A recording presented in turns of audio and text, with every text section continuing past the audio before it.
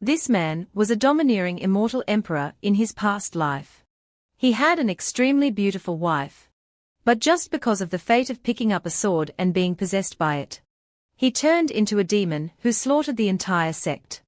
Given the chance to live again, he is determined to walk the righteous path. Let's follow this fascinating story together. Today's story begins with a very tragic scene. A peaceful small village full of children's laughter suddenly becomes desolate. The entire village is engulfed in a monstrous fire that is consuming everything inside it. The culprits of this tragic event for the village are the demon wolves with bloodthirsty red eyes who want to tear everyone in the village apart. Suddenly, a fairy with a brilliant aura appears from somewhere, attracting the attention of these monsters. Realizing there was a new enemy, the demon wolves immediately rushed towards the fairy.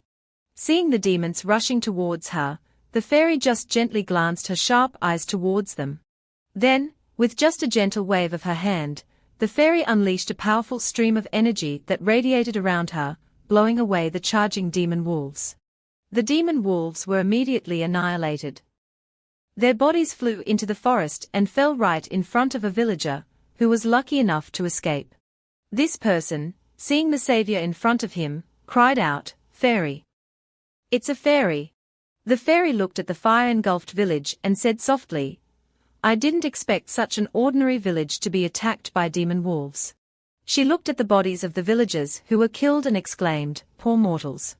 Suddenly, her eyes fell upon a man, who is also our main character. Chu Feng suddenly sat up and exclaimed in surprise, "I'm not dead." He looked around and wondered where he was. Chu Feng's eyes fell upon the fairy hovering beside him. He called out in surprise, "Chu Feng." The main character immediately stood up joyfully, grabbed the fairy's hand, and asked, "Han Yen, why are you here? Did you save me?" Han Yen was startled and tried to let go of Chu Feng's hand, wondering, "How do you know my name? Let go of my hand first. I don't know you." Hearing Han Yen say that, the main character didn't bother to let go. Instead, he stepped forward and hugged Han Yen tightly, saying, "Han Yen, I know you are very angry. But I didn't intentionally leave you and perish together with someone else." He hugged Han Yen tightly and whispered, "Don't worry. I will definitely not be so reckless anymore. We will live peacefully together." Suddenly feeling Han Yen's body trembling, Chu Feng wondered, "Why are you trembling?" Han Yen responded to Chu Feng with a flick of her hand, sending him flying. Chu Feng's body was immediately thrown far away. He shouted in confusion, "Liu Han Yen, are you trying to kill your husband?" Chu Feng flew far away and hit his back hard against a rock. The lucky villager, who had escaped earlier, rushed over and cried out, "Chu Feng, how are you? Are you all right?" This person anxiously shook Chu Feng awake and said, "Chu that Feng, say something. Quickly apologized to the fairy." Chu Feng was feeling dizzy, about to lose consciousness. The last images he saw before completely losing consciousness were of Deep Ku Tu, the lucky young man, bowing his head and apologizing to Han Yen, "Fairy, please don't blame him." Chu Feng was just shocked by the destruction of Chu Jia village, so he became mentally unstable and spoke nonsense for a moment. Chu Feng was extremely surprised. Before fainting, countless questions ran through his head. Deep Ku Tu, why is he here? Chu Jia village, wasn't it gone many years ago? Could it be that I've returned to the past? Before being pushed back to the past, Chu Feng was a handsome and talented young man. He seemed to be preparing to leave somewhere. Suddenly, a soft and gentle voice came from behind him, "Husband." It was Han Yen's voice. She shyly said to him, "Promise me, you must return safely." Then Han Yen hugged Chu Feng tightly. Chu Feng smiled, reached up to stroke Han Yen's cheek, and reassured her, "I promise you, I will definitely not leave you behind." However, Chu Feng's promise could not be fulfilled. After leaving, he fell into a life-or-death battle. Chu Feng, now bruised and battered with countless wounds, slumped down beside his sword. A sarcastic voice rang out. So even the 7 deadly demon lord has a day like this. Ha ha ha, Chu Feng immediately replied, I will definitely not be controlled by anyone anymore. Then he launched a suicidal attack, determined to perish together with his enemy. Back to reality, Chu Feng, after a long dream, woke up with a start and cried out, Han Yen. After looking around, Chu Feng saw himself lying on a very large and beautiful bed. Chu Feng looked down at his hand and reassured himself, it's not a dream. I'm really not dead. Suddenly, a voice rang out, you're finally awake. It was the voice of a woman. The girl said to Chu Feng, follow me. Our palace lord wants to see you. Chu Feng stood up and wondered, Fairy, may I ask where this is? The fairy led Chu Feng as she introduced, this is the ship heading towards Van Thien Tong. Hurry up and follow me. The palace lord has been waiting for you for a long time. Chu Feng immediately replied, all right, I'm coming. Then he followed the fairy. As Chu Feng walked, he looked at the surrounding fairies and thought to himself, as expected, I really have returned to the past. This is when Liu Hanyen saved me that year. He stepped into the room, thinking to himself, although she later became my wife, she doesn't know me yet. Suddenly, the large door slammed shut as Chu Feng had just entered the room, surprising him, hey. Why close the door? Suddenly, a loud voice rang out, are you Chu that Feng?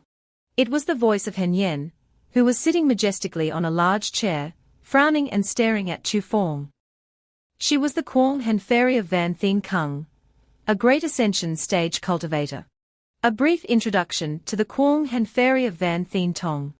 Hanyen is a stunning beauty with a cold and arrogant demeanor like snow, pure as ice and jade. She is one of the most prominent female cultivators in the world of immortality. Countless men have fallen in love with her at first sight. But due to her extremely cold personality, coupled with her reputation as the fairy of Quang Han Kung, countless men have had their hearts and bodies frozen by her. Because of this cold personality, no one has known her real name for many years. Yet, Chu Feng knew her real name.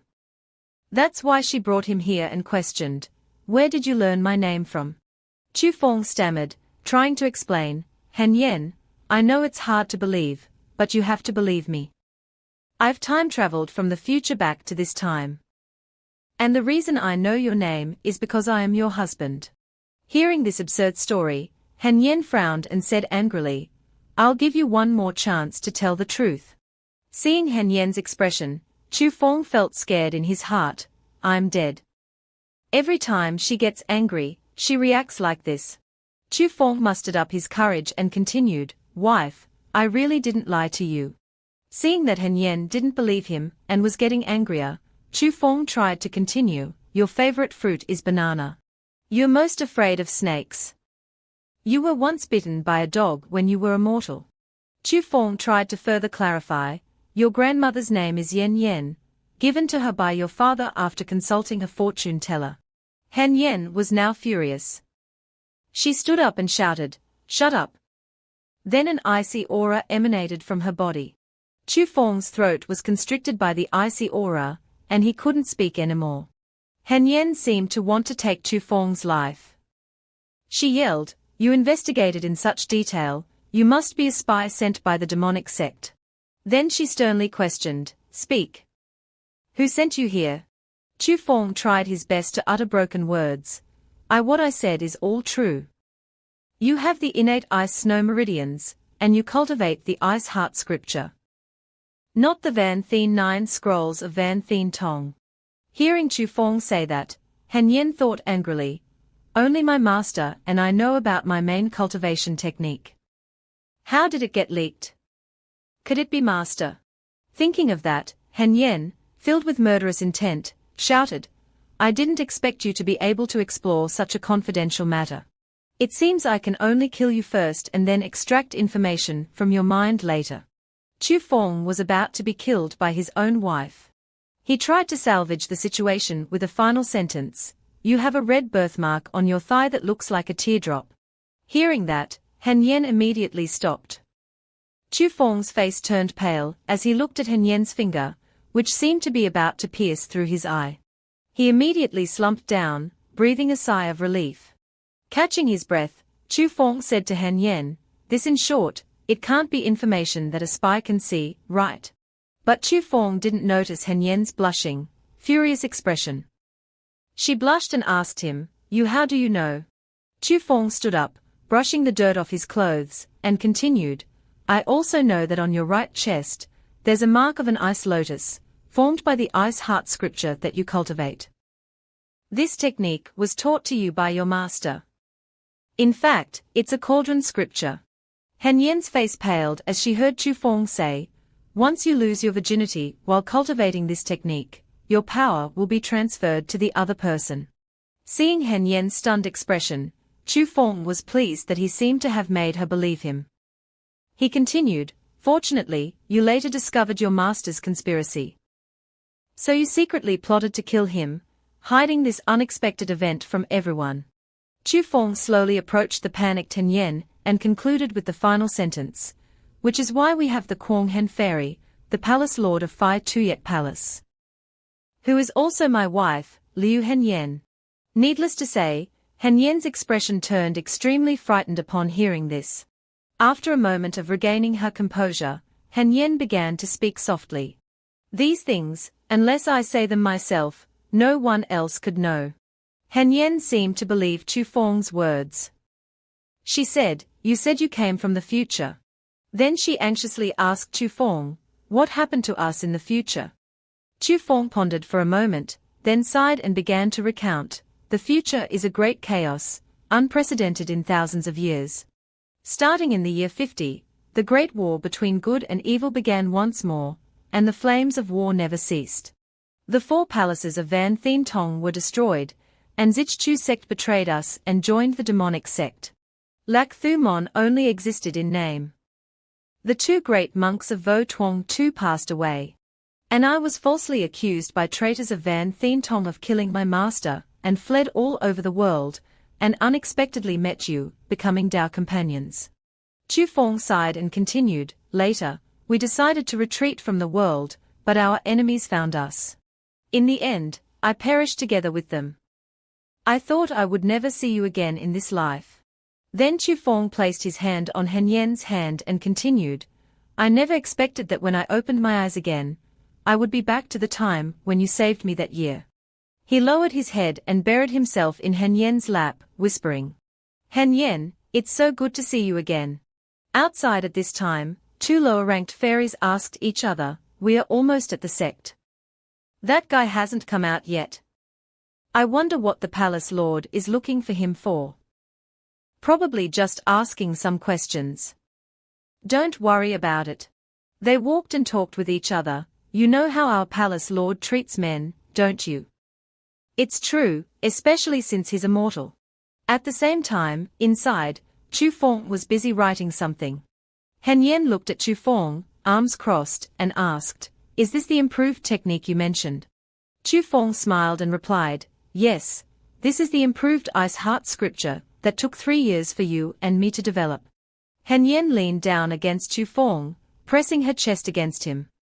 She looked at the technique Chu Feng was writing and said, "There are many meridian pathways here, all of which are specific to the innate ice snow meridians, not something ordinary people can cultivate."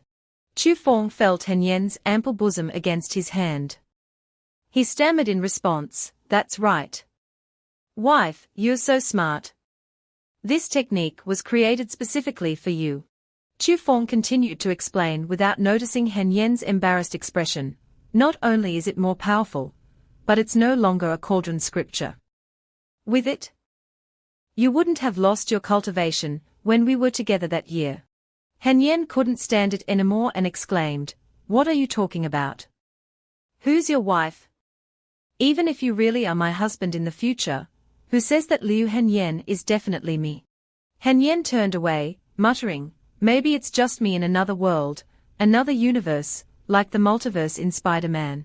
Chu Feng was speechless after hearing Hen Yen's explanation. He thought to himself, she even brought up the parallel world theory. This girl probably watches too many Marvel movies. Then he put down the pen and replied, you have a point. Maybe you really aren't my wife. Before Han Yen's surprised eyes, Chu Feng lay down and said coldly, this improved technique is prepared for my wife. I can't let others take advantage of it. Looking at Han Yen, who was angry but speechless, Chu Feng taunted, what's wrong, Miss Liu? Are you trying to steal the engagement token between my wife and me? Han Yen angrily turned her head and walked away, saying, HMPH, who cares? I'll figure it out myself. Chu Feng chuckled at Han Yen's sulky attitude. He sat up, held out the technique, and said to her, just kidding. Actually, it's not impossible to give it to you. I'll give you the technique. After giving the technique to Han Yen, Chu Feng smugly suggested, how about you take me as your direct disciple? Han Yen waved her hands in a panic upon hearing that. How could that be? Our Phi Tuyet palace is all women. How can I take you as my disciple? Chu Feng glanced away and replied, then there's nothing more to discuss. He stretched and yawned. Then Chu Feng slowly stood up, scratched his head, and left, saying, then I won't bother the palace lord any longer. Han Yen's face turned pale with worry when she heard Chu Feng say, I'll leave now. We'll have nothing to do with each other from now on. Han Yen had no other choice but to shout, stop. Chu Feng immediately stopped upon hearing that. He looked smug when he heard Han Yen say, I can take you as my disciple. But Han Yen also set a condition, you must not do anything that goes against the righteous path. Otherwise, I will not spare you.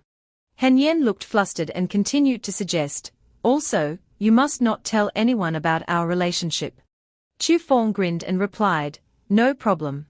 Han Yen gritted her teeth and asked sternly, so what should you be doing now? Chu Feng immediately ran off and said cheerfully, I'll go write the technique right away. A moment later, the ship docked at Van Thien Tong. The chosen disciples looked in admiration as they saw Van Thien Tong. Is that where the immortals live? Han Yen then came forward and introduced, that is Van Thien Tong, my sect. You are all suitable disciples for my sect in this selection. Then she set a condition, before joining the sect, you must take a spiritual power test to determine your spiritual root aptitude. Which palace of Van Thien Tong you enter will depend on your fate. Hearing that, everyone below began to whisper amongst themselves. Among the crowd was Deep Ku Tu, Chu Feng's friend. He looked around and wondered where Chu Feng had gone. Suddenly, Chu Feng appeared behind him and clapped him on the shoulder, startling Deep Ku Tu. Deep Ku Tu turned around and yelled, where have you been? I've been looking for you everywhere. Chu Feng grinned and replied, oh, I just went to apologize to the fairy. Calming down, Deep Ku Tu whispered into Chu Feng's ear.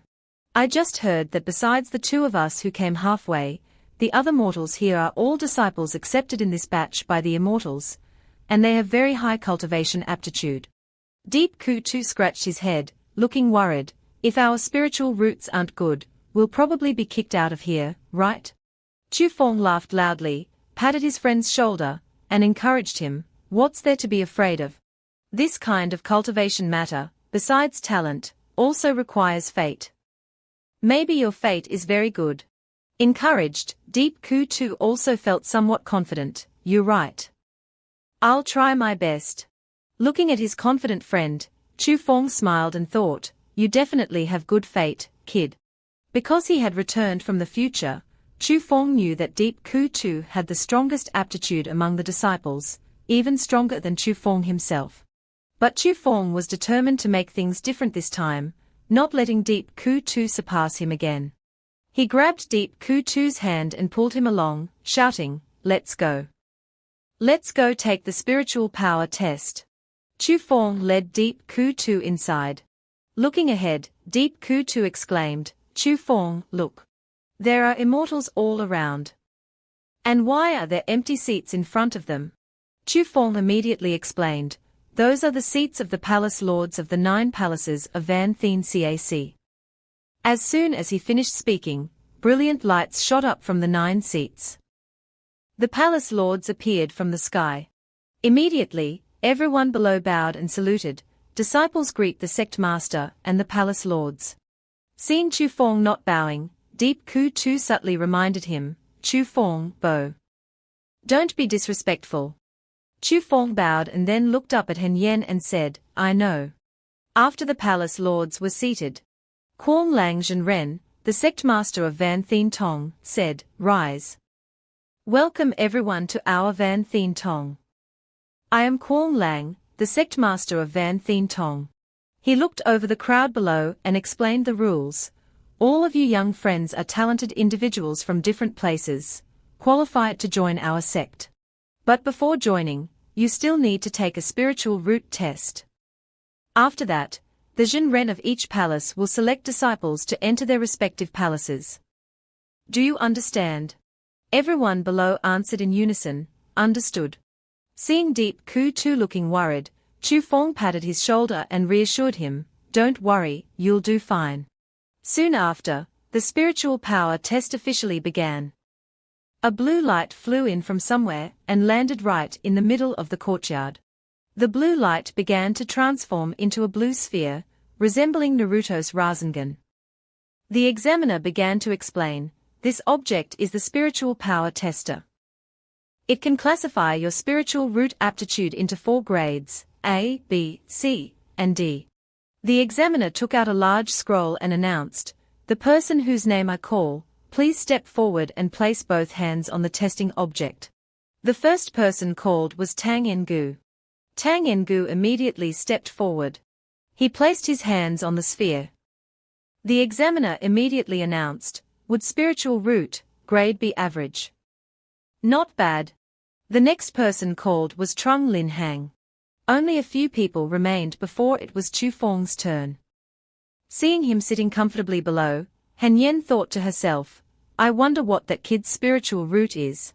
She mused, if his spiritual root is grade B, it would be easy for me to find a reason to accept him into my palace. Suddenly, a voice interrupted her thoughts, Quang Hen Shimai. It was her senior brother, an old man with blue hair. He asked Han Yen, judging by your expression, have you found a disciple you like? Han Yen replied, not yet. Below, it was now Deep Ku Tu's turn. As soon as he touched the sphere, the examiner announced, Deep Ku Tu, would spiritual root, grade A superior. Hearing that, he seemed unable to believe his ears. The examiner patted Deep Ku Tu's shoulder and congratulated him, Deep Shitty, congratulations. He still couldn't believe that his spiritual root was grade A superior. Above, Han Yen's blue-haired senior brother stroked his beard with joy, ha ha, not bad. I didn't expect to encounter such a talented disciple this time. Quang Hen Shimai. I heard this disciple was one of the 2 you brought halfway. What about the other one? Below, Chu Feng was called up for the test. He looked at the sphere in front of him and sighed, Highs. I didn't expect to have to go through this again. Chu Feng smiled and slowly placed his hands on the sphere. A moment later, the examiner announced something that surprised everyone, spiritual root is grade D inferior, the lowest grade, always at the bottom of society. Chu Feng remained calm because he already knew this. The examiner asked in surprise, D inferior. Below, the crowd was buzzing, is that real? I'm not seeing things, am I? D inferior. Everyone discussed amongst themselves excitedly, didn't they say these were all talented individuals from various places? How could someone have such aptitude? D inferior is basically no different from an ordinary person, right? I heard that at most, they can only do chores. Above, the examiner asked Chu Feng again, do you want to try again? Maybe the testing object malfunctioned. Chu Feng calmly replied, no need, no need. Don't I know how useless I am? Hearing Chu Feng's words, the examiner was speechless. After receiving his test results, Chu Feng walked over to Deep Ku Tu and said, so, how about it, genius? Are you much more outstanding than me? Deep Ku Tu replied awkwardly. Chu Feng, I'm sorry, I didn't know. Chu Feng patted Deep Ku Tu's shoulder and reassured him, don't overthink it. Cherish your talent. Besides, do I look like someone who needs talent? Deep Ku Tu replied, I understand. Suddenly, Chu Feng felt someone staring at him. He immediately recognized it was Han Yen. She seemed quite angry. Han Yen was feeling helpless at this moment. She thought to herself, this kid, why does he have such aptitude? Beside her, her junior brother, Ditch, the palace lord of Vonai, shouted, which bastard accepted a bribe to shove this kid with such aptitude into our sect? Taking bribes is one thing, but at least don't be so outrageous. Han Yen coldly turned and replied, I'm the one who let him in. Do you have any objections, Ditch Shitty? Ditch immediately asked in confusion, even if it's Kwong Han Shijie. You shouldn't bring in a disciple with such aptitude, should you? Didn't you test him before? Han Yen replied awkwardly, I'm sorry. I forgot. I'll definitely remember next time. Hearing his senior sister's reply, Ditch said irritably, forgot. How could you forget something like this? Shijie, how many times has this been? Why do you always forget such important things? Seeing Ditch so angry, his senior brother, Bak Vanjan Ren, the palace lord of Dan Din, smiled and said, Shida seems very angry.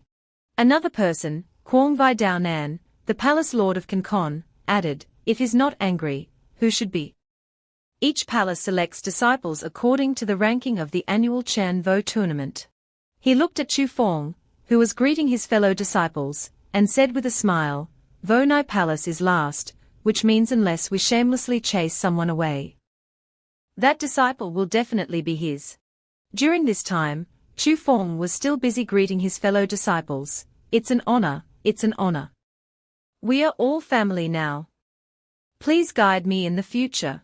The examiner of the test then stepped forward, bowed, and reported, Sect Master, Palace Lords, the disciples' spiritual power tests have been completed. There are a total of 78 disciples this time. The sect master of Van Thien Tong then announced, then let's proceed according to the ranking of the previous Chan Vo tournament. Cancon Palace will choose first. He then turned to his fellow disciple and said, Senior disciple Guang Wei, please. Guang Wei Zhenren then said to his disciple, Ming Hai, go. You know how to choose. Receiving the order, the disciple immediately flew down to choose new disciples. Next was the old man with green hair. He said to his disciple, next is our Taiji Palace's turn. Zhuan Yi, the task of choosing junior disciples is given to you. The disciple quickly accepted the order. After that, it was Fei Zhu Palace's turn. The old man with green hair turned to Han Yang and said, Junior disciple Guang Han, it's your turn. After listening, Han Yang ordered, Ming Ha, the old rules. The disciple named Ming Ha immediately accepted the order. Hearing Fei Zhu Palace, Xiao Feng turned to look at the young lady Ming Ha flying towards him. He smiled and thought to himself, here we go. Xiao Feng stood up straight, waiting for the young lady Ming Ha who was approaching him.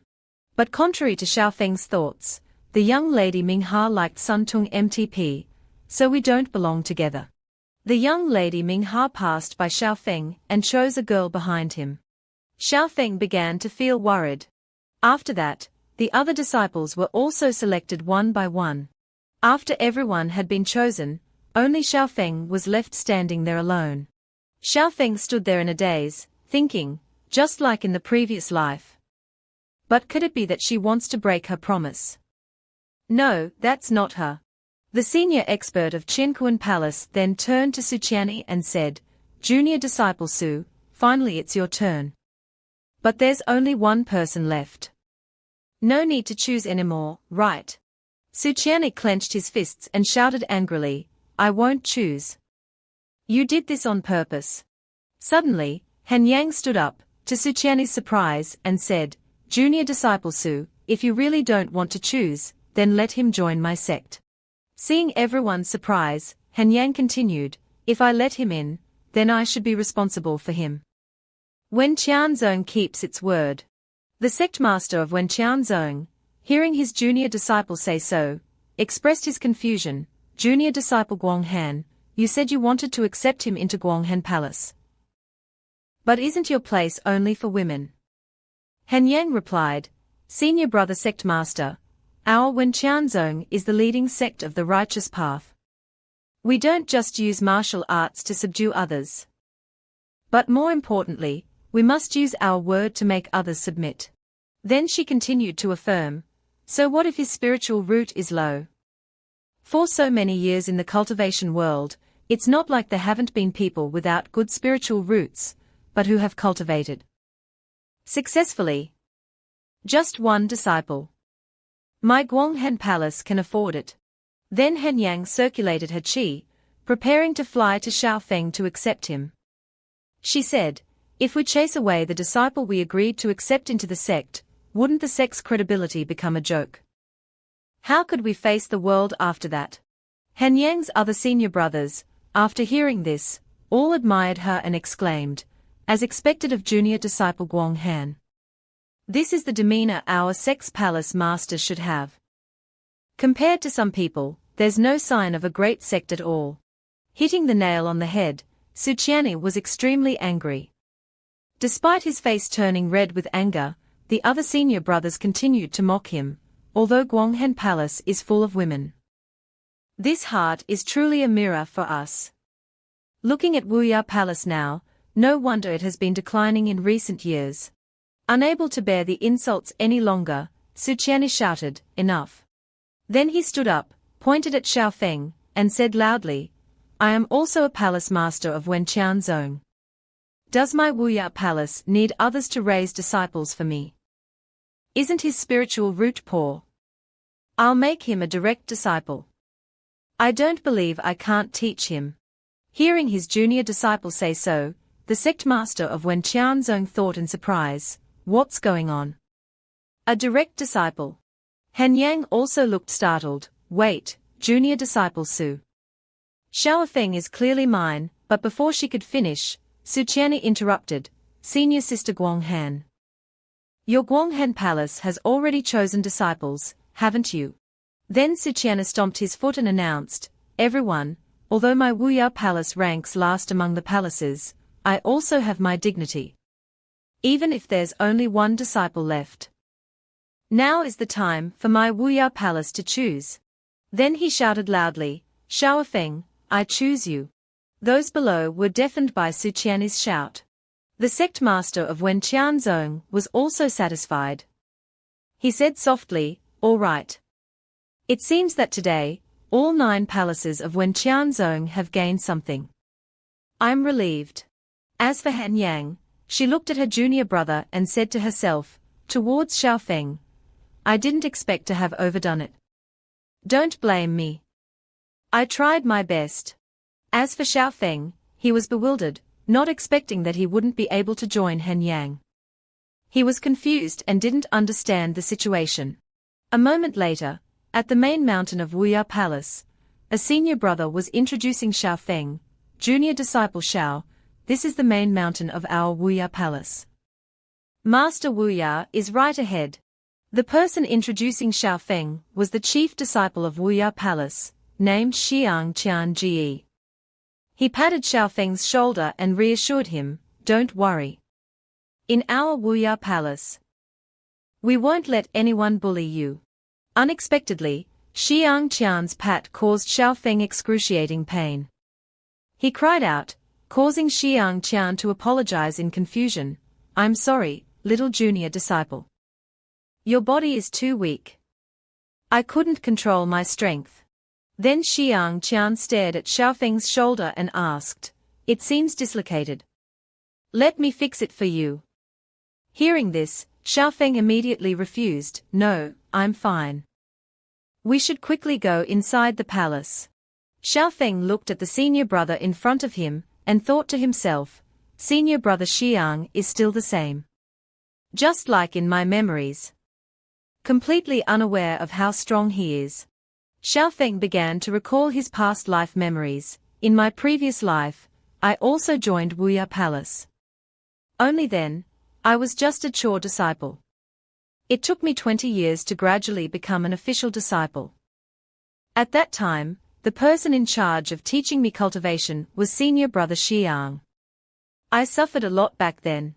After recalling, Xiaofeng smiled and thought to himself, this time, thanks to my wife's blessing, I somehow became a direct disciple of Wuya Palace. Not bad either. At the same time, in the Wuya Palace hall, a woman named Xiao Qing, Su Qian's daughter, was excitedly asking her father, Father, did you really find me a little junior brother? When will he arrive? Su Qian sighed and replied, at that time, I was just hot-headed. I just said it casually. Su Yaoqing immediately showed her displeasure and corrected her father, that won't do. Father, you already said you would accept him as a disciple in front of so many people. From behind, hearing the conversation between father and daughter, Su Qian's wife, Lin Ziyuan, also added, I think accepting a disciple is also very good. Didn't you say it yourself? Although this child's spiritual root is poor, his mind is very mature. If it's too difficult, I'll help you teach him. Su Qian had to listen to his wife. My wife is right. Xiang Qian's voice came from outside. Master, Madam, junior disciple Xiao is here. Outside, Xiang Qian instructed Xiaofeng before entering. Junior disciple Xiao, just do what I told you. Xiaofeng nodded in thanks to his senior brother and prepared to enter. Xiaofeng gently pushed the door open and stepped inside the palace. In front of him were his master, madam, and senior sister. Xiaofeng cupped his hands and bowed deeply. Disciple Xiaofeng greets master, madam, and senior sister. After the greetings were completed and he was officially accepted as a direct disciple, Xiaofeng returned to his own room. A brief introduction, in Wenqian Zone. Disciples are generally divided into chore disciples, outer disciples, and direct disciples. Chore disciples have almost no chance of receiving formal instruction, and can only work tirelessly in exchange for the opportunity to become official disciples. Outer disciples truly enter the gate of cultivation. Although they can't learn the truly profound supreme techniques, if they cultivate diligently, they still have a chance to succeed. Direct disciples are extremely rare. They enjoy the best resources of the sect, with the sole goal of becoming the pillars of the sect in the future. Xiaofeng sat in his room, full of excitement, thinking, I unexpectedly became a direct disciple of Wuya Palace, and even have my own courtyard. I wonder what my wife did back then. It's just that with my aptitude, even with the cultivation experience and techniques from my previous life, cultivation is still very slow. I have to think of another way. Suddenly, there was a knock on the door. Xiaofeng wondered in surprise, who else would come at this time? The increasingly urgent knocking prompted Xiaofeng to quickly open the door. As Xiaofeng opened the door, a large white tiger with meticulously groomed fur met his eyes. Xiaofeng showed no fear and calmly asked, Senior sister, is there something you need? Su Yaoqing poked her head down and reproached, Why don't you have any reaction? Others are scared witless by Xiao Bai. Hearing this, Xiaofeng closed the door and said, Understood, senior sister. Wait a moment. Immediately afterward, he opened the door and pretended to be frightened, shouting, Ah! There's a lion. After pretending, he glanced at Su Yaoqing and asked, Senior sister, is that okay? Su Yaoqing pondered and replied, All right, all right. But then she shook her head and said, No, no. Forget it. I came to find you because I have something serious. Xiaofeng looked surprised. Something serious. The two then went to their senior brother's place. After they both sat down, senior brother Xiang Qian said, Junior sister, junior disciple Xiao shouldn't be able to attend the same cultivation class as you yet, right? Why did you bring him here? Su Yaoqing replied, It's okay, it's okay.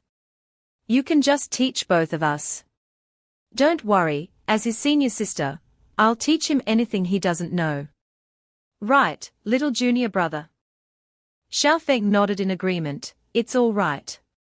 Senior brother, just teach. Hearing Xiaofeng say so, Su Yarqing smiled smugly to herself. Before, these people all thought I was the youngest, and they all forced me to study. Now I finally have a junior brother who's even worse than me. Then she turned to Xiaofeng and said to herself, Junior disciple Xiao, I'm sorry. Senior sister needs you to share some of the heat. Xiang Qian had no choice but to agree, all right. Then today I'll teach the simplest things. Although junior disciple's talent is low, we must believe that hard work makes up for lack of intelligence. Then Xiang Qian began to explain from the beginning. Then I'll start by talking about the division of realms. The realms of cultivators are divided into 9 major realms. Qi refining, foundation establishment, golden core, nascent soul, soul manifestation, body integration, void refining, great ascension, and tribulation transcendence. Our Wenqianzong's core technique is the Wenqian 9 fists, each fist corresponding to a major realm. Listening to Xiang Qian explain things she had heard many times before, Su Yarqing yawned and thought, it's all things I've already learned. This time I can finally be lazy. Then she dreamily decided to take a nap, while waiting for Xiaofeng to finish learning. But before she could sleep for long, Xiang Qian's call woke Su Yarqing up. She startled and looked around, asking, Huh? What? Ignoring Su Yarqing's dazed look, Xiang Qian said to her, Next, let's check the sword technique I taught you yesterday.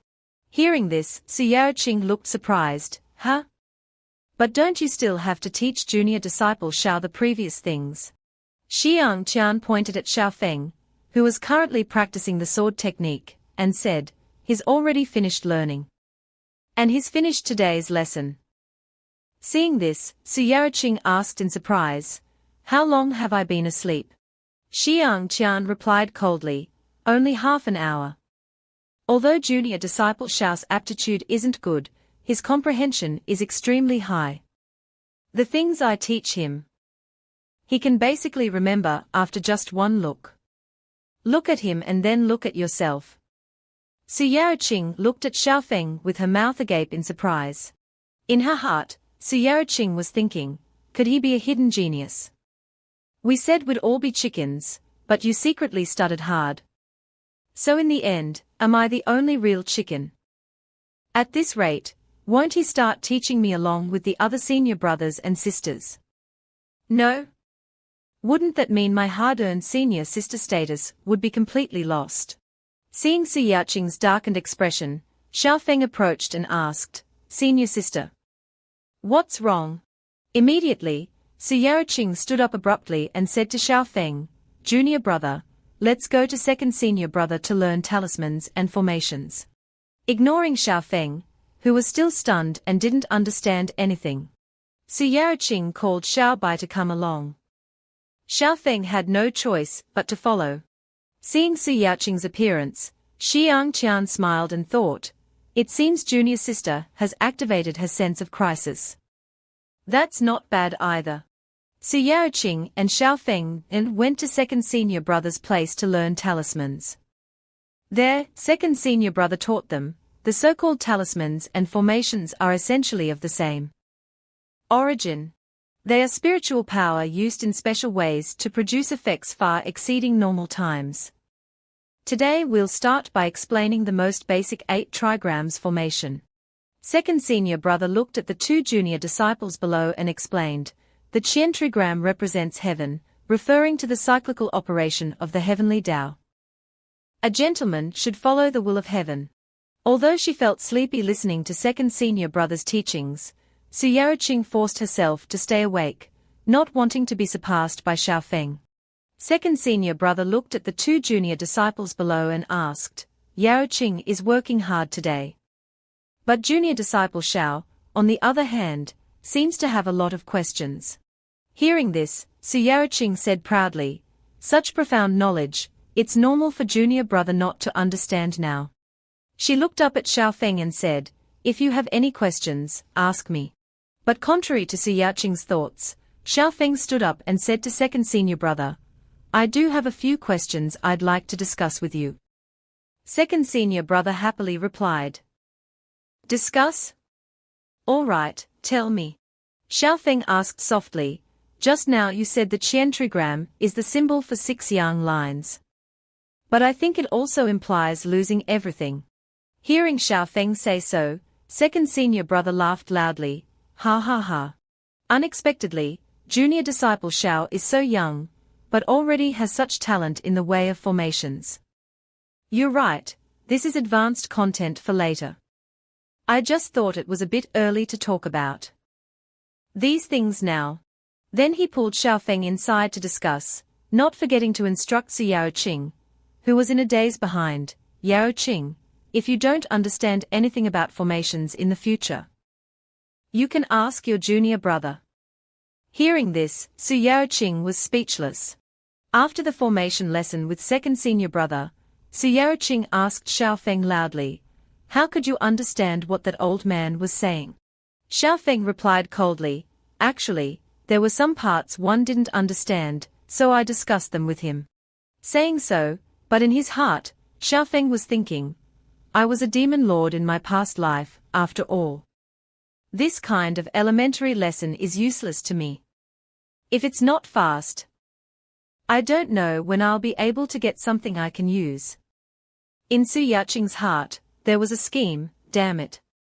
I was tricked by him. Junior brother truly has high comprehension. It seems I can only use that method. Thinking so, Su Yaoqing suggested to Xiaofeng, junior brother, follow me to the next class now. Su Yaoqing pulled Xiaofeng to third senior sister's place. She was the one in charge of the practical combat class. Hearing this, Xiaofeng looked surprised. Practical combat class. Su Yaoqing smiled and replied, that's right. But don't worry. Third senior sister has a very gentle personality. Moreover, she loves books as much as her life, she's a very good person. Saying so, but Su Yaoqing had other thoughts in her heart. This time, I'll definitely be able to regain my face. After all, here, it doesn't require comprehension, but actual cultivation. But contrary to Su Yaoqing's thoughts, third senior sister, or Zhu Yushan, was a young woman so engrossed in reading that she didn't care about anything else. She said to her junior brother and sister, sorry, I'm busy. Let's do it next time. Hearing this, Xiaofeng also decided to excuse himself and make an appointment for next time. He thought to himself, are you kidding me? A chi refining stage chicken like me, who hasn't even started doing practical combat with nascent soul stage third senior sister. Do I have a death wish? Seeing Xiaofeng about to leave, Su Yaoqing called after him, wait, junior disciple Xiao, don't go. While chasing after Xiaofeng, Su Yaoqing accidentally tripped. She fell straight onto Xiaofeng, causing his back to slam hard against the wall. And with the combined force of the two, the thin wall was destroyed, creating a mess. Su Yaoqing asked worriedly, junior brother, are you okay? Xiaofeng was luckily unharmed. However, although they were both embarrassed in the position of the woman on top of the man, they could still feel a murderous aura approaching. Because they had destroyed Zhu Yushan's house, she approached the two and said in a stern voice, you want to take the practical combat class, right? Seeing third senior sister's dangerous demeanor, both of their faces paled, and they replied, actually, we can skip it. Right, why don't we go first? It wasn't that easy to destroy someone's house and leave. Zhu Yushan waved her hand and slammed the door shut. Then she said to her two junior disciples with a murderous aura, it's okay. After all, I'm not a demon. This time, both Su Yaoqing and Xiaofeng were in for a beating. Meanwhile, at Guanghen Palace, Han Yang was currently bathing in a hot tub filled with fragrant water. A maid entered and reported, Palace Master, the next appointment is with Zhenren Bai Yun. Before the maid could finish reporting, Han Yang ordered, decline it. I have other matters to attend to. In her heart, Han Yang was worried about Xiaofeng. She wondered, I wonder how that guy is doing in Wuya Palace. At this time, Lin Ziyuan was bringing food to her. She said to her daughter in a very gentle voice, Yao Qing, stop playing around. Come and try this soup I made for you. But when she saw the scene before her, she was extremely stunned. Before Lin Ziyuan's surprised eyes, Su Yao Qing was intently reading a book. Yao Qing said to her mother, I like studying. Lin Ziyuan then went to the room and told her husband about this. Su Qianni was equally surprised. You said Yao Qing is not only not being lazy anymore, but also diligently reading books in the middle of the night. Lin Ziyuan nodded in confirmation, that's right. She spent a day studying with Xiao Feng, and she came back like a different person. Lin Ziyuan continued to say to her husband, I heard Xiang Qian say that Xiao Feng's comprehension is very high. Maybe that's why Yao Qing feels pressured. Su Qianni agreed. It should have been like this from the start. That girl has been lazy for so many years, and now she finally has a sense of crisis. He finally smiled as he thought about Xiao Feng. Unexpectedly, that kid is somewhat useful. Then Su Qianni turned to his wife and said, My wife, there should still be a lot of herbs in the medicine room, right? His wife asked back in surprise, There are still some left. What do you mean? Su Qianni folded his arms and said, That kid's spiritual root is too poor, he needs more herbs. At least he can serve as a whetstone for Yao Qing for a while. Hearing her husband say so, she smiled and replied, You really are a knife-mouthed, tofu-hearted person. I'll go arrange it, and also arrange a maid for him to do some chores. Su Qianni waved his hand and returned to his room, instructing his wife, You can arrange these matters yourself. At this time, at Xiao Feng's residence, a woman was slowly approaching. Inside, Xiao Feng was holding his shoulder and crying out in pain, Third senior sister's attacks are really heavy. It feels like my bones are falling apart. Suddenly, a knock came at the door. Xiao Feng opened the door, and saw a purple-haired woman standing at the entrance. He asked in surprise, Who are you? The woman immediately introduced herself, Young master, I am the one madam sent to serve you. You can call me Xiao Yu. Xiao Feng was surprised, Serve me? What for? He was extremely stunned, as this hadn't happened in his previous life. Confused, Xiao Feng stammered, This isn't very appropriate. The woman immediately snuggled into Xiao Feng's arms and seduced him, Then do you feel that this is good or not?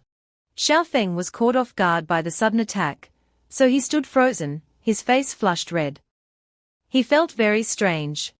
Regaining his composure, he pushed the woman away and said, Of course not good. Xiao Feng put on a righteous and gentlemanly demeanor and asserted, I am a cultivator, so naturally, my heart is set only on cultivation. Miss, please go back.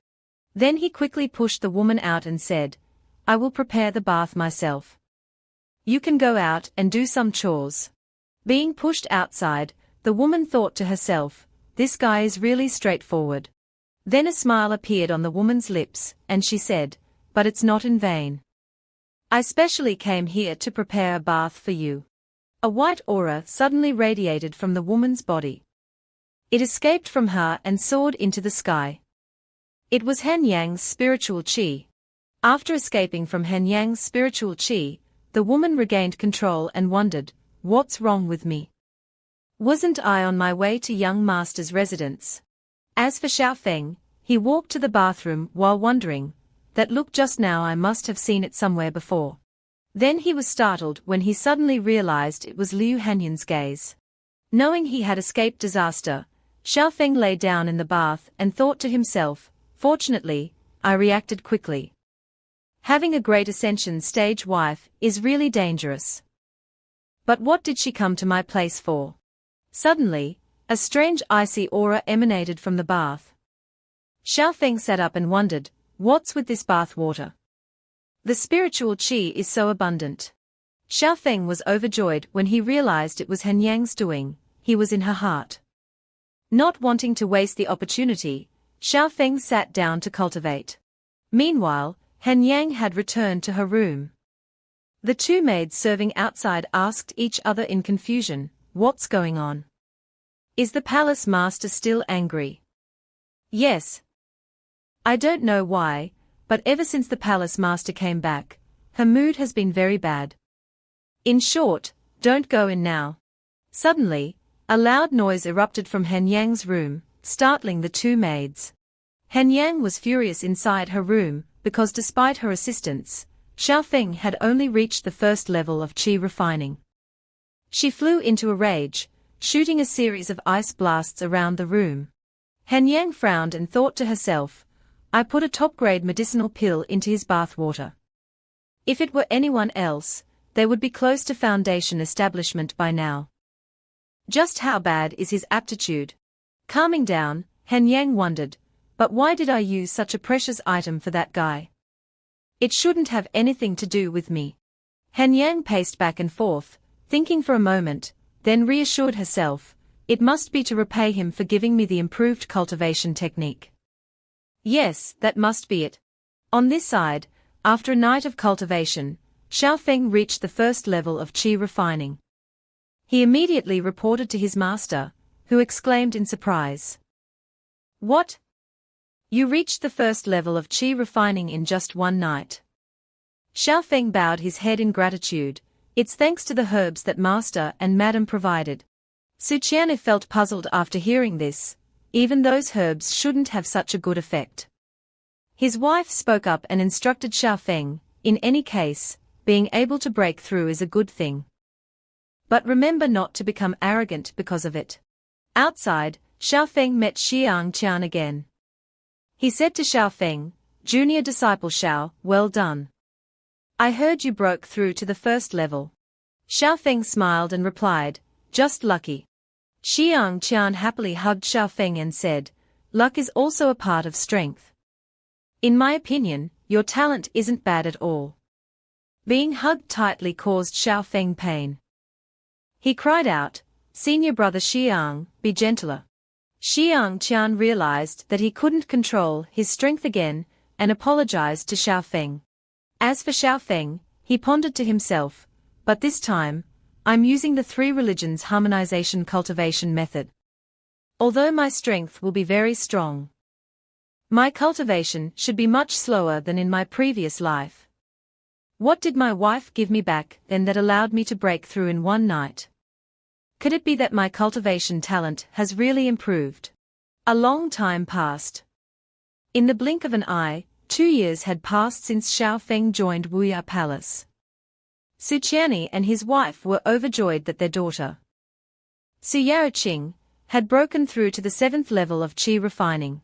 Su Qian'e turned to his wife and said, our daughter's talent is very good. Although we constantly suppress her realm to consolidate her foundation, it's still very easy for her to break through. His wife replied, but compared to that other one, it doesn't make people less worried.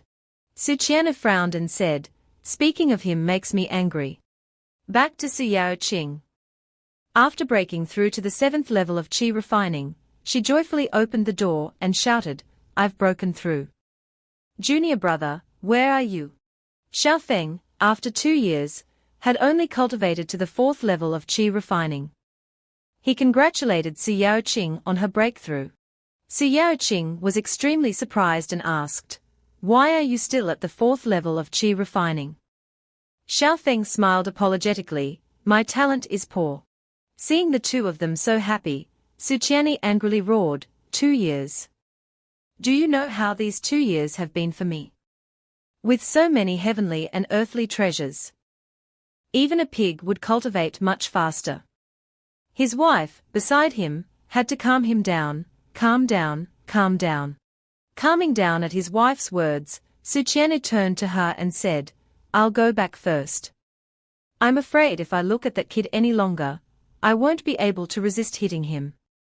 His wife then returned with him. Seeing the two disappear in an instant, Xiao Feng wondered, why did master and madam leave? Su Yaoqing replied cheerfully, who knows what they are doing? Never mind them. Junior brother, let's go play. Xiao Feng immediately refused, but I still have to cultivate.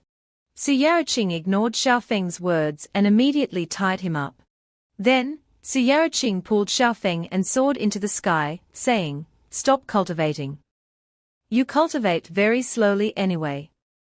1 or 2 days without cultivating won't matter. I'll take you somewhere. Xiaofeng had no choice but to comply. He said to himself, all right. It's good to go and unwind. I didn't expect this cultivation method combined with my previous life's techniques to be so slow. What did Hanyang feed me back then that allowed me to break through in one night? Ahead, Yaraqing continued to excitedly increase her speed, startling Xiaofeng. He yelled a warning, holy crap, senior sister, slow down. Yaraqing laughed loudly and replied, what are you afraid of? I'm here. Suddenly, she saw something very large below. She wondered what it was. The two then landed near the object to check. Before them was a giant skeleton of a large beast. The blood still staining its bones indicated that it had been devoured not long ago. Xiaofeng sat down to examine the wounds on the beast's body and judged, looking at this bite mark, it was a fatal wound. Yaraqing added, this is a demonic beast that our Wuya palace raises here. Which bastard dared to lay hands on our demonic beast? She then took out a green jade. And summoned, Xiaobai, you go. Xiaobai immediately appeared. Xiaobai immediately obeyed the order and sniffed the demonic beast's carcass. Xiaofeng raised his head and warned, senior sister, this gale-wind wolf has the strength of at least the 5th level of qi refining. It's very likely that the culprit is a more powerful demonic beast. Yaraqing smiled reassuringly, don't worry. This is the back mountain. My father has dealt with all the strong demonic beasts. I can handle the rest. Suddenly, Xiaobai yelped and ran off. Seeing this, Yaraqing immediately pulled Xiaofeng along and said, come on, follow me. It seems Xiaobai has discovered something. After following Xiaobai for a while, Yaraqing discovered that the beast had returned to its original form. She asked her pet what it had discovered that made it suddenly return to its giant form. Before their surprised eyes were countless carcasses of other beasts scattered on the ground. This made Yaraqing feel a bit scared. Her face paled. Suddenly, a giant tail appeared behind them. It immediately lashed out at them. Fortunately, Xiaofeng noticed in time and quickly pulled Yaraqing to the side, dodging the attack. He held his senior sister's shoulder and asked her, senior sister, are you okay? Ahead, although Xiaobai had transformed into its giant form, it was still knocked into a tree by the monster. Seeing this scene, Yaraqing felt extremely frightened. To prevent her pet from being further injured, Yaraqing immediately recalled it back to the jade. Then her face turned pale as she looked up, in the direction Xiaofeng was pointing. Above them was a giant snake, opening its wide mouth, preparing to fire a deadly green beam of light. After a moment of fear, Yaraqing summoned her illusionary sword, bringing forth a series of red blades. Yaraqing swung her illusionary sword directly at the beam of light the monstrous snake had fired to defend herself. When the two attacks collided, a large explosion erupted, filling the forest with smoke. Xiaofeng immediately sensed poison within the smoke. Yaraqing, poisoned, gradually lost consciousness, collapsing against Xiaofeng and saying, Xiaofeng, I don't feel well. Xiaofeng anxiously reminded her that it wasn't the time to sleep. Suddenly, the snake lunged towards them. Seeing this, Xiaofeng told Yaraqing to act immediately. She immediately regained her composure and launched an attack towards the giant monstrous snake. A series of lightning-imbued swords plunged down, surrounding the snake and immobilizing it. Trapped, the snake thrashed wildly within the lightning formation Yaraqing had created. A moment later, the giant monstrous snake was completely engulfed by the lightning, unable to move any further, lying motionless. After defeating the snake, Yaraqing landed beside Xiaofeng. She appeared to have exerted herself considerably, sustaining several injuries.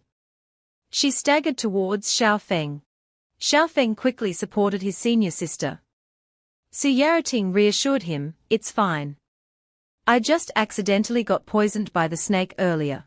Then, she told Xiaofeng they should quickly return and inform their parents about this. But before they could leave, A loud noise erupted from behind them. The snake's body, previously motionless within the lightning chains, began to move again. Seeing this, Suyarating worriedly said, "How is this possible? My parents said a chi refining stage demonic beast definitely couldn't escape this technique." Xiaofeng immediately realized this snake was of a different level. It belonged to the foundation establishment stage. Immediately afterward, the snake sprang up, breaking free from Suyarating's lightning chains. It roared, its voice echoing through the sky. The snake lunged towards the two of them, opening its large mouth to devour them both. Suyarating quickly warned Xiaofeng to retreat and assumed a defensive stance with her sword. With her nimble movements, she dodged one of the snake's attacks. Seizing the opportunity, she slashed a sharp strike at the snake's body. However, the slash had no effect, as the monstrous snake's skin was quite tough. Suyarating planned to strike its eyes for a chance of success. Putting her plan into action, Suyarating darted towards the snake's head, aiming to attack its eyes. However, as she approached, the snake straightened its body. A blue wave emanated from its eyes. This wave caused the poison in Suyarating's body to spread more rapidly, causing her to falter. Despite this, she still tried to cast a defensive shield to withstand the monstrous snake's strike. However, due to being severely poisoned, her spiritual energy was insufficient. The shield quickly shattered, and Suyarating was sent flying. After the shield completely crumbled, she collapsed, coughing violently from exhaustion. Looking at the snake's fangs heading towards her, Suyarating wondered if she was about to die. Suddenly, the snake stopped just before it could swallow her whole. It turned out to be Xiaofeng. He had stopped being a shield and joined the battle, grabbing the snake's tail. Xiaofeng shouted, "Did you think I didn't exist?" Xiaofeng pulled the snake's tail forcefully, immobilizing its body. Then, he used all his strength to throw the snake's body far away. The snake, thrown by Xiaofeng, flew a distance before crashing heavily onto the ground. Xiaofeng then slowly approached Suyarating. He reached out to help her up as she pleaded, "Junior brother, run." Xiaofeng gently lifted Suyarating and told her to quickly send a distress signal. Immediately, she used the remaining spiritual energy to shoot a distress signal into the sky. Then, she tearfully apologized to Xiaofeng, "I'm sorry. It's all my fault for inviting you out." Xiaofeng gently set her down and told her to rest, leaving everything to him. After ensuring his senior sister's safety, Xiaofeng turned around with a serious expression. He looked directly at the snake, which had now returned to the battle, and roared, "Now, I'll use you for practice." With that said, Xiaofeng punched the snake's body with a powerful blow. The snake was unharmed by Xiaofeng's attack. It looked at him nonchalantly, as if in disdain. As for Xiaofeng, he clutched his arm and thought, "This is bad. My arm seems to be broken. The difference in cultivation levels is too great. Though I can dodge this beast, I won't last long." Then, Xiaofeng suddenly frowned. It turned out the snake was opening its mouth, preparing to launch another attack at him. Realizing that if it succeeded, it would be game over, Xiaofeng quickly ran straight towards it. Then, he kicked the snake in the snout, causing it to bite its own tongue, spitting blood. Xiaofeng breathed a sigh of relief, because the snake couldn't unleash its destructive attack. However, the battle wasn't over yet. The snake swung its massive tail up. Then, it aimed at Xiaofeng and slammed its tail down, sending rocks and debris flying. The snake looked down at the shattered ground, but couldn't find Xiaofeng. It turned out he had climbed onto the snake's body. Realizing there was a freeloader, the snake thrashed and slithered to shake him off. It slithered from side to side, causing trees to fall and rocks to break, but still couldn't dislodge Xiaofeng. Despite this, Xiaofeng was bruised from the monstrous beast's torment. Knowing this couldn't continue, Xiaofeng channeled spiritual energy into his finger. Then, he struck the snake's body hard, causing it to roar in pain. The snake collapsed, sending Xiaofeng flying. Due to the momentum, Xiaofeng flew quite far, and finally crashed into a tree trunk. His body was now severely injured. Unfortunately, his attack only severely wounded the snake, not killing it. Xiao Feng looked at the snake opening its mouth and charging towards him, thinking this time he was done for. Suddenly, a voice shouted from somewhere, "Die, beast!" Following that, a green light shot out. The green light quickly decapitated the monstrous snake, finishing it off completely. In his blurry vision, Xiao Feng saw his Shamu arrive and rescue them both. She anxiously called out, whinnying, "Xiao Feng!" Before completely losing consciousness, Xiao Feng saw his Shamu anxiously urging him to wake up. At the same time, at the lightning-cold palace, Han Yang was meditating and cultivating. Suddenly sensing something strange, Han Yang wondered, strange. The ice heart technique was reaching a crucial moment. Why do I suddenly feel anxious? The hidden danger should have disappeared. Then Han Yang pondered about Xiao Feng. Should I visit that guy? It's been years since we last met. I wonder how much he has progressed. As she walked out, she muttered, just a quick look. I don't owe him anything anymore. Thinking so, Han Yang immediately flew into the air towards the boundless sky palace. Suddenly seeing a familiar figure ahead, Han Yang wondered, is that Taoist Guangxing? She quickly called out, "Senior brother Guang, please wait." Hearing Han Yang's call, Taoist Guangxing stopped. Han Yang approached her senior brother and asked, "Judging by your direction, are you heading to the boundless sky palace?" "What's the matter?" Taoist Guangxing replied, "Do you remember the disciple that junior brother Yi took in years ago? Junior brother Yi just sent me a message, saying that disciple is critically injured. Extremely critical. He asked me to come and help. Don't you think he's just a disciple with poor spiritual roots?" Upon hearing this, Han Yang shot off at lightning speed, leaving a bewildered Taoist Guangxing wondering what had happened. At this time, at the boundless sky palace, Yao Ting was resting. Zhu Yushan anxiously asked her second senior brother, who was caring for Yao Ting, "How is Yao Ting?" The second senior brother checked and replied, "She has a few broken bones. She also suffered from some snake venom, but I've already removed it. She'll recover in 2 days. The problem now is our junior brother." Just then, the eldest disciple, Xiang Qian, entered. Both of them asked, "Senior brother, how is master? Is junior brother all right?" Xiang Qian frowned worriedly and replied, "His condition is too grave. Even with master and Shamu working together, they can only barely hold on to his last breath." Zhu Yushan reassured them, "Don't worry. Master has called for Senior Guangxing. He's very skilled in medicine." Slightly angry, Xiang Qian turned and was about to head to the back mountain. Suddenly, a flying talisman appeared, stopping him.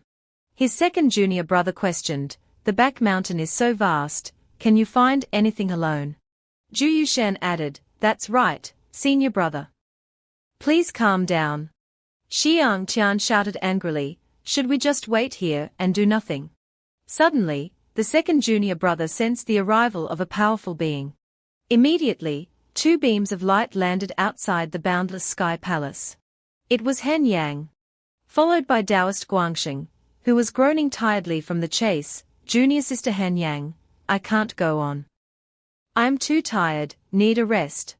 Xiang Qian appeared with his 2 junior siblings to greet them and asked, "Senior Guangxing and Senior Guanghan, why are you here?" Han Yang immediately asked, "Where is Xiao Feng?" Xiang Qian, puzzled, still replied, "Junior brother. Master and Shamu are treating him in the main hall." Immediately, both Guanghan and Guangxing disappeared in a flash.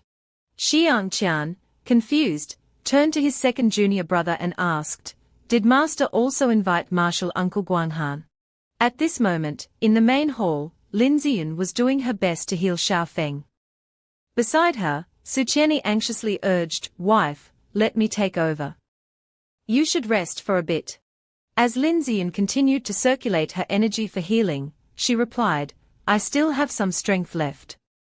But Xiao Feng's meridians are getting weaker. When will Guangxing arrive?" Immediately, both Guangxing and Han Yang arrived.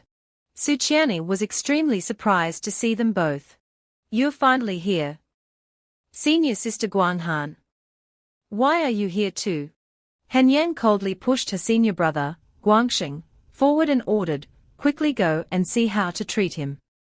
Taoist Guangxing responded with annoyance, does anyone order others around like you? People? Taoist Guangxing looked at Xiaofeng's condition for a moment. Sweat began to pour down his face. Seeing her senior brother standing still and silent, Han Yang anxiously asked, what's the situation? Taoist Guangxing sighed and replied, to be honest, this person is seriously injured, his meridians are damaged. Treatment is possible, but... He glanced at Xiaofeng with disdain and finished his sentence, frankly, trying to save a disciple with mediocre talent isn't a wise move. Han Yang immediately offered, how many medicinal ingredients do you need? I'll provide them. Su Qianni immediately objected, how can that be? I'm his master. I have as many heavenly and earthly treasures as needed. Han Yang frowned angrily and asked her junior brother, if you know you're his master, why did you let him get injured like this? Seeing the tense situation, Lin Ziyan shouted, enough. She turned to Guangxing and said, treat him first, senior brother Guangxing. Just try your best to save him. Taoist Guangxing replied, if you insist, I won't say anything more. He suggested they begin the treatment. 3 hours later. The treatment had progressed well. Taoist Guangxing announced, generally alarming, but not dangerous. Han Yang also felt somewhat relieved. She turned to thank her senior brother. Taoist Guangxing replied awkwardly, you're welcome. However, he was thinking differently, is this fortunate? Fortunate my foot. Have you ever seen people spend money like dirt like you do? And you only choose the most expensive ones to use. You're all palace lords, truly wealthy. You forced the use of spirit medicine to achieve this. Not wanting to stay any longer, Taoist Guangxing excused himself and left. Han Yang also quickly excused herself and returned. Su Qianni, feeling puzzled, asked, Senior Sister Guanghan, why did you help my little disciple? Han Yang coldly replied, he helped me with a few things before, so this time I'm ensuring his safety. Meanwhile, Xiaofeng was still deeply unconscious. In his coma, Xiaofeng saw himself in a desolate place with countless corpses, and fire engulfing everything. Xiaofeng wondered where he was. Suddenly, a voice called out from afar, help me.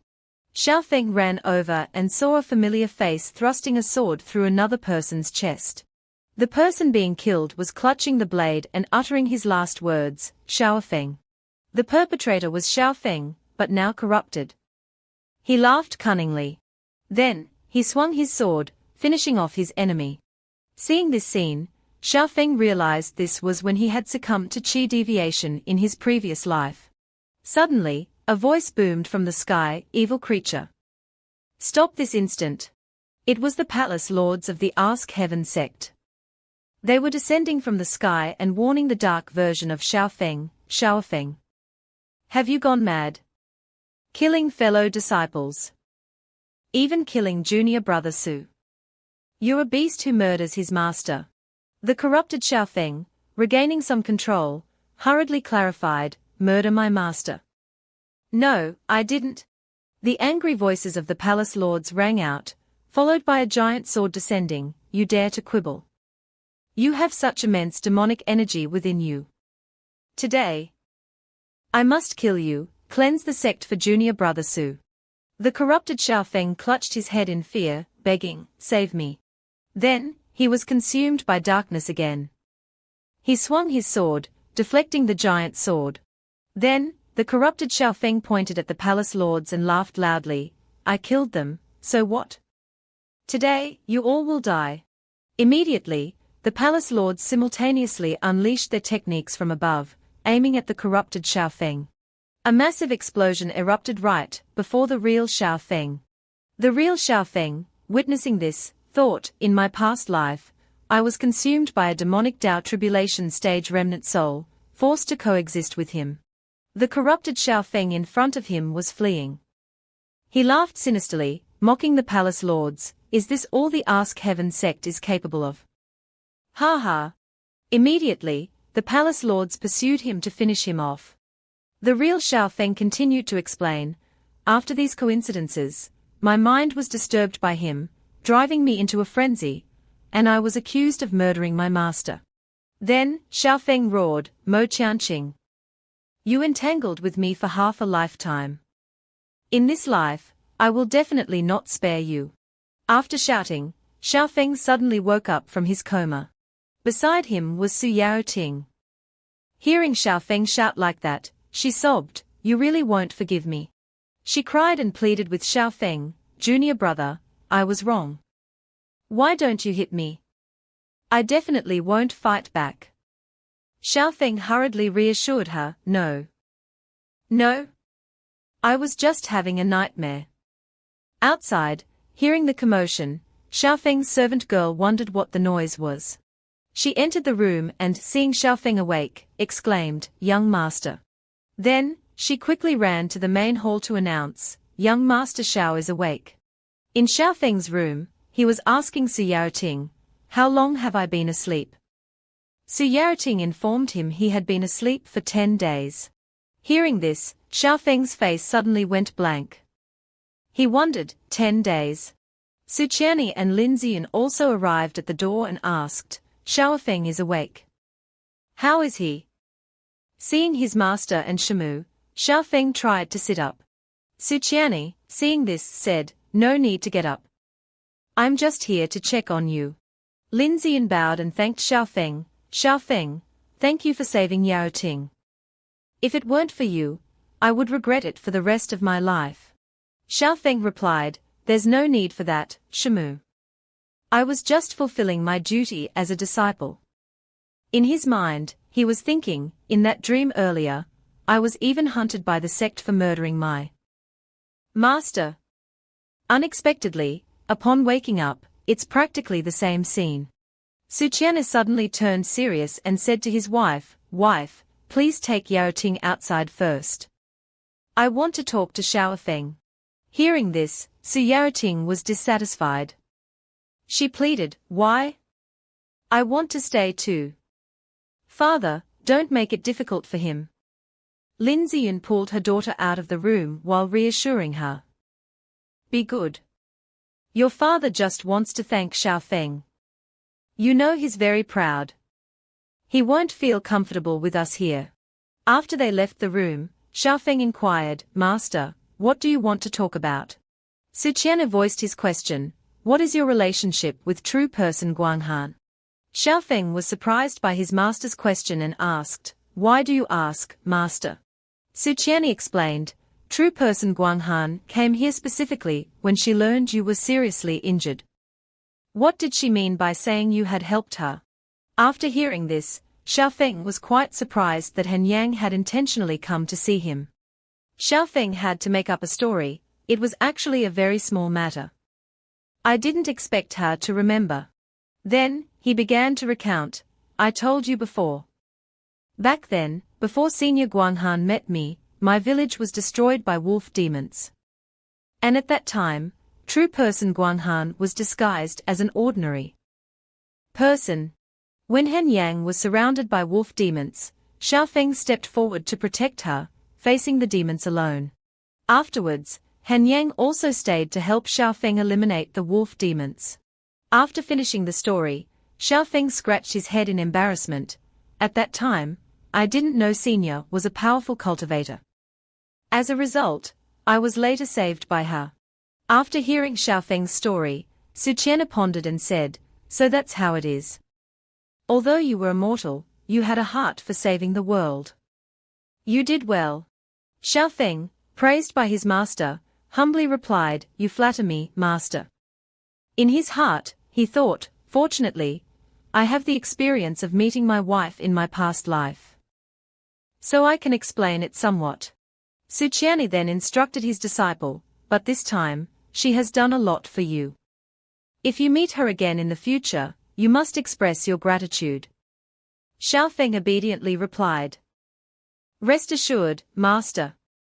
I will remember this kindness. After saying that, Su Qianni left, not forgetting to add, Recover well. I won't bother you anymore. Before leaving, Su Qianni added, Thank you for what you did for Yao Ting. Seeing his master like this, Xiaofeng smiled and thought, this old master is truly kind at heart despite his words. After his master left, Xiaofeng immediately threw off the covers and sat down to cultivate. He told himself, this time, I've received a great favor from Liu Hanyang.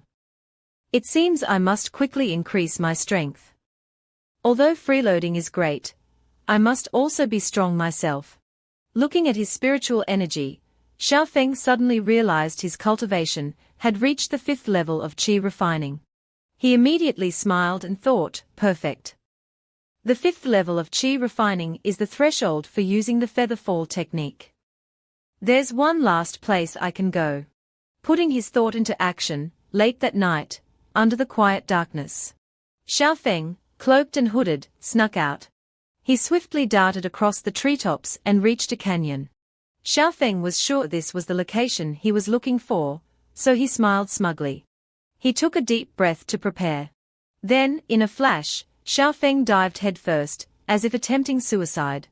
But no, Xiaofeng's destination was a cave halfway up the mountain. There, a tree grew horizontally. Xiaofeng immediately used the feather fall technique. He landed gently at the cave entrance without making a sound. Looking inside the cave, Xiaofeng sighed and said, phew, that's good. This place is still here. Xiaofeng then conjured a flame in his hand and proceeded deeper into the cave. As he went deeper, Xiaofeng muttered, if I hadn't reached the 5th level of qi refining, I really wouldn't have been able to come to this place. Xiaofeng continued deeper and deeper. Finally, before him appeared a skeleton. Beside it was a sword stuck in the ground. In front of the skeleton were some strange writings. Looking at these words, Xiaofeng muttered, this is the inheritance left by a great ascension stage cultivator. Perhaps this is the final resting place of an enemy of the Ask Heaven sect from the past. As long as someone inherits his cultivation technique, they will surely ascend to great heights. Xiaofeng then turned serious. He looked directly at the skeleton and asked, you must think so, right, Mo Qianqing? Mo Qianqing was the one who possessed Xiaofeng and caused him to suffer from qi deviation in his previous life. After asking, Xiaofeng shot a fireball directly at the skeleton in front of him. The skeleton, hit by the attack, burst into flames. However, nothing happened. Xiaofeng continued to conjure a larger flame and warned, you can endure it this well. Fine. Then I'll just burn your bones until nothing remains. Suddenly, a voice came from behind the skeleton, young friend, wait. From within the skeleton, a white-haired demonic spirit appeared. It was Mo Qianqing. He said to Xiaofeng, could it be that young friend is a disciple of the holy sect? Why do you know my name? Or are you a fellow disciple? Xiaofeng didn't answer, but continued to launch a fireball directly at him. After the attack, Xiaofeng began to taunt, Mo Qianqing, oh Mo Qianqing. Look at yourself now. You're truly shameless. You were once a tribulation transcendent stage cultivator. Yet you bow down before a qi refinement stage cultivator. How embarrassing. Then Xiaofeng gave a sinister smile and said, how about I release you from this state sooner? What do you think? After saying that, Xiaofeng immediately launched a series of yellow talismans towards Mo Qianqing. Seeing them, Mo Qianqing cried out in fear, soul-breaking talismans, specifically used to attack primordial spirits. You came here targeting me. Mo Qianqing then had to struggle quite a bit to dodge all the soul-breaking talismans. However, he couldn't dodge them all and was hit by one. Mo Qianqing screamed, fellow Taoist, we have no grievance or enmity. Why are you treating me like this? Xiaofeng turned serious and replied, you don't remember me anymore. We used to be very familiar. After saying that, Xiaofeng continued to launch another series of soul-breaking talismans. Seeing that, Mo Qianqing thought to himself, damn it. At this rate, I'll completely die here. I must escape. Immediately, he kicked the wall.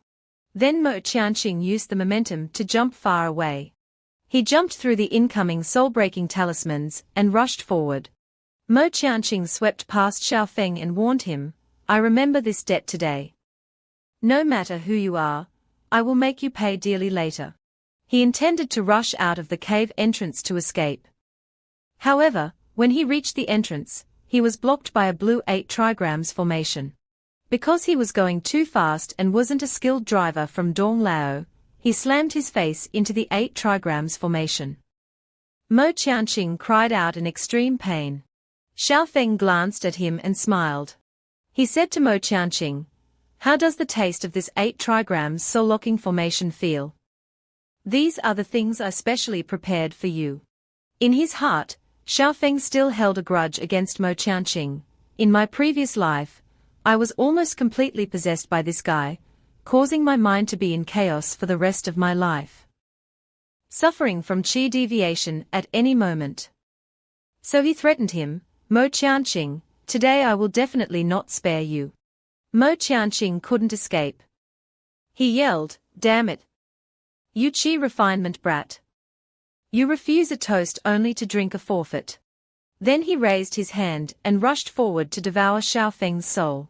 Xiaofeng didn't dodge, but just calmly smiled. Then he shouted, 10,000 spirits immortal slaying sword, and raised his hand towards the sword that had been stuck in the ground all this time. The sword immediately flew into the air. Immediately, it slashed, cutting Mo Qianqing's soul in half. Before being cut in half, he was extremely shocked. How can you control the immortal slaying sword? Not only that, Xiaofeng continued to cast soul lock. A large golden chain slowly appeared. The chain tightly wrapped around Mo Qianqing's soul as he screamed, "The heart-binding chain of the Wenqian sect. Are you from the Wenqian sect?" Xiaofeng smiled and said, "You guessed right."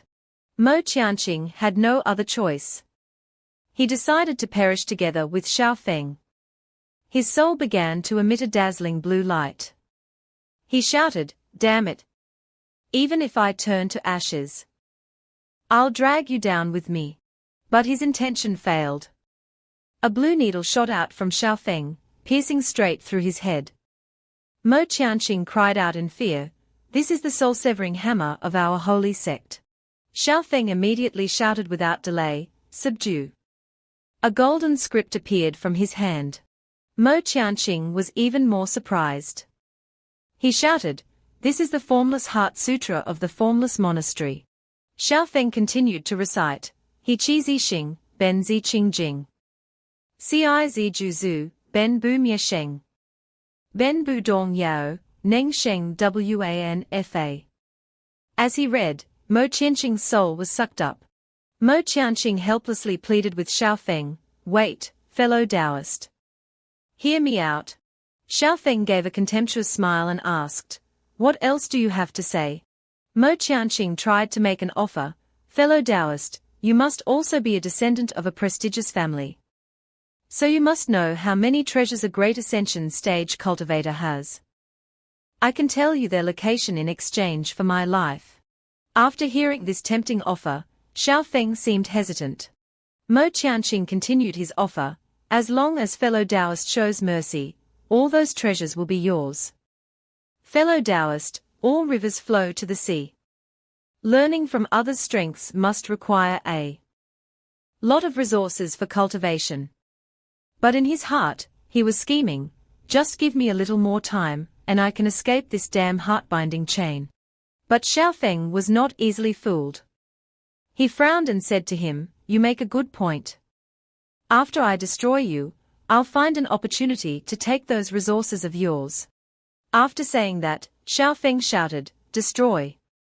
Immediately, a large explosion occurred, destroying Mo Qianqing's entire soul. At the same time, it also eliminated the threat of future qi deviation.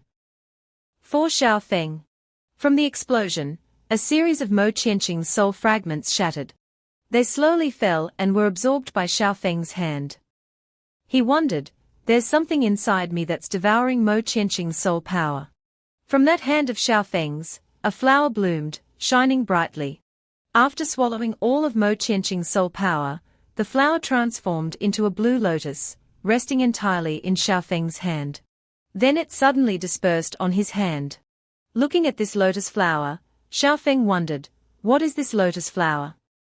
In my past life, I was almost possessed by Mo Qianqing, and it was thanks to this that I was able to retain my consciousness. But at that time, it was just a bud. But anyway, Xiaofeng had eliminated the future danger, so he didn't care much. He clenched his fist and said to himself, I'll find out eventually. I was able to transmigrate back to the past. Maybe it's related to this. Then he gave a perverted smile and said, now the most important thing is to loot. Xiaofeng looked at the book the skeleton was holding and wondered, I wonder what material this book is made of, that it didn't burn. He quickly picked it up and thought to himself, these days, everyone uses jade slips. Only ancient sects still use books for recording. This precious artifact is naturally for me to keep. Xiaofeng continued to pick up a cloak and said, this thing is also good. Just by looking at it, you can tell it's a high-grade defensive magic treasure. Xiaofeng continued searching around and then joyfully picked up a ring and exclaimed, there's also a storage ring. I've struck it rich. Suddenly, the heaven-slaying sword flew in from somewhere. It stopped right in front of Xiaofeng and emitted a dark red aura. Looking at this sword, Xiaofeng thought to himself, heaven-slaying sword. This sword is not easy to obtain. The heaven-slaying sword was a sword of ill omen. It was a weapon born from endless death and carnage. The power of this sword was very strong. Many people had fought tooth and nail for it. But those who managed to obtain it were drained of their spiritual power. Not a single drop remaining. Mo Qianqing's monstrous appearance was also due to this sword. Looking at the sword beckoning him, Xiaofeng smiled and said to it, let's meet again later. After saying that, he quickly ran towards the cave entrance. This heaven-slaying sword was no joke. It immediately chased after him to block his path, even faster than before. Seeing this, Xiaofeng exclaimed, holy crap! Why is it so fast? Suddenly, a voice came from within the heaven-slaying sword, you smell so good. This startled Xiaofeng. Immediately after, the heaven-slaying sword transformed into a human form, a woman with red hair and red clothes. It said to Xiaofeng, your soul smells delicious. Can I take a bite? Hearing this, Xiaofeng thought to himself, dangerous. If this thing takes a bite, I'll be completely drained. Thinking so, he said to the heaven-slaying sword, I'm not enough for you to eat right now. Look, how about this? You follow me, wait for me to get fatter, then eat. How about it? The heaven-slaying sword immediately replied, follow you.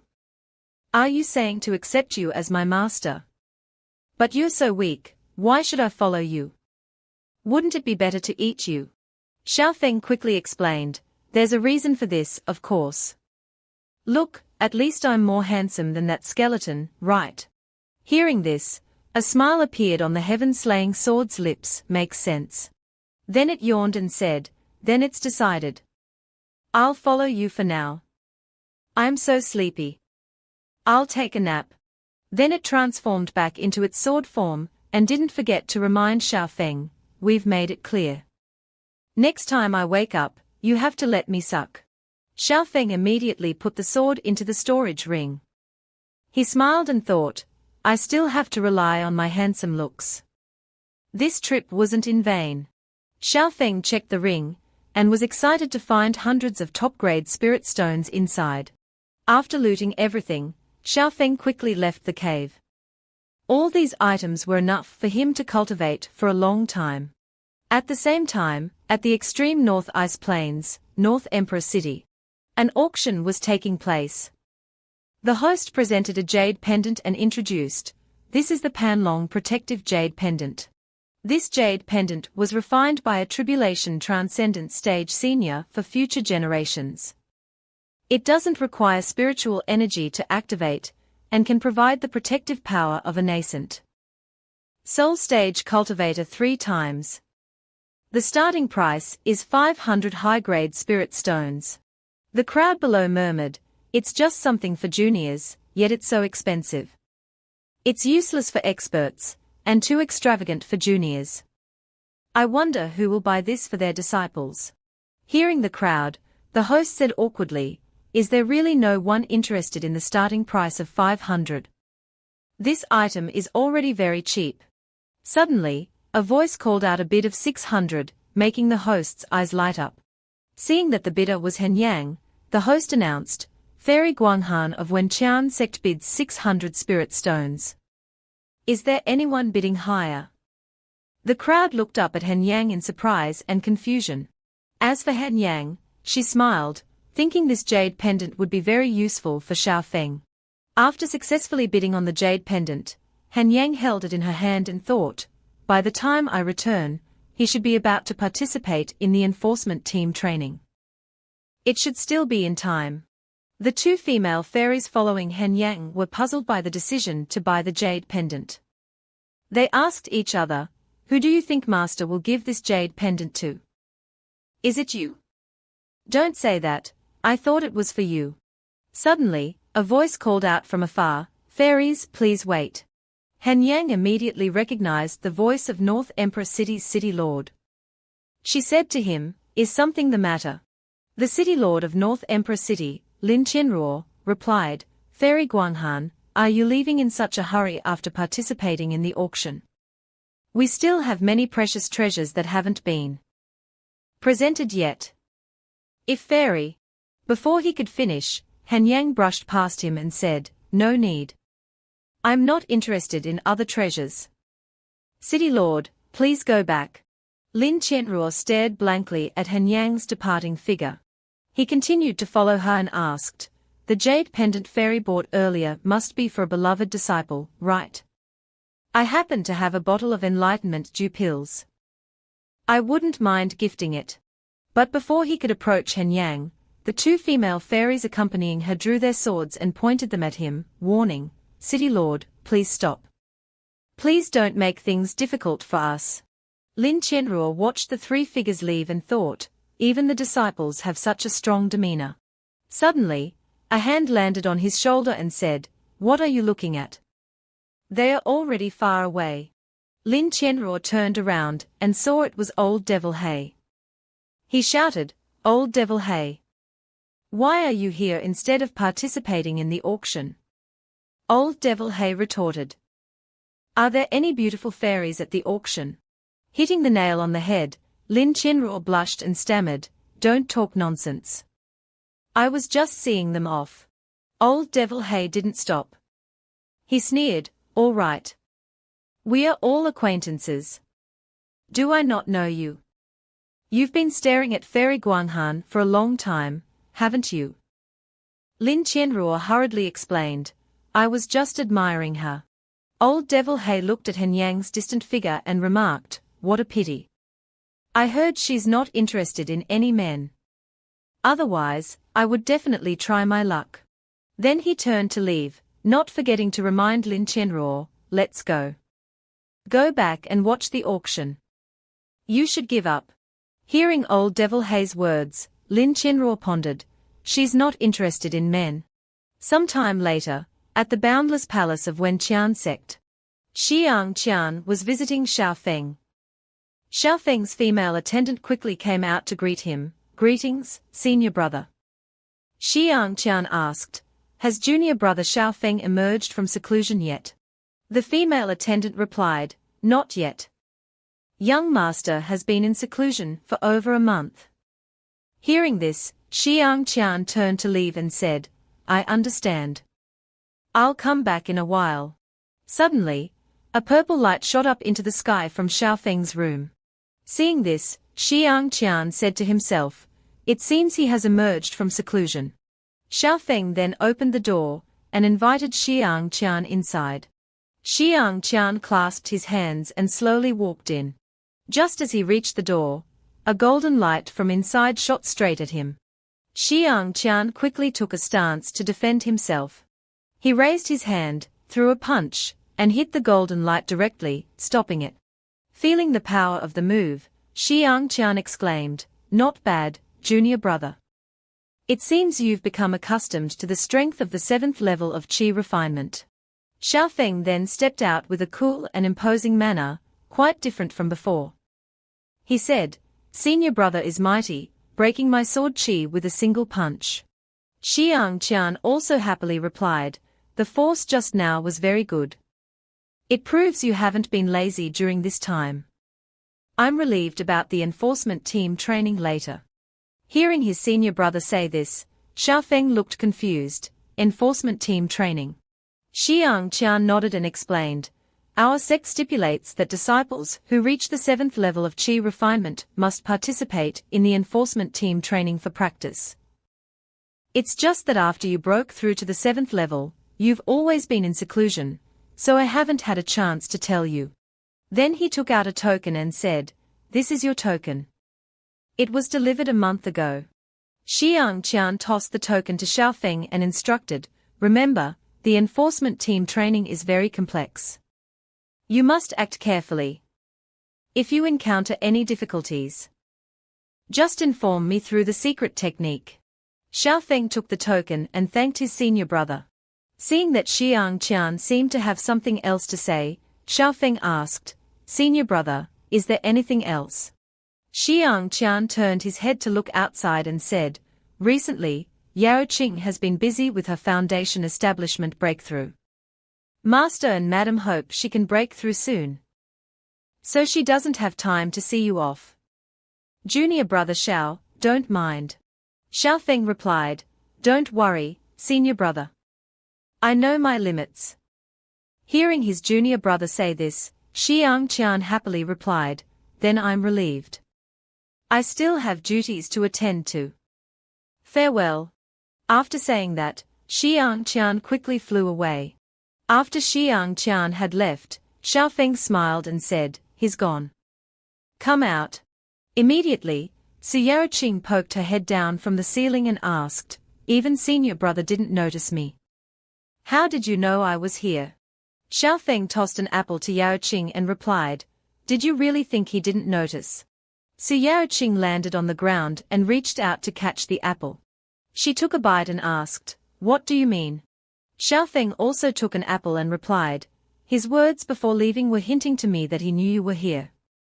But he pretended not to notice you, meaning your presence here was approved by Master and Madam." Xiaofeng took a bite of the apple and continued, "In other words, if you said you wanted to participate in the training with me or something, it would definitely be fake. Am I right?" Yaoqing's face went blank in surprise. So much can be analyzed from a single sentence. "Are you all so complicated?" Xiaofeng quipped, "Do you think everyone else is as naive as you? So, senior sister, are you really here to see me off?" Yaoqing mumbled while chewing on the apple. "I originally wanted to see if there was a chance to participate in that training with you. But my parents are keeping a close eye on me, so I can only do some official business." Then she conjured something in her palm and said, "This is from my parents for you." Immediately, a pink light emitted from her hand and created 3 spatial rifts. The first item was a sword, which, according to Yaoqing, was a top-grade fire attribute spiritual weapon given to Xiaofeng by Su Qianni. It had extremely strong offensive power and could also be used as a flying treasure. The second item was the Fire Fang formation given to Xiaofeng by her mother. As long as there was spiritual energy, even foundation establishment cultivators would have difficulty breaking through it. The third item was a bag containing necessities given to Xiaofeng by his senior brothers and sisters. It had everything. He could take it out and use it when needed. Xiaofeng took the bag and asked Yaoqing, "These are too precious. Did they say anything else?" Yaoqing replied, "My parents said, firstly, don't cause trouble outside and take good care of yourself. The second thing Master and Madam instructed was, if you do cause trouble, don't lose. Strike hard so those who dare to provoke the boundless palace will never dare to offend again." Hearing this, Xiaofeng grinned mischievously and replied, "Tell Master and Madam, I definitely won't disappoint their expectations." After relaying the message, Yaoqing quickly left, not forgetting to remind him, junior brother, you go in first. I'll visit you later. Xiaofeng also waved goodbye and reminded his senior sister to thank master and madam. After Yao Qing left, Xiaofeng smiled to himself. I originally planned to find a way to switch to the Guanghan Palace and cling to my wife's skirt in the future. But now I feel like the Boundless Palace isn't bad either. Mentioning Hen Yang, Xiaofeng suddenly felt a pang of longing. He wondered, I wonder how Liu Hanyang is doing recently. I haven't seen her since she saved me last time. As for Hen Yang, she was at the Golden Light Sect. The Golden Light Sect master was laughing and talking to her. True person Guanghan truly lives up to the reputation of Wenqian sect's leader. I admire you. Hen Yang humbly replied, you flatter me. Many things in the future will require more help from your esteemed sect. The Golden Light Sect master invited Hen Yang to stay. Would true person like to stay and look around? But Hen Yang still had things to do. She said, no need. We still have matters to attend to. We'll visit another day. The Golden Light Sect master didn't press the matter. He replied, then I won't see you off. True person, travel safely. Hen Yang and her two disciples quickly left. After they left, the Golden Light Sect master ordered his disciple, Mingguang, inform the sect, close the mountain gates. Mingguang asked, Master, didn't you just tell the true person of Wenqian sect that we would help them? He frowned and explained, whether it's the demonic sects or the righteous sects, they all want to draw in neutral sects like us. I don't want to side with them. Just do as I say. As for Han Yang, after leaving the Golden Light Sect, she turned to ask her disciple, how many more places do we need to go? The female disciple replied, Master, we still need to visit 3 more sects. Han Yang looked sad and said, they are just empty promises. I'm afraid they won't be of much use. Forget it, let's go to the next place. Suddenly, a voice rang out ahead, Fairy, we meet again. The person who just spoke was Lin Qianruo, dressed in pink women's clothing. Probably thought Han Yang only liked women. He said, I heard Fairy doesn't like men. So this humble one deliberately changed my appearance. What does Fairy think? Seeing Lin Qianruo's appearance, Han Yang and her 2 female disciples were speechless. Han Yang waved her hand and unleashed the frost palm, sending the perverted Lin Qianruo flying. Back at the Wenqian sect's disciple hall, some disciples were discussing monster hunting. I heard your harvest has been good lately. Yes, our group just hunted a 9th level Chi refinement monster beast and exchanged it for a lot of points. Suddenly, a young man with blue hair walked in. Seeing this person, one of them sneered, Yo, isn't that Tang Bi from Group B? His face is so pale, did he get assigned a bad mission this time? The other one continued to provoke him. I heard their group is still short one person. One of them is a direct disciple who hasn't arrived yet, so he's unhappy. The young man, Tang Bi, ignored the idle chatter. He walked straight into his Group BS room. As soon as he entered, his teammates asked, Captain, what mission do we have this time? Tang Bi sat down and replied, rotating patrol of the Wenqian River. Hearing this, one of his female teammates, Lin Mi, pondered, Wenqian River. The monster beasts near there have been much more aggressive than usual lately. Another teammate, Chu Ming, agreed, because now is the time for the sect to collect the inner cores of the azure wanderer fish. Those monster beasts naturally know this. So every time this period comes around, they are extremely vigilant. Another teammate, Li Lefang, slammed his hand on the table angrily. That shrinking violet still hasn't come. How are we supposed to patrol the Wenqian River with only 5 people? Just as he finished speaking, the door burst open and a familiar voice rang out, Sorry I'm late. Xiaofeng walked in, held up his token, and introduced himself, Is this Group B High? I'm Xiaofeng, here to participate in the enforcement team training. Upon seeing Xiaofeng, Captain Tang Bi glanced at him angrily and asked, You're Xiaofeng? You're a month late. I need an explanation. Xiaofeng quickly explained. I just broke through to the 7th level of qi refinement. I was in secluded cultivation when I received the summons, so I was delayed for a while. Li Lifang sneered upon hearing this, putting on airs, aren't you? You think you're a foundation establishment cultivator?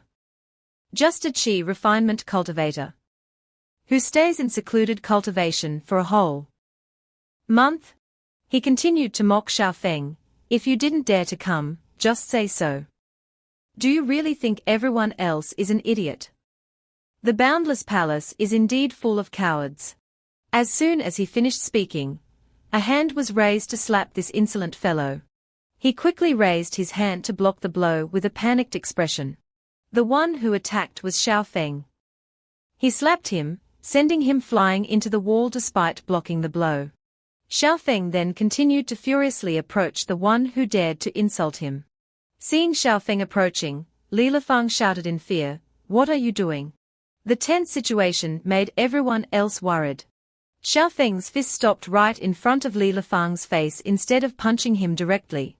It turned out that it wasn't because Xiaofeng stopped, but because Tangbi had stepped in to stop him. Xiaofeng, harming fellow disciples. Aren't you afraid of violating the sect rules? Xiaofeng gritted his teeth and replied, so you know the sect rules. Then when he insulted my sect, were you deaf? Seeing the tense situation, the others stepped forward and intervened. All right, calm down everyone. We are all fellow disciples, don't ruin the harmony. It sounded reasonable. Xiaofeng withdrew his hand and said to Li Lifang, you're right. Senior brother Li, I'm not good with words. Please don't mind if I offend you again. Li Lifang angrily replied, I'll remember you. After the atmosphere calmed down, Tangbi announced, since Xiaofeng has arrived, we'll divide into groups of 6 this time. The Wenqian River has a total of 4 branches that need patrolling. We'll naturally divide into 4 groups as well. After saying that, Tangbi began to divide the groups. The first group is Chuming and Lin Mi. The second group is Li Lifang and Ling Sisi. Then he turned to Xiaofeng and said, Xiaofeng, I see your strength seems to be not bad. So, shall we each take a group? Any problem with that? Xiaofeng immediately replied, no problem. Just when everything seemed settled, a voice rang out, I object. It turned out to be the girl named Ling Sisi. She wanted to be in Xiaofeng's group. Hearing Sisi say this, Li Lifang, thinking it was because he had just been suppressed by Xiaofeng, hurriedly explained, Junior sister, I was just caught off guard and couldn't unleash my techniques in time. Sisi replied, flustered, I know. Although senior brother Li isn't handsome and not good at close combat, he's still very strong as long as he's well prepared. Hearing his junior sister's sarcastic words, Li Lifang felt a little bit like dying inside. Tangbi didn't make things difficult. He agreed, all right. If that's what junior sister wants, then you and Xiaofeng can be in a group. After the teams were divided, everyone set off. Everyone quickly departed for their assigned locations. On the way, Xiaofeng asked Sisi, Junior sister Ling, why did you join my group? Sisi honestly shared, Senior brother Li is really too ugly. I want to look at someone more pleasing to the eye. Hearing Shimai say that, Xiaofeng thought to himself, this Shimei's mouth is like it's coated with honey. While praising Xiaofeng like that, Sisi immediately followed up with, although I heard that you're the direct disciple with the lowest aptitude in recent years are. Sorry. You won't be angry if I say that, right? Hearing these words, Xiaofeng wondered, this girl has grown this big and hasn't been beaten to death yet. It seems this woman is not simple at all. To introduce a little, Ling Sisi has above-average natural talent. She was born with a water attribute spiritual root, and is a direct disciple of the No Fong Palace. She has a lovely and beautiful appearance and a gentle personality, so she is very much loved by her senior brothers and sisters. That is, if she doesn't open her unbrushed mouth. For example, there was a time when He Shifu and Shi Xiang had just landed and were ridiculed by her. He Shi Xiang was provoked by her. Did you confess to Shi Jie and get rejected again? This is the 15th time, right? Is it that Shi Jie isn't interested in you? Even He Shifu couldn't escape her foul mouth. Shifu, why is your hair getting thinner and thinner? Is it because you're getting too old? Because of this, when the law enforcement team training started this year, she was hastily and mercilessly thrown in by He Shi Xiang and Shifu. Knowing this, Xiaofeng felt sorry. This is really too much. Isn't it just speaking a little frankly? How can they treat you like this? SISI agreed, that's right. Although Shifu said I should change the habit of getting a little flustered whenever I see a Yao beast, what's the big deal? Hearing SISI say that, Xiaofeng felt confused. What does getting flustered mean? To answer his question, a toad Yao beast suddenly appeared. Upon seeing it, Xiaofeng recognized it was just a low-level Yao beast. But he felt something strange behind him. Xiaofeng turned around to look, and was puzzled to see SISI's body trembling. Immediately, Ling Sisi screamed in fear, there's a Yao beast. Xiaofeng had to quickly cover his ears because of the earth-shattering scream. Ling Sisi, seeing the Yao beast, panicked and shot techniques splashing everywhere. She just closed her eyes and threw them randomly, while shouting, die. Die. Because of her random attacks, Sisi's techniques almost hit Xiaofeng, causing him to cry out, calm down. You hit the wrong person. But Sisi still seemed to have not regained her composure. She shouted, all Yao beasts must die. Then she performed a very powerful water technique, causing the water to rise into a large wave. Immediately, the wave engulfed the toad monster, causing it to fall unconscious. After defeating the toad monster, Sisi was panting and looked quite tired. After regaining her composure, she looked around to see where Xiaofeng was. Xiaofeng slowly descended from behind. Seeing Xiaofeng, Sisi ran over, grabbed his hand, and whimpered, I was scared by the Yao beast again. Yao beasts are really scary. Hearing these unreasonable words, Xiaofeng awkwardly asked, are you sure you were scared by the Yao beast? Xiaofeng looked at the trembling girl and thought to himself, although this girl is timid, she can easily use large-scale magic. Looking at Sisi crying and whimpering, Xiaofeng said to himself, this widespread attack ability is such a waste to use on a single target. Thinking so, he came up with a plan. He said to Sisi, Shimai, I know of a patrol route. There are almost no Yao beasts on this route. Hearing this, Sisi's eyes lit up and she asked, really? Xiaofeng then led Sisi on a different path. However, this path had many monsters. Appearing first were a large number of turtle Yao beasts. Xiaofeng pretended to be worried. It seems we've entered a Yao beast nest. Sisi trembled beside him. Immediately, reflexively, she unleashed techniques randomly around, quickly defeating the group of turtle Yao beasts. Gaining momentum, Xiaofeng continued to lure Sisi into another Yao beast nest. This time, they were large eels. Sisi continued to bombard randomly, defeating the entire group of eel Yao.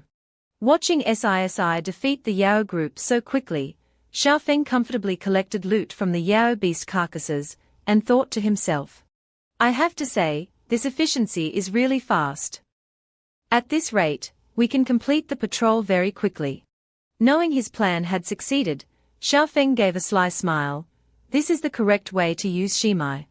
Ling Sisi didn't know that she had been tricked by Xiaofeng. She approached him and asked, Shi Xiang, where is the safe place you mentioned? Xiaofeng stroked her head and reassured her. Don't worry. We'll get there soon. Be patient. Suddenly, Xiaofeng felt a large purple aura under the river. He wondered if a fish had slipped through the net. However, contrary to Xiaofeng's thoughts, the purple air began to spread throughout a large area of water, making Xiaofeng feel uneasy. He immediately pulled Sisi and flew out of this dangerous water area. From the middle of the purple water, a purple light shot straight up into the sky, signaling that the real danger was just arriving. Xiaofeng and Sisi luckily escaped the danger zone. But when they looked back at what had just emerged from the water, they were extremely startled and asked, "What is that?" What had just surfaced was a Qianla crocodile Yao beast at the foundation establishment stage. Xiaofeng gritted his teeth in worry when he saw the Yao beast, a foundation establishment stage Yao beast. Ling Sisi also felt scared. Her face paled and she asked, "Why is there a foundation establishment stage Yao beast here? What should we do?" Immediately, Xiaofeng pulled Sisi to flee and said, "Retreat. We don't have to fight it. Let's go back and ask for help." But the Yao beast wouldn't let them go so easily. It roared with a sky-shaking sound. Following its roar, water vortexes several feet high rose up. Xiaofeng was unfortunately trapped by a water vortex. He quickly pushed Sisi away to save her. Ling Sisi screamed in fear when she saw Xiaofeng being trapped. "Shixiang." Xiaofeng quickly told Sisi to run first. The Qianla crocodile continued to roar. The shockwaves from its mouth continued to create other water vortexes. A large explosion suddenly erupted. Xiaofeng used the talismans given to him by his Shixiang and Shijie to break the water vortex and escape. Unfortunately, the burden Sisi was trapped by a vortex. Feeling that the burden was quite troublesome, Xiaofeng couldn't just stand by and watch her die. He quickly took out a talisman. Then he quickly launched the talisman towards the vortex that was holding Sisi. The talisman flew straight towards the vortex, while the crocodile was still opening its large mouth to suck the vortex inside. Xiaofeng, with his talisman, quickly flew over and embraced Sisi. Both were then swallowed into the crocodile's belly. After swallowing 2 delicious morsels, the crocodile slowly sank into the water to rest. Inside its belly, Sisi was slowly waking up. She opened her eyes and saw a circular formation surrounding her. Sisi called out, "Shixiang. Where are you?" Xiaofeng was right next to her. He was setting up the formation and asked, "You're awake?" He immediately explained the current situation. "As you can see, we are now inside that creature's belly. These things around us are its stomach mucus." Hearing this, Sisi worriedly asked, "So what should we do now?" Xiaofeng looked at Sisi and hesitantly suggested, "What we need to do now is Shimai, do you need to change your clothes first?" Hearing Xiaofeng say that, Ling Sisi shyly hugged her body and shouted, "I don't have other clothes." Xiaofeng had to give her his outer robe and instructed, "Use this first. We'll talk after we get out." Sisi took the robe in confusion and asked, "But how do we get out?" Xiaofeng quickly reassured her, "I've already sent a signal for help. This formation can protect us from being corroded by stomach mucus. Next is to wait for an opportunity." At this time, Sisi realized the formation was protecting them. She looked up and wondered, "What formation is this that is so powerful?" Xiaofeng immediately replied, "My Shifu gave it to me." "You are also a direct disciple. Didn't your Shifu give you anything to save your life?" Sisi was embarrassed and didn't know how to answer. Seeing her attitude, Xiaofeng realized he had misspoken. Above the water at this time, 2 lights were approaching. It was Chuming and Lin Mi. They arrived following the distress talisman. Chuming looked around and said, "Shijie, there's a very strong spiritual fluctuation here. There must have been a big battle just now." After speaking, Chuming carefully instructed, "Shijie, we need to be careful. It's best not to stir things up." But before he could finish, Lin Mi had already started to gather a large amount of spiritual energy, forming a giant fireball. Then she threw the giant fireball down into the water, causing the water to splash everywhere. The fireball landed directly on the back of the crocodile Yao beast below, causing it to roar. Inside the crocodile's belly at this time, feeling a strong tremor, Sisi exclaimed, "Shixiang, there's an earthquake." Xiaofeng calmly reassured her, don't be afraid. It seems someone has arrived outside, startling this monster. Hearing that, Sisi cried out joyfully, someone has come. Is it Shixiang and Shijie? Xiaofeng nodded in confirmation, maybe. But isn't this commotion a bit too big? He then pulled Sisi closer to him and reminded her, Ling Shimai, come closer to me. This creature seems to be angered. Above, Chuming was extremely puzzled by Lin Mi's actions. Shijie, what are you doing? Lin Mi calmly replied, don't worry. There are two of us. What powerful creature could appear? In response to her complacency, the crocodile Yao beast emerged from the water. Chuming cried out in fear, it's a Foundation establishment stage Yao beast. The crocodile quickly opened its large mouth, intending to swallow the two enemies who had just intruded. But suddenly, it paused for a beat, and fell on its back in the water. From within its belly came a shout, is there someone outside? Chuming, hearing this, shouted, it's Xiao Shidi's voice. Are you inside the Yao beast's belly? Xiaofeng, from inside the crocodile's belly, shouted back, Ling Shimai and I are both in here. We are temporarily okay. It's just that this Yao beast's skin is very tough. You may need to create an opportunity for us to get out. Despite the crocodile having turned over, Xiaofeng continued to shout, I'll stop it from attacking you all. Hearing Xiaofeng's plan, both Chuming and Lin Mi got ready. Xiaofeng immediately used a technique from inside the crocodile's belly, causing it to roar in pain. While the crocodile was opening its mouth, both Chuming and Lin Mi outside launched their techniques directly into its mouth. Boom! An extremely large explosion made Chuming think they had won. However, the monster was still unscathed. It swung its tail, intending to strike the two of them. Suddenly, the crocodile's strike was completely blocked by two large swords. It was Li Lifang and Tang Bei. Both had arrived to assist.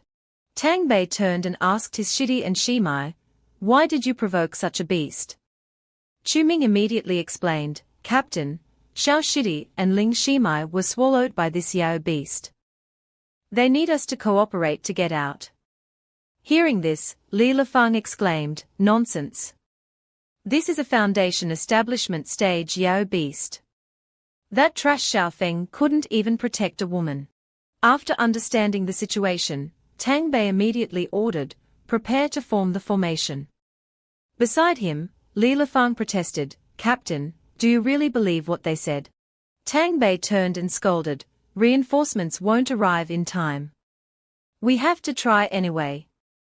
Don't forget, Ling Sisi is still inside. Li Lifang had no other choice but to obey. He gritted his teeth in anger, it's all because of that Xiaofeng. Immediately, the four people outside simultaneously formed a formation above the crocodile's head. Lin Mi cast Xiao Yin.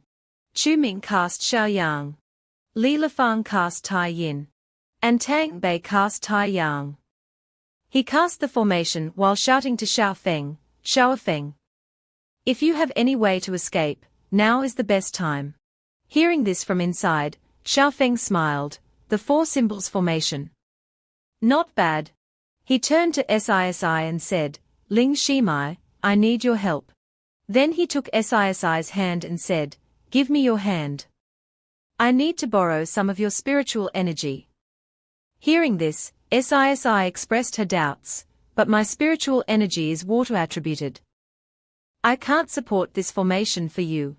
Xiaofeng gave a reassuring smile, this is what I need.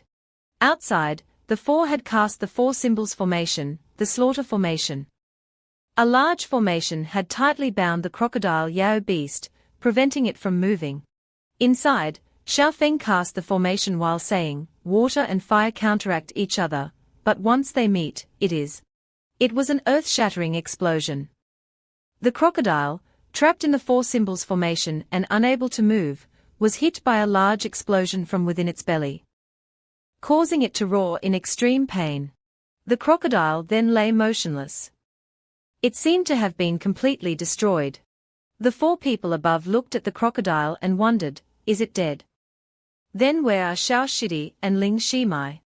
The water behind them began to move. Then, from under the water, Xiao Feng, carrying Ling Sisi, flew up out of the water. Seeing Sisi, Li Lifeng wondered, Ling Shimai, why are you wearing his clothes and hugging him like that? Hearing this, Ling Sisi felt guilty and embarrassed. She struggled and told Xiao Feng to let her go. Xiao Feng immediately explained, it's not what you think. Under Li Lifeng's hateful gaze, Ling Sisi explained, my clothes were torn by the Yao beast, so Xiao Shixiang helped me. Hearing this, Lin Mi put her hand on Xiao Feng's shoulder and suggested, not bad, Shidi. How about coming back? Shijie will support you. Xiao Feng immediately replied. No need. For now, I still want to focus on cultivation. Rejected, Lin Mi exclaimed, what a blockhead. Li Lifeng was still holding a grudge against Xiao Feng. He muttered to himself with a glare, it's just a Yao beast. Then he flew closer to the crocodile and said, if I had come earlier, I could have dealt with it too. Angrily, he kicked the crocodile's head and yelled, it's all your fault. Unexpectedly, the crocodile was not yet dead. Its eyes suddenly opened wide. Seeing the danger, Chu Ming quickly warned, careful. This Yao beast is not dead yet. The crocodile then emitted a red aura, and its body began to burn. Tang Bei, seeing this, quickly shouted a warning, it's going to self-destruct. Everyone, come to me and form a defensive formation. Lin Mi looked worried. At such a close distance, even with a defensive formation, it'll be difficult to escape. Suddenly, Xiao Feng dove down. He charged straight towards the self-destructing crocodile. In Xiao Feng's hand was a burning command token. He threw the command token directly between the eyes of the exploding crocodile. Immediately, the command token exploded, taking down the crocodile instantly and preventing it from self-destructing. Seeing this, Chu Ming wondered, the power of a foundation establishment Yao beast doesn't seem that scary. Lin Mi immediately explained, Xiao Feng detonated the command token talisman issued by the sect, causing the Yao beast's self-destruction process to fail. Everyone admired Xiao Feng's decisiveness.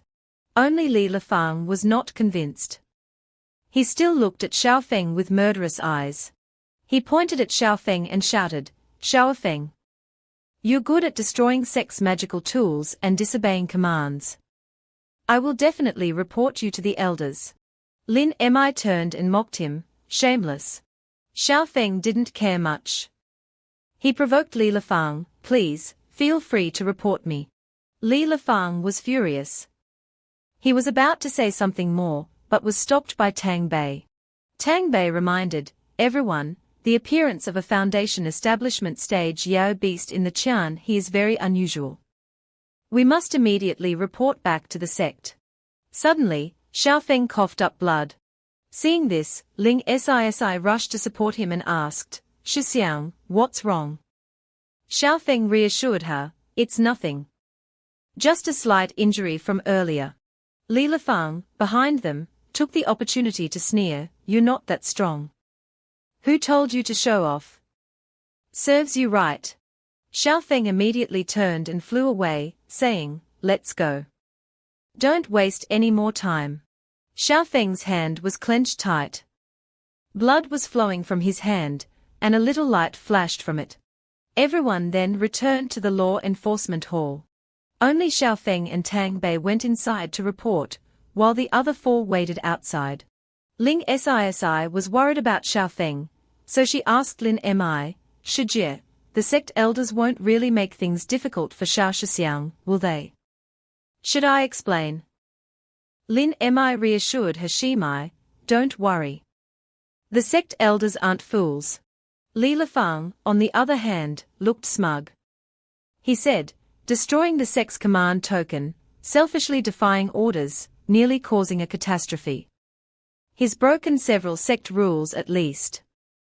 How can the elders let him off so easily? Lin Mi felt annoyed hearing this. She turned and scolded him, do you think the elders are as petty as you? Just then, the two of them walked out. Seeing Xiao Feng and Tang Bei come out, Everyone except Li Lifeng crowded around to ask, "How did it go? Did the elders give you a hard time?" Tang Bei smiled and said, "Xiao Shidi is highly regarded by the elders. Not only did they not punish him, but they also praised him a lot. He is indeed a worthy direct disciple." Xiao Feng humbly replied while taking a jab, "Not really. But the elders distinguish right from wrong, and don't just listen to one side of the story." This statement made Li Lifeng grind his teeth. In anger. With everything settled, Lin Mi turned to invite Xiao Feng. "It's thanks to you this time. Do you want to go for a few drinks with us? Ling Shimai will also be coming along." Xiao Feng summoned his flying sword and declined, "Next time. I still have some urgent matters. Sorry, Shijie." With that said, Xiao Feng soared away and disappeared. Lin Mi was slightly annoyed. She frowned and said, "This kid really doesn't understand romance at all." "Don't you think so, Shimai?" Ling Sisi blushed and replied, "Maybe he has other things to do." At this time, Xiao Feng had landed in a deserted place with no one around. As he landed, he said, "Zanxian sword, if you had killed someone just now, there would have been a big incident." Zanxian sword slyly replied, "I was just hungry. I just didn't like that sneaky-faced kid, and wanted to finish him off for you." Then it transformed into a human form, and said to Xiao Feng, "I really didn't expect you would rather use your own blood essence for me to drink than let me kill him. You're really soft-hearted." Xiao Feng retorted irritably, "You'd better restrain your demonic sect behavior. You can't just kill fellow disciples here. At least not in broad daylight." Zanxian's sword flew behind Xiao Feng and hugged him, saying, "You righteous disciples are so hypocritical." Then it whispered to Xiao Feng, "I really couldn't help but take a few more sips of your fresh blood just now. As a result, you got hurt. Not fun at all." Zanxian's sword then gave a sinister smile and suggested, "How about I just suck you dry? Once you're dead, you won't feel any more pain." Xiao Feng sat down and replied, "Sucking me dry like that wouldn't be a one-time deal like killing the chicken to get the eggs, would it?" Then he smiled and suggested, "I have a better way. Do you want to hear it?" Zanxian's sword smiled and replied, "Tell me." "I won't let go of your body." Xiao Feng immediately suggested, "Why don't we make a contract?" Zanxian's sword laughed loudly, "You're dreaming." Xiao Feng continued to suggest, "Hear me out. I can acknowledge you as master, and from now on, I'll be your sword slave. Whenever you want to eat me, you can bite me as you please. Are you not interested? Then forget it." Hearing this, Zanxian's sword immediately changed its mind. "Wait. Who said I'm not interested?" Hearing it say that, Xiao Feng asked, "So you agree?" Zanxian's sword looked worried. "I'm just curious, you don't have any ulterior motives, do you?"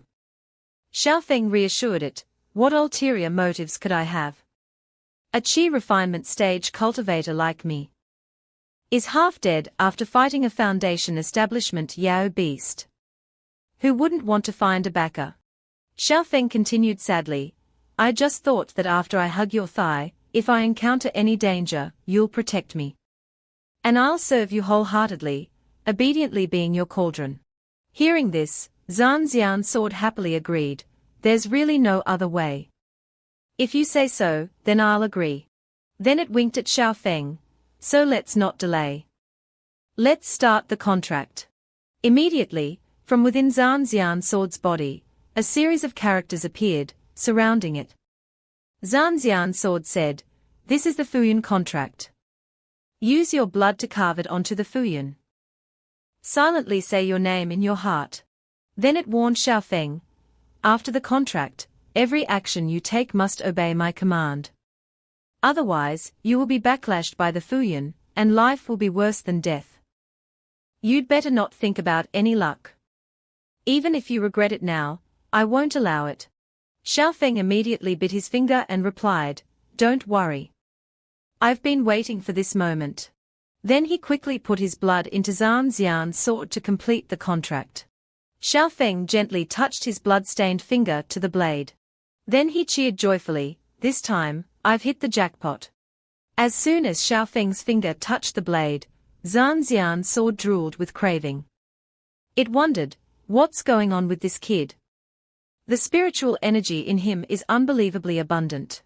Moreover, I don't know what kind of cultivation he practices. It's not Tao, not demonic, and not Buddhist. The spiritual energy is completely pure. It hugged its head and cheered joyfully. Such a kid will be mine from now on.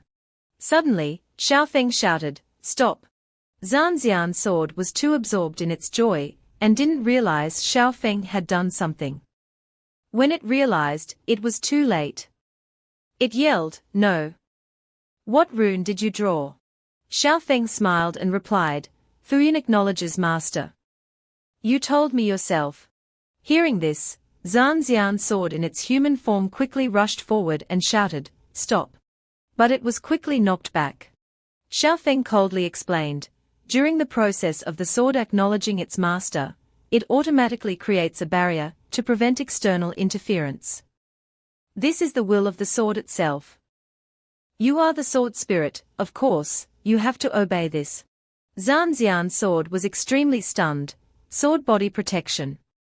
This is the true master recognition rune. How is this possible? My natal rune shouldn't be known to anyone but me. Suddenly, the sword vibrated violently, and the contract was stopped. Xiao Feng wondered in surprise, "What's going on?" Zhan Xian's sword laughed triumphantly, "I told you. How can that little bit of blood essence satisfy a celestial sword? Stop it." Hearing this, Xiao Feng smiled and said, "So that's how it is."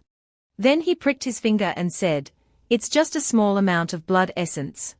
Immediately, he put his blood inside the immortal sword for it to absorb. The soul of the immortal slaying sword, seeing this, was startled and cried out, "Are you crazy? That's absorbing your original essence blood. Do you really want to die?" Xiao Feng smiled confidently and replied, "If I can't even pass this stage, then I have nothing left to regret." Then he gritted his teeth and tried his best to endure the excruciating pain caused by the immortal sword sucking his life force. After a while of resisting, Xiao Feng collapsed. He looked up at the sky and sighed in relief, "Finally, it's done." After saying that, Xiao Feng collapsed unconscious. Seeing this scene, the soul of the immortal slaying sword was surprised. Destiny rune. If it wasn't voluntary, surely no one else would know. But why don't I remember anything at all? Then it pointed at Xiao Feng's head and continued, "Right now, you don't feel anything. If I risk being backlashed by the rune, I'm not sure I'll have a chance to escape this contract." It sat down next to Xiao Feng and asked him, "Damn it. What exactly happened between us before?" Returning to Xiao Feng's past life memories, he was sitting on a large throne with the soul of the immortal slaying sword. Xiao Feng held the sword in his hand, and beside him, its soul was smiling and saying, "Xiao Feng, this trip, you may not be able to survive. Do you have any last wishes? I can think about helping you fulfill them." Xiao Feng smiled and replied, "Zhan Xian, you've been arrogant all your life and haven't really wanted to acknowledge me as your master. If I don't die in this battle, why don't you accept me as your master?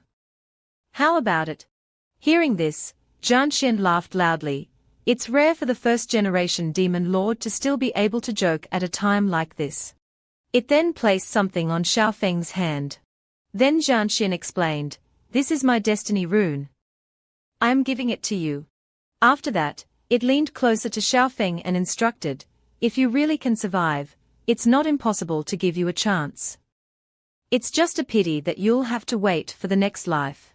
Back to the present. A few days have passed since Xiao Feng fell unconscious. At the Qianqing market, Xiao Feng's Ihai team was strolling together. Ling Sisi looked around and excitedly asked, "Is this the market managed by both Wen Qianzong and Qing Shanzong?" "This is my first time here."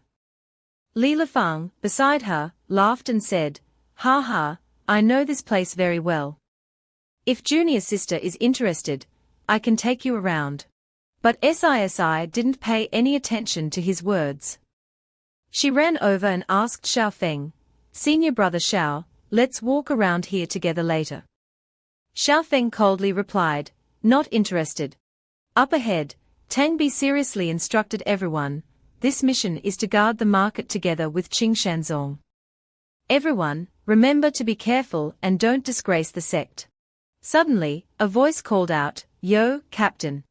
The one who just spoke was an old man with a strange beard. He asked, "Are everyone here?"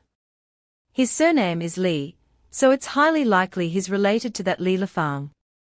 Both of them have the same cunning faces. Hearing him ask, Tang Bi replied, "Steward Li, these are the disciples of our sect on duty this rotation. We are troubling you." The man surnamed Li smiled brightly. "Look at what you're saying. How could I not trust the disciples of your esteemed sect?" Lin Mi, from behind, reminded everyone, "Everyone, pay attention. Although Qing Shanzong is a small sect, they have always been allies of ours. So try not to damage this relationship." Steward Li clasped his hands and said, "Then next, please follow my arrangements. I certainly won't treat you badly." Then he started dividing the groups. "Captain Tang, you and this Chu Ming go to North Street. It's easier to patrol over there." Tang Bi immediately called Chu Ming to go with him. The two quickly flew to their assigned location. Steward Li continued, pointing at the two women in the team and saying, "You two ladies, go to East Street. The people there are of high status, so there won't be any conflicts with you." Although Sisi was unhappy because she wanted to be in the same group as Xiaofeng, Lin Mi quickly pulled her away and instructed, don't worry about him. This time, I'll take good care of you." Finally, Steward Li said to Xiaofeng, "You, please go to South Street." Hearing this, Xiaofeng coldly asked back, "Why am I going alone?" Steward Li replied, "You see, the market has 4 streets, but you have 6 people. Generally speaking, one person will have to go alone." Hearing this, Xiaofeng didn't ask any further questions. He accepted, "All right, South Street, right? I understand." After Xiaofeng left, Li Lafang laughed triumphantly, "Second uncle, thank you. Later, I'll definitely put in a good word for you with Master." Steward Li gave a cunning smile. "Your business is my business. You can rest assured. South Street is the most chaotic. Even 10 people going there wouldn't be able to manage it. I even deliberately arranged for people to cause more trouble. He definitely won't be able to complete your patrol mission." Then he pulled Li Lafang along and said, "Come on, follow second uncle to West Street for a drink. There are some very beautiful girls over there." But they didn't expect that Xiaofeng had secretly overheard their entire plot from afar. He then set off for South Street. South Street of Tiancheng Market was indeed a lawless place. It was quite chaotic, with many thugs frequently causing trouble and fighting. As soon as Xiaofeng landed, he introduced himself, "Everyone, I am a disciple of Wen Qianzong sent here on patrol duty, responsible for maintaining order here." A thug, seeing Xiaofeng, showed disdain, "Another one here, and a chi refining brat at that." Another thug chimed in, "How many days did the last guy last? Did he cry and go back to his master?" A girl looked at Xiaofeng with longing, "I wonder if this guy can play." Moreover, in a hidden corner, 3 masked men were plotting. "Remember, Steward Li made it clear, no matter what he says later, all of you brothers must shout in protest and disrupt his stage." As for Xiaofeng, after introducing himself, he continued to announce, "So, next, I will announce my management rules." Xiaofeng announced the first rule. "First, starting today, the taxes collected on South Street will be reduced by a portion according to the capital invested. No one is allowed to pay more."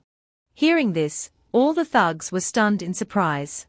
Xiaofeng issued the second rule, "The street under my charge will have free trade of goods, no inspections, no concern for origin."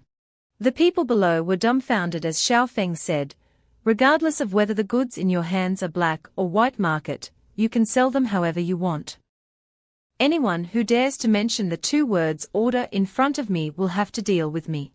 After the two rules above, Xiaofeng concluded with a prohibition. He forbade anyone from interfering with others making money. Otherwise, they would be killed. After saying that, Xiaofeng gently asked, "Now, anyone who objects can step forward." Hearing such contradictory rules, who wouldn't be convinced? Everyone below said in unison, "All right, great." In the hidden corner, one of the men asked their leader, "Boss, do we still have to oppose?"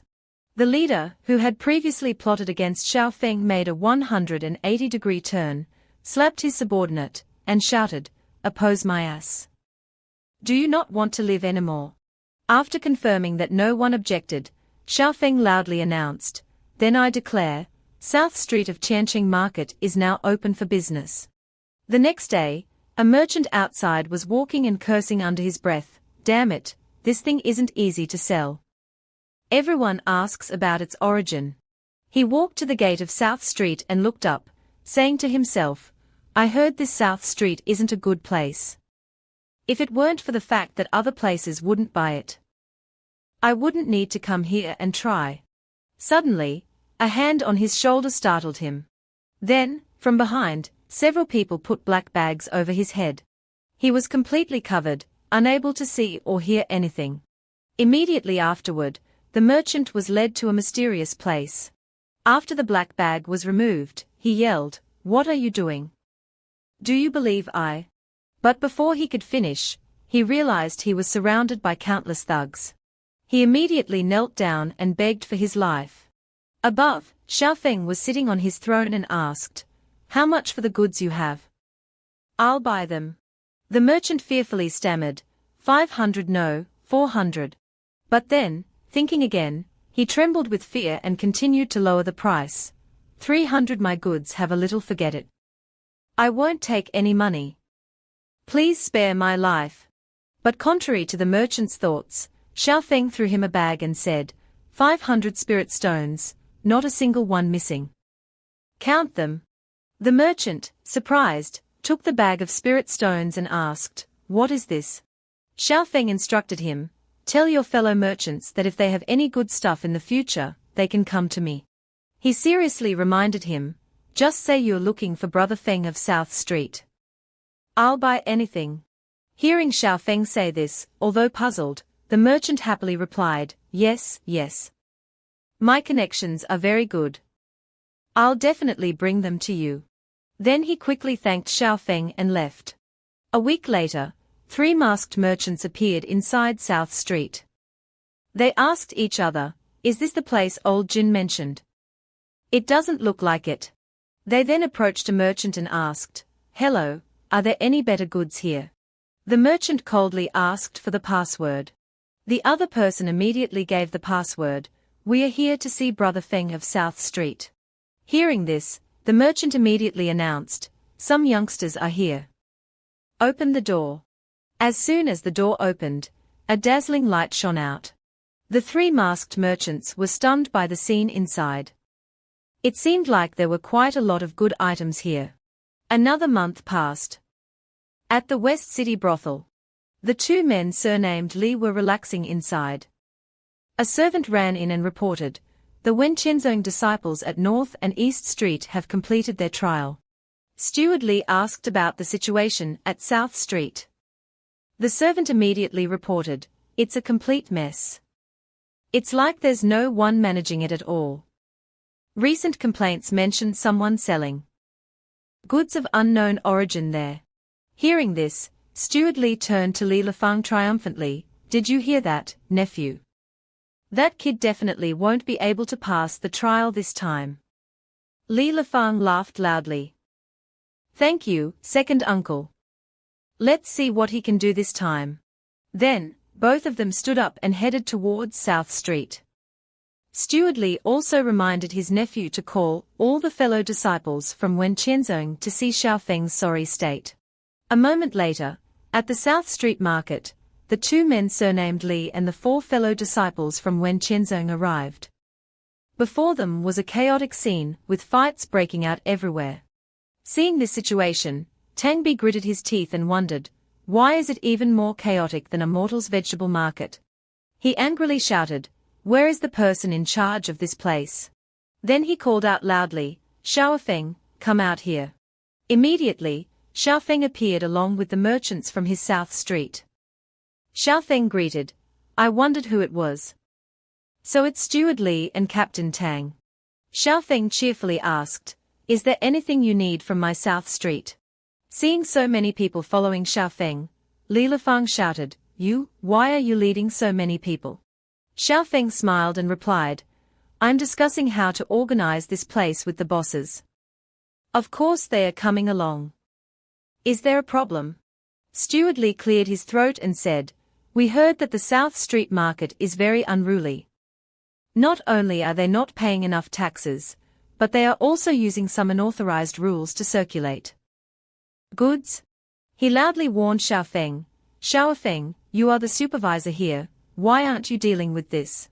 Behind him, Ling Sisi looked worried for Xiaofeng. Hearing the jerk's question, Xiaofeng smiled and replied, Steward Li, why don't I understand what you're saying at all?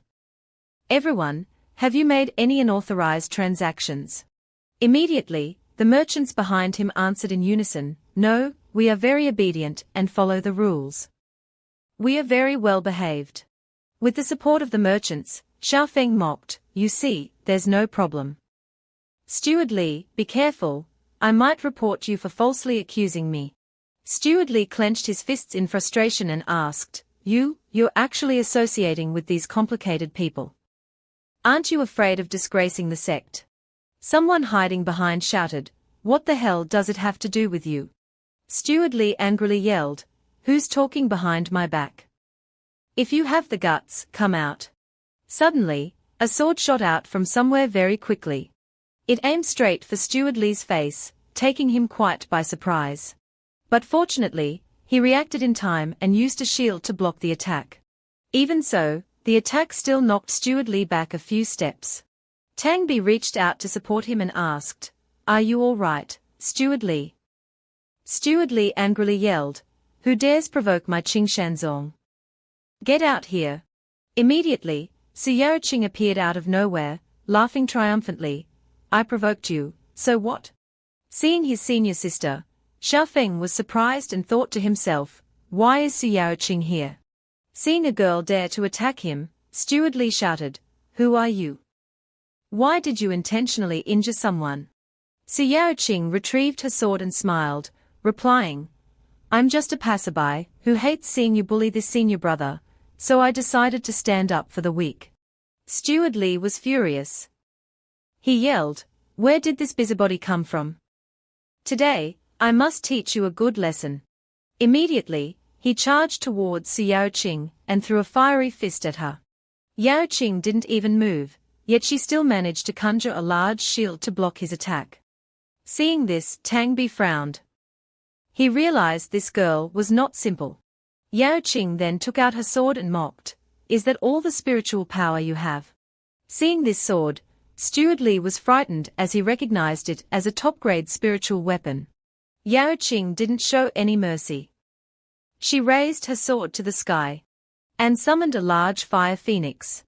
Seeing this, Xiaofeng's face paled, thinking, oh no, this girl is going too far. The summoned fire phoenix quickly charged towards Steward Li. His face paled, thinking that he had messed with the wrong crazy woman this time. He'd have to reincarnate and try again in his next life. He reflexively covered his face to avoid the heat of the fire phoenix, and waited to accept his death. But luckily for him, he was still alive and unharmed. Why was that? It turned out that an elder of Qing Shanzong had intervened, blocking the attack and saving his life. The Qing Shanzong elder was a seemingly respectable old man, wearing a bright yellow robe. He asked, young lady, you're so young, yet you resort to such vicious methods. Seeing that his elder had arrived, Steward Li hurriedly accused, elder, she suddenly attacked and injured someone. You must discipline her. But the elder, unexpectedly, turned and scolded him, useless, you can't even handle a woman. Go back and reflect on your actions. Then he turned to threaten Yao Qing. Woman, you injured a disciple of our sect. I advise you to obediently come back to our sect and accept your punishment. Otherwise. At this moment, Xiaofeng spoke up. He stepped forward and asked, otherwise, what do you want to do to my sect's disciple? Seeing someone else dare to interfere, the Qing Shanzong elder glared angrily at Xiaofeng. Xiaofeng approached Yao Qing and asked, Senior sister, why are you here? Yao Qing crossed her arms and explained, didn't I just break through to Foundation establishment? So I came here to visit you. Who knew someone would be bullying you? Xiaofeng was delighted and admired. Congratulations, senior sister, on successfully breaking through to Foundation establishment. Yao Qing replied proudly, of course. I'm your senior sister. Hearing their conversation, the Qing Shanzong elder broke out in a cold sweat, thinking, so young, yet already reached Foundation establishment. Could this woman be a disciple of some high-ranking member of Wen Qianzong? Then he fell into contemplation, but she attacked and injured someone first. Even if her sect comes looking, our sect is still in the right. This is a good opportunity to demand some benefits. Thinking this, he cleared his throat. Then he frowned and said to both of them, if you're a disciple of Wen Qianzong, you shouldn't have injured a disciple of our sect. Qing Shanzong and Wen Qianzong have always had a good relationship. I must clarify this matter with your sect. Xiaofeng also turned and reproached, Senior sister, you did go a bit overboard just now. Yao Qing winked and replied, I just learned a new spell. I haven't mastered it yet. Knowing his senior sister's impulsive nature, Xiaofeng softly replied, you're right. We did go a bit too far in this matter. We were indeed wrong. Seeing this, Steward Li smiled triumphantly, weren't you quite capable just now? Behind them, Ling Sisi was still extremely worried about Xiaofeng. And Li Lifang laughed smugly, thinking, this time, let's see how you explain yourself to your sect. But unexpectedly, Xiaofeng made a surprising U-turn. He smiled slyly and said, how about this? Out of respect for you, I won't pursue the matter of your sect's disciple bullying me. Seeing that Xiaofeng wasn't taking him seriously, the Qing Shanzong elder angrily shouted, how dare you? You dare to play me? Then he yelled threateningly, it seems you refuse a toast only to drink a forfeit. Today, I will discipline you in place of your sect. The pressure from his spiritual power was quite intense. Feeling such immense pressure, Xiaofeng was a bit apprehensive. But Yao Qing wasn't afraid at all. She reassured him, junior brother, don't be afraid. Watch me call someone. But before she could finish, Yao Qing felt her body freeze. Xiaofeng looked surprised. Why am I not affected? Could it be that elder? But even the Qing Shanzong elder couldn't move. He yelled, what demonic art did you use? Why can't I move? Seeing this, Xiaofeng felt even stranger. Everyone around, who had been watching, couldn't move either. The clear sky suddenly saw snowflakes falling. Sensing the arrival of a powerful figure, the Qing Shanzong elder looked up at the sky and greeted, may I know which senior has graced us with their presence? I am Sui Zhuan, an outer sect elder of Qing Shanzong. From the sky, a beautiful foot surrounded by icy air appeared. It was Liu Hanyang.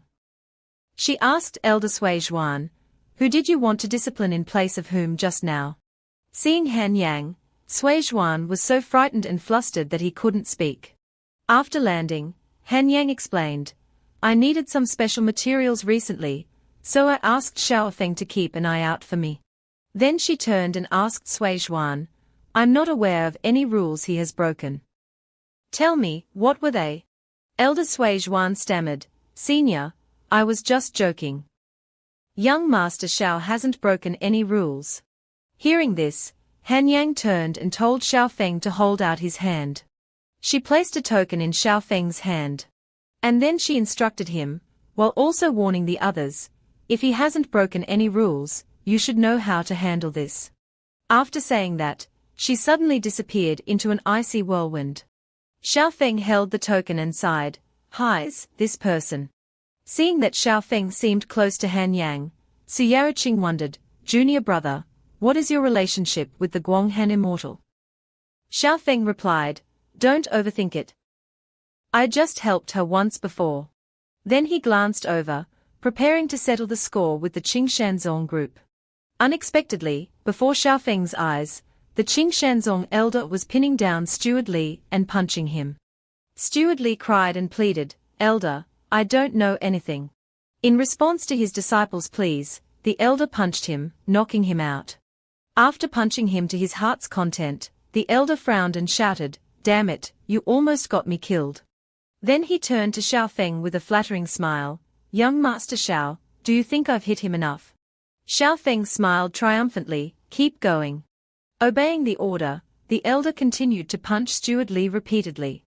Seeing this scene, Su Yarqing turned and asked, Junior brother Xiao, are you sure this is okay? Xiaofeng smiled and replied, It's just a show for me. He knows better than me how hard or light to hit. Suddenly, Xiaofeng remembered something. He turned and asked Yarqing, Senior sister, you've seen the commotion. Shouldn't you go back now? If today's events get out before her junior brother could finish, Yarqing covered her ears, shook her head, and replied, I know. Don't tell master and madam about today. Then she flew off like a bat out of hell. After his senior sister left, Xiaofeng turned to his fellow disciples and said, I'm so sorry.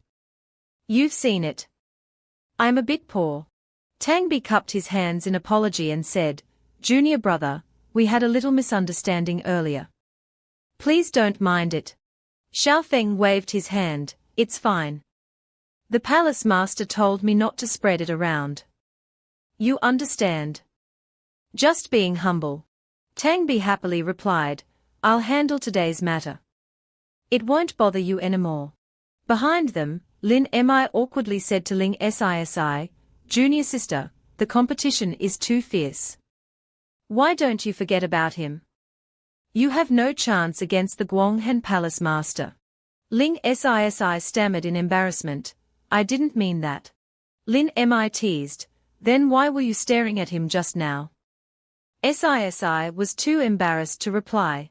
Despite everyone around talking to Xiaofeng, Li Lifang stood in the distance, glaring at him resentfully. Xiaofeng, don't think that working for the palace master means you'll always be safe. He glared at him and thought to himself, wait until the trial is over. I will definitely make you eat dirt. Thanks to Hanyan's involvement, the subsequent trials went extremely smoothly.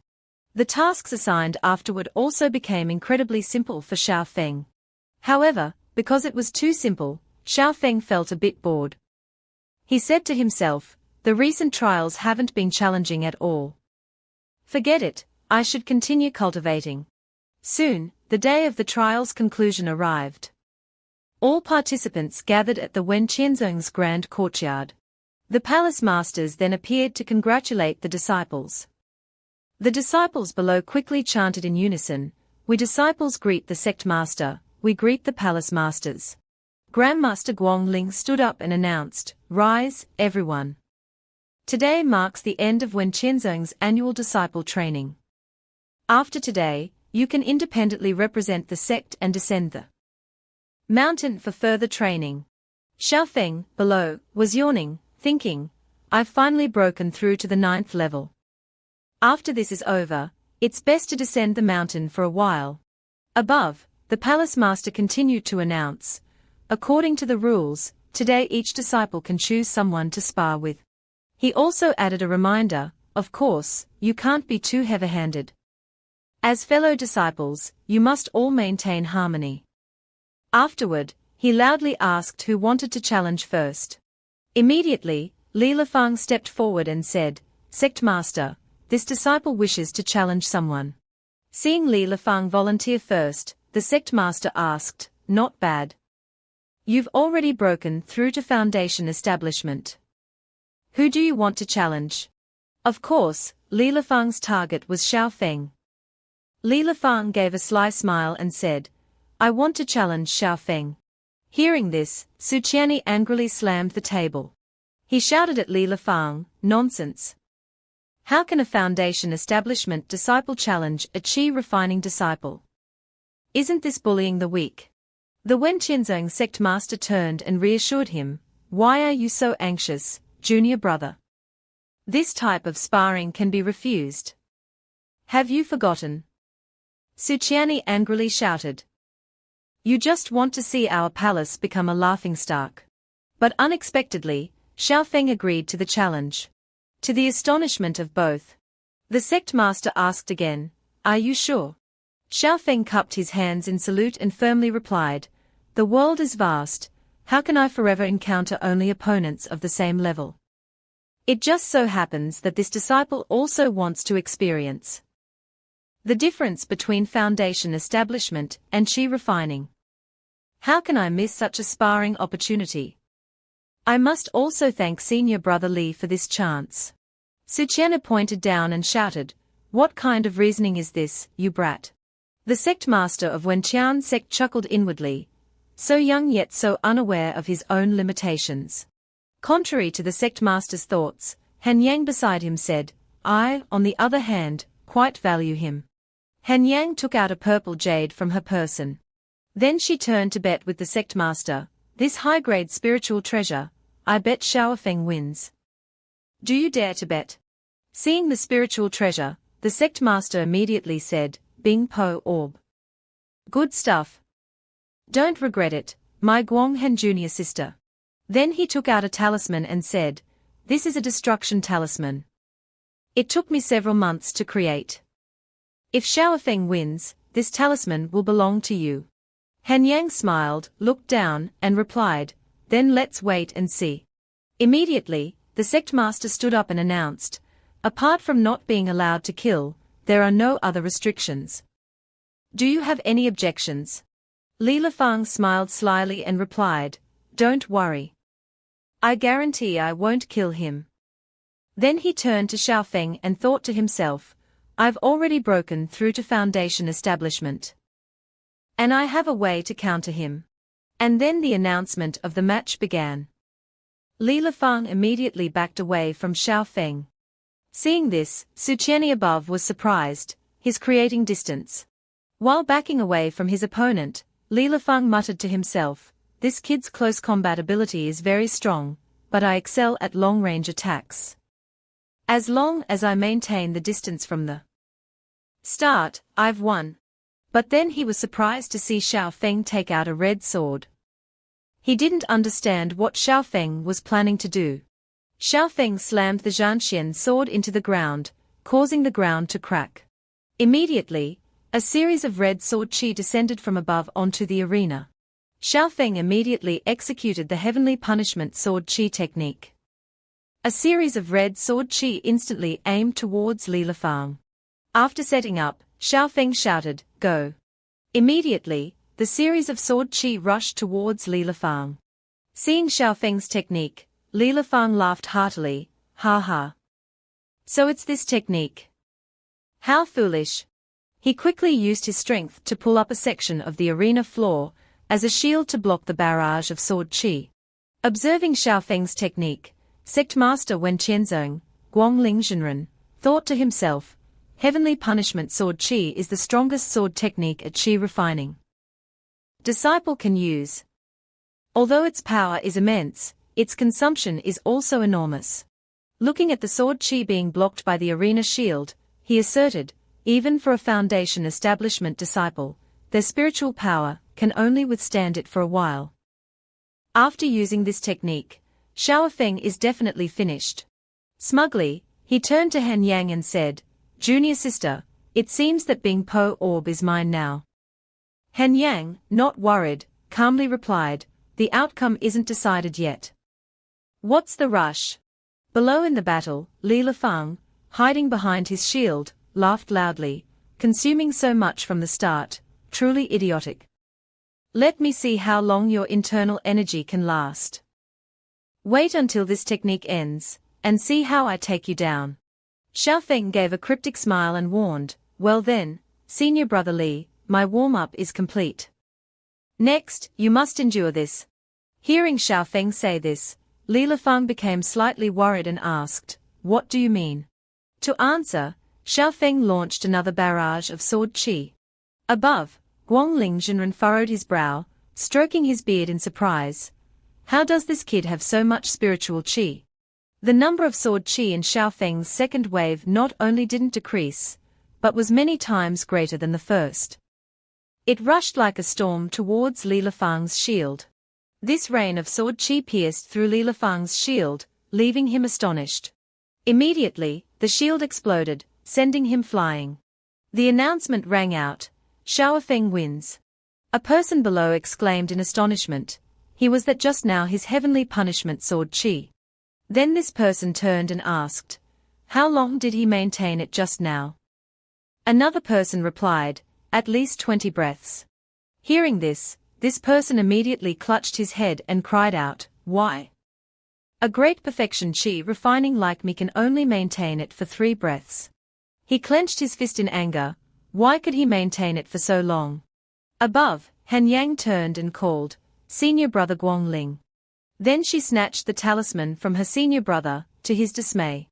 Holding the talisman in her hand, Han Yang exclaimed, "This talisman is indeed not bad. It can at least severely injure a nascent soul cultivator." Then she turned and smiled at Guangling, "Thank you, senior brother, for your generosity." Guangling responded awkwardly, "It's a small matter. Just a small matter." Then he turned to Su Qianni and said, "Junior brother Su, I didn't expect your disciple to be so strong. You've taken all the advantage this time." Su Qianni waved his hand in embarrassment and replied, "What does it have to do with me? I am still annoyed."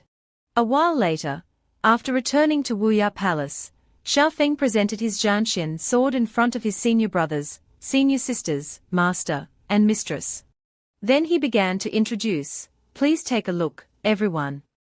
This is the secret to how I can execute the heavenly punishment sword qi for an extended period." Looking at the glowing sword, Xiao Feng continued to explain, "Just engrave the sword formation of the heavenly punishment sword qi on the sword beforehand, then infuse it with spiritual power. When needed, it can be activated immediately." Hearing this, the second senior brother wondered, "So at the beginning, you actually used the sword formation that had stored spiritual power beforehand, and then started using it. This way of thinking is truly unique." The third senior sister also spoke up, "But this method is very difficult for others to use. It requires extremely strong perception and control over formations. This isn't something that can be achieved just by having a high cultivation level." Lin Ziyuan, listening from above, smiled. "I didn't expect Xiao Feng to have such talent in this area." Then she said to her daughter, "Yao Qing, look at your junior brother. His cultivation is clearly not as high as yours, but he's the one using his brain. Look at yourself. You don't know how to learn from others." Yao Qing clutched her head and cried out, "Why is it like this?" After explaining, Xiao Feng continued to plead, "Master, I have one more request, I hope Master will grant it." Su Qianni happily replied, "Tell me. You performed excellently this time. As long as it's not an excessive request, I'll agree to it." Xiao Feng seriously proposed, "I want to go down the mountain and train myself for a period of time." Hearing her junior brother say this, Yao Qing exclaimed in panic, "Why? Isn't Wuya Palace enjoyable?" Su Qianni also agreed, "That's right. Your current cultivation is too low, going outside will be dangerous. It's better to change your request." Xiao Feng maintained his proposal, "Everyone treats me very well, but jade that isn't polished can't do anything. I hope to experience more challenges. That way, I can truly mature. I hope Master will agree." Su Qianni had no choice but to agree to the request. After receiving approval, Xiao Feng exited the main hall and looked up at the sky, thinking to himself, "Finally achieved my goal. Although I feel a little guilty towards everyone. There are some plans that can only be carried out alone." Suddenly, a voice rang out, "Xiao Feng." He turned his head, looking around to see where it came from and wondered, Liu Hanyan's voice. No, why would Liu Hanyang come here? Did I hear wrong? Suddenly, a small light appeared from Xiaofeng's chest. The light turned out to be coming from the jade pendant Hanyang had given him before.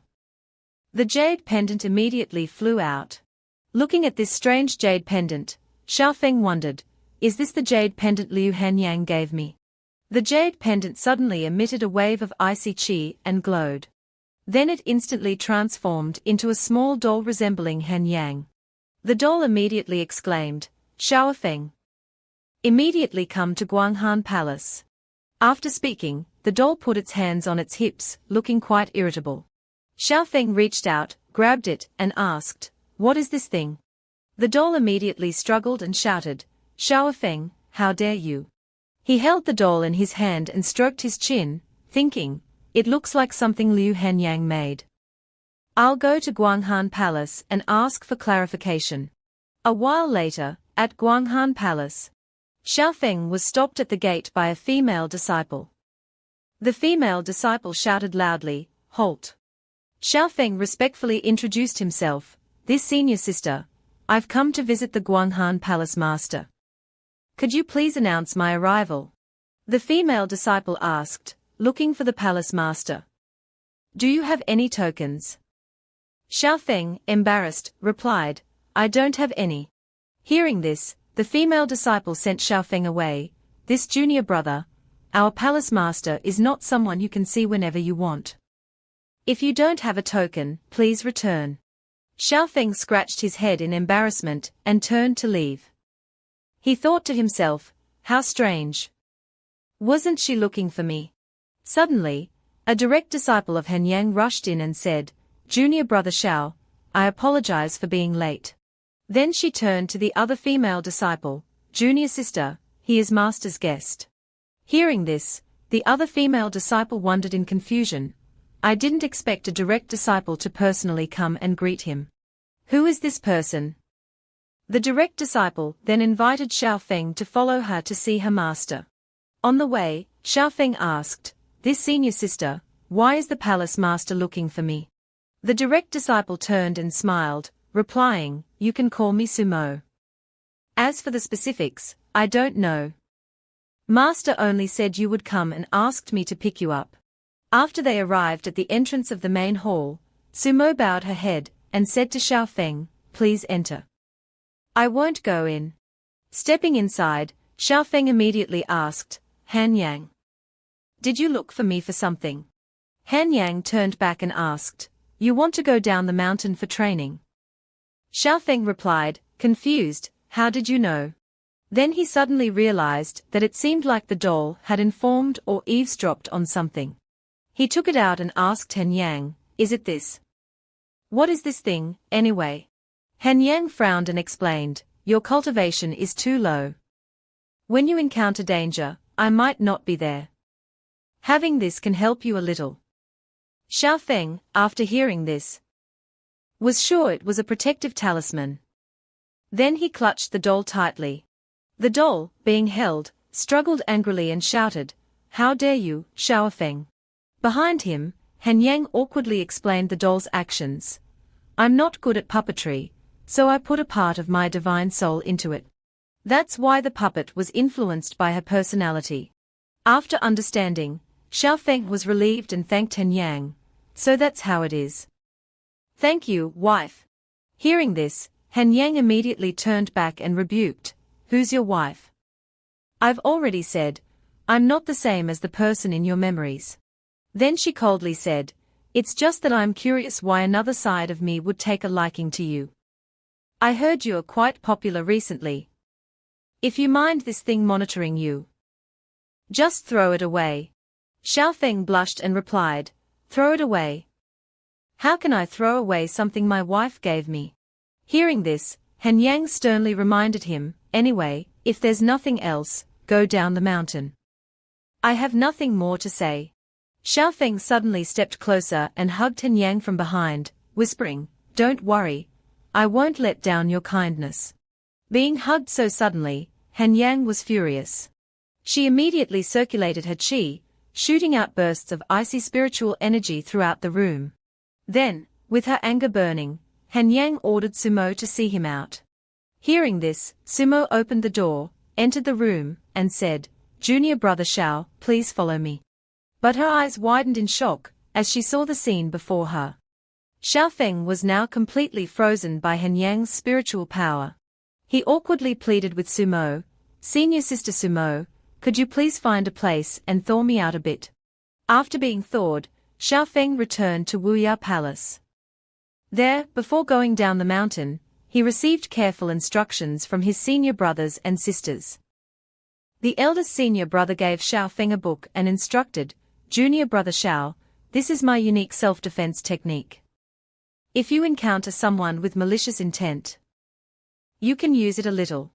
The second senior brother gave him some talismans and instructed, "These are some life-saving talismans I hastily made overnight. If you encounter someone you can't beat, just avoid them if you can." The third senior sister gave him a flag and instructed, "This is the 5 elements flag. It has a certain defensive ability against various spells. Most importantly, if you can't beat them, you can surrender. There are always more fish in the sea." Seeing his worried senior brothers and sisters, Xiao Feng reassured them, "I'm just going down the mountain to train, not to fight the demonic sect alone." The eldest senior brother reminded him, "We are worried about you. Remember, when you encounter danger, don't try to fight head-on. Your life is the most important thing." Hearing this, Xiao Feng obeyed and bid farewell. "I've remembered your teachings, senior brothers and sisters. I'll take my leave now." Immediately afterward, Xiao Feng mounted his Zhanxian sword and flew away. The eldest senior brother watched Xiao Feng's figure depart and pondered, "Junior brother Xiao must be in a hurry to cultivate down the mountain because of the upcoming Zhenwu ranking. He's truly diligent." The third senior sister wondered, "Speaking of which, why didn't little junior sister come? Isn't her relationship with junior brother Xiao very good?" The second senior brother pinched his fingers to calculate and sighed, "That girl is truly audacious." Meanwhile, Xiao Feng was flying at full speed on his flying sword. As he went, he thought, "Now I have to go to the nearest Wangqian city." Suddenly, he heard a familiar cry for help from below, "Help me." It turned out to be Yao Qing's voice. She was tied up and kept shouting, "Help! Someone save me!" In front of her, 3 thugs were laughing triumphantly, "Keep yelling. Even if you yell your lungs out, no one will come to save you." Yao Qing looked up and saw Xiao Feng's flying sword was passed without paying any attention to her. So Yao Qing then expressed her anger to the 3 thugs, "Hey! Are you guys not yelling seriously enough?" The 3 thugs started to get scared. "Lady Knight, we really are being serious. Yes, we've yelled until our throats are dry." Suddenly, a voice came from behind them, "What are you doing?" The 3 thugs turned around and saw Xiao Feng's figure standing on a tree. He jumped down in front of them, causing them to recoil in shock. The leader exclaimed in fear, "It's an immortal. With such kingly aura, how can I withstand it?" Then he punched himself in the face, causing blood to spurt out. The other 2 immediately helped their boss up and shouted, "Retreat! Get the boss out of here. Just you wait." Xiao Feng watched them leave, then glanced back at Yao Qing and asked, "Senior sister, care to explain?" Yao Qing stammered in embarrassment, "I was passing by this road and was accidentally captured by bandits." Xiao Feng naturally didn't believe her. He gave her a scrutinizing look. Knowing she couldn't hide it, Yao Qing yelled, "Fine. I wanted to go out and play with you." Xiao Feng pondered and asked, "Did master and mistress let you come out like this?" Yao Qing didn't dare look Xiao Feng in the eye and stammered, "They agreed." They didn't object at all. Although Xiao Feng didn't believe it, he still had to drag this stubborn girl along. He said, "All right, then follow me to Wangqian City." As he walked, he muttered to himself, "After a few days in Wangqian City, master and mistress will probably come and pick this girl up." Immediately, the 2 of them soared into the sky. Watching the 2 streaks of light fly away, the thug sighed, that killing star is finally gone. The two subordinates praised their boss. Boss is wise. To actually escape from those immortals. Boss is mighty. We are truly alive. The boss scratched his head and laughed, replying, that's right. Has your boss ever lied to you? This is called surviving a great calamity will bring great fortune. We'll definitely encounter a fat sheep we can rob later. Speak of the sheep and you shall find it. A voice suddenly rang out from behind. Excuse me, may I ask something? Unfortunately for the thugs, this fat sheep wasn't just any ordinary one. The person who just spoke was Lindsay Yuan, Yao Qing's mother. She smiled and asked them, have you seen someone? Seeing a beautiful woman, but not yet realizing the danger, the thugs rejoiced inwardly, wondering, is this the fat sheep? The boss immediately gave a perverted smile and asked back, little lady, out here playing alone. Scene changed to Wangtian City. Wangtian City was currently holding a very lively festival, with people gathered to watch a dragon dance.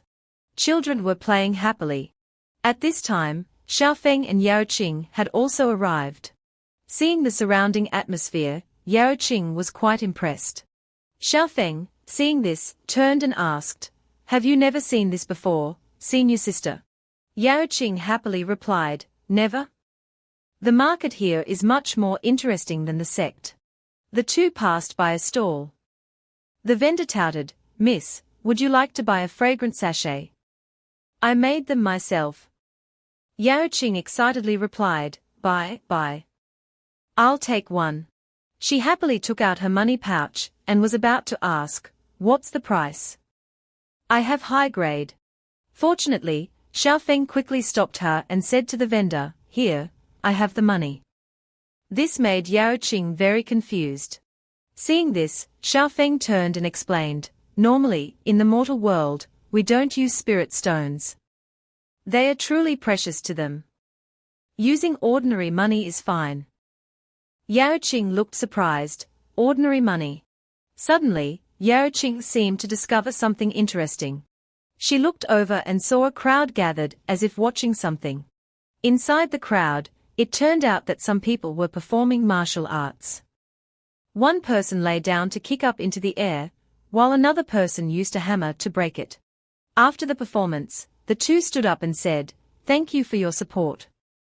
Anyone want to try? One hammer for 10 taels of silver. Our iron body can definitely withstand it. Immediately, a hand shot up. I want to try. Yao Qing volunteered and stepped forward. Seeing such a petite girl, the two performers asked, Miss, can you even lift the hammer? Contrary to their expectations, Yao Qing suggested, I don't want to hit you. I want to lie down here and let someone else hit me. She smiled smugly and continued, don't worry, my body is very sturdy. Hearing this, everyone around pointed and whispered. Immediately, Xiaofeng had to step forward to stop her. He said to everyone, I apologize. My little sister isn't quite right in the head. Then he quickly pulled her away as she struggled. What are you doing? I really can withstand it. After pulling Yao Qing to a deserted bridge, Xiaofeng slowly explained, Senior sister, you're a cultivator. If you participate in mortal activities, you'll scare them. Yao Qing replied cheerfully, I was just too excited. You know, I've never been to such a lively place. Immediately afterward, fireworks were launched and exploded in the sky, creating a very beautiful scene. Looking at the beautiful fireworks, Yao Qing expressed her admiration, so beautiful. Junior brother, I actually really admire you. Then she continued thoughtfully, ever since I can remember, I've always lived in the sect. My parents have never let me down into the mortal world. I could only hear about it from the stories of my senior brothers and sisters, but I really wanted to see it for myself. Then she gently confessed that she had snuck out here. Xiaofeng had known this already. He coldly replied, I already knew. Yao Qing smiled and turned to say, as expected, I can't fool you.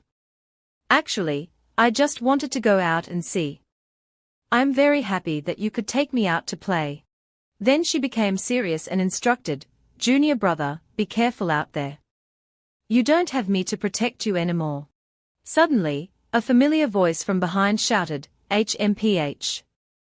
You don't have much ability yourself, yet you want to protect others. Recognizing Lin Ziyuan's voice, both of them turned around in astonishment.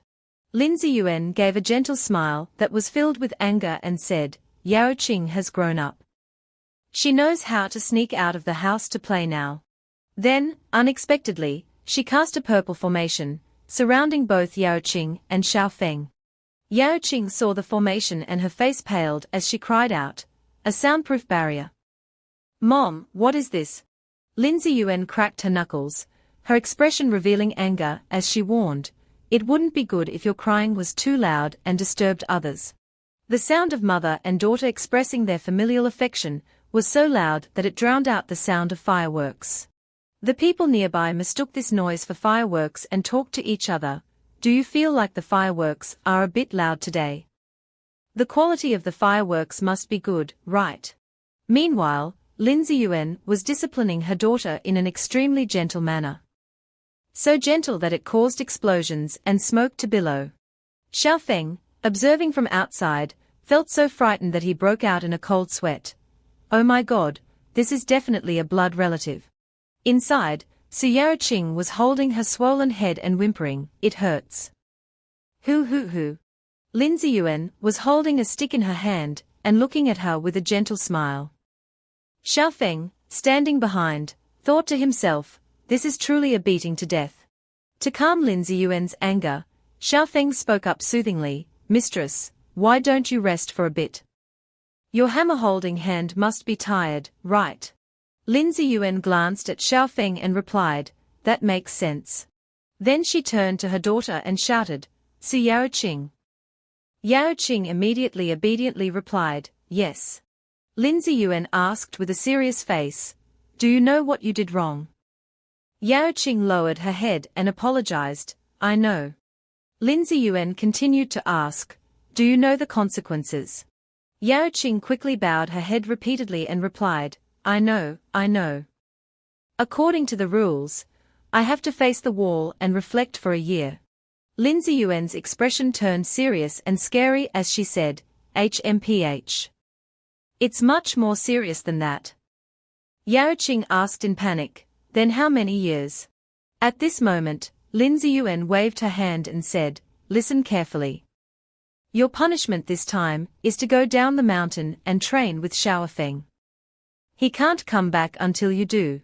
Hearing this, Yaoqing was stunned, not understanding what had just happened. Lin Ziyuan, seeing this, asked sternly, any objections? Yaoqing shook her head and quickly replied, understood. After finishing, Lin Ziyuan turned to Xiaofeng and asked, Xiaofeng, do you agree to take care of Yaoqing?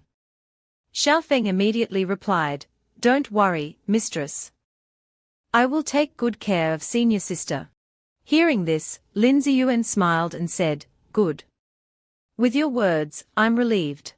After saying that, she immediately flew away without even saying goodbye.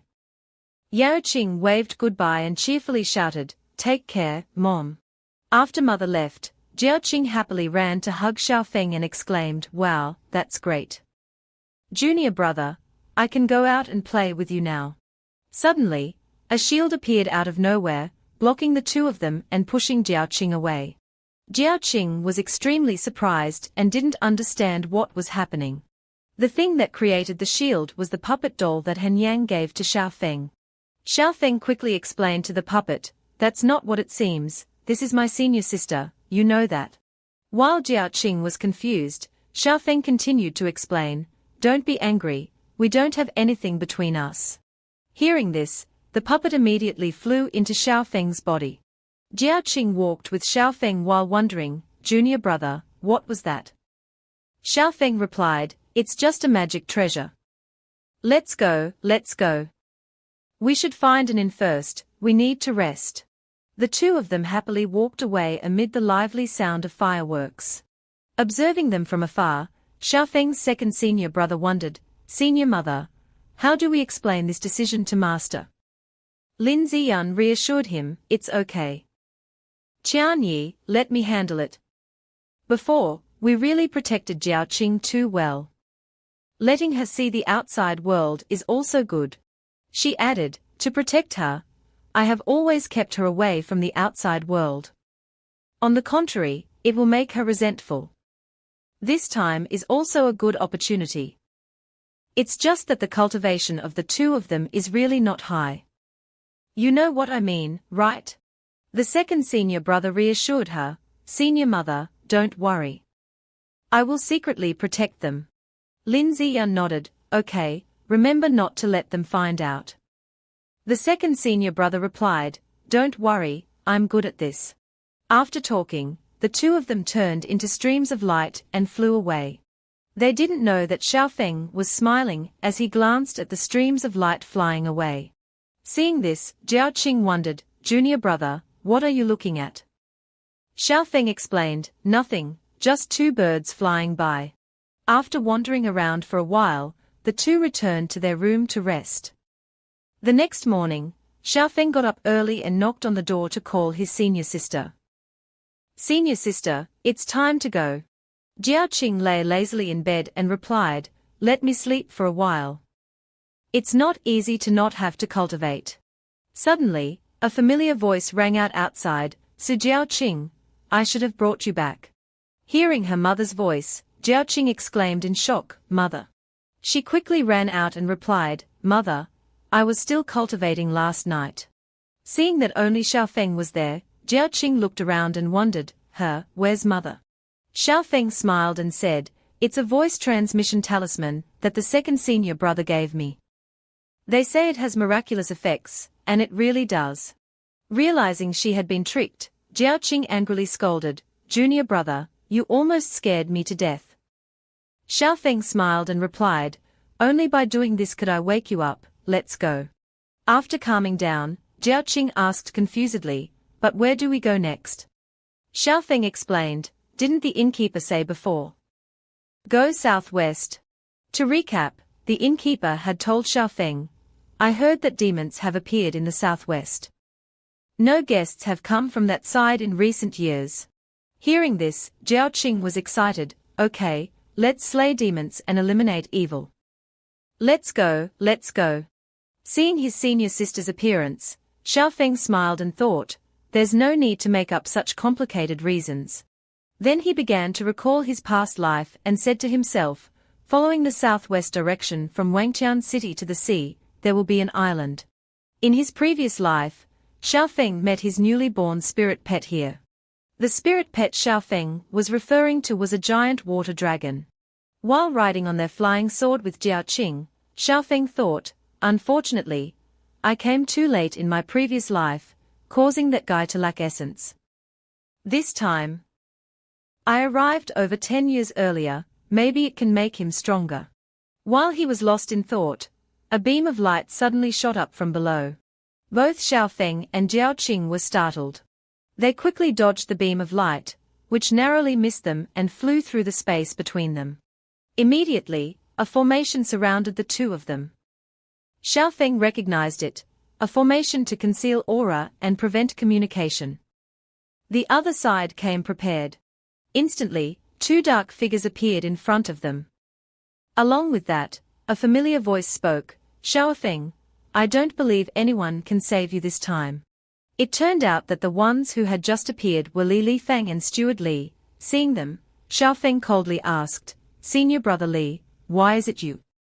You might not mind, but I find it annoying. Jiao Qing also said, two defeated underlings. Do you think you can stop us? Is your brain working? Suddenly, another voice rang out, startling Jiao Qing, the two of them are not enough, what about adding me? The one who had just spoken was a late-stage Foundation establishment demon cultivator. Steward Li smiled smugly and said to the person who had just arrived, Supreme One, we didn't lie to you.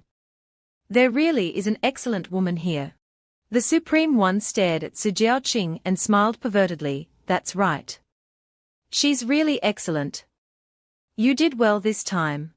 Steward Li smiled slyly and asked, then what about dealing with them for my nephew? The Supreme One laughed loudly, "Ha ha, just leave it to me."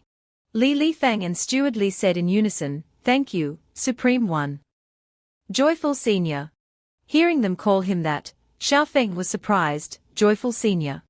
Jiao Qing asked beside him, "Junior brother, have you heard of this name before?" Xiao Feng replied, "I have heard of it. He's said to be a heretical cultivator, who uses the yin energy of women for cultivation." Xiao Feng said sternly, "His methods are extremely cruel. He will drain any woman who cultivates with him." Hearing this, Jiao Qing angrily exclaimed, "Beast." Hearing Xiao Feng introduce him like this, the Joyful One smiled, "It seems you have heard of me. That saves a lot of effort. Women are just furnaces for cultivation. Surrender obediently, and I can give you a painless death. How about that?" Suddenly, the immortal slaying sword appeared and flew out of Xiao Feng's body. Seeing it, the Joyful One exclaimed in surprise, "Immortal slaying, why are you in this ordinary flying sword?" The immortal slaying sword trembled and angrily replied, "Didn't you tell me not to expose myself if I'm normal? But I really can't take it anymore, I have to kill him."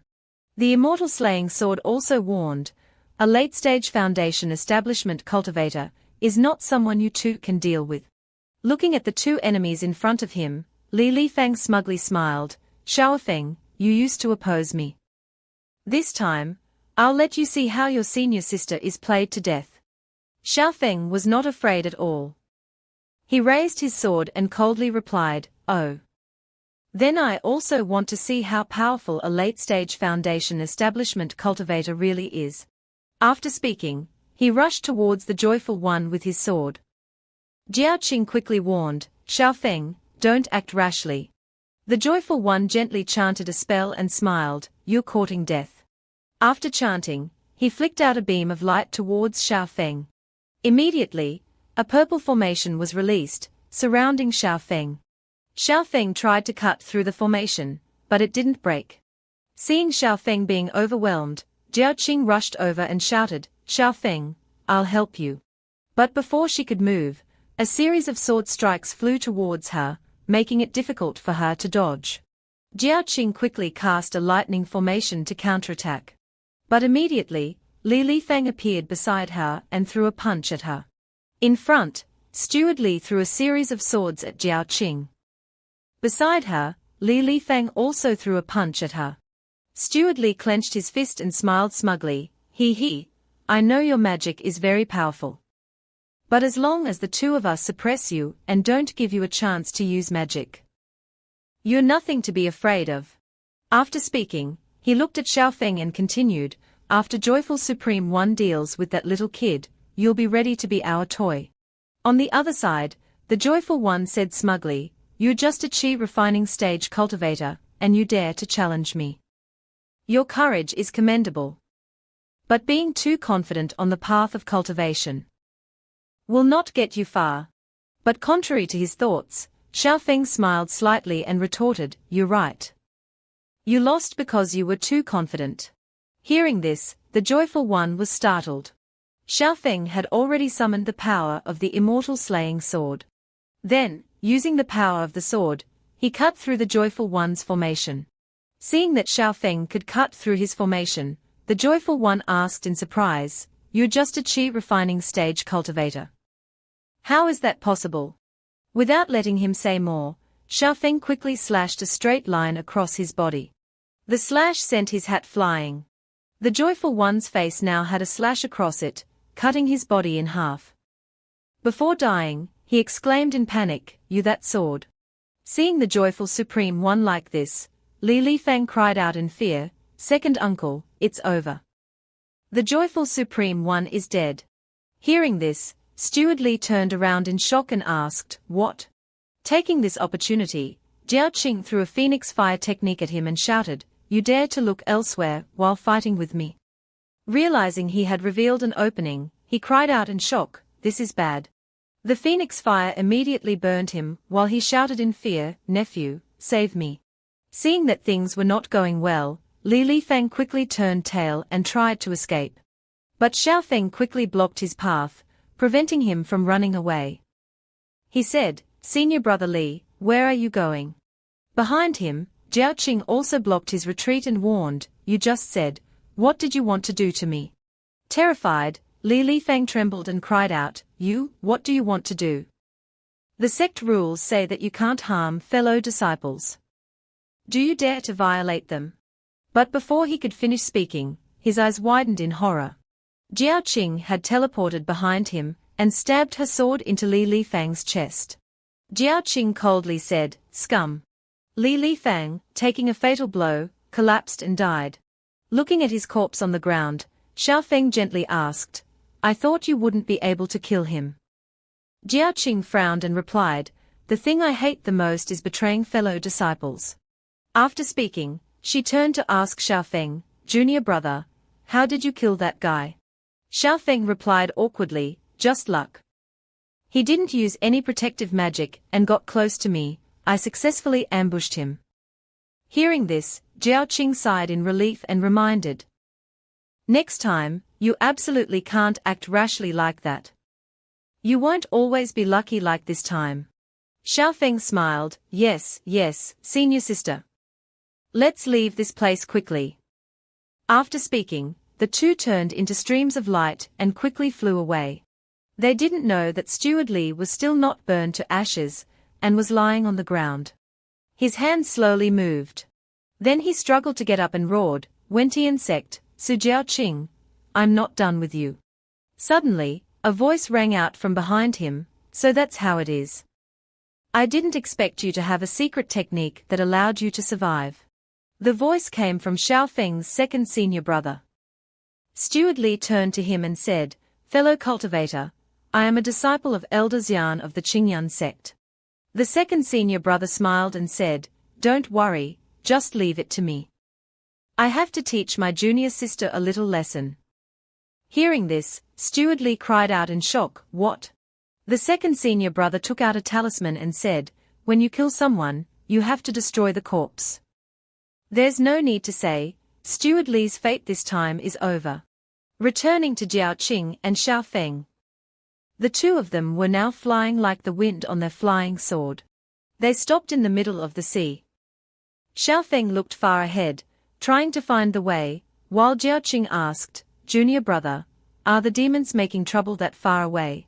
Xiaofeng turned and replied, "Those demons are probably on some island.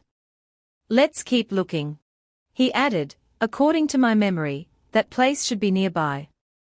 It should be a broken coral island." Suddenly, Jiaoqing pointed ahead and exclaimed, "Junior brother, look ahead." The two of them looked ahead, and saw lightning striking fiercely. Jiaoqing exclaimed, "This anomaly is really strange. Is the island where the demons are located over there?" Xiaofeng turned and sternly reminded, "Let's go over and take a look. Remember to be careful." After speaking, the two of them flew away. In front of them, an island indeed appeared. Thunderbolts from the sky were striking a large tree on the island. Seeing this, Jiaoqing exclaimed, "That ancient tree must have some treasure, which is why it is causing such anomalies." Xiaofeng suddenly discovered something. He quickly pulled his senior sister back and warned, "Senior sister, retreat." Large and fierce lightning bolts were striking the island extremely hard. Along with that, there were earth-shattering explosions. Jiaoqing exclaimed in shock, "What is that?" It turned out that the island was slowly moving and rising. A loud voice warned the two, "Humans, leave." Hearing this, Xiaofeng thought, "It can transmit divine sense. This is at least a nascent soul-stage demon beast." Thinking that, he immediately clasped his hands and replied, "Senior, we apologize for disturbing you. We will leave immediately." It turned out that the island was a giant tortoise. The two quickly retreated away from it. Seeing the large demon beast tortoise, Jiaoqing sighed in relief, "Fortunately. It seems that Senior didn't mean to make things difficult for us. Otherwise, it would have been troublesome." Xiaofeng reminded her, "It doesn't have good intentions at all. It's just that it doesn't have time to pay attention to us." He pointed ahead and said, "Look there. It's about to start." Immediately, a large cluster of lightning struck the tortoise demon beast's shell. Seeing this, Jiaoqing exclaimed, "Is this a tribulation?" In front of them, large clusters of purple lightning continued to strike the tortoise demon beast's shell. Seeing this scene, Xiaofeng realized that everything was as he had guessed. He said, "This island is actually a part of this large tortoise. But when I came here, it was a partially destroyed ruin." Suddenly, a large ball of water shot out from the tortoise's mouth. Seeing this, Xiaofeng exclaimed, "This giant tortoise failed the tribulation. What I saw that year was its remains. But this time, I arrived earlier." The ball of water from the tortoise's mouth shot straight towards the large purple lightning, blocking it. Jiaoqing said from afar, "It blocked it. It doesn't seem like the tribulation is that difficult." Xiaofeng said thoughtfully, "This is just the first wave. The stronger the demon beast, the stronger the heavenly tribulation it encounters." From above, large clusters of purple lightning were still continuously striking down. Below, the tortoise demon beast was not to be outdone. It opened its mouth and roared, emitting a large blue light that enveloped its body. The lightning from above struck directly into the protective shield the tortoise had just created. A series of large lightning clusters struck directly at the tortoise's shield. Seeing this scene, Jiaoqing exclaimed, "It's truly majestic." Xiaofeng added, "Being able to see this scene is also a kind of rare fate." Suddenly, Jiaoqing turned around in shock, as if she had discovered something. Behind them, a large bird was flying towards them. Jiaoqing shouted, "Something is coming from over there." The large bird flew straight towards the two of them and opened its mouth. But luckily, it didn't intend to attack them, it just quickly flew through the space between them. Xiaofeng shouted, "Its target isn't us." The large bird's destination was the giant tortoise that was undergoing its tribulation. When it flew close enough, the large bird flapped its wings, creating a large tornado. The tornado rushed over, directly attacking the tortoise's shield. Immediately, a large explosion occurred at its shield. Following that, a large purple lightning bolt turned into a large sword and was also rushing down to attack. The tortoise could only use its protective barrier to meet the challenge. Seeing this, Xiaofeng unconsciously exclaimed, "The protective barrier was depleted a lot by the strong wind. It won't be able to stop the next lightning tribulation." On this side, both the large lightning bolt and the bird's violent wind were simultaneously heading towards the tortoise's shield. They rushed forward at the same time, attacking directly. An earth-shattering explosion occurred, and at the same time, the tortoise's shield was completely shattered.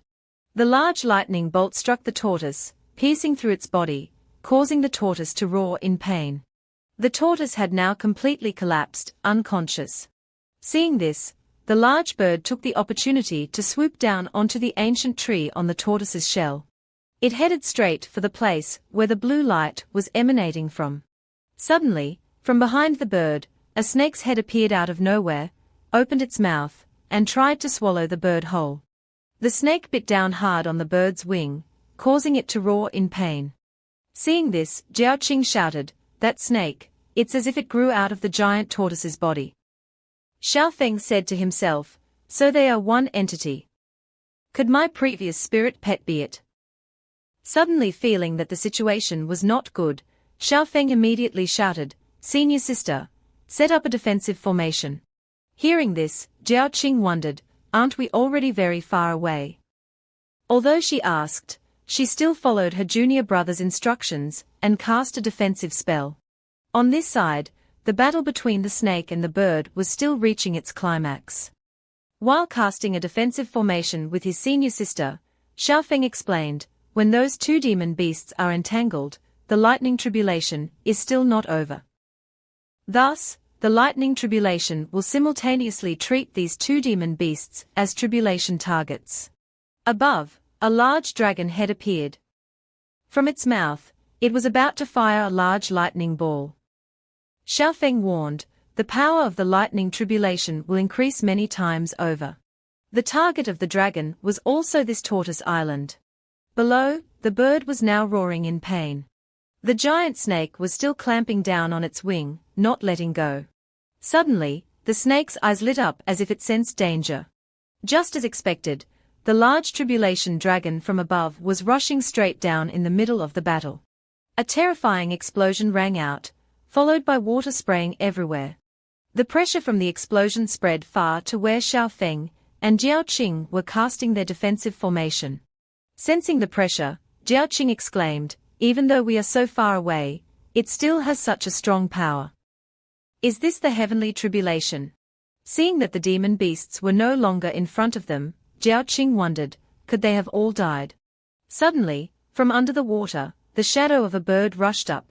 The large bird quickly flew away. Seeing this, Xiaofeng quickly reminded his senior sister, "Let's go. Let's go over and take a look." The two immediately landed on the tortoise's shell, right in front of the snake's corpse. Xiaofeng slowly walked closer to the snake's corpse. Jiaoqing stood in the distance, looking at the charred ancient tree, feeling pity. This tree has been destroyed. It's such a pity. Xiaofeng looked at the snake's corpse, which was now emitting a blue light, and said, "This guy is still alive." Jiaoqing looked at the snake with pity. It can't hold on for much longer. Its injuries are too severe. Xiaofeng looked at the snake's eyes and was silent. Then he picked up its corpse and put it on his shoulder, to Jiaoqing's surprise. Xiaofeng. What are you going to do?"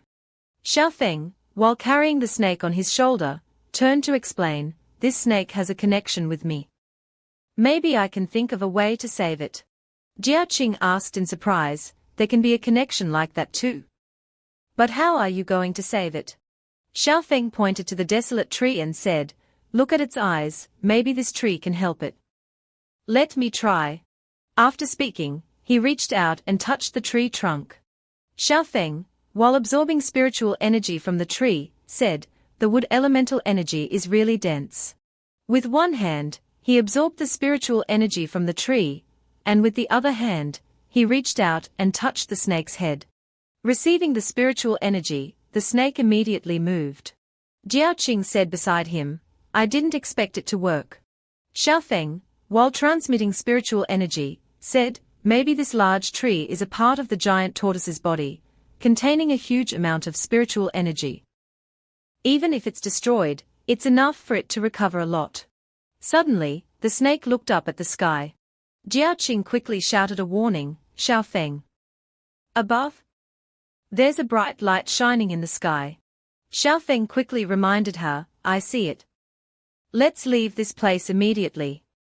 The heavenly tribulation is not over yet."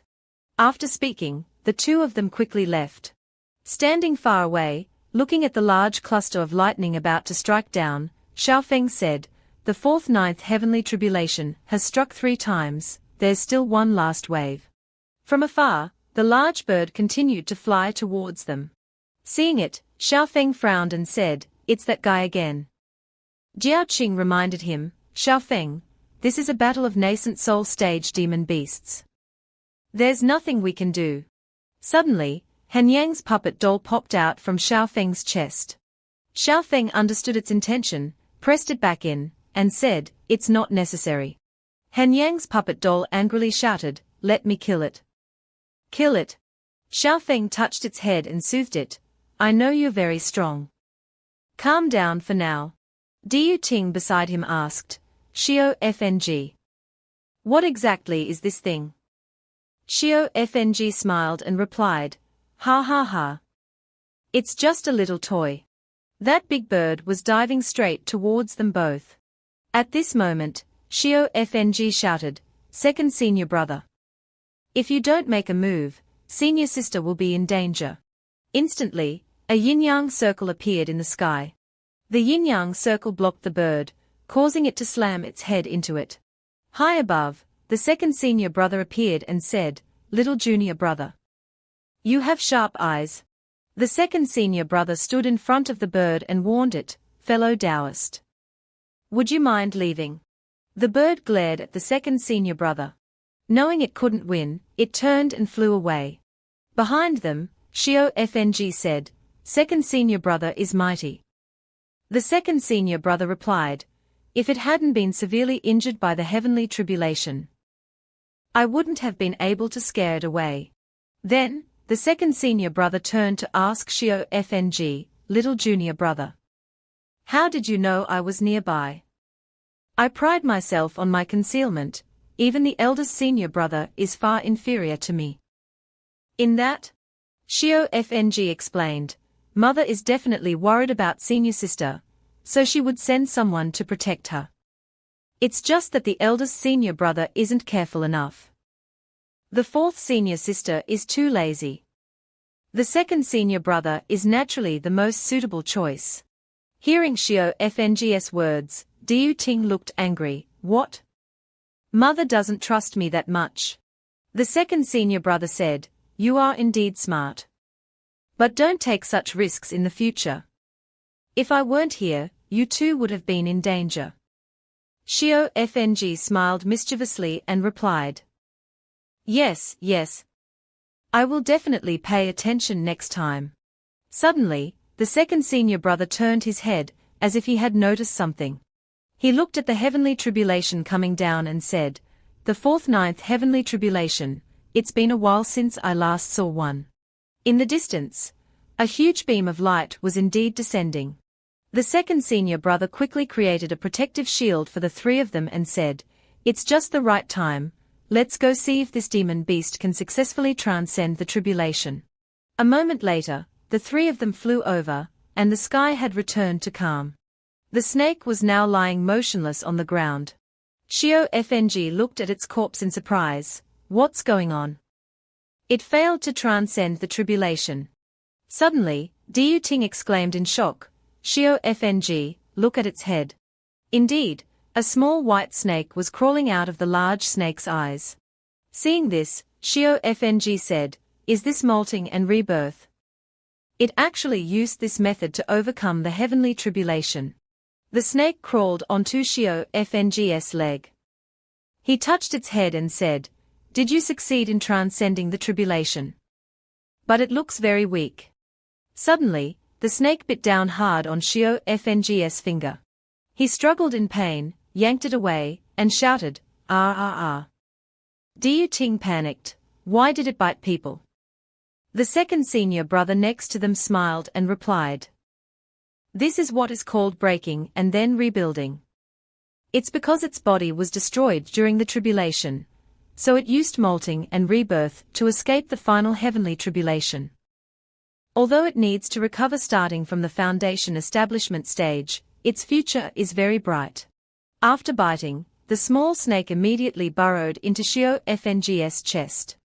He looked at his finger and said, it's nothing. The bite was light. The second senior brother smiled kindly and congratulated him. Congratulations, little junior brother. You were able to subdue such a spiritual beast. It seems your karmic luck is very good. Xiao Fng replied softly, it's all thanks to second senior brother's assistance. He pointed to the ancient tree, now withered, and said, that's right. Second senior brother. The spirit wood here looks very unusual. Do you want to take a look? The second senior brother looked at the tree and replied, oh. This tree didn't get destroyed even in such a heavenly tribulation. How interesting. He moved closer to examine it carefully and realized, unexpectedly, it's a rare divine wood. Hearing this, Xiao Fng asked in confusion, can this divine wood still be saved? The second senior brother sat up and replied, that's right. Such a heaven-defying treasure inherently has extremely strong vitality. It just needs to quickly find a spiritual pool. Hearing that, Diu Ting said, a spiritual pool. There's one in our sect. The second senior brother replied, from here back there, even for me, it would take at least 3 days to go back and forth. During this time, I won't be able to protect you too. Xiao Fng smiled and reassured him, don't worry. Senior brother, just go back. We won't cause any trouble during this time. Diu Ting added, that's right, that's right. Hearing this, the second senior brother agreed to go back and instructed, that's for the best. Remember not to go causing trouble. I'll be back in 3 days. After saying that, the second senior brother flew away. Seeing that his senior brother had left, Xiao Fng said. It seems that he has really left. Diu Ting turned to ask, what about us then? Xiao Fng immediately pulled Diu Ting away, flying. As they flew, Diu Ting asked in confusion, Xiao Fng. I thought you would obediently listen to second senior brother. Xiao Fng smiled and replied, are you kidding? If he's following us, what's the point of us training? Then he added, let's go. We'll find a place and hide, completely losing him. At this time, a large fleet of ships appeared in another place on the sea. The flag on the largest ship at the front had a dragon on it. It seemed that this was the army of a large country. Standing on the command ship was an old man. The old man turned and said to his master behind him, Crown Prince. Ahead is the sea area of Yunyi Kingdom. The Crown Prince nodded, Shi Chen Dao Zhong. I am no longer the Crown Prince. As he walked, the Crown Prince pondered, hopefully this trip will be smooth. Suddenly, two shadows flashed by at this moment. Seeing this, the Crown Prince said, Immortal. There are cultivators coming. Shi Chen Dao Zhong reassured him. Don't worry. The people coming have cultivation levels not far from my own, and it doesn't seem like they have any hostile intentions. The two who had just arrived were Xiao Fng and Diu Ting. They landed right in front of the Crown Prince's ship. Xiao Fng politely cupped his hands and asked, Excuse me, you two. How do we get to Yunyi Kingdom? The Crown Prince politely replied, Greetings, Immortal Master. I am Zha with Macron Ng Tins He. This place is already very close to Yunyi Kingdom, but it's still a ways away. Zha with Macron Ng Tins He, seeing that they both had the same destination, suggested, we also happen to be going to Yunyi Kingdom. If you two don't mind, you could travel with us. What do you think? Hearing this, Diu Ting immediately agreed, okay. Xiao Fng. I'm so tired. We've been flying for a long time. Xiao Fng also nodded in agreement. The two landed on the Crown Prince's ship. Diu Ting immediately became excited, finally, we can rest. Crown Prince Zha with Macron Ng Tins He turned and ordered the servants, prepare rooms for the two immortal masters. Xiao Fng, seeing such hospitable behavior, cupped his hands in thanks, then we'll be imposing. Diu Ting quickly followed behind the Crown Prince's attendant. Zha with Macron Ng Tins He watched them leave and asked, Immortal Master. Do you think these two could become our support? Shi Chen Dao Zhong replied, Your Highness is kind. It's just that these two have extraordinary bearing.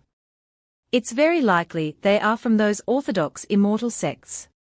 He frowned and added seriously, making connections isn't difficult. But it might not be easy for Your Highness to be able to use them. The attendant led Xiao Fng and Diu Ting to the door of their rooms and said, Immortal Masters. This is where you will rest. I will take my leave first. Diu Ting, feeling strange, asked, Xiao Fng. It seems like the people here are too polite. How could they just let us onto their ship like that? Xiao Fng pondered and then replied, No kindness is without a reason. The fact that they are so good to us can only mean that they have something they want to ask of us. Hearing this, Diu Ting was startled, Huh? Then are we still staying on this ship? Xiao Fng, while entering the room, replied, Of course we are staying. Aren't you tired? We'll deal with any problems as they come. If there really is some major trouble, we can just leave. Suddenly, a few large, strange ships approached them from outside. The watchman woke up from his drowsiness in shock and cried out, They are. Seeing the strange fleet in front of them, this person was completely awake and shouted, Enemy attack. The two fleets immediately stopped, facing each other. Shi Chen Dao Zhong stepped forward and loudly asked, Friends on the opposite side. Who are you? This is the royal fleet of the Tinlong Kingdom. But then his expression suddenly turned terrified. It turned out that without saying a word, the fleet in front had fired a volley of arrows at the Crown Prince's fleet. Immediately, Shi Chen Daozhong unleashed a technique, creating a wave of water. The wave quickly grew, forming a large whirlpool that blocked all the enemy's arrows. After blocking, Shi Chen Daozhong shouted, "Audacious! You dare attack the royal fleet of Tianlong Kingdom." A shout echoed from the enemy ship, "Crown Prince Tinshi. Your fate has run out. If you don't hand over Princess Yuji, we might spare your lives." Hearing their arrogance, Crown Prince Tinshi gritted his teeth in anger, "Traitorous rebels." Then he loudly ordered, "Guards, listen up. Attack with all your forces." The soldiers, upon hearing the order, immediately raised their bows to fire at the enemy fleet. The arrows flew towards the enemy's ship like rain. The enemy ship was not to be outdone. They also fired arrows back towards Tinshi's ships. The two fleets continued to shoot arrows back and forth at each other. The arrows fired by the enemy ship were fortunately blocked by Shi Chen Daozhang's shield, preventing Crown Prince Tinshi from getting injured. On a separate ship, observing the situation outside, Xiao Fng and Diu Ting were still leisurely enjoying their tea. Diu Ting looked outside and asked, "Junior brother, what do you think actually happened?" Xiao Fng coldly replied, "Let's just observe some more." Outside, the battle was reaching its climax. Fire began to spread across the ships. A servant hurriedly ran to report to Tinshi that Sanglong ship is on fire. The enemy's fleet outnumbers ours. Our troops are at a disadvantage. Crown Prince Tinshi was shocked upon hearing this. How could this be? Shi Chen Daozhong remained calm and reassured him, "Leave it to me." Tinshi respectfully said, "Then I'll have to trouble you, immortal master." Then he leaped into the air. After flying into the air, Shi Chen Daozhong released a series of talismans. The talismans flew towards the enemy ships and exploded violently. The Crown Prince's soldiers, seeing this, excitedly shouted, "The immortal master has made a move." Counterattack. In the sky above, arrows were flying towards Shi Chen Daozhong. Suddenly, a large water wave technique was launched from the enemy ship, straight towards Shi Chen Daozhong. Shi Chen Daozhong quickly dodged aside, avoiding the attack. However, the technique still hit his left arm. Shi Chen Daozhong, clutching his bleeding left arm, said, "Tian Cheng, senior brother. I didn't expect you to also become the Empress's lackey." He looked painfully at his transformed senior brother, while the latter laughed and replied, "Junior brother. Tianlong Kingdom has changed owners. Why are you still so stubbornly misguided?" The hooded figure of Tian Cheng continued, "Look at yourself. You haven't made any progress after so many years. Not only did your cultivation not increase, but you are also following a useless person." Shi Chen Daozhong was startled when he looked at the three people opposite him, Three Foundation Establishment. Suddenly, a voice sounded from behind Crown Prince Tinshi, "Brother, how about you just hand me over?" It was Princess Yuji. She came out, wanting to offer herself up. Seeing this, Tinshi shouted, "Yuji, why did you come out? Didn't I tell you to rest well?" Princess Yuji sadly replied, "Even if I marry into Uni Kingdom, they might not help us." She worriedly continued, "If you hand me over, at least everyone else can live." Tinshi scolded her, "Don't you dare say that again." He reassured his younger sister, "What kind of person is the Empress, don't you know? Even if I die here today, I won't let you fall into their hands." Hearing this, Tian Cheng ordered, "If that's the case, then burn these ships." Immediately, flames were launched, attempting to set Tinshi's fleet on fire. Suddenly, a fire phoenix appeared, blocking the incoming flames. The phoenix continuously absorbed the flames, followed by Diu Ting's voice, "This ship can't be burned. Otherwise it will be very troublesome for us." Seeing his fire technique blocked, Tian Cheng roared, "Who is it? Who is on the ship?" At this time, Crown Prince Tinshi began to explain to Xiao Fng and Diu Ting, "Lianlang Kingdom was originally an extremely powerful country, but because of years of continuous wars, its national power has declined. To end the war, the Emperor of Tianlong Kingdom took the princess of the enemy country. This marriage finally led to Tianlong Kingdom stopping the war. But not long after, the Emperor of Tianlong Kingdom suddenly fell ill with a strange disease, lying paralyzed in bed. Power fell into the hands of the Empress. Almost at the same time, news of the enemy country attacking again was received. The Empress, however, ordered the army not to resist. Speaking up to this point, Tinzi clenched his fists in determination and continued, "Before the fall of the capital, father had me protect my younger sister to Uni Kingdom. The condition for marrying the princess was to hopefully receive the support of Uni Kingdom." Finally, Tinzi said, "I didn't expect the cultivators, who used to serve our country, to surrender to the enemy and come here to stop us." After listening, Xiao Fng said, "So that's what happened." On the other side, Tian Cheng frowned when he didn't receive a response. He said, "No response." Behind him, a subordinate held up a scroll of paper. He quickly opened the scroll. Inside the scroll was a rather strange drawing. Seeing it, Shi Chen Daozhong exclaimed in shock, "This is the myriad techniques diagram." Tian Cheng's subordinate slammed his hand onto the myriad techniques diagram and shouted, "Turtle hiding in its shell. If you're hiding on the ship, I'll make you come out." Immediately, a series of tree roots extended from the myriad techniques diagram. These roots, along with the subordinate, quickly flew towards Tin's ship. But from the opposite side, a fire dragon appeared, rushing out to block him. The two sides collided, creating a large explosion. Tian Cheng looked extremely surprised. "What is this?" At this time, Xiao Fng was already standing in front of them.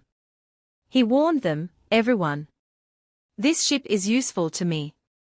How about you come back another day?" Seeing the sword in Xiao Fng's hand, Tian Cheng was startled. A top-grade immortal sword. A subordinate immediately reminded him, "This person seems to be a disciple of a major sect. We have to be a little careful." However, Tian Cheng didn't show any panic at all. He remained calm and instructed his subordinates, "A sword name has already made you so scared. So what if he's a disciple of a major sect? He's just a small, perfect chi refinement stage. That old man, Ti Chen, is for me. You guys go kill him." The subordinate, upon hearing the order, immediately charged towards Xiao Fng. Xiao Fng raised his sword to block his slash. Suddenly, a blue light shot from behind, causing him to turn around in surprise.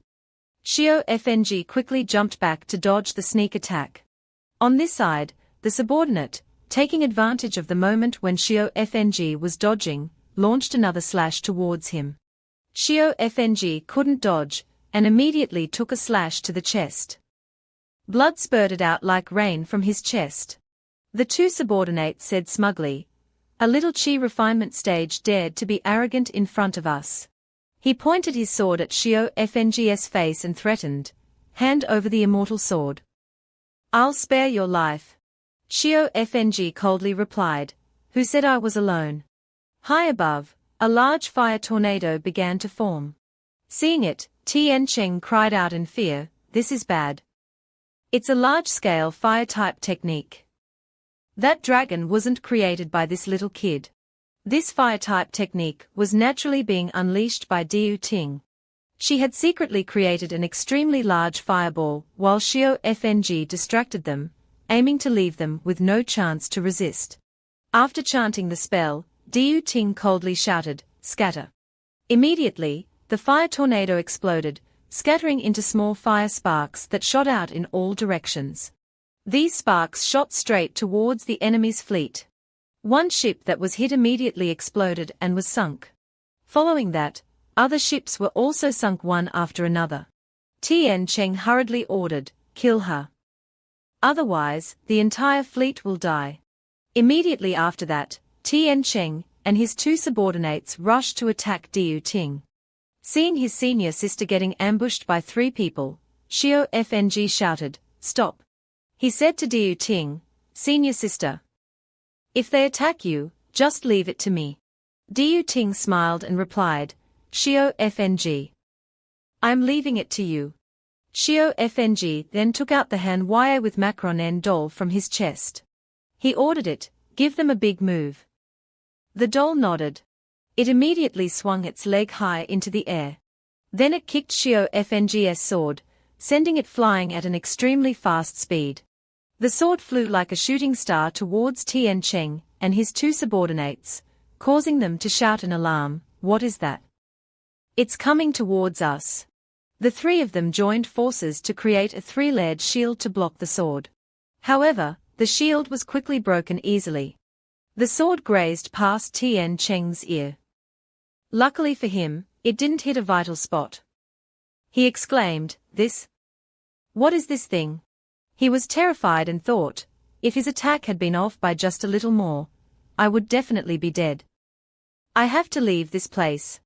Thinking that, he immediately teleported away. Seeing that, his two subordinates also told each other, "Damn it.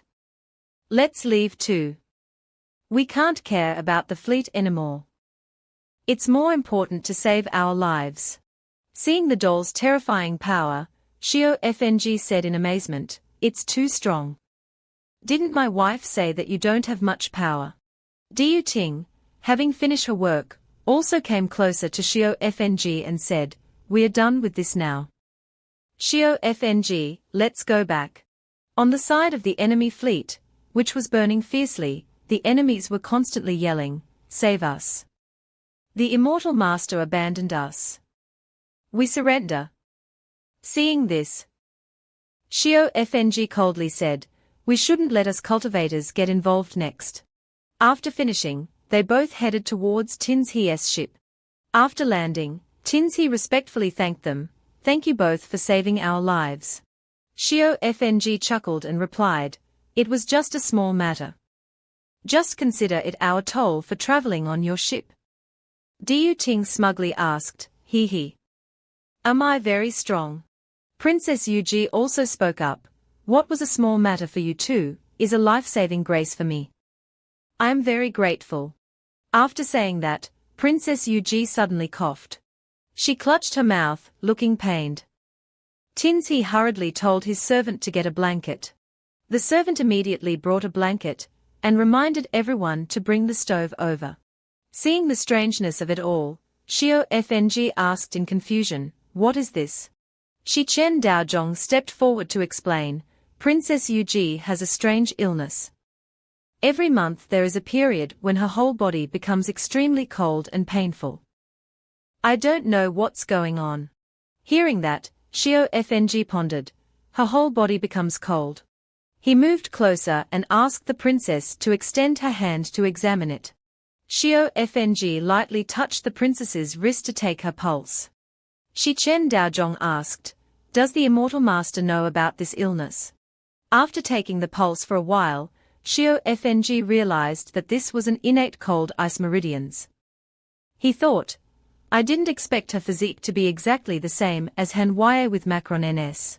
After taking the pulse, Xiao Fng explained, "This is a special physique. I can't do anything to completely cure it. But I have a way to make the princess more comfortable." Hearing this, Princess Yuji was delighted, "Then that would be great." Xiao Fng took out a prescription and instructed, "Take the medicine according to this prescription. Give the princess 3 doses a day. It can make her feel a lot less pain." Tinzi immediately knelt down to thank Xiao Fng. "I will never forget such great kindness." He shouted out in a firm voice, "If Tinlong Kingdom can ever rise again, I am willing to go through fire and water for the immortal master." After hearing these words, both Xiao Fng and Diu Ting immediately flew away, to everyone's surprise. 5 days later, at Uni Kingdom, Diu Ting excitedly said to Xiao Fng, "Xiao Fng. We are staying here for a few days, who are you looking for?" Xiao Fng replied, "There is indeed an acquaintance here. But it seems they are not here anymore."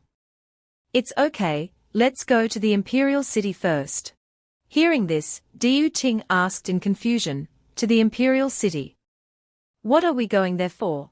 Xiao Fng replied, to do a job for someone. Hearing that, Diu Ting became even more confused. To briefly recap, half a month ago, Xiao Fng's maid, Xiao Yu, had asked him for a favor, young master. If you go down the mountain, could you help me with something? Xiao Fng asked, what is it? Just tell me. Xiao Yu said, if you have time, and go to Uni Kingdom, please deliver this to the Empress of Uni Kingdom, who is also my mother. Xiao Fng happily agreed, it's a small matter. Don't worry about it. Xiao Yu also added in confusion, other than my mother, the other people in the royal family are not worth much. If they are disrespectful to you, young master, feel free to teach them a lesson. Back to the present. At this time, Xiao Fng and Diu Ting had arrived at the gate of the imperial city. They were stopped by two soldiers. They shouted, the imperial family is a forbidden area. Stop right there. Xiao Fng then took out the token that the maid had given him and asked, do you recognize this? The two soldiers looked at it and immediately recognized that it was a token of the royal family. Seeing their confusion, Xiao Fng added, I am under orders from Princess Lian Yu to deliver a letter to the Empress Dowager of your country. Upon hearing this, the two soldiers bowed in fear and respectfully replied, isn't Princess Lian Yu already cultivating? So you are an immortal master. Please wait a moment. I will go report it immediately. Diu Ting, after hearing this, also turned to Xiao Fng and said, so Xiao Yu is a princess of a country. She didn't tell me about that before. Xiao Fng nodded and replied, even if she is the princess of a mortal country, in the immortal sect, she's just a maid. But it seems that the people here don't know this. Just as he said that, a servant hurried out and loudly greeted them, two immortal masters. I'm late. This person smiled and invited them inside, saying, His Majesty and the Empress are waiting inside. Please follow me. Diu Ting, seeing such behavior, happily said, they are also very polite. Thus, the two followed the eunuch into the imperial family. While walking around and looking, Miao Qing asked, Xiao Feng. I feel that the men here don't have enough young energy. Why is that? Xiao Feng smiled and replied. The men who serve the royal family in the mortal world are all like this. Miao Qing was even more puzzled. Why is that? Does the emperor absorb the young energy of men? Xiao Feng replied awkwardly, it's not like that. She seemed unaware that men entering the palace had to be castrated to become eunuchs, so she asked questions that made the eunuch's face turn pale. After walking for a while, they arrived at the palace hall. A loud voice announced, the celestial masters have arrived for an audience. Princess Yu Ji and Crown Prince Qian Ji also appeared here. Qian Ji was surprised to see the two of them, Benefactor Xiao. Immortal Su. When Miao Qing saw them, she immediately said, Xiao Feng. Look quickly. They are two people from the Qianlong kingdom. Seeing them, Xiao Feng was also surprised and wondered. Strange. It's been several days, why are they only meeting the emperor today? On the throne above, the emperor was being served by a woman. The empress, right next to him, didn't dare to do anything. Xiao Feng loudly greeted, this disciple of Wentian sect pays respects to your Majesty. The emperor's name, upon seeing Miao Qing, revealed a perverted smile. His eyes were glued to her, looking her up and down. The woman next to him stroked his cheek and asked, Does your Majesty like her so much? The emperor replied, Such a beauty. Who wouldn't like her? If only she could be added to my harem. Hearing this, the empress interrupted him, Your Majesty. These are disciples of the immortal sect. We should treat them with courtesy. Cut off, the lecherous emperor angrily scolded, Shut your mouth. Do you have a place to speak here? Immortals also have 7 emotions and 6 desires. What's wrong with what I'm saying? Scolded, the empress could only lower her head and apologize. This concubine has been discourteous. Then the lecherous emperor turned to Xiaofeng and asked, Celestial Master, please forgive my behavior. I wonder what relationship the two of you have with Yua. Xiaofeng replied, Friends. Hearing this, the emperor became excited. Friends. You is a servant in the Wentian sect. To be friends with her, are the two of you outer sect disciples? Xiaofeng frowned and asked, So what if we are? He then handed the eunuch the box that Xiao Yu had given him and said, Princess Lian, you asked me to give this to the empress. If there's nothing else, we'll take our leave. The empress looked sad and replied, Thank you both. Please leave here as soon as possible. The lecherous emperor shouted again, What nonsense are you talking about? Why would the immortals be in such a hurry? The woman next to him added fuel to the fire. That's right, you're just meddling. After scolding, he turned to Miao Qing and asked, I wonder if this immortal maiden is betrothed. The atmosphere became extremely tense after the perverted emperor asked that question. Miao Qing frowned uncomfortably and asked, Why are you asking this? The woman next to the emperor replied, This servant has heard that you cultivators have a type of cultivation method called dual cultivation, which can maintain youth. I think this younger sister's appearance isn't bad either. Staying here to serve His Majesty and me wouldn't be bad, would it? Looking at the perverted emperor, who was staring at her, Miao Qing angrily scolded, His skinny, suck-dry appearance, what does he need to maintain his youth for? Hearing Miao Qing say that, the Da crown prince in the court slammed the table and angrily shouted, How dare you? He looked at Miao Qing and shouted, His Majesty is asking you because he thinks highly of you. Why don't you answer honestly? Before he could finish, a kick hit the Da crown prince in the face, causing him to spit blood. The officials and eunuchs were extremely shocked to see Xiaofeng dare to kick the crown prince like that. After kicking him, Xiaofeng coldly said, You blind fool, you dare to speak here. Seeing Xiaofeng beat his son, the perverted emperor shouted, You audacious commoner. Do you think that just because you're a cultivator, I'm afraid of you? Where is the national preceptor? He ordered the national preceptor, Take them down for me. But remember not to hurt that immortal maiden. She is my new imperial concubine. The national preceptor accepted the order and stepped forward to meet the challenge. Xiaofeng looked at him and showed disdain, Golden Core Stage. TSK. Do you really want to make a move? The national preceptor smiled mockingly, Fellow Taoist. Although the power of the Wentian sect is great, you two are just outer sect disciples. Offending the royal family of a country. Isn't that reckless? Why not let this immortal maiden stay in Yuan High Kingdom and engage in dual cultivation with His Majesty? Later on, it will be a famous story. Hearing him say that, Miao Qing clenched her fists in anger, shameless. Xiaofeng coldly said, No wonder Xiao Yu told me that the Yuan High Kingdom's royal family is good for nothing. Xiaofeng frowned and said sternly, You guys are really beyond help. He immediately took out something from his hand. A Wentian sect token shot out from his hand. The national preceptor was startled when he saw the token and exclaimed, How is this possible? This is the Wentian token of a high-ranking disciple in the Wentian sect. Seeing that he knew, Xiaofeng explained, It seems that the national preceptor is knowledgeable. We too are true disciples of the Wentian sect.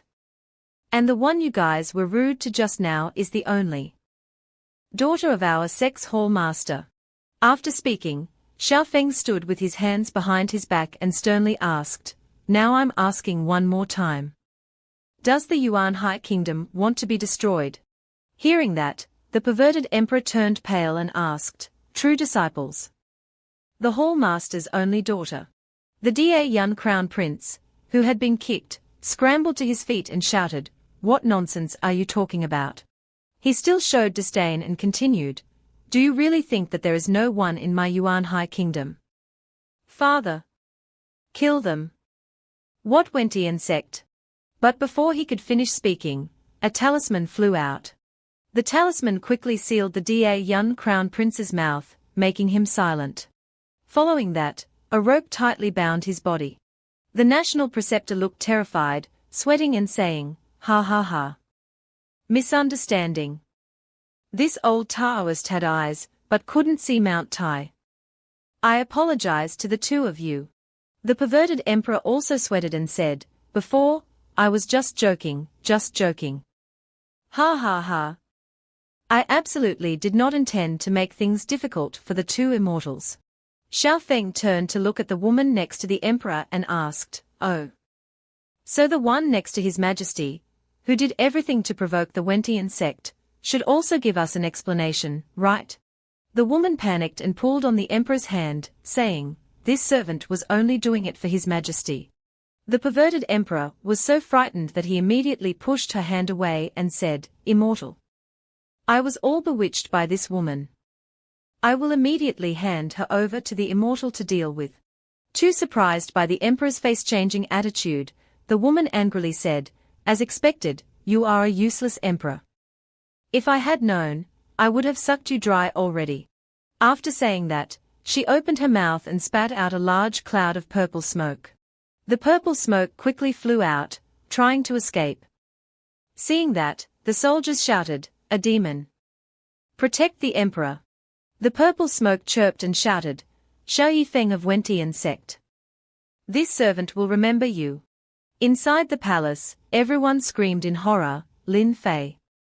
She turned into a cloud of black smoke and flew away. The old national preceptor immediately declared loudly, "Lin Fei bewitched His Majesty and offended the immortal. This was all due to the evil concubine." The perverted emperor seized the opportunity and said, "Yes, yes. It was all because the evil concubine had bewitched me." Two immortals. "I apologize." Hearing that, Xiao Feng turned to Miao Qing and asked, "Senior sister, what do you think?" Miao Qing frowned and replied, "HMPH. There's no smoke without fire." After speaking, Miao Qing jumped up high. She quickly rushed to the emperor and swung her hand. Miao Qing swung her hand and slapped the perverted emperor to vent her anger. This situation startled both the empress and the old national preceptor. Xiao Feng smiled slightly below and said, "National preceptor. Your country's emperor used his face to hit my senior sister's hand. But we won't hold this offense against you. What do you think?" The old national preceptor rubbed his hands awkwardly and replied, "Of course. We still want to interact with your sect more in the future."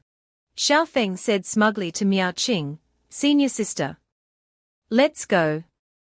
Miao Qing, as if having satisfied her anger, also happily replied, "Okay." As they went outside, Xiao Feng asked, "Senior sister, how did the slap feel?" Miao Qing happily replied, "Refreshing. It's just that the face of that dog emperor was all skin and bones. It hurt my hand." The two quickly left the palace and merged into the bustling street. They arrived at an inn and asked the owner a few questions. The owner replied, "Xiao Qian. I have never heard of this person." Hearing the answer, Xiao Feng pondered, "Strange. But we really can't find him." Miao Qing turned and asked, "Xiao Feng, who exactly is this Xiao Qian you want to find?" Xiao Feng replied, "He is a friend I once knew. This time coming to Yuanhai Kingdom, the main purpose is also to find him." Speaking of this, Xiao Feng thought to himself, could it be that the development here and in the previous life are different now? Going back to the memory of the previous life, Xiao Qian was a young man with long grey hair. Xiao Qian gave Xiao Feng a key and said, "Brother Xiao, this is my gift to you." The key in Xiao Qian's hand is the key to an ancient immortal mansion, and was given to me as well. Remembering this, Xiao Feng thought, it's a pity I didn't get to go check it out before I died. This time, I can't miss it.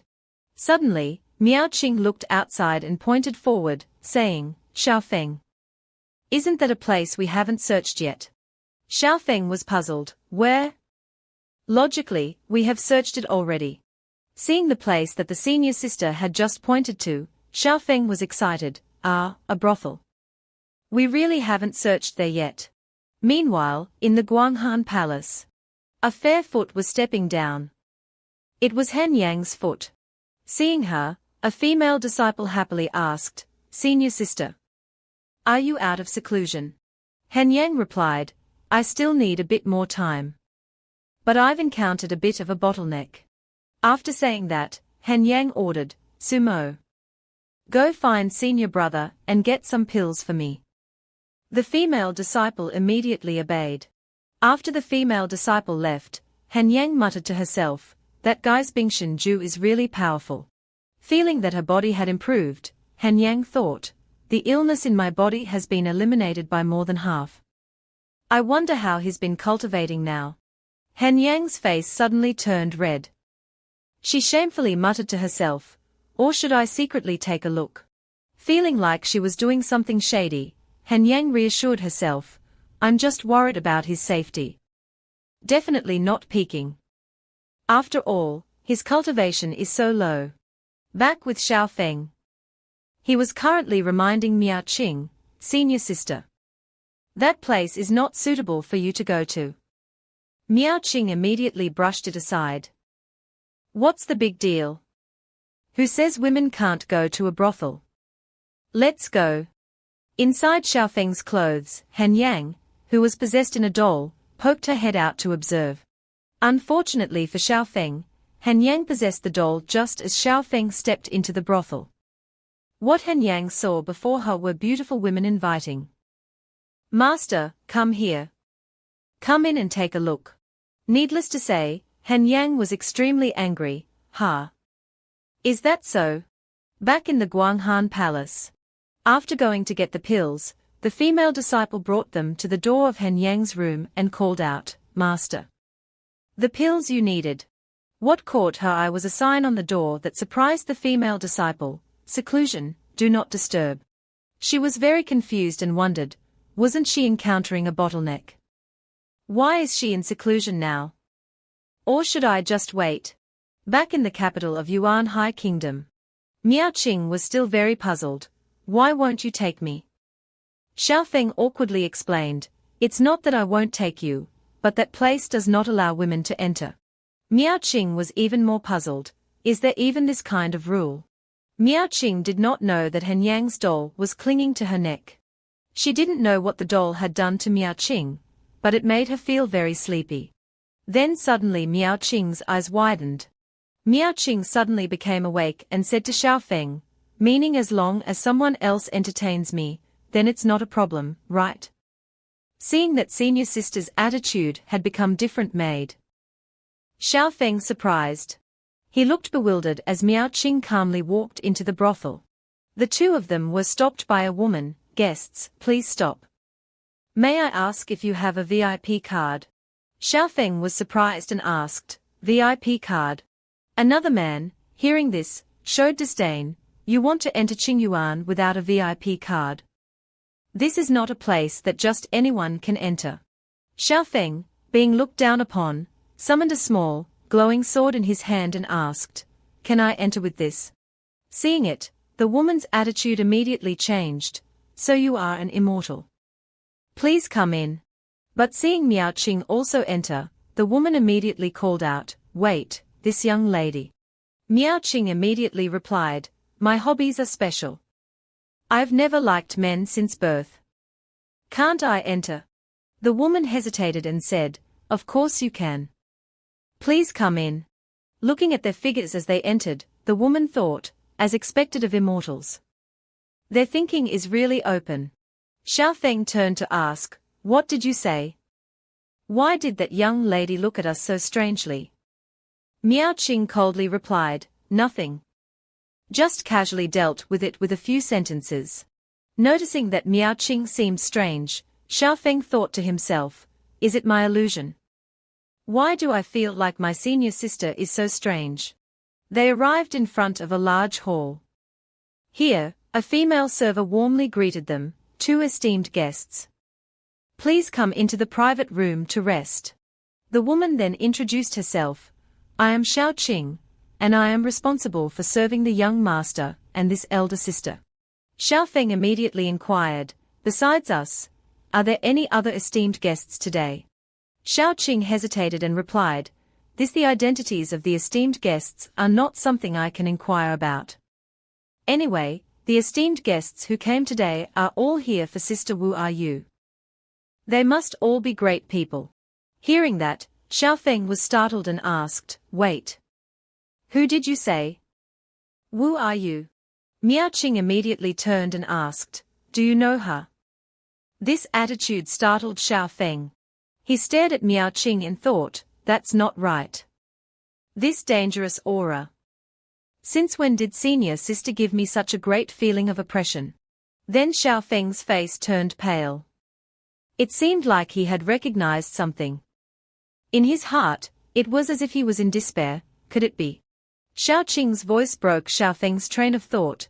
Sister Wu Are You is the most famous top courtesan in our capital. Today is the first time she is officially open for business. Surely you came for her too, right? Xiao Feng immediately denied it. No, I didn't. Don't talk nonsense. He was sweating profusely when he heard Miao Qing next to him say, we really did come for her. Miao Qing's gaze became sharp. She gave a terrifying smile and said, in any case, I also want to see what the woman who has attracted my junior brother's attention looks like. At this moment, Xiao Feng began to recall his previous life. In his previous life, he and a close friend named Xiao Qian had lived and died together, going through thick and thin. In one instance, when they were being chased by enemies, Xiao Qian was seriously injured, and unfortunately, he died soon after. Before he died, Xiao Qian gave Xiao Feng a token and said, I'm not going to make it. They came for this. Good brother, I entrust this to you. After giving the token to Xiao Feng, Xiao Qian said his last words, it's such a pity that I won't be able to see Wu Are You again. Back in reality. Xiao Feng pondered, Wu Are You? Could she be his wife? She was originally a woman from a brothel. Seeing Xiao Feng pondering, Miao Qing turned to ask, are you thinking about her? Xiao Feng immediately denied, no, I'm not. Suddenly Xiao Qing announced, look quickly. Sister Wu Are You is out. Below in the main hall, a beautiful and charming woman appeared. Wu Are You gently said, everyone. Now I will play a piece of music. Before the performance ends. If anyone can create a melody that pleases me, I will talk to that person. Miao Qing next to him immediately grabbed Xiao Feng's hand and ordered, win. This made him startled. Miao Qing frowned and stared at Xiao Feng. Xiao Feng replied awkwardly, okay. I will definitely win. At this moment, Xiao Feng had a definite affirmation in his heart, this familiar feeling. No mistake. It really is Han Yang. Below, Wu Are You began to play the music. Above, Xiao Feng ordered Xiao Qing, bring paper and pen here. He sat down while Xiao Qing went to get paper and pen. She smiled and asked, young master, do you also understand music? Xiao Feng softly replied, I understand a little. While writing the lyrics, Xiao Feng thought, this song was sung by Brother Xiao. It will definitely be able to attract Wu Are You's attention. But I should modify it a little. Below, Wu Are You was still focused on playing the zither. After the performance ended, she stood up to the applause of the crowd, wonderful. Truly talented and virtuous. Such a wonderful melody. A woman came forward with the written music of the guests and said, these are the music pieces written by the esteemed guests. Please take a look. Wu Are You took the stack of papers and carefully flipped through each one. Suddenly, her eyes stopped at one piece of paper. Needless to say, it was Xiao Feng's. Wu Are You looked up and announced, next, Wu Are You will play the best melody out of the ones you have written to express my gratitude. Above, Miao Qing turned to ask, what song did you write? Xiao Feng smiled and replied, it is a song dedicated to the most important person to me. Below, Wu Are You began to play the music. nan kan chi mu bu kei shio sai. Qian kan shen nu bu kei chio sai. Hearing these melodies, Han Yang in Miao Qing's body was startled. Xiao Feng then explained, she was the closest person to me. But now she is extremely far away from me. Like a celestial maiden in the sky, unreachable. Below, Wu Ayu continued playing the zither, Hai Ji Guang Yi, Bu Kei Yong Zi. Jiang, Ji Rong Yi Bu Kei Fang Sai. Xiao Feng continued, the reason why I'm out training is to one day tell her that I am really worthy of her. Below, Wu Ayu finished playing the zither. She smiled and said, this kind of melody is very hard to find in the mortal world. Surely the person who can create this melody is also a very devoted and rare person in the mortal world. Then Wu Ayu loudly invited, please, esteemed guest number 25, follow me to the inner room for a chat. Xiao Qing happily cheered, young master. It's your melody. Xiao Feng smiled slightly. Then he called Miao Qing to come with him. Let's go, senior sister. Let's go see what happens. Suddenly, a voice rang out, stop right there. Who gave you permission to go? A man with a cunning face, followed by a group of other men, stood in front of the two of them and provoked, you say which song is good, then it's good. Based on what? I think that song was so terrible. I think you clearly wrote it for dogs to hear. Do you all agree?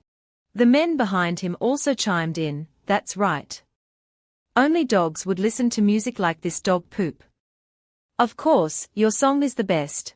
Han Yang in Miao Qing's body frowned and stared at the group of despicable men. Wu Ayu, seeing that things weren't right, called out, gentlemen. Please be quiet for a moment. The men shouted, calm down my ass. Today, I came here for you. How can you go with other people? Several others chimed in, that's right. Tell that kid to come out here and kowtow to us. What kind of trash did he write? Xiao Feng inside the room challenged, and if I don't come out? The leader of the men said condescendingly, I'm telling you to come out is giving you a chance to beg for mercy. If you want to die, don't blame me. Then he ordered the men behind him, go. Brothers. Let's go inside and have a chat with him. Immediately, the group of men stepped into Xiao Feng and Miao Qing's room. Suddenly, loud noises came from inside the room. It seemed like there was a fierce battle going on inside.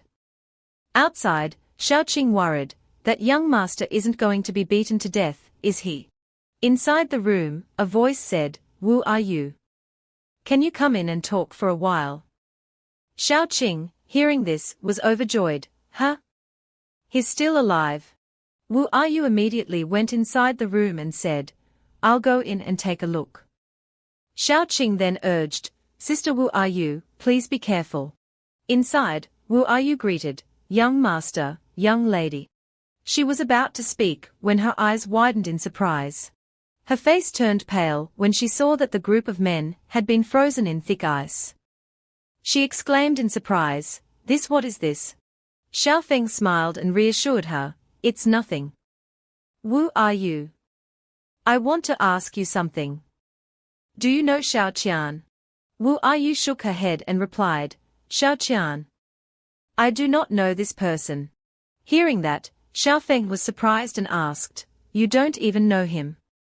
That doesn't make sense. Logically speaking, you are the most likely person to know him. Wu Ayu then pondered and replied, during this time, a person named Zhong Qianji has often come to look for me. Hearing the name of the crown prince whom he had saved before, Xiao Feng was surprised, Zhong Qianji. Brother Zhong. Why is he here? Seeing that Xiao Feng seemed to know Qianji, Wu Ayu was curious, you guys know each other? Then she started to say sadly, we met for a few days, and I also had a good impression of him. Originally, he promised me that he would come to redeem me today. Have you met him? Xiao Feng pondered and replied, we do indeed know each other. He was previously in the palace. But I really don't know where he is now. Looking at the eyes of the frozen men, Xiaofeng grabbed one of them by the head and asked, "It seems like you guys know a few things. Are you going to talk or are you going to continue to let me torment you?" Miaoqing immediately waved her hand and shot a series of ice spikes at them. Seeing that the ice spikes were about to pierce his eyes, the man shouted in fear, "We'll talk. The kid from Qianlong Kingdom was captured by our sect's elder." Hearing that, Xiaofeng then asked, "Which sect are you a disciple of?" The man replied, "I am an outer sect disciple of the Chan Mian sect." Xiaofeng pondered, Chan Mian sect. So that's how it is. To briefly introduce, the Chan Mian sect is a well-known evil sect. The sect is led by female disciples, who mainly cultivate charm techniques. The men are their cauldrons. Xiaofeng coldly asked the man, "If you guys are from the Chan Mian sect, then you must have been absorbing yang to replenish yin, your energy must have been drained long ago. Right? How do you still have the strength to wander the brothels?" Hearing this question, the man was surprised. "How did you know?" With the ice spike pointed at his throat, he yelled, "I'll talk. I'll talk." The man started to explain, "I was ordered by the elder to bring Wu Ayu back to the sect. The elder said that Wu Ayu has the talent for charm techniques, and is very suitable to be a disciple of our sect." Xiaofeng then continued to ask, "Then where is Zhong Qianji now?" The man wailed and cried, "I really don't know about that. I only know that an elder will be collecting the crown prince today. I really only know that much. Please forgive us." Hearing that, Xiaofeng didn't make things difficult for him anymore. He said to Miaoqing, "It's still better not to cause casualties." Hearing that, Miaoqing also stopped. Xiaofeng turned to speak with Wu Ayu. "Thank you, Wu Ayu. You go outside first. I will come to find you later." Hearing that, Wu Ayu also took her leave. After Wu Ayu went out, Xiaofeng immediately knelt down. He hugged Miaoqing's legs and wailed, "Wife. I was wrong." Seeing that she was exposed, Han Yang then said, I just came to check for your master. If he were to find out that you brought his daughter to this kind of place." Xiaofeng happily said with a smile, "Wife is indeed reasonable. I just wanted to investigate the whereabouts of an old friend. Now, in general, I have some leads." Han Yang frowned and reminded, "All right. Don't be glib. You must remember not to come to this kind of place in the future." Xiaofeng scratched his head, "Wife is right." Han Yang continued to remind, "That's right. And also." However, before she could finish, Han Yang had to exit Miaoqing's body, causing her to fall into Xiaofeng's arms. In Guanghan Palace, Han Yang suddenly woke up with wide eyes. She looked confused. Why did I suddenly lose contact?" She muttered a chant to herself, "The jade doll cannot carry my consciousness. It has reached its limit. This puppet spirit control is really not useful." Han Yang was both restless and worried. "Before the jade doll recovers, I won't be able to contact that guy." Han Yang's face was very sad. She didn't know if Xiaofeng could hear her last words. Back in the mortal world, Han Yang's doll was now motionless, foaming at the mouth. Xiaofeng held it in his hand, worried and wondering, why did it become like this? Did it get drained? Next to him, Miaoqing also regained consciousness and woke up. Xiaofeng quickly exclaimed, "Senior sister. You awake?" Miaoqing looked confused. "What happened to me?" Xiaofeng quickly covered it up. "You fell asleep in the brothel, so I brought you back here." Hearing that, Miaoqing was even more puzzled. "Fell asleep? Why do I have no impression at all? Then, how was the performance of the head of the brothel?" Xiaofeng coldly replied, "It's over." Hearing that, Miaoqing was extremely annoyed. She hit this and smashed that, angrily exclaiming, "Why is it over? I haven't even seen anything yet. I still wanted to sing with the beautiful elder. Sister, why didn't you wake me up? Did you hog it all for yourself?" Seeing his senior sister going on a rampage like that, Xiaofeng had no other choice but to call out, "Wu are you? Please come in here for a moment." Wu are you immediately stepped in. Xiaofeng then turned to instruct Miao Qing, "If you want to hear any song, just tell her in the future. She is the most beautiful person here."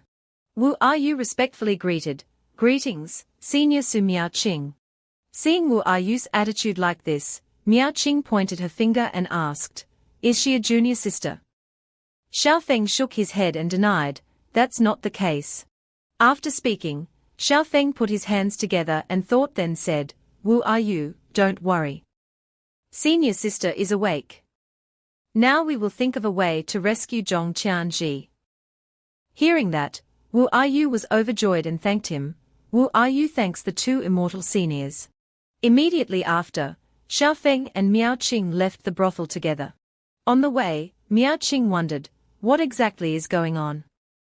"Xiaofeng, didn't you say you wanted to find an old friend?" Xiaofeng then pondered and replied, "If I'm not wrong, Zhong Qianji is that friend of mine."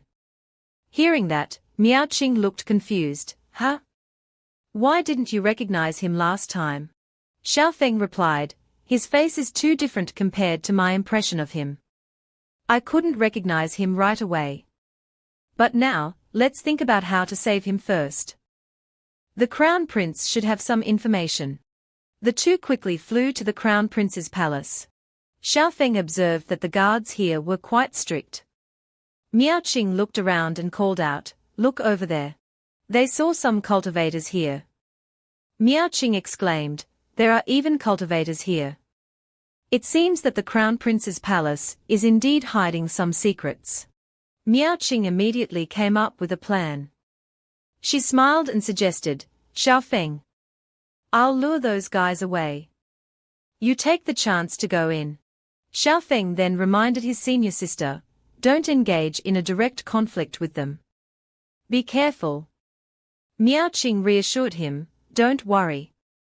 I'm so reliable, I'll definitely know when to go easy." Indeed, she was careful. Miao Qing immediately created a large explosion at the main gate. Seeing that, the guards immediately rushed out and yelled, "Enemy attack! There's an enemy who's a cultivator. Quickly report to the immortal. Where did this little thief come from? How dare you destroy the palace? Kill them without mercy." Seeing that scene, Xiaofeng sighed and said, "I knew it. I shouldn't have trusted her when she said she knew how to go easy. Forget it. I'm sure my senior sister won't be in any danger." Taking advantage of the guards leaving, Xiaofeng quickly sneaked into the palace.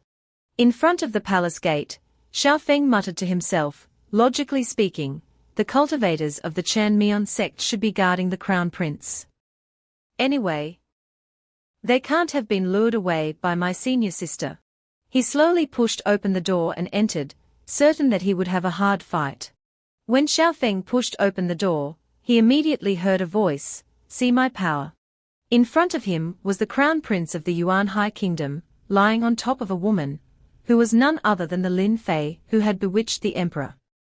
The perverted Crown Prince said affectionately, "You are truly a charming little demon." Lin Fei also replied, "Isn't it because your father was too useless?" Seeing this scene, Xiaofeng was excited, "Oh my god. The amount of information is too much." On this side, the two seemed to have not noticed Xiaofeng's presence. They were still cuddling each other. "You're hateful. You're a bad guy. He, isn't that why you like me for?" Lin Fei sternly asked the Crown Prince, "Have you thought it through? I am your father's concubine. There is no turning back." The Crown Prince then reassured her, "What are you afraid of? With you and the cultivators behind you helping me, it won't even take a year for me to overthrow that old man." At this moment, Xiaofeng spoke up, "What a filial father and son." Hearing movement, the Crown Prince immediately turned around and asked, "Who's there?" Xiaofeng stood at the door and smiled sarcastically, "I didn't expect you guys to play it so exciting. I'm ashamed to say I can't compare." Seeing Xiaofeng, the Crown Prince shouted, "You are that disciple of the Wentian sect, why did you break into the Eastern Palace in the middle of the night? Xiaofeng still had a disdainful smile. I just heard that there are disciples of the Chanmian sect here, and I wanted to ask them a few questions. I guess the person I'm looking for must be Lin Fei. Right? Lin Fei then sat up and showed a seductive expression. What is it? Want to play with me? Xiaofeng laughed contemptuously. I have no interest in people like you.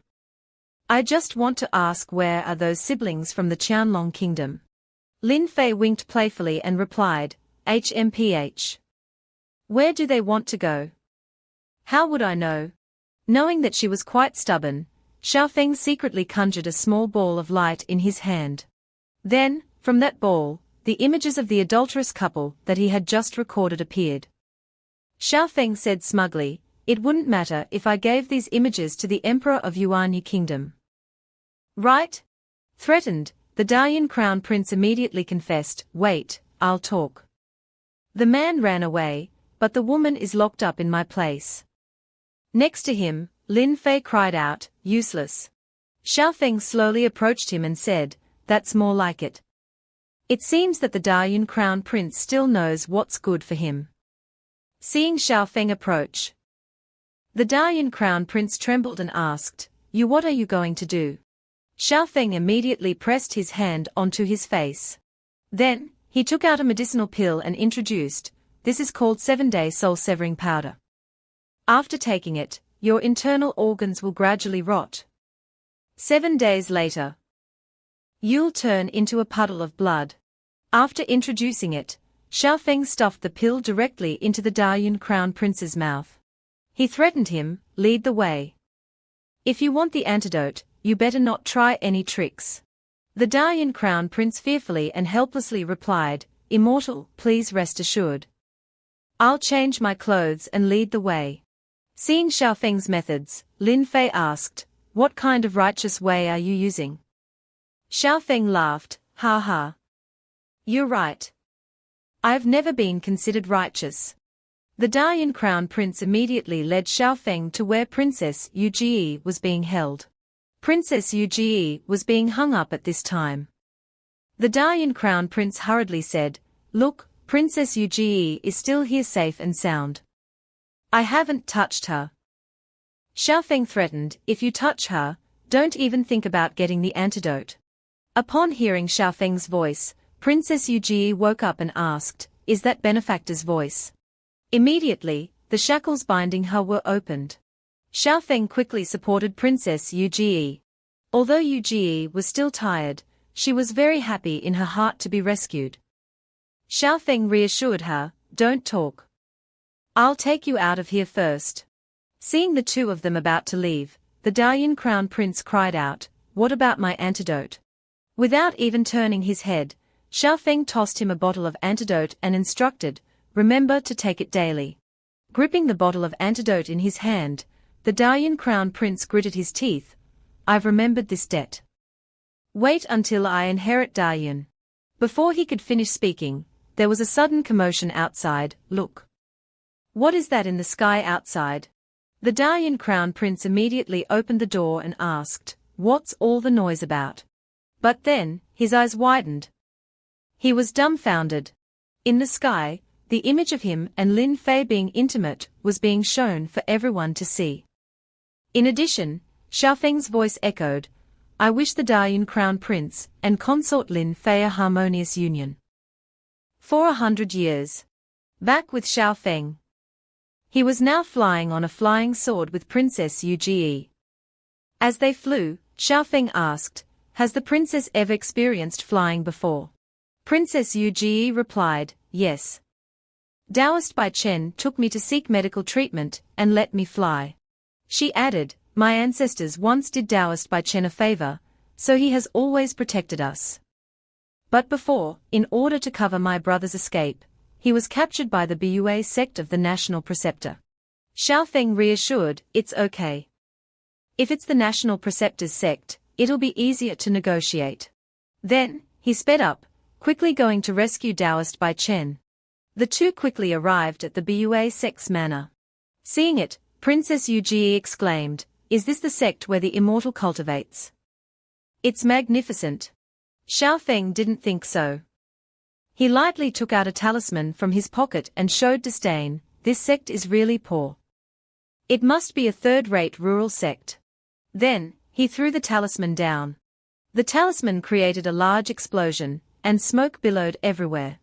The disciples of the Bua sect quickly rushed out and shouted, "How dare you? Which petty thief dares to destroy our sect's mountain gate?" They quickly surrounded Xiaofeng and Princess Yu and threatened loudly, "You bold brat! Surrender with your hands up." Yu fearfully hid behind Xiaofeng, benefactor. Xiaofeng coldly shouted, "National Preceptor. This disciple, Xiaofeng, of the Wentin sect has come to pay a visit. Surely you won't refuse to meet me." Immediately, the disciples called out in unison, "Master." The old national preceptor then appeared. He frowned and said, "Young Master Xiao. I was polite to you before. Out of respect for the Wentin sect behind you.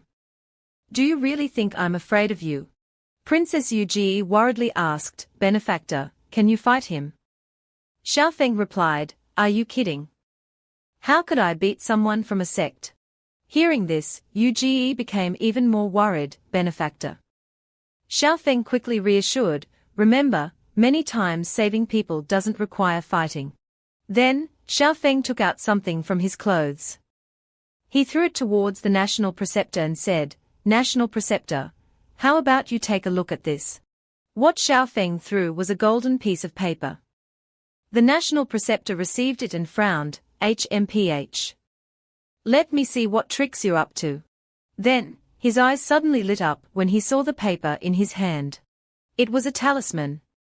He exclaimed in surprise, This is a high-level talisman. It must be at least from the nascent soul stage." He asked in confusion, "You giving this to me?" Xiaofeng smiled, "Just a little token of my appreciation." "Is this enough to compensate you?" Why was Xiaofeng willing to give away such a high-level talisman? It turned out that his second senior brother had so many of these that they had become trash. His second senior brother had instructed him, "This bag of useless talismans is truly useless to me. Junior brother Xiao, if you have time, please dispose of them for me." Then, Xiaofeng took out another spear and said, "I also have a mid-grade magic weapon. I wonder if the national preceptor is interested." Seeing it, the national preceptor's mouth dropped open. "Heavens, a mid-grade magic weapon. You're using it for trading."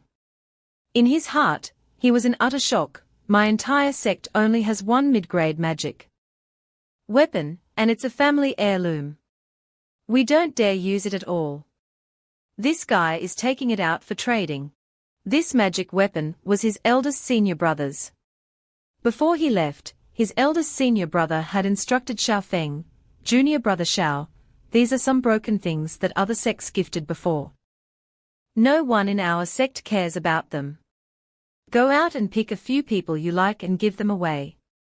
Recalling his eldest senior brother's words, Xiaofeng said to the national preceptor, "I really feel that the national preceptor has a connection with me, so why don't we become friends?" Seeing such precious things, the national preceptor coughed to clear his throat, "This." But before he could say anything, the other disciples shouted, "How dare you? Do you think we'll care about these broken things?" Before he finished speaking, the national preceptor kicked him in the face, shutting him up. The national preceptor dusted his hands and said, "Do you have any sense? What did I teach you before? Is that how we treat guests?" Hearing their master's words, the disciples were bewildered, not understanding what was going on. Another disciple realized his master's hidden meaning and said, Right. I remember now. The mountain gate was accidentally broken by a disciple. It has nothing to do with our guests." The national preceptor then turned and scolded him, "You bold one. So it was you who broke it. Go receive 10 medicinal pills and go to the mountainside for punishment." That disciple immediately obeyed, Yes. I'll go receive punishment now." After teaching his disciples, the national preceptor turned to Xiaofeng and said in a flustered manner, "You see. It was all a misunderstanding before. Young Master Xiao. If you need my help with anything, just ask. Xiaofeng replied, National Preceptor, I still prefer your previous unyielding demeanor. The National Preceptor quickly responded, Oh, no problem. I'll revert back. Seeing their strange exchange, Princess Uge was puzzled. This works too. The National Preceptor then led the two into the Bua sect. He ordered his disciples to bring Taoist Bai Chen out and said to Xiaofeng, Brother Xiao, you see. I haven't hurt him at all. Xiaofeng then happily replied, Not bad. The medicinal herbs that I just mentioned plus the mid-grade magic weapon are all yours. Hearing this, the National Preceptor looked delighted. Good. After being released, Taoist Bai Chen apologized to Uge, Princess, this old Taoist has failed the late emperor. I was unable to protect you all. Uge comforted. What are you saying, Taoist? You have protected us for so many years. You were already exhausted. Xiaofeng also added, the Taoist is already exhausted, plus Princess Uge is probably not suitable for flying on a sword. Bai Chen was flustered, this poor Taoist is ashamed. At this moment, they needed help from a teammate. Xiaofeng gently touched his chest and called out the snake that he had subdued earlier, Little Ice. It's time to work. The white snake immediately flew out, waiting for orders. Xiaofeng then instructed, Princess and Taoist, please rest on the spirit beast's back. This will be more convenient for travel. The snake immediately transformed into a giant and carried all three of them away. Sitting on the snake's back, Taoist Bai Chen was surprised.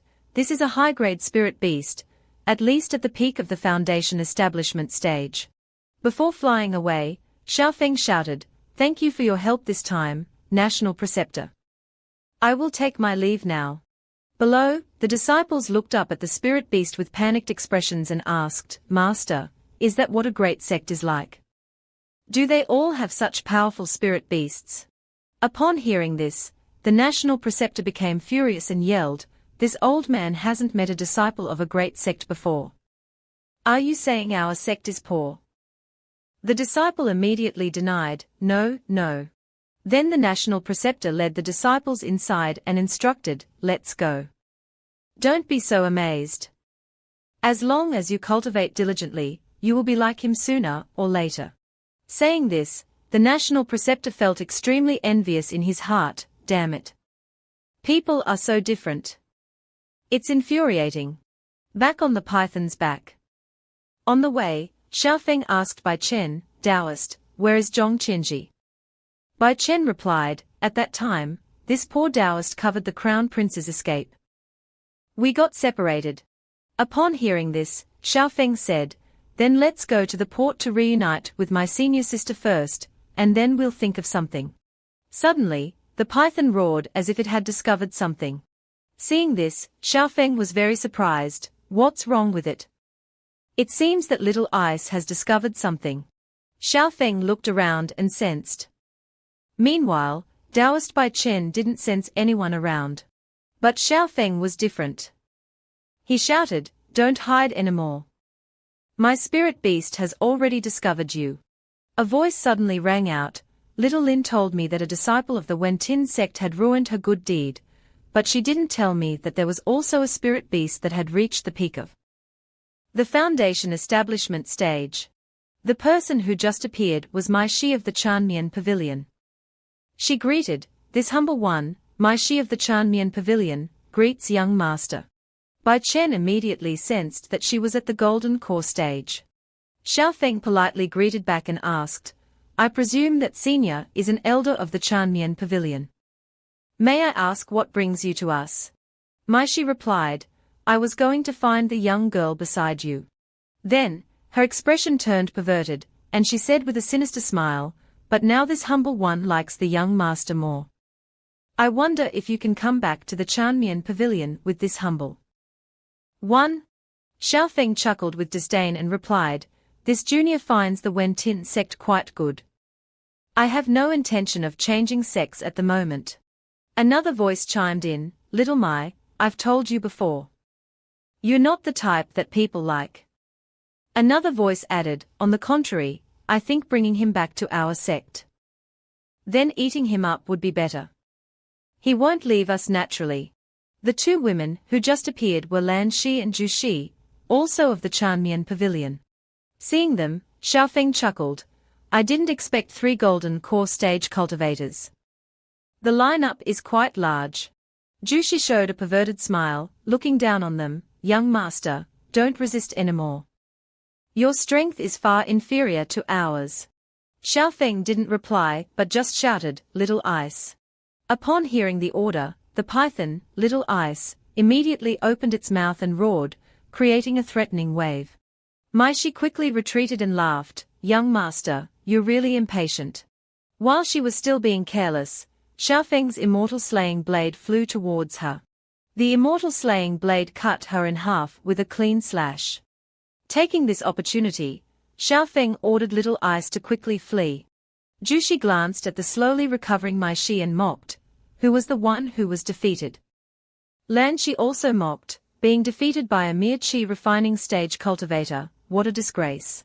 Maishi frowned and retorted, instead of laughing at me, why don't you go and chase after them? Zhu Shi showed a crafty smile and said, don't worry. He won't be able to escape. Then, the 3 of them immediately turned into streams of light and chased after Xiaofeng. Watching them chase after him, Xiaofeng pondered, although Little Ice's speed is already extremely fast, it's still lacking by a large realm, and it can't shake off those demons. Suddenly, Taoist Bai Chen spoke up, Young Master Xiao, this is not a solution. How about you listen to my suggestion? Hearing Bai Chen's words, Xiaofeng was puzzled. What is Taoist Bai Chen's suggestion? Taoist Bai Chen then proposed an idea. Although I have suffered serious injuries, if I burn my origin, I still have some remaining strength. At least I can help you lure away some pursuers. At that time, please take care of the princess. Xiaofeng immediately objected, no way. This is a path to certain death. Taoist Bai Chen then laughed loudly, ha ha. So what? Although my Taoist name is Bai Chen, I have spent my whole life in the mortal world. I'm just returning to the mortal world. Then, realizing that those women were about to catch up, Taoist Bai Chen urged, if the young master talks any more, I will rush over and self-detonate. At least I can win a chance of survival for the princess. Knowing that there was no other way, Xiaofeng had to give Bai Chen a magic weapon and instructed, I understand. This is a magic weapon that I use myself, I'll give it to the Taoist. Receiving the magic weapon, Bai Chen was excited. A top-grade magic weapon, even in our cultivation sect, it's enough to start a bloody battle. Being able to use it once will be worth it. After speaking, Bai Chen bowed to Princess Uge, Princess, please take care. Bai Chen is leaving now. Immediately, Bai Chen jumped off Little Ice's head and rushed out to block them. Seeing a change, the women said, they are dividing their forces. Lan Shi took the responsibility of chasing Bai Chen. Then, she quickly chased after Taoist Bai Chen. Realizing that there was something strange, Lan Shi thought, burning one's origin. Could it be a feint? Suddenly, a crescent-shaped palm strike was fired from Bai Chen towards her. She quickly dodged to the side, avoiding it. She angrily shouted, you're courting death. Then, while chasing Bai Chen, she shouted, you useless Taoist. Today, I will definitely peel your skin and rip out your bones. You're definitely going to die today. Hearing this, Bai Chen showed no fear. He said, throughout my life, my aptitude has been dull. While throwing out several magic treasures to block the way, Bai Chen continued, from a young age, I unexpectedly received great kindness from the Heavenly Dragon Kingdom. Entered the immortal sect at the age of 15, and cultivated to qi refining at the age of 25. Speaking of this, Bai Chen paused to chant an incantation. Immediately, those magic treasures exploded, trying to destroy Lan Shi. While chanting, Bai Chen continued, at the age of 50, I reached the foundation establishment stage. And I knew that I had no fate with the golden core in this life. But so what? After speaking, He pointed his finger at his forehead and shouted, "Origin of life. Burn it all for me." Bai Chen decided to use all of his life to block Lan Shi's way. He burst into laughter, "Ha ha ha. I am carefree and at ease, laughing in the mortal world."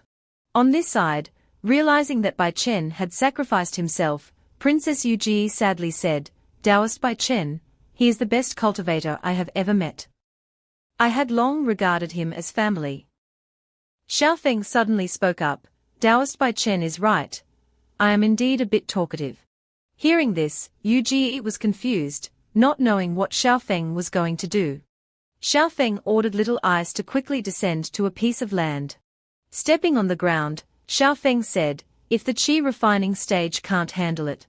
Then, he took out a flag, and said, "Then let the foundation establishment stage do it." From the flag, Xiao Feng shouted, creating a formation, Fire Crow Formation. Activate.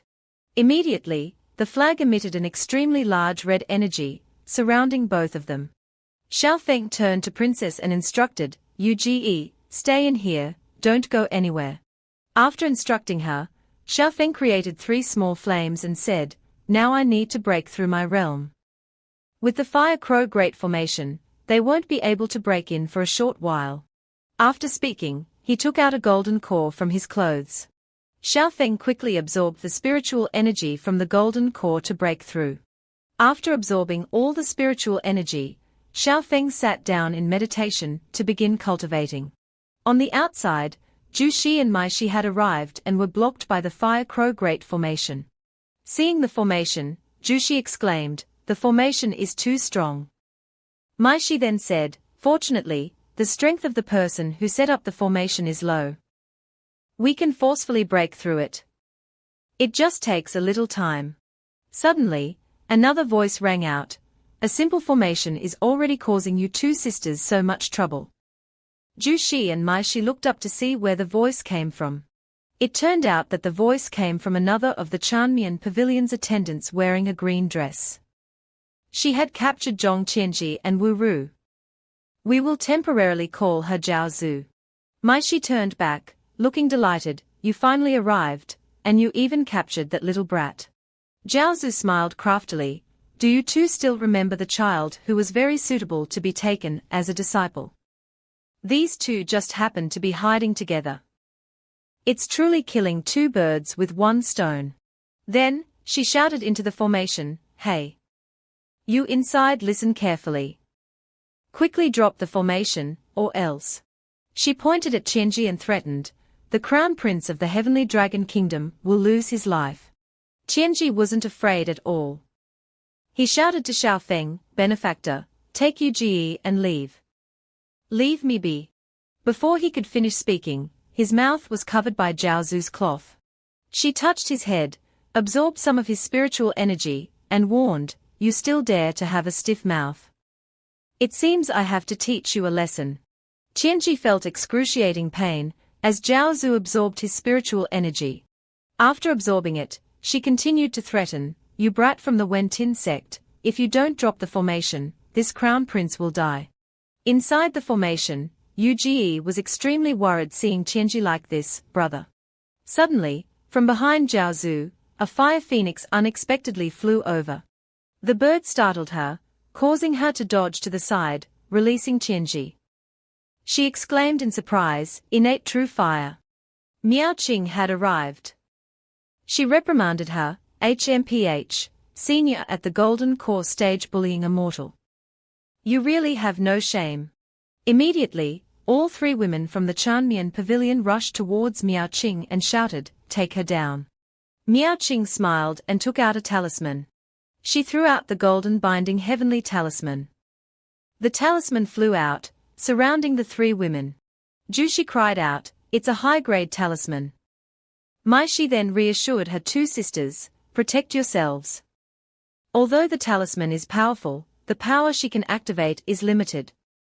Just wait until the effects are over." Zhao Zu frowned and glanced at the formation behind her, saying, "In a moment, we will definitely make them pay."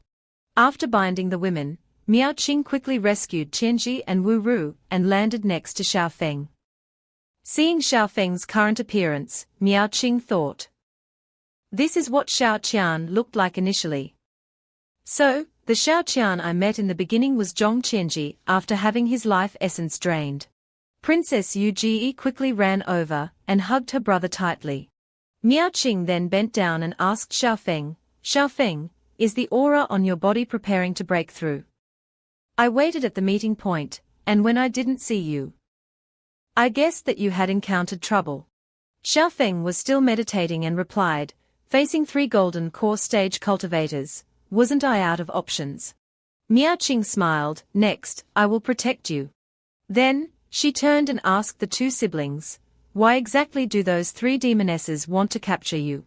Qianji coughed and answered, that demoness told me to hand over the immortal jade pendant, but I have no idea what that is.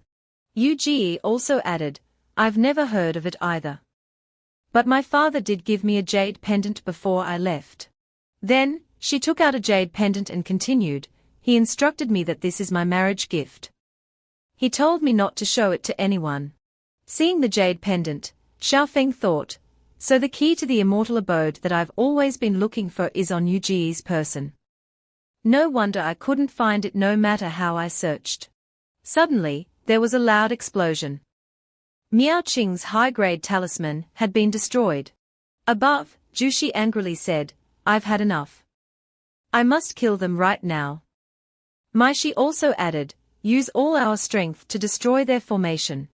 Then, the 3 of them unleashed a palm strike towards Xiaofeng's formation. Seeing this situation, Miao Qing suggested, we can't just wait like this. I'll go out and hold them back. Xiaofeng immediately summoned Little Ice. He ordered it to go with Miao Qing to help and buy them some time. After he breaks through, he will have his own way to deal with them. Above, the 3 women continued to attack Xiaofeng's formation. The formation couldn't withstand the attack of the 3 golden core cultivators, and immediately shattered.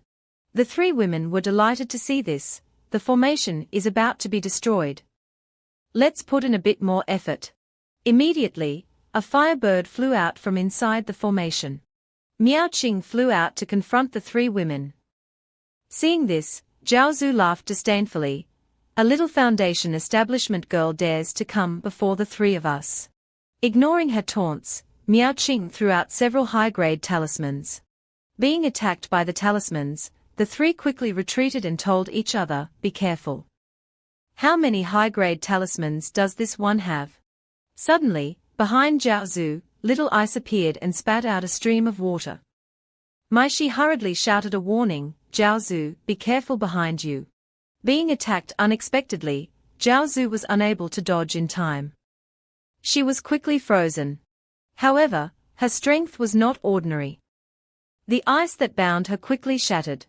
She quickly broke free from the ice that was trapping her. Then, Zhao Zhu showed a crafty smile towards Little Ice, he. The spirit beast is very powerful. She took out a sword and threatened Little Ice, it seems I'll have to seriously play with you, beast. On this side, Miao Qing was still challenging Mai Shi and Zhu Shi, you 2 sisters are bullying the weak. You really have no shame. Zhu Shi retorted, HMPH.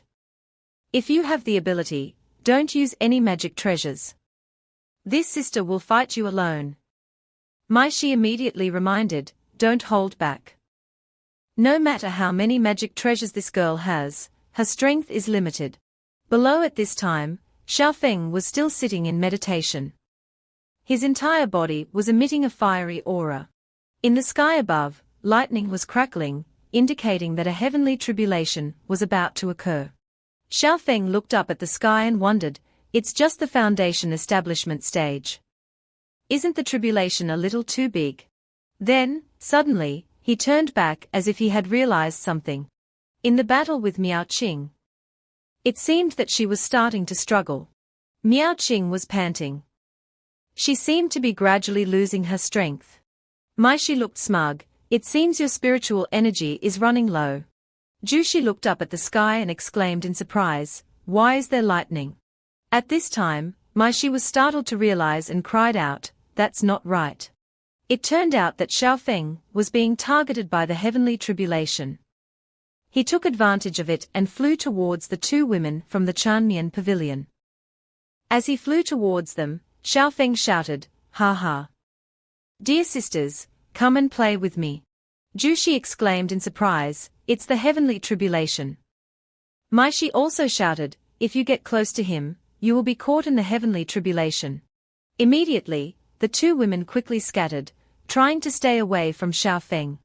Xiaofeng quickly flew after Maishi and shouted, "Sister, why are you running?" Maishi angrily reproached, "You are crazy. Why don't you obediently undergo your tribulation, and instead join our battle?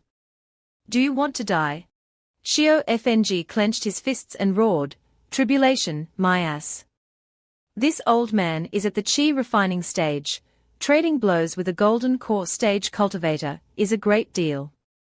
Don't run." While chasing after her, Xiao Feng said, "Don't run, you thief." Jushi saw this and laughed triumphantly, "Phew. Luckily that madman isn't chasing me." Miaoqing hearing this asked, "It seems you don't care about your comrades at all." Jushi replied, "That's a heavenly tribulation. We were just here for a mission. Who wants to risk their life?" Then she turned to threaten Miaoqing, "The one who was blocking me is gone. It's time for me to get serious." Meanwhile, Xiao Feng continued chasing and yelling, "Hey old woman, why do you keep running? Don't you have any style of the endless sect? Are you too ugly to face people?" "It's okay, I don't mind." Maishi, while running, retorted, "You bastard, just wait until you're struck dead by lightning tribulation. Then let's see how long that mouth of yours can keep running." At this moment, thunder roared fiercely in the sky. Maishi realized things were not going well. Her eyes filled with anxiety. The lightning tribulation is coming down. Instantly, lightning began to strike fiercely from the sky, forcing Maishi to quickly create a protective barrier. However, the barrier was too weak and had already been damaged in several places. She was inside her flimsy shield and chuckled bitterly. Maishi frowned and muttered to herself, "This won't do. The scope of the tribulation clouds is too large." Watching Xiao Feng rush towards her, Maishi thought, "If this continues, I really will have to die together with this guy." Xiao Feng had already flown close to her. He smiled mockingly, "Hee hee. I didn't expect the beauty of the endless sect to be in such a miserable state." Seeing that she could not win, Maishi tried to negotiate, "Boy, let's talk. You can undergo your tribulation in peace. I won't fight your friends either. Let's both step back. How about that?" Xiao Feng of course refused. He replied, "That won't do. While undergoing tribulation, I can drag a beauty down as a cushion. Ordinary people don't get this opportunity, how can I pass it up?" Knowing that negotiation was impossible, Maishi frowned, "If you want to die that much, then let's die together." With that said, she flew towards Xiao Feng. Just waiting for this moment, Xiao Feng softly summoned, "Immortal Slayer." The Immortal Slayer sword instantly appeared, radiating red light. Xiao Feng, with the Immortal Slayer sword in hand, quickly rushed toward Maishi to engage in combat. He slashed a fatal blow that sliced through Maishi. Maishi was caught off guard by the incredibly sharp sword that cut across her face. The slash had struck her, causing a part of her body to turn into purple petals. Maishi had her right arm cut off. The entire arm turned into petals that flew away. Maishi was stunned and puzzled. What exactly is that weapon? And what's with your appearance? Are you a demon sect member?" Xiao Feng coldly replied, "You've talked too much." He landed and coldly threatened Maishi, "Seeing this form of mine, today you must die." Maishi's arm quickly regenerated. She said to Xiao Feng, "Don't be like that. Actually, the Endless Sect and the Demon Sect can be considered family in the past. There's no need for us to fight to the death." While the two were talking, the heavenly tribulation in the sky prepared to strike again. Maishi pointed to the sky and suggested, "The next lightning tribulation is about to strike. We should join forces to resist it first." Otherwise we'll both die. Xiao Fng looked up at the sky and agreed, okay. Though she suggested this, she was secretly plotting, I'll stall for time. Once I spread the word about this guy's demon sect identity, the Ventian sect will surely not let him off. She looked at Xiao Fng and continued plotting, as long as I can set up a formation, I can withstand this lightning tribulation. However, as she thought this, Xiao Fng suddenly vanished. Fresh blood splattered from behind Shi, causing her face to turn pale. Xiao Fng had teleported behind her and delivered a fatal stab, catching her off guard. Shi with a look of extreme panic could only utter, "You." Then at that moment, the lightning tribulation struck again, creating a huge explosion. Defeating Shi caused her body to shatter into pieces, leaving not a single piece of flesh. Xiao Fng lay down exhausted. He sighed and looked up at the sky, cough cough. It seems like I won this gamble. Luckily I didn't die. Beside him, Immortal Slayer turned into human form and complained, "You were too reckless. Do you know that to help you withstand the final lightning tribulation, my power has been almost completely exhausted?" Xiao Fng sat up and tiredly replied, "Ha ha, that was a golden core stage cultivator. If I didn't take advantage of the power of the heavenly tribulation, I couldn't have won." Knowing that his spiritual energy was not enough to feed Immortal Slayer, Xiao Fng had to suggest, "How about this? Next time I will definitely find you a good spiritual item so that you can replenish your spiritual energy." Immortal Slayer reluctantly agreed, "Well, that will do for now." Suddenly, a small, glowing golden flame appeared on the ground. Seeing it, Immortal Slayer exclaimed, "Hey, it's a Dao seed." Xiao Fng picked it up and smiled, "Ah, I know what this is." He then explained to Immortal Slayer, "After each breakthrough to a major realm, cultivators have the opportunity to choose an innate power from all the myriad of Daos. It's just that this innate power is completely random, it purely depends on luck." Hearing this, Immortal Slayer immediately suggested, "Quickly try it. Let's see how your luck is." Listening to Immortal Slayer, Xiao Fng reached out and touched the flame. The flame quickly flew up and circled around Xiao Fng's body. It kept circling his body while he sat attentively, trying to cultivate to test it out. Immortal Slayer on the outside anxiously asked, "How is it? What is your innate talent?" Xiao Fng was still closing his eyes, muttering, "Innate power." Clearly feeling what his innate power was, Xiao Fng opened his eyes and exclaimed, "Quadruple." To explain, quadruple is an innate power that, when using techniques, has a probability of causing resonance with the heavenly Tao and can be cast 4 times. Hearing this strange innate power, Immortal Slayer pondered and said, "I have heard of this innate power. It is said that the activation probability is very low. It belongs to the type that occasionally unleashes miracles. But overall, it is not good or bad." Xiao Fng staggered to his feet and replied, "It's okay. Innate power is only a supplement. The most important thing is still one's own cultivation." After standing firm, Xiao Fng turned and called to Immortal Slayer, "Let's quickly go back to support senior sister." Immortal Slayer reminded, "Be careful. You are seriously injured right now. I don't have any more power either. If you can win with your mind, don't force yourself to fight." Returning to Miao Qing's battle, her hand was now injured. Her face also seemed to show signs of exhaustion and weakness. Opposite her, Jushi challenged, "How's it going, little junior sister? Don't you have a lot of high-level spiritual treasures? Use them all." Miao Qing tried to stand firm despite being very tired. She thought, "This guy's movements are too fast. In a situation where she is prepared, it is almost impossible to attack her. Instead, I will reveal my flaws." Miao Qing glanced to the side and said, "Moreover, the other problem is." She saw Little Ice had fallen because he was defeated. In her heart, Miao Qing thought, that spirit pet of Xiao Fng seems to have run out of endurance. Jushi looked triumphant. A peak foundation establishment demonic beast actually wasted so much of my time. It seems like I'll have to take your inner core to replenish myself.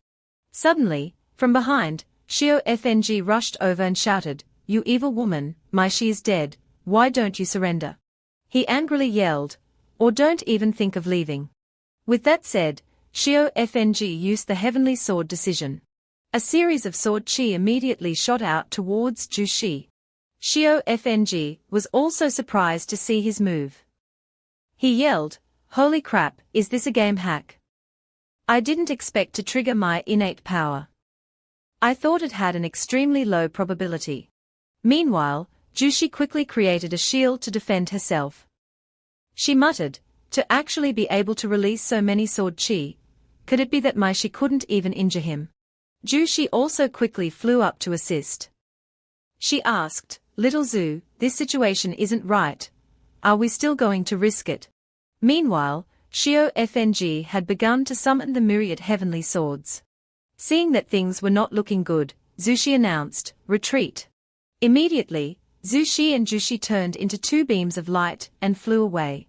Below, Miaoqing shouted, "They want to run, Shio FNG." Shio FNG was very tired at this point. He murmured, "Senior sister, don't chase them." After saying that, Shio FNG fainted and slowly fell. Miaoqing turned to look and was startled when she saw her junior brother's condition. She immediately rushed over, trying to catch him. Luckily, Miaoqing arrived in time. She grabbed his hand and helped him up. Feeling that Shio FNG was injured, Miaoqing said, "You are seriously injured." Shio FNG wiped the blood from his mouth and reassured, "It's okay. Let's leave here quickly." He looked at the departing figures of the two women and reminded his senior sister, "Those evil women are not stupid. They will quickly realize that something is wrong." Miaoqing looked worried, "I know. You rest first. I'll take care of the rest." The two then returned to the ship with Tin Ji, Yu Ji, and Wru. On the ship, Princess Yu Ji said to Shio FNG, "Is this the flying magic artifact of the cultivators? It's amazing." Tin Ji added, "In the past Taoist Bai Chen talked about this kind of magic artifact. But he said he had never been on one." Shio FNG explained, "The speed of the flying ark is not as fast as a spiritual beast. But now Little Ice is seriously injured. We can only use this magic artifact for the time being." Feeling worried about Bai Chen, Princess Yu Ji asked, "Benefactor, how is Taoist Bai Chen doing?" Shio FNG replied, "In my consciousness, the magic artifact I gave him has been destroyed." Hearing this, Yu Ji sadly said, "Perhaps he is still alive." Shio FNG shook his head sadly and replied, "The magic artifact I gave him, a small golden core cultivator cannot destroy it. The only possibility is that he took the initiative to self-destruct." Hearing Shio FNG's affirmation, Tinji clenched his fist and was determined, if Taoist Bai Chen is no longer here, then the only support of the Heavenly Dragon Kingdom is our fleet. Suddenly, Miaoqing spoke up, "I'm very sorry to bother you two, Crown Prince and Princess. There's something I need to show you too." Miaoqing pointed to the sea and said, "Please look at those things on the surface of the sea." Seeing that, Tinji was startled and cried out, "That's..." Before Tinji were the wreckage of ships floating all over the sea. Tinji cried out in anguish, "Our fleet." Having such a huge shock, Tinji began to cough up blood. Yu and Wru quickly rushed over to support him. Tinji then reassured, "It's okay. It's just that thinking about the final foundation of the Heavenly Dragon Kingdom being burned to the ground like this trip to the Yuan Sea Kingdom was indeed a mistake. But there was still a small comfort." Tinji turned and grabbed Wru's hand and affectionately said, "Luckily, at least I got to know Wru." Seeing this, Miaoqing excitedly laughed, "Huh? What is the situation with you two?" Wru then explained, "After young Master Shio left, Tinji and I met. We fell in love at first sight." Tinji also asked Shio FNG, I heard that you and WRU knew each other before. Xiao Fng replied, I just helped her out of convenience. Anyway, congratulations to you two on finding your love. After saying that, Xiao Fng looked down and pondered, luckily. This sister-in-law of mine is still my sister-in-law after all. Seeing that her older brother was tired, Princess Yuji suggested, WRU, my older brother's body is not well. Please take him to rest. WRU immediately nodded, leave it to me. Only Princess Yuji remained on the ship with Xiao Fng and Miao Qing at this time. Feeling that Yuji had something on her mind, Xiao Fng asked, does the princess have something she wants to say? Yuji clasped her hands to thank them. The two benefactors have saved us from danger many times. Yuji does not know how to repay you. Then she took out a precious jade pendant and said, after careful consideration, I think only this object can serve as repayment. Glancing at the jade pendant, Xiao Fng asked, you can probably guess that those evil women were actually after this item. Yuji sadly replied, although I am immortal, I can also see it clearly. It's just that keeping this object, for us, would only bring disaster. She continued to say, moreover, you are probably also looking for this object, right? Xiao Fng, hearing this, did not hide anything. He clasped his hands to express his gratitude and said, I really need this object. If the princess is willing to give it to me, then Xiao Yfng will thank you very much. Scene transition, the Crown Prince's ship then landed on a pier. After taking the three of them ashore, Xiao Fng instructed, this is the boundary of the Heavenly Moon Kingdom. Here, you can avoid the pursuit of the Yuan Sea Kingdom. The three of Yuji, Tinji, and WRU clasped their hands to thank him. Thank you, benefactor. May you be well. Xiao Fng and Miao Qing also happily bid them farewell, goodbye, see you again in the future. Then the ship immediately slowly flew into the sky. Seeing Xiao Fng holding the jade pendant of Princess Yuji, Miao Qing asked, Xiao Fng, what exactly is this? Xiao Fng then asked, has senior sister ever heard of the immortal mansions of great figures in the past? Miao Qing replied, of course I have. At this moment, Xiao Fng explained, it is said that those great figures of the ancient times would often leave their inheritance in their immortal mansions before they died. It is only to ensure that their inheritance would not be cut off. From ancient times, many geniuses have risen to great heights, because they have found treasures of the ancients in those immortal mansions. Explaining up to here, Xiao Fng chuckled triumphantly, this jade pendant is the key to one of those great figures' immortal mansions. After listening, Miao Qing was curious how Xiao Fng could know such things. Xiao Fng made up a lie, it's written in books. Who told you not to read often? Being mocked, Miao Qing said resentfully, really? It turns out there's such knowledge in books. I'll have to read more books in the future too. Having successfully deceived Miao Qing, Xiao Fng thought to himself, anyway, senior sister doesn't normally read. I can just make up a few lines and trick her. The sky was now getting dark, and the moonlight was high in the sky. The ship carrying Xiao Fng and Miao Qing was floating in the air. Taking advantage of Miao Qing's deep sleep, Xiao Fng secretly left the ship and flew down. He said to Immortal Slayer, phew, Immortal Slayer, thank you.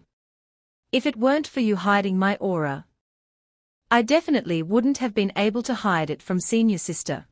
Immortal Slayer looked puzzled. I'm just curious, why did you say you were going into closed-door cultivation at night, and asked me to hide your aura? What exactly do you want to do? Xiao Fng explained, I plan to find that pair of siblings. To do things that disciples of the Ventian sect should not do. Immortal Slayer hearing this reminded. You're not thinking of doing something improper with those two young ladies, are you? Xiao Fng waved it off. How is that possible? It's just that I want some people to gather information about the mundane world for me. That pair of siblings just happens to be able to help. He took out a ghost mask from his robe and said, "Wait for me to change my appearance." At this time, the carriage carrying the three of them was speeding on the road. Tinji, while driving the carriage, turned back to speak to the two young ladies inside. "Wru, hold on a little longer. We'll be entering the city soon." Inside, Yuji was feeling extremely cold, even though Wru had wrapped her in a layer of blanket. Yuji said to Wru, "It's okay. With the medicine from young master, I'm feeling much better now." Suddenly, a loud laugh rang out above the carriage. "Ha ha ha. I didn't expect to find someone with an innate Arctic frost meridian. Interesting, interesting." Yuji inside looked extremely worried. Tinji, looking up to find the source of the laughter, shouted, "Who is pretending to be a ghost? Are you a demon of the endless sect?" A large cloud of smoke appeared right in front of the carriage and a voice said, "I didn't expect that a mortal like you would know of the endless sect." Shio FNG, who was now wearing a mask, appeared and continued to say, "To compare me to them, young man, you are really impolite." Yuji lifted the curtain and asked, "Older brother, who is that?" Tinji instructed, "Yuji, you wait inside the carriage. Leave this to me." Yuji then said worriedly, "Older brother, facing cultivators, we cannot resist them. Just now, I heard the tone of his voice, it seems he came looking for me. Let me ask him." Shio FNG then approached the carriage and laughed, "Ha ha, this lady, you are much stronger than your brother. This old man will not beat around the bush. I am here today to give you all a good fortune." Shio FNG's voice returned to a serious tone. He said, "This old man can make you live a few more years, or even allow you to embark on the path of cultivation. Do you dare to accept it?" Hearing this, Tinji was surprised. "Cultivation?" Yuji calmly asked, "Senior, what do you want us to do?" Shio FNG took out a scroll and said, "I really need you to do some things for me." He handed the scroll to Yuji and instructed, "This old man wants you to cultivate this technique." Shio FNG began to introduce it to her. "This technique has very significant side effects, but as long as you cultivate it, it can guarantee you will live peacefully for at least 100 years. But then he suggested, for these 100 years, you must obey my orders. Do you agree?" Tinji found it strange and asked, "May I ask, what are the significant side effects you mentioned?" Shio FNG replied, "I won't hide anything from you. This is a cauldron technique. Once you cultivate this technique, you can only be of benefit to others in the future." He looked at Yuji and said, "After she cultivates for 100 years, I can use a secret technique to take her cultivation." By that time, before Shio FNG finished speaking, Yuji clenched her fists in determination. "I agree." Tinji worriedly turned and called, "Yuji." Princess Yuji smiled and replied, "One person will die soon, while the other can at least live for another 100 years. I have nothing to hesitate about. Moreover, before then, I can still help my older brother's kingdom." Tinji sighed and said, "If you have already thought it through, then let it be." At this moment, Shio FNG unexpectedly said to Tinji, "This crown prince, I also have a technique for you." He threw a purple technique to Tinji and instructed, "If you can truly cultivate this demonic art, then the task of restoring your kingdom will not be difficult for you." The technique that Shio FNG gave to Tinji was called Heaven-Swallowing Demonic Art. Shio FNG added, "The techniques I gave you both are only the first 2 layers. If you want to obtain the techniques for the higher layers, you will have to see how you perform." After Shio FNG finished speaking, he prepared to leave. He further instructed, "In 3 years, I want you to develop a very powerful force for me, whether it be to restore your kingdom, or build a new one. In short, you must build a force for me. This is my test for you all." Hearing this, Tinji showed his determination. "Okay, I agree. I will definitely make those who destroyed my homeland pay the price." Seeing the determination of both of them, Shio FNG laughed loudly. "Ha ha ha, good. What I need is this kind of spirit. With that said, he flew away, not forgetting to add one final reminder: 3 years later, I will check your results. I hope you will not disappoint me. After finishing, Xiao Fng flew high into the sky and took off his mask. He and Immortal Slayer observed the departing carriage. Immortal Slayer turned and asked, "Hey, did you really use that cauldron technique?" Xiao Fng frowned and replied, "Of course not. It's just that the modified version of the technique. I can't just give it away like that. It's best to find an opportunity to ask if MANHWA with Macronen is taking any disciples." After explaining, Xiao Fng reminded, "Let's go. Let's return to the ship first. Staying out for too long will cause senior sister to notice." Seeing Xiao Fng fly away, Immortal Slayer sighed, "I don't even know how this kid managed to seduce a peak Mahayana cultivator."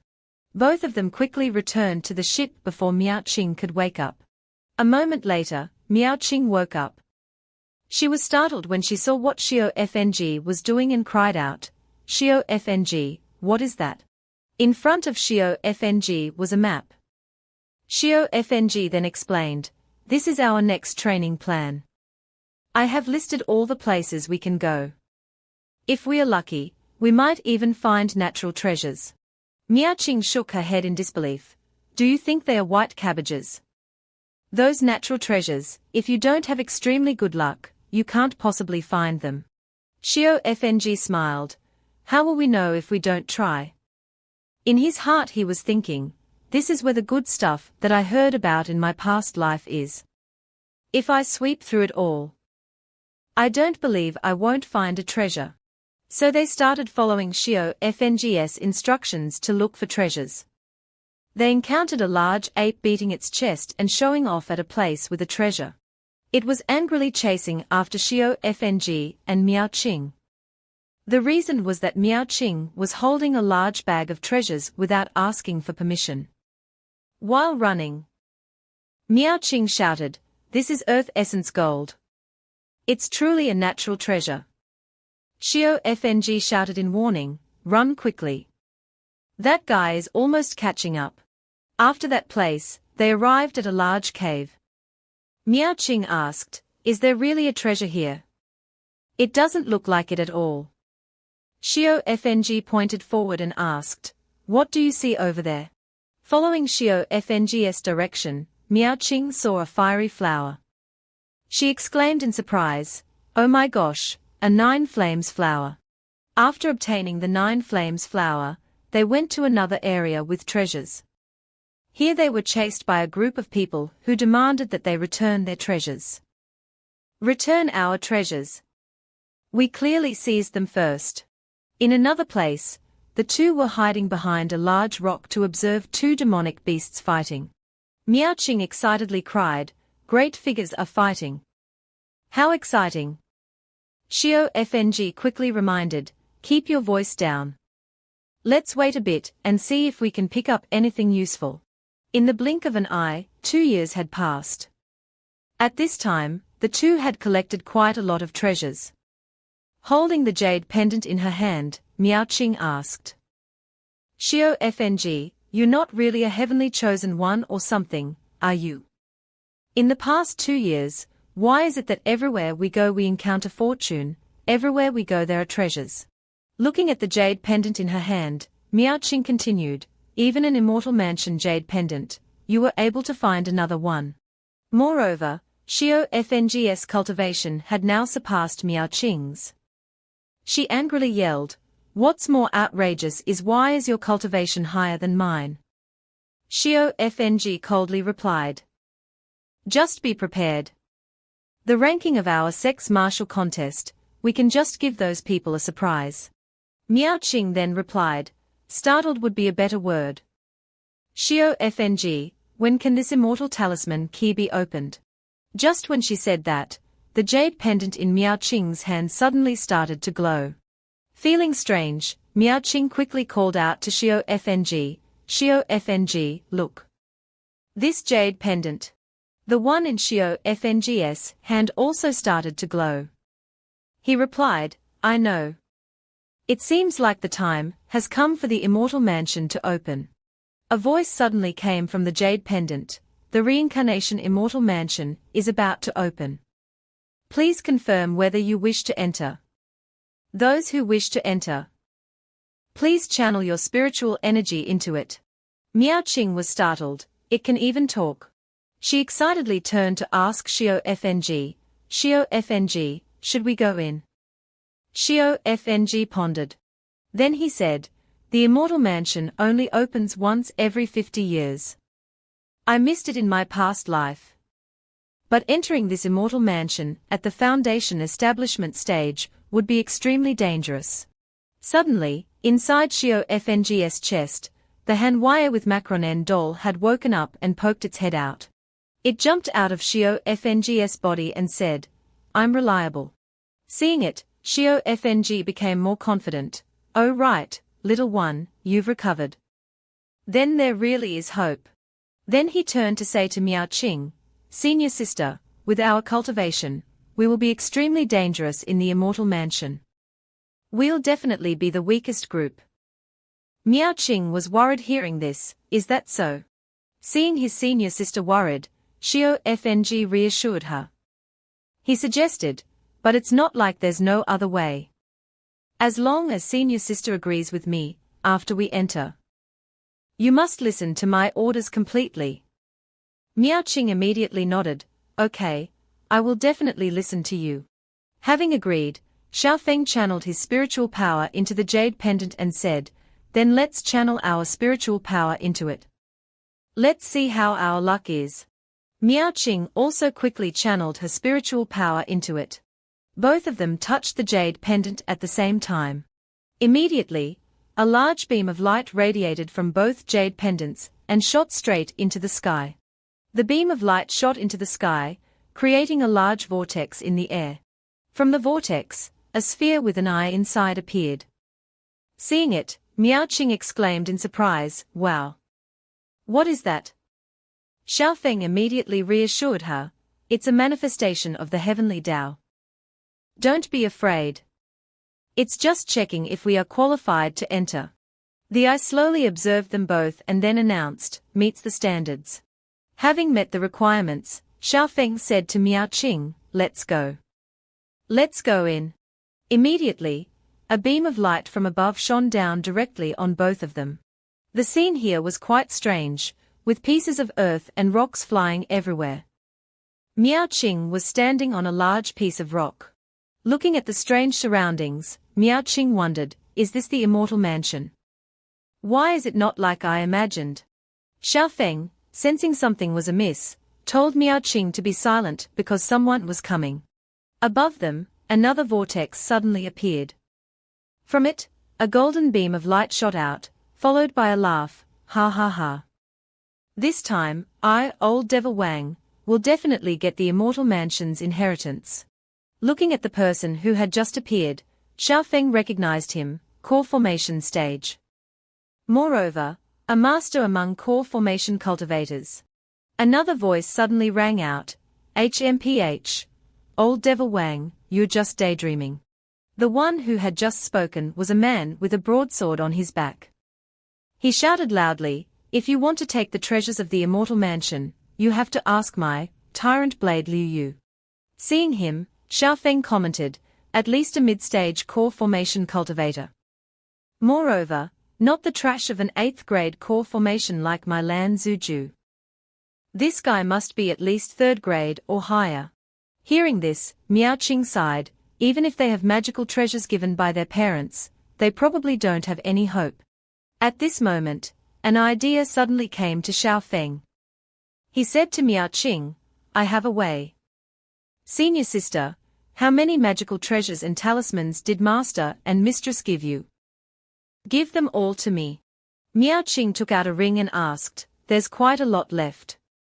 They are all in this storage ring, but what are you going to do with them? Xiao Feng smiled softly. He held the ring and schemed, we can pretend to be a core formation master. Hearing this, Miao Qing looked confused, huh? In the distance, there were strange statues. There was a stone statue of a beautiful girl. At this time, There was a large door there, and a crowd of people was gathering. One side spoke up, "Fellow Taoists, do you really want to fight us here?" The other side replied, "How could we?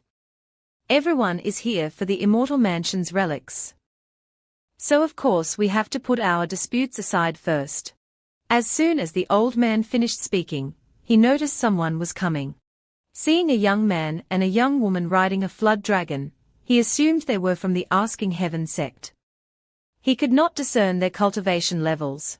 A man asked loudly, "Fellow Taoists, are you disciples of the Asking Heaven sect?"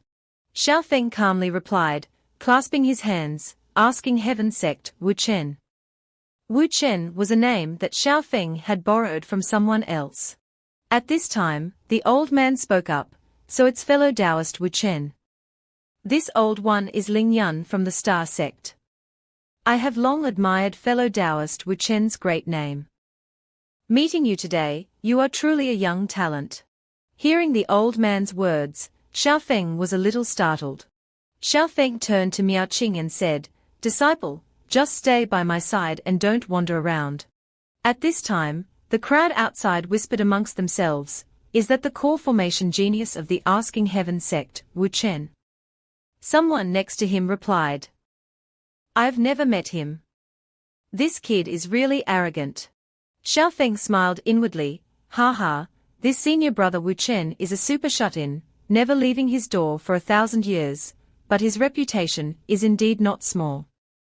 It can be used. But seeing this meeting, it seems that there are quite a few acquaintances from my previous life." A seductive girl in a pink dress said, "So it's the young man from the Asking Heaven sect, he, quite handsome." Xiao Feng recognized this girl as the enchantress from the Thousand Charms Pavilion. Mo Shui Yao. A refined man holding a fan continued, "TSK, it seems there are more of the Righteous Path's core formation cultivators than us." This person was Lin Xiao of the Azure Flame City. Known for being ruthless. A respectful girl in a blue dress said, "Greetings, fellow Taoist." Xiao Feng recognized her as Luo Shufu, but he was not very familiar with her. After the greetings, Xiao Feng replied, "I didn't expect so many people. It seems it won't be easy." At this time, an announcement was made, "The time to open the reincarnation immortal mansion has arrived. This immortal mansion only allows 9 people to enter. When there are only 9 people left on the field, the immortal mansion will open. Those who forfeit must transmit half of their blood essence into the immortal mansion's jade pendant to leave." The crowd was stunned. What? Only 9 people? A young man with red hair, named Mo Yu, looked at the crowd and ordered, "Those below core formation stage, leave on your own or let me send you off." Lin Xiao still looked refined and said, "Mo Yu, be gentle, there are young ladies here." Mo Shuiyao gracefully walked over and took Lin Xiao's arm, then said, "Oh, Lin Gongzi, you even know to cherish the beauty of flowers. You must take care of me later." Outside, the crowd discussed, interesting, both the demonic path and the righteous path are chasing away those with lower cultivations." Someone smiled and continued, "Ha ha, I think, us loose cultivators are still free." At this time, a person protested loudly, "Based on what? That's half of our blood essence. Do you know how many years I've cultivated?" Before this person could finish speaking, a flash of light appeared, and his head was immediately separated from his body. The one who had just made the move was Mo Yu. He held the person's head and said coldly, "Now, you don't need to cultivate anymore." Then he glanced at the remaining people and asked, "So, does anyone else not want to cultivate anymore?" As soon as he said this, the crowd trembled and replied, "Wait, we will leave on our own." At this time, a token in Mo Shuiyao's hand glowed. She threw it hard onto the ground, and a pillar of light appeared around her. A large rock suddenly flew up into the air. Lin Xiao turned to the Righteous Path group and said softly, "Friends of the Righteous Path, our side has chased away those who don't want to leave. What about you?" The few with weak cultivation levels on the Righteous Path asked in panic, "Seniors, you don't want to." Before the words were finished, someone interrupted. He slammed the long sword in his hand into the ground and said loudly, "I'll give you a chance. If any of you can defeat me, I will give up my slot." Scene changes to Wangtian City. Wangtian City is currently holding a bustling festival, with crowds gathering to watch a dragon dance. Children are playing cheerfully. Xiaofeng and Yao Ting have also arrived. Seeing the surrounding atmosphere, Yao Ting is quite impressed. Xiaofeng turns and asks, "Senior sister, have you never seen this before?" Yao Ting replies happily, "Never." The market here is much more interesting than the sect. They pass by a stall. The vendor beckons, "Young lady, would you like to buy a fragrant sachet? I made them myself." Yao Ting excitedly replies, "Yes, yes. I'll take one." She happily takes out her purse and is about to ask, "How much is it?" "I have high-grade spirit stones." Fortunately, Xiaofeng quickly stops her and tells the vendor, "Here. I have the money." This makes Yao Ting very confused. Xiaofeng explains, "Normally, people in the mortal world don't use spirit stones. They are very precious to them. Ordinary money is enough." Yao Ting looks surprised. Ordinary money. Suddenly, Yao Ting seems to discover something interesting. She sees a crowd gathering as if watching something. Inside the crowd, some people are performing martial arts. One lies down to have their stomach kicked, while another smashes it with a hammer. After the performance, both stand up and say, "Thank you for your support. Anyone want to try? One hammer for 10 taels of silver. Our physique can definitely withstand it." Immediately, a hand goes up. "I want to try." Yao Ting volunteers and steps forward. Seeing such a petite young lady, the two ask, "Young lady, can you even lift the hammer?" Contrary to their expectations, Yao Ting suggests, "I don't want to hit you. I want to lie down here and let someone else hit me." She smiles proudly and continues, "Don't worry, my body is very strong." Hearing this, everyone around points and whispers. Xiaofeng immediately steps in to stop her. He tells everyone, Sorry. My younger sister is not quite right in the head." Then he quickly pulls her away as she struggles. "What are you doing? I really can withstand it." After pulling Yao Ting to a deserted bridge, Xiaofeng explains, "Senior sister, you are a cultivator. If you participate in the activities of mortals, you will scare them." Yao Ting happily replies, "I'm just too excited. You know, I've never been to such a lively place." Fireworks are launched and explode in the sky, creating a beautiful scene. Looking at the beautiful fireworks, Yao Ting expresses her admiration. "So beautiful. Junior brother, I really admire you." She continues thoughtfully, "Ever since I had memories, I've always lived in the sect. My parents never let me go down to the mortal world. I could only hear about it from the stories of my senior brothers and sisters, but I really wanted to see it." Then she gently confesses that she sneaked out here. Xiaofeng already knew. He replies coldly, "I know." Yao Ting smiles and says, "I can't fool you. I just wanted to go out and see. I'm glad you could take me out." Then she turns serious and instructs, "Junior brother, be careful out here. There's no one to protect you out here anymore."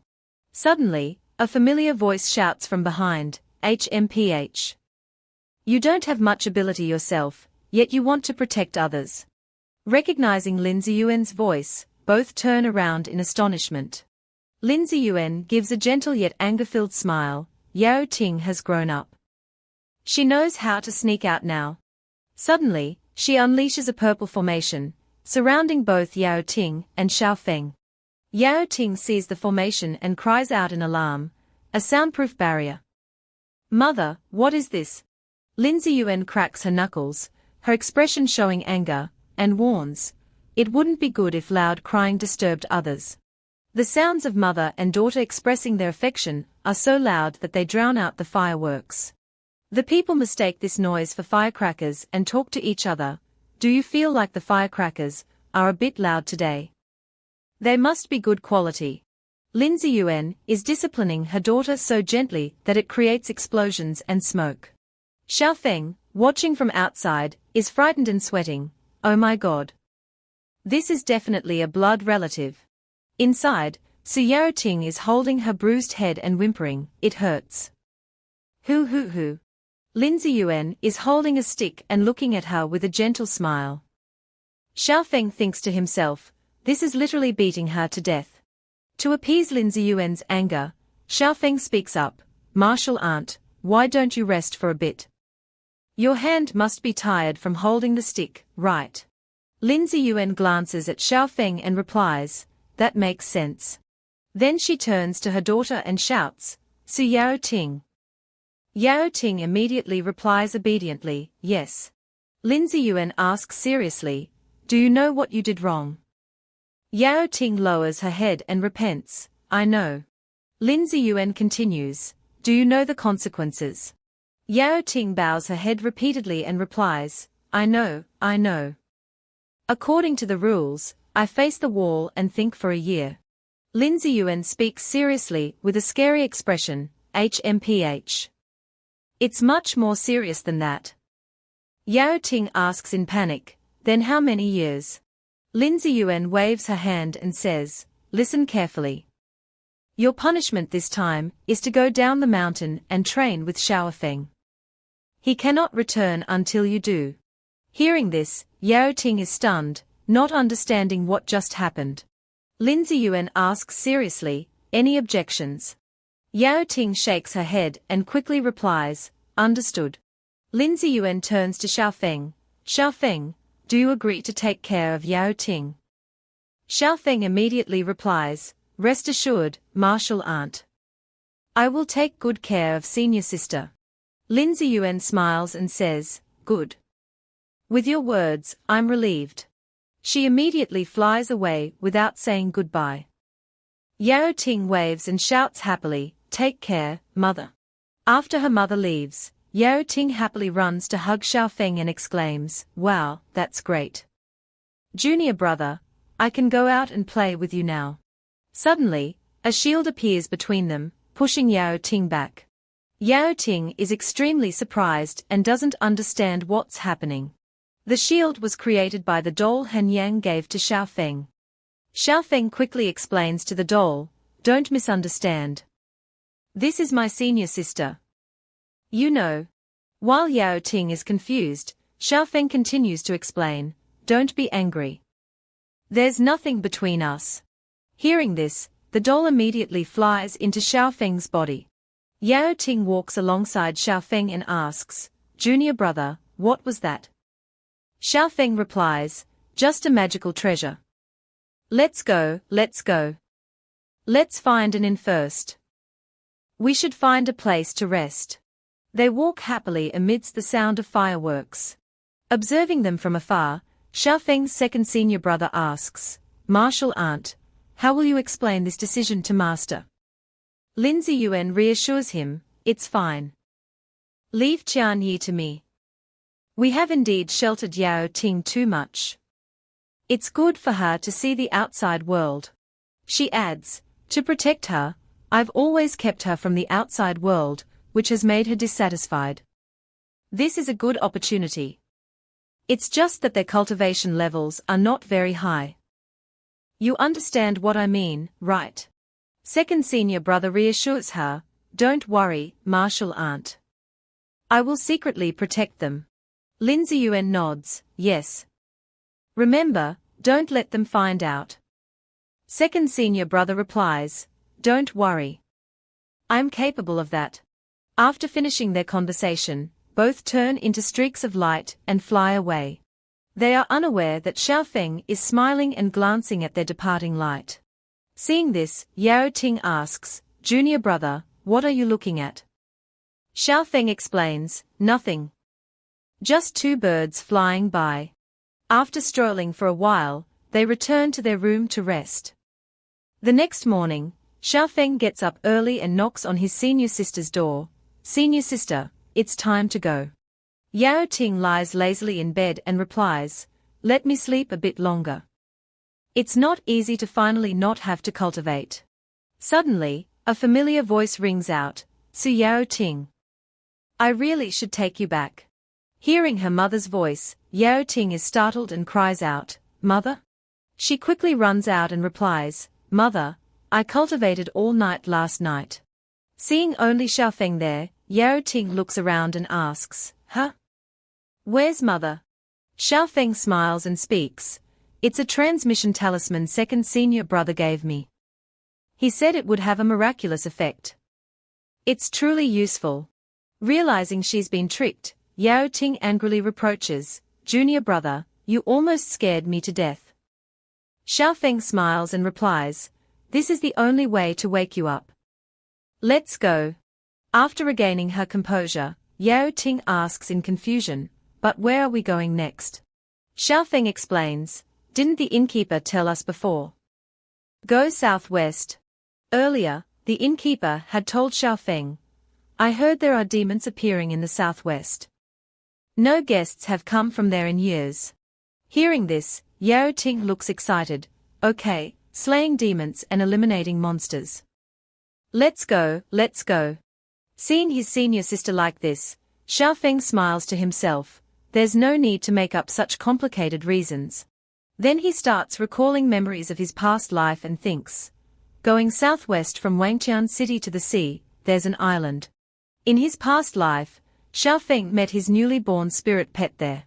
The spirit pet Xiaofeng mentioned is a giant water dragon. While riding the flying sword with Yao Ting, Xiaofeng thinks to himself, It's a pity that I arrived too late in my previous life, so that guy didn't have enough essence. This time, I'm here more than 10 years earlier, maybe I can make it a bit stronger. While lost in thought, a beam of light suddenly shoots up from below. Both Xiaofeng and Yao Ting are startled. They quickly dodge the beam of light by a hair's breadth. The light flies right between them. Immediately, a formation surrounds them. Xiaofeng recognizes it, a formation to conceal qi and block transmissions. The opponent came prepared. Two dark figures appear from the front, along with a familiar voice, Xiaofeng. I don't believe anyone can save you this time. It turns out to be Li Lifang and Steward Li. Seeing them, Xiaofeng asks coldly, Senior brother Li, why is it you? You may not mind the trouble, but I find it very bothersome. Yao Ting also speaks up, just two defeated subordinates. Do you think you can stop us? Are you brain dead? Suddenly, another voice rings out, startling Yao Ting, they can't. But what if you add me to the mix? The newcomer is a late-stage core formation demon cultivator. Steward Li smiles triumphantly and says to the newcomer, Senior, we didn't lie to you. There really is a top-quality woman here. The senior stares at Su Yao Ting and gives a perverted smile, indeed. Truly top quality. You did well this time. Steward Li gives a sly smile and asks, So, what about dealing with them for my nephew? The senior laughs loudly, Ha ha. Leave it to me. Li Lifang and Steward Li say in unison, Thank you, Senior. Senior Huan Shi. Hearing them call him that, Xiaofeng is surprised, Senior Huan Shi. Yao Ting asks, Junior brother, have you heard of this guy before? Xiaofeng replies, I have. He's said to be a demonic cultivator, who cultivates using the yin qi of women. Xiaofeng continues seriously, his methods are extremely cruel. He drains the women he cultivates with. Hearing this, Yao Ting exclaims angrily, Beast. Hearing Xiaofeng's introduction of him, Huan Shi smiles, It seems you've heard of me. Saves me a lot of effort. Women are just cauldrons for cultivation. Surrender now. And I can give you a painless death. How about it? Suddenly, the Zhanxian sword appears and flies out from Xiaofeng. Seeing it, Huan Shi cries out in surprise, Zhanxian, why did you enter this ordinary flying sword? Zhanxian trembles angrily and replies, Didn't you tell me not to reveal myself normally? But I really can't stand it anymore. I must kill him. Zhanxian also warns, late-stage core formation is not someone you two can handle. Looking at the two enemies before him, Li Lifang smiles triumphantly. Xiao Feng, you confronted me before. This time, I'll let you watch your senior sister get played to death. Xiao Feng is not afraid. He raises his sword and replies coldly, oh? Then I also want to see just how formidable late-stage core formation is. He then charges towards Huan Shi with his sword. Yao Ting hurriedly warns, Xiao Feng, don't be reckless. Huan Shi chants a spell and smiles, reckless fool. After the chant, he flicks a beam of light towards Xiao Feng. Instantly, a purple formation is cast, trapping Xiao Feng. Xiao Feng tries to slash the formation, but it doesn't break. Seeing Xiao Feng being suppressed, Yao Ting rushes forward and shouts, Xiao Feng, I'll help you. But before she can move, a series of sword strikes head towards her, which she struggles to dodge. Yao Ting quickly casts a lightning formation in response. But Li Lifang immediately appears beside her and throws a punch. From the front, Steward Li launches a series of sword strikes at Yao Ting. From the side, Li Lifang also throws a punch at her. Steward Li clenches his fist and smiles triumphantly, hee hee. I know your magic is powerful. But as long as the two of us suppress you and prevent you from casting spells, you're nothing to be afraid of. He looks towards Xiao Feng and continues, once Senior Huan Shi deals with that brat, be prepared to become our plaything. Huan Shi says smugly, a chi refinement cultivator dares to challenge me. Commendable courage. But too much confidence on the path of cultivation will not get you far. Contrary to his expectations, Xiao Feng smiles faintly and retorts, you're right. You've lost due to overconfidence. Hearing this, Huan Shi is startled. Xiao Feng summons the power of the Zhanxian sword. He uses the sword's power to cut through Huan Shi's formation. Seeing Xiao Feng break his formation, Huan Shi asks in astonishment, you're just at chi refinement. How is this possible? Without letting him say more, Xiao Feng quickly slashes straight through him. The slash sends his hat flying. Huan Shi now has a slash across his face, cutting the evil old man in half. Before dying, he cries out in panic, you that sword. Seeing Huan Shi like this, Li Lifang cries out in fear, second uncle. It's not good. Senior Huan Shi is dead.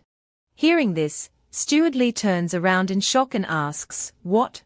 Taking this opportunity, Yao Ting casts a fire phoenix attack towards him and shouts, you dare look away while fighting me.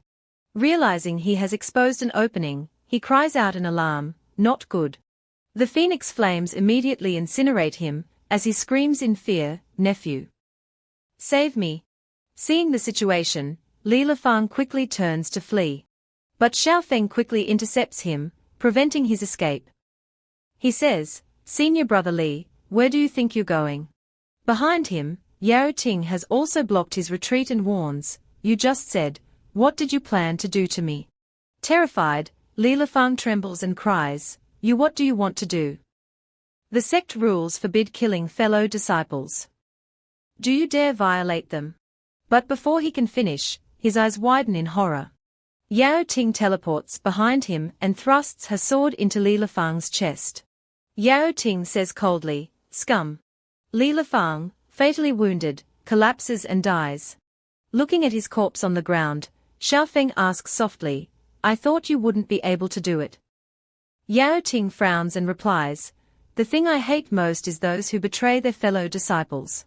She turns to Xiao Feng and asks, Junior brother, how did you kill that guy?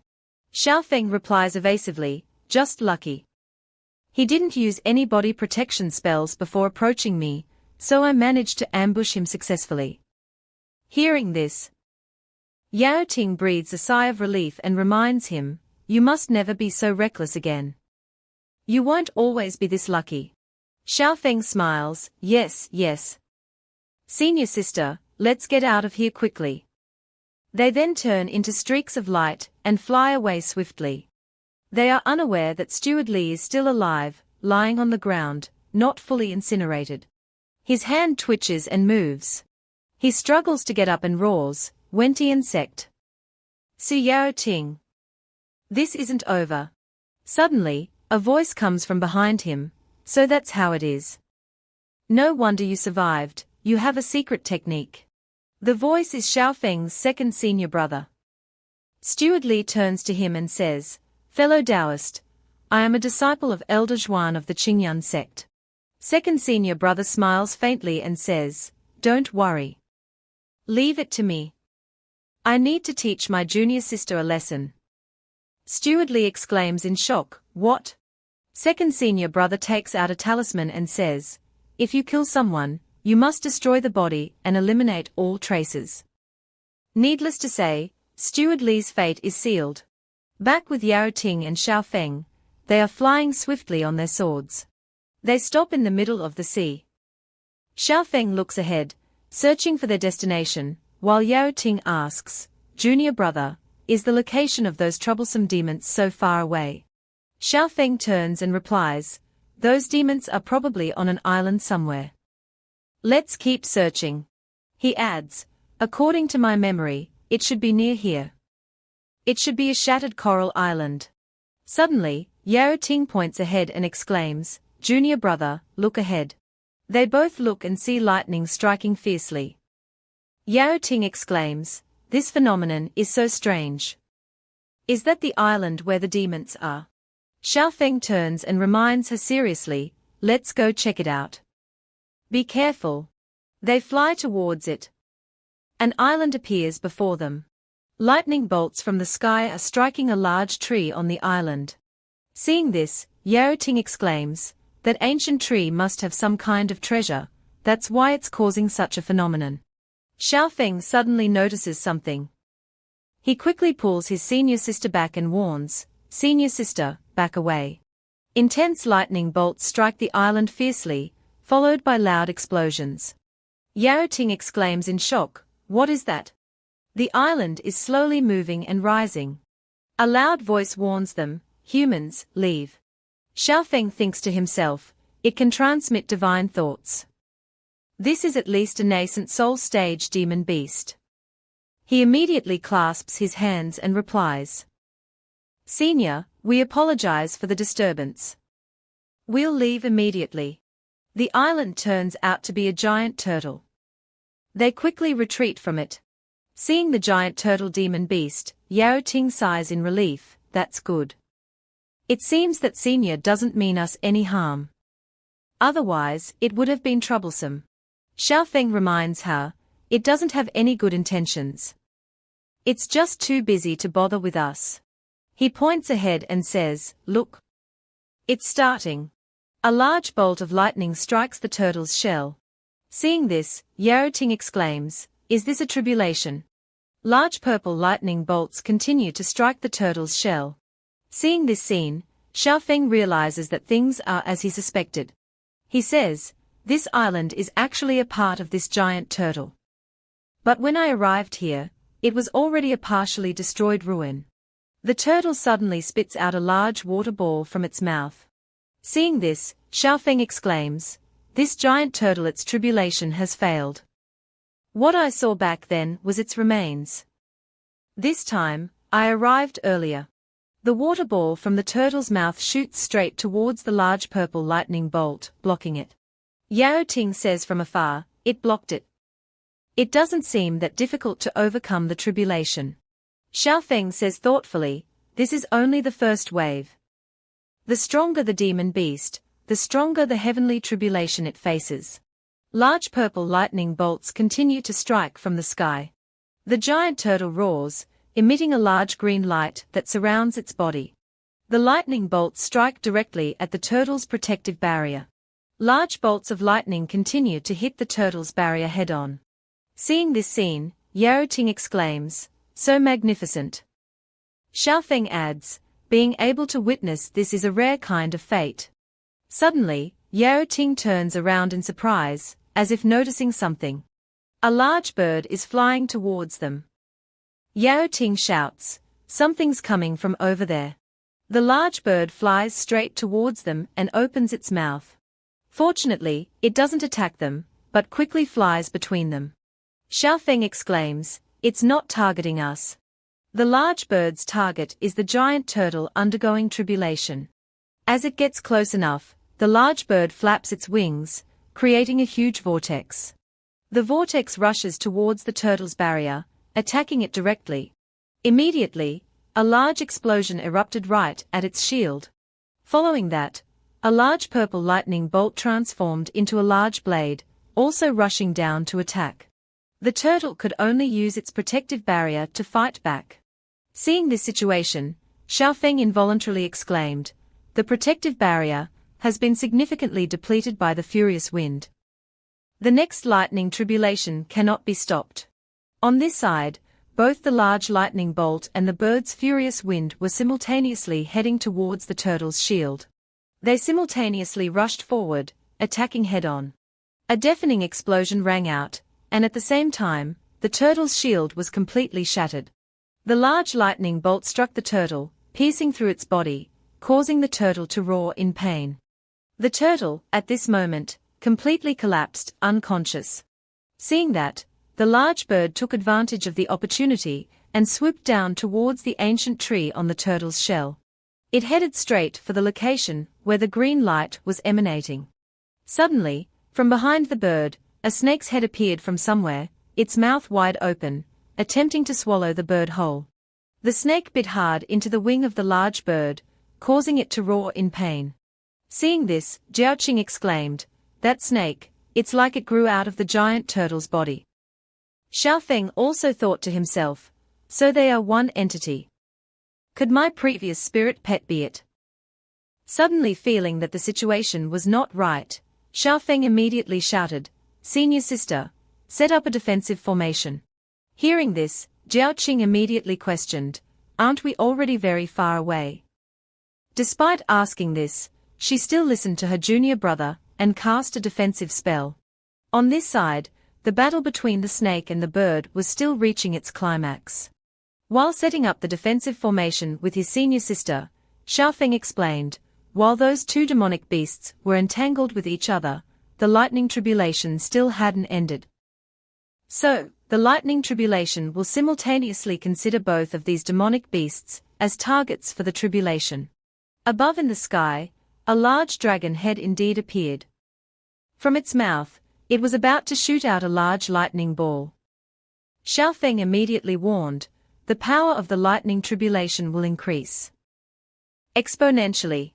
The target of the dragon was also this turtle island. Below at this time, the bird was roaring in pain. And the giant snake was still firmly biting onto its wing, not letting go. Suddenly, the snake's eyes lit up as if sensing danger. Indeed, the large tribulation dragon from the sky was diving straight down into the middle of their battle. A terrifying explosion rang out, followed by splashing water. The pressure from the explosion spread far to the location where Xiaofeng and Jiaoqing were setting up the defensive formation. Feeling the pressure, Jiaoqing exclaimed, "Even at such a distance, it still has such power. Is this the heavenly tribulation?" Seeing that the demonic beasts were no longer in front of her, Jiaoqing wondered, could it be that they are all dead? Unexpectedly, from beneath the water, the shadow of a bird shot up. The large bird quickly flew away. Seeing this, Xiaofeng hurriedly reminded his senior sister, "Go. Let's go check it out." The two immediately landed on the turtle's shell, right in front of the snake's carcass. Xiaofeng slowly approached the snake's carcass. Jiaoqing stood at a distance, looking at the burned ancient tree with regret. "This tree has been destroyed. What a pity." Xiaofeng, looking at the snake's carcass, which was now emitting a green light, said, "This guy is still alive." Jiaoqing looked at the snake with pity. "It can't hold on much longer. Its wounds are too severe." Xiaofeng looked into the snake's eyes, lost in thought, and said nothing. Then he picked up the snake's carcass and placed it on his shoulder, much to Jiaoqing's surprise. "Huh? Xiaofeng, what are you planning to do?" While carrying the snake on his shoulder, Xiaofeng turned and explained, "This snake has a connection with me. Maybe I can think of a way to save it." Jiaoqing asked in surprise, "Can there be such a connection? But how do you plan to save it?" Xiaofeng pointed at the withered tree and said, looking at its eyes, "This tree might be able to help it. Let me try." Saying so, He reached out and touched the tree trunk. While absorbing spiritual energy from the tree, Xiaofeng said, "Such rich wood attributes spiritual energy." With one hand, he absorbed the tree's spiritual energy, and with the other hand, he reached out and touched the snake's head. Receiving the spiritual energy, the snake immediately moved. Jiaoqing exclaimed from the side, "I can't believe it actually worked." While transferring spiritual energy, Xiaofeng said, "Perhaps this large tree is a part of the giant turtle's body, containing immense spiritual energy. Even though it's been destroyed, it's enough for the snake to recover quite a bit." Suddenly, the snake looked up at the sky. Jiaoqing hurriedly shouted a warning, "Xiaofeng! The sky!" In the sky, a bright light was indeed radiating. Xiaofeng quickly reminded, "I see it. We need to leave here immediately. The heavenly tribulation isn't over yet." Saying so, the two quickly left. Standing at a distance, watching the large lightning bolt preparing to strike down, Xiaofeng said, "The 49 heavenly tribulation has struck 3 times already. There's still one final strike left." From afar, that large bird continued to fly towards them. Seeing it, Xiaofeng frowned and said, "It's that guy again." Jiaoqing immediately reminded, "Xiaofeng, this is a battle between nascent soul stage demonic beasts. We can't do anything." Suddenly, from Xiaofeng's chest, the Hanyang doll emerged. Recognizing its intention, Xiaofeng pushed it back inside and said, "No need." The Hanyang doll angrily cried out, "Let me kill it." "Kill it." Xiaofeng touched its head, reassuring it, "I know you're very strong. Calm down for a moment." Jiaoqing, beside him, wondered, "Xiaofeng, what is this thing, after all?"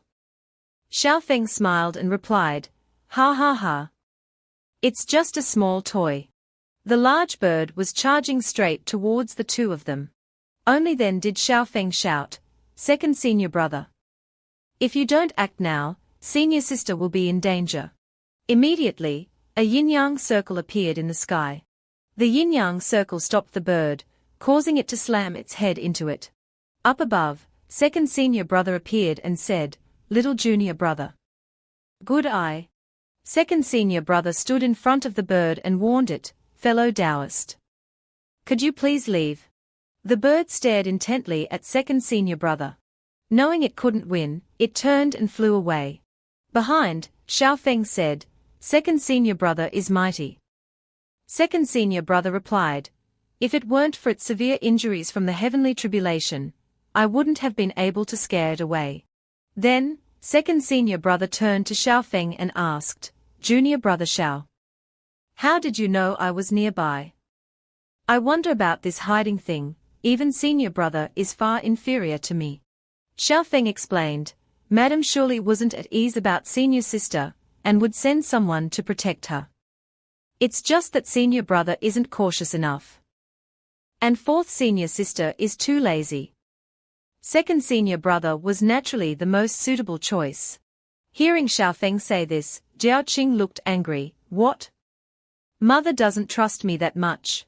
Second senior brother then said, "You are indeed clever. But don't take such risks again. If I hadn't been here, you too would have been in danger." Xiaofeng mischievously replied, Yes, I'll definitely be careful next time." Suddenly, second senior brother turned his head, as if he had discovered something. He looked at the descending heavenly tribulation and said, "It's been a while since I've seen the 49 heavenly tribulation." In the distance, a giant beam of light was indeed descending. Second senior brother quickly created a protective shield for all 3 of them and said, "Let's go see if this demonic beast will successfully overcome the tribulation." A moment later, when the 3 arrived, the sky had calmed down again. The snake was now lying motionless on the ground. Xiaofeng looked at its carcass in surprise. "What's going on? Did it fail the tribulation?" Suddenly, Jiaoqing gasped, "Xiaofeng, look at its head." Indeed, from the eyes of the large snake, a small white snake was crawling out. Seeing this, Xiaofeng said, "Is this rebirth through molting?" It actually used this method to overcome the heavenly tribulation. The snake crawled onto Xiaofeng's leg. He touched its head and said, "Did it successfully overcome the tribulation? But it looks very weak." Suddenly, the snake bit hard into Xiaofeng's finger. He cried out in pain as he struggled to pull it off. AAA. Jiaoqing panicked. Why did it bite someone? Second senior brother, beside them, smiled and replied, "This is what's called destruction and reconstruction. It's because its original body was destroyed during the tribulation, so it resorted to rebirth through molting to escape the final heavenly tribulation. Although it needs to recover starting from the foundation establishment stage, its future prospects are very bright." After biting, the small snake immediately burrowed into Xiaofeng's chest. He looked at his finger and said, "It's nothing. The bite wasn't that hard." Second senior brother smiled kindly and congratulated, "Congratulations, little junior brother. To be able to subdue such a spirit beast, it seems your fortune is quite good." Xiaofeng gently replied, "Thanks to second senior brother's assistance." He pointed to the now withered ancient tree and said, "By the way, second senior brother, the spiritual wood here looks very unusual. Do you want to take a look?" Second senior brother looked at the tree and replied, "Oh. This tree survived the heavenly tribulation without being destroyed. How interesting."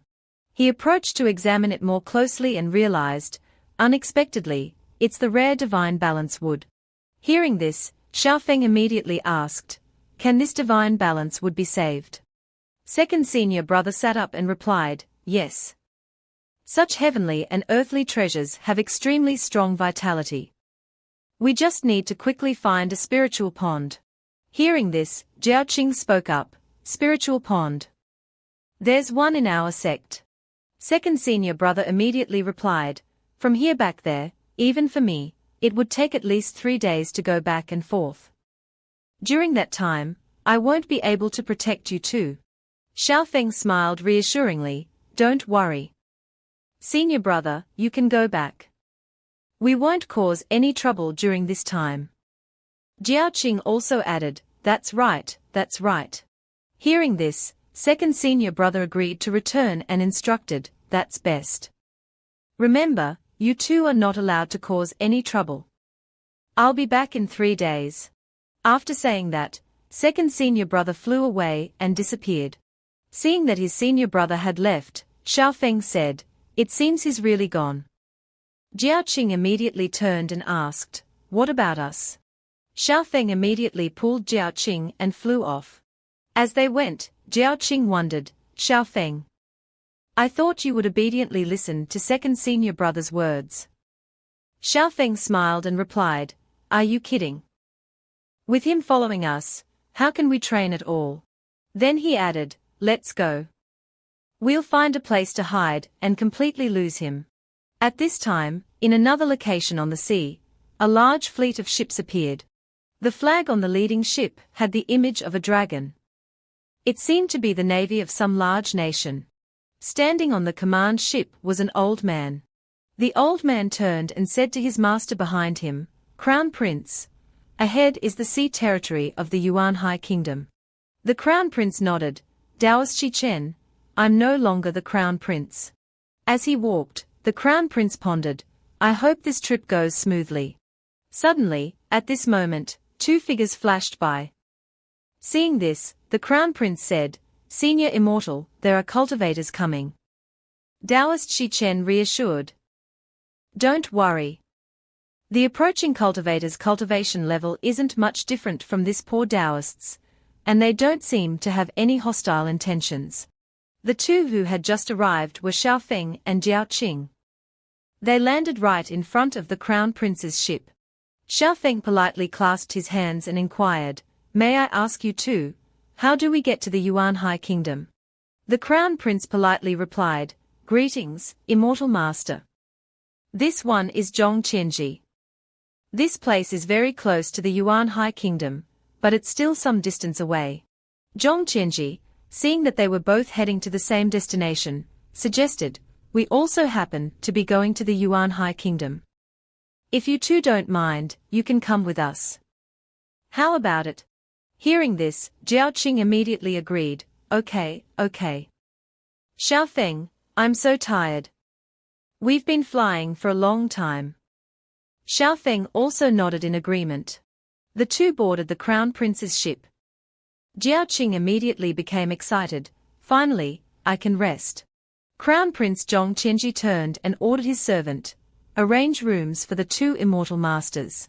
Seeing such hospitality, Xiao Feng clasped his hands in thanks. Then we'll trouble you.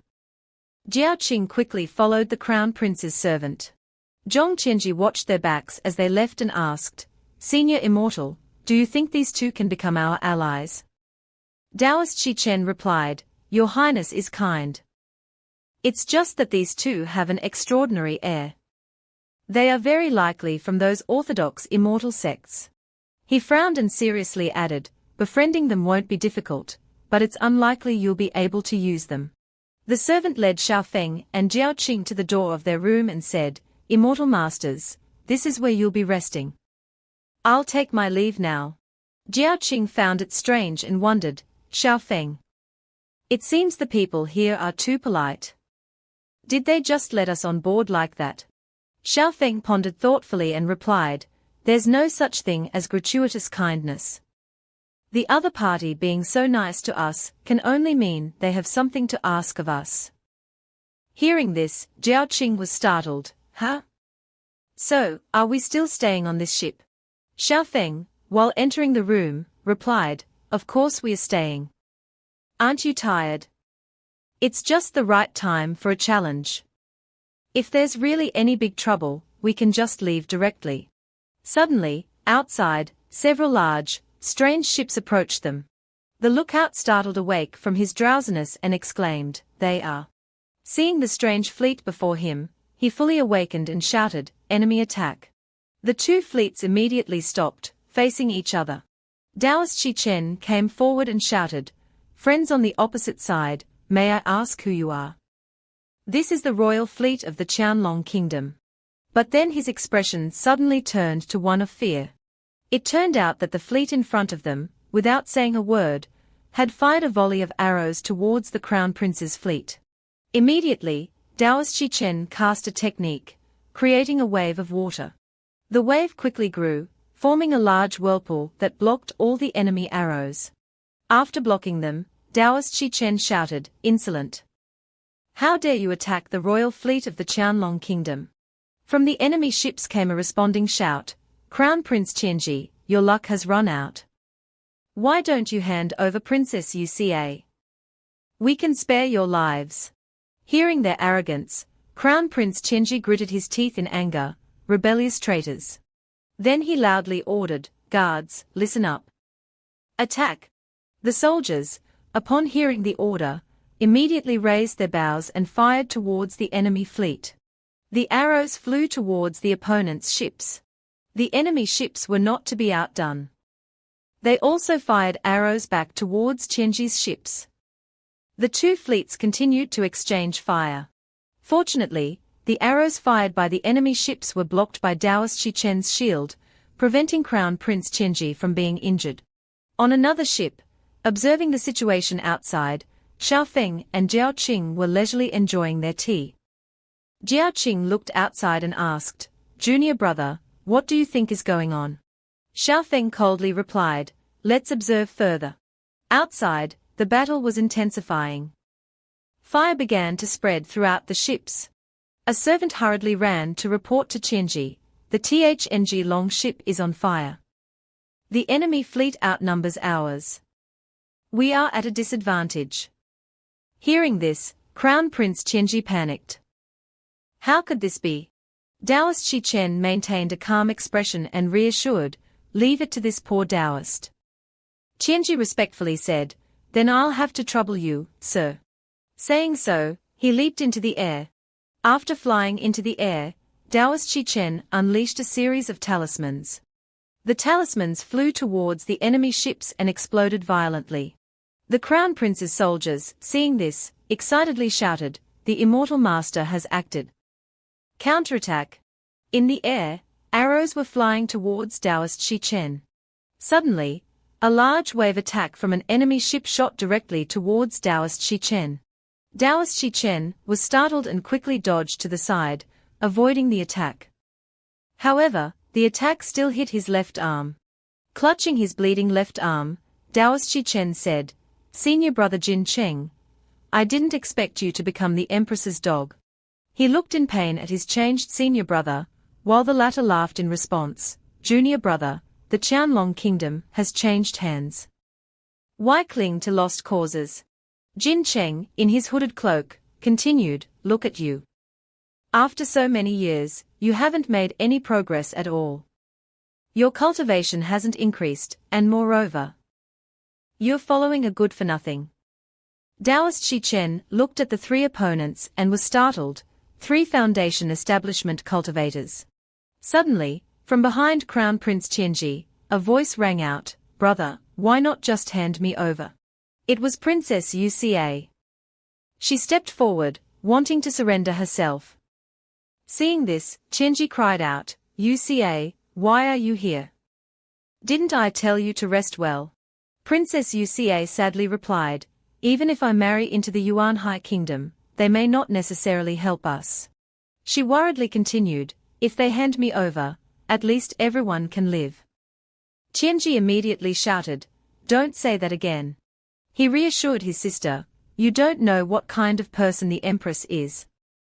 Even if I die here today, I won't allow you to fall into their hands."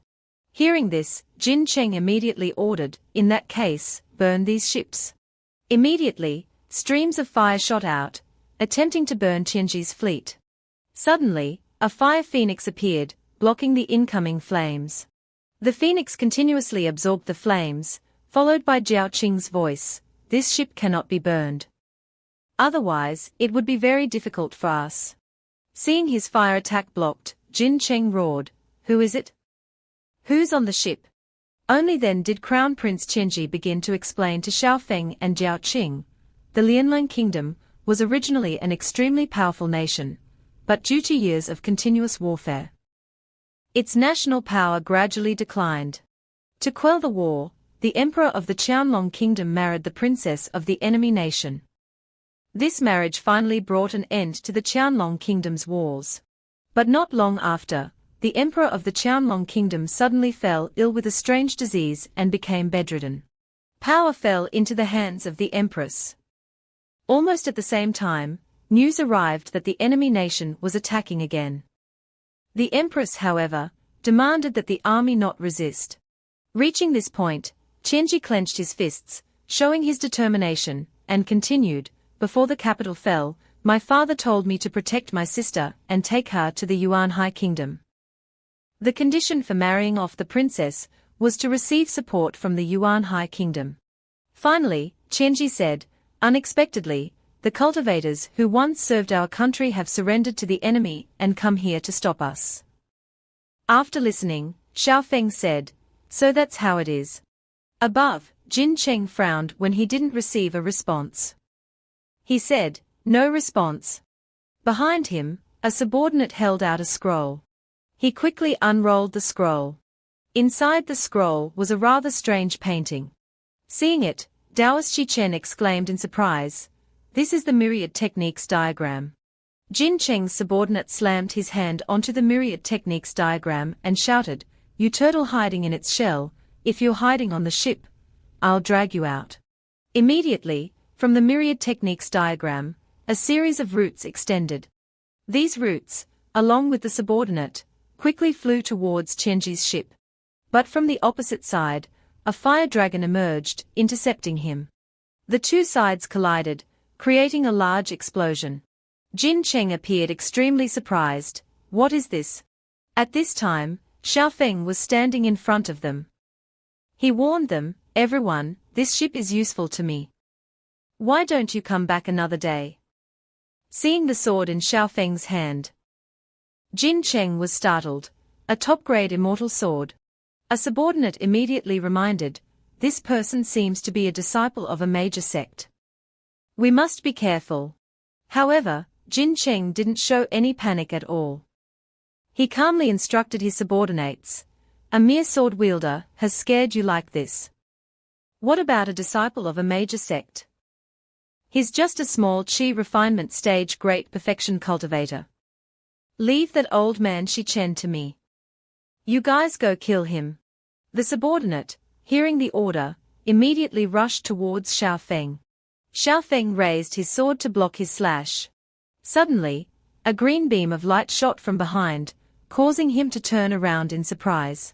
Xiao Feng quickly jumped back to dodge the sneak attack. Meanwhile, the other subordinate, taking advantage of Xiao Feng dodging, unleashed another slash towards him. Unable to dodge, Xiao Feng took the blow directly to his chest. Blood spurted from his chest. The two subordinates said triumphantly, "A small chi refinement cultivator dared to be arrogant in front of us." He pointed his sword at Xiao Feng's face and threatened, "Hand over the immortal sword. I'll spare your life." Xiao Feng coldly replied, "Who said I'm alone?" Above, a large fire tornado began to form. Seeing it, Jin Cheng cried out in fear, "Not good. It's a large-scale fire attribute spell. That dragon wasn't created by this kid." This fire attribute technique was, of course, cast by Jiao Qing. While Xiao Feng was creating a diversion, she had secretly created an extremely large fireball, aiming to give them no chance to resist. After completing the incantation, Jiao Qing coldly called out, "Disperse." Immediately, the fire tornado exploded, scattering into small flames that shot out everywhere. These flames shot directly towards the enemy fleet. One ship, hit by the attack, immediately exploded and sank. Following that, the other boats were also sunk. Lao Jin Cheng hastily ordered, "Kill her. Otherwise, the entire fleet will die." Immediately after, Lao Jin Cheng and two of his subordinates rushed to attack Dai Yu Tin. Seeing his senior sister ambushed by three men, Chu Fong shouted, "Stop." He said to Dai Yu Tin, "Senior sister, if they attack you, leave it to me." Dai Yu Tin smiled and replied, "Chu Fong, I'll leave it to you." Chu Fong then took the Han Yen doll out of his chest. He ordered it, "Give them a big one." The doll nodded. It immediately raised its leg high. Then, it kicked Chu Fong's sword, sending it flying at high speed. The sword flew towards Jin Cheng and his two subordinates, startling them into exclaiming, "What is that? It's coming towards us." The three of them combined their strength to create a triple-layered shield to block the sword. However, the shield was quickly and easily broken. The blade sliced across Lao Jin Cheng's shoulder. Fortunately for him, it didn't hit a vital spot. He exclaimed, What is this thing?" He was terrified, thinking to himself, "If his attack had been just a little off, I would surely be dead. I have to get out of here." Thinking so, he immediately teleported away. Seeing that, his two subordinates said to each other, "Damn it. Let's get out of here too. We can't worry about the fleet anymore. Our lives are more important." Seeing the doll's terrifying power, Chu Fong said in astonishment, "So strong. Didn't my wife say you didn't have much power?" Dai Yu Tin, having finished her task, also approached Chu Fong and said, "We have nothing left to do here. Chu Fong, let's go back." The enemy's fleet was burning fiercely. The enemy was constantly screaming, "Help! Commander Chu abandoned us. We surrender." Seeing that, Chu Fong said coldly, "We cultivators shouldn't get involved any further." Having finished, they both headed towards Thien Kai's boat. After landing, Thien Kai gratefully thanked them, "Thank you for saving our lives." Chu Fong chuckled and replied, "It was nothing. Just consider it as us paying for passage." Dai Yu Tin asked proudly, He, am I not strong?" Princess Nguca also spoke, "This small act of yours is a life-saving grace for me. I am very grateful." At this point, Princess Nguca suddenly coughed. She covered her mouth, looking pained. Thien Kai quickly asked a servant to get a blanket.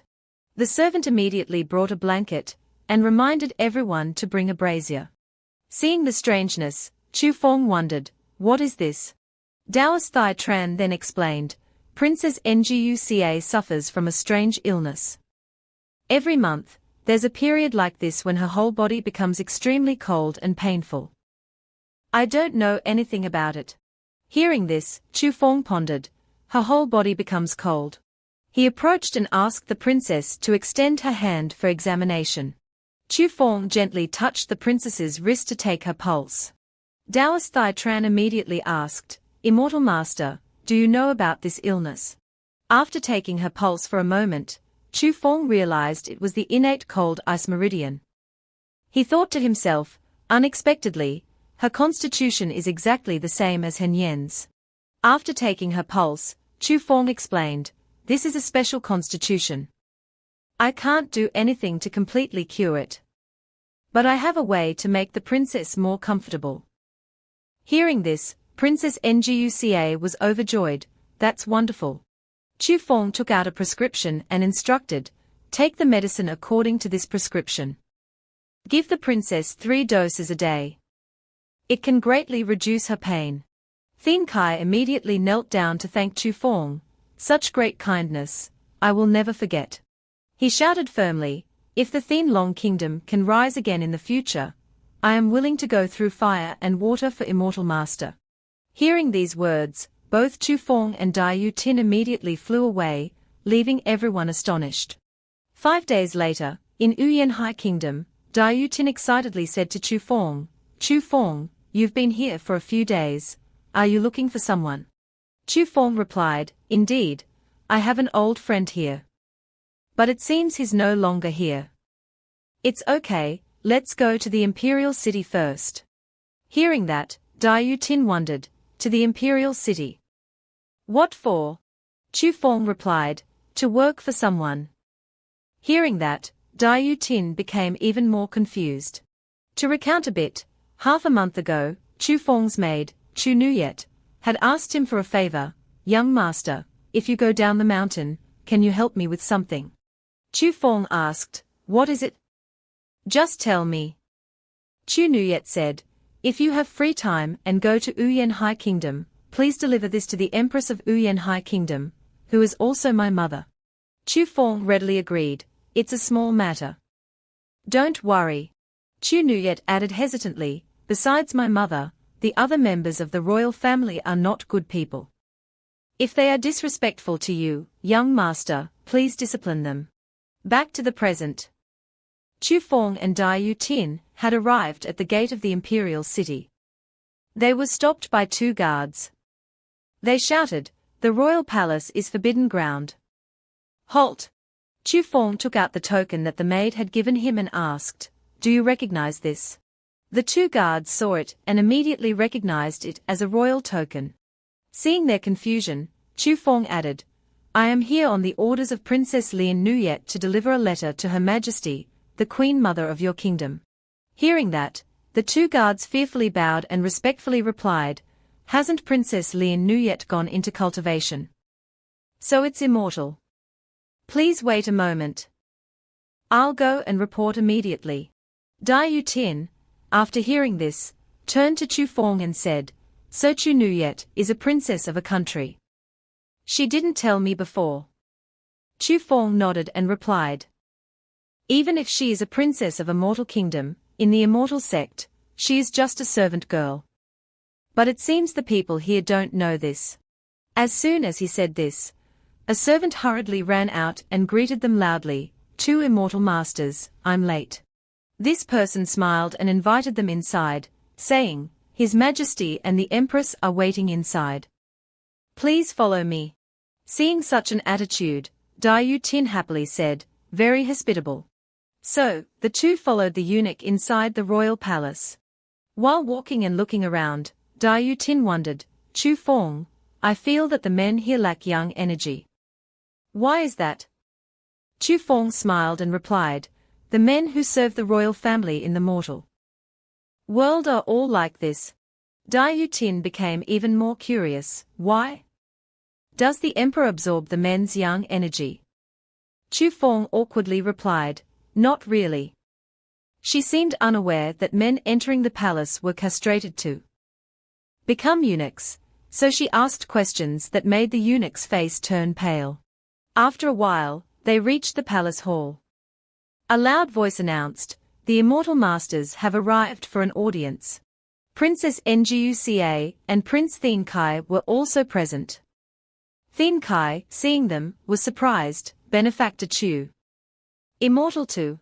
Dai Yu Tin, seeing them, immediately said, "Chu Fong, look. It's the two people from Thien Long Kingdom." Seeing them, Chu Fong was surprised and wondered, strange. It's been a few days, why are they only meeting the emperor today? On the throne, the emperor was being served by a woman. The empress, beside him, didn't dare to do anything. Chu Fong greeted loudly, "Disciple of Van Thien sect pays respects to your majesty." The emperor gave a perverted smile when he saw Dai Yu Tin. His eyes were glued to her, looking her up and down. The woman beside him stroked his cheek and asked, "Your majesty likes her?" The king replied, "Such a beauty, who wouldn't like her? If only I could bring her into my harem." Hearing this, the empress interrupted him, "Your majesty, these are immortal disciples. We should treat them with courtesy." Interrupted, the lecherous king angrily shouted, "Shut up! Is there a place for you to speak here? Even immortals have desires. What's wrong with me saying so?" Being scolded, the empress could only lower her head and apologize. "I have been disrespectful." Then, the lecherous king turned to Chu Fong and asked, "Immortal master, please excuse me. What is your relationship with Nuyet Nhi?" Chu Fong replied, "Friends." Hearing that, the king seemed excited, "Friends? Nuyet is a servant in Van Thien sect. To be friends with her, you two must be outer disciples, right?" Chu Fong frowned and asked back, "What if we are?" He then handed the eunuch the box Chu Nuyet had given him and said, "Princess Lien Nuyet asked me to deliver this to the empress. If there's nothing else, we'll take our leave." The empress looked sorrowful and replied, "Thank you. You two should leave soon." The lecherous king shouted again, "What nonsense are you talking about? Why are the immortals in such a hurry?" The woman beside him chimed in, "Indeed, meddling in other people's business." After shouting, he turned to Dai Yu Tin and asked, "I wonder if this immortal has a husband?" The atmosphere became extremely tense after the perverted king asked that question. Dai Yu Tin frowned and asked uncomfortably, "Why are you asking this?" The woman next to the king replied, "I heard that you cultivators have a dual cultivation technique that can preserve youth forever. I think this little sister's appearance is not bad.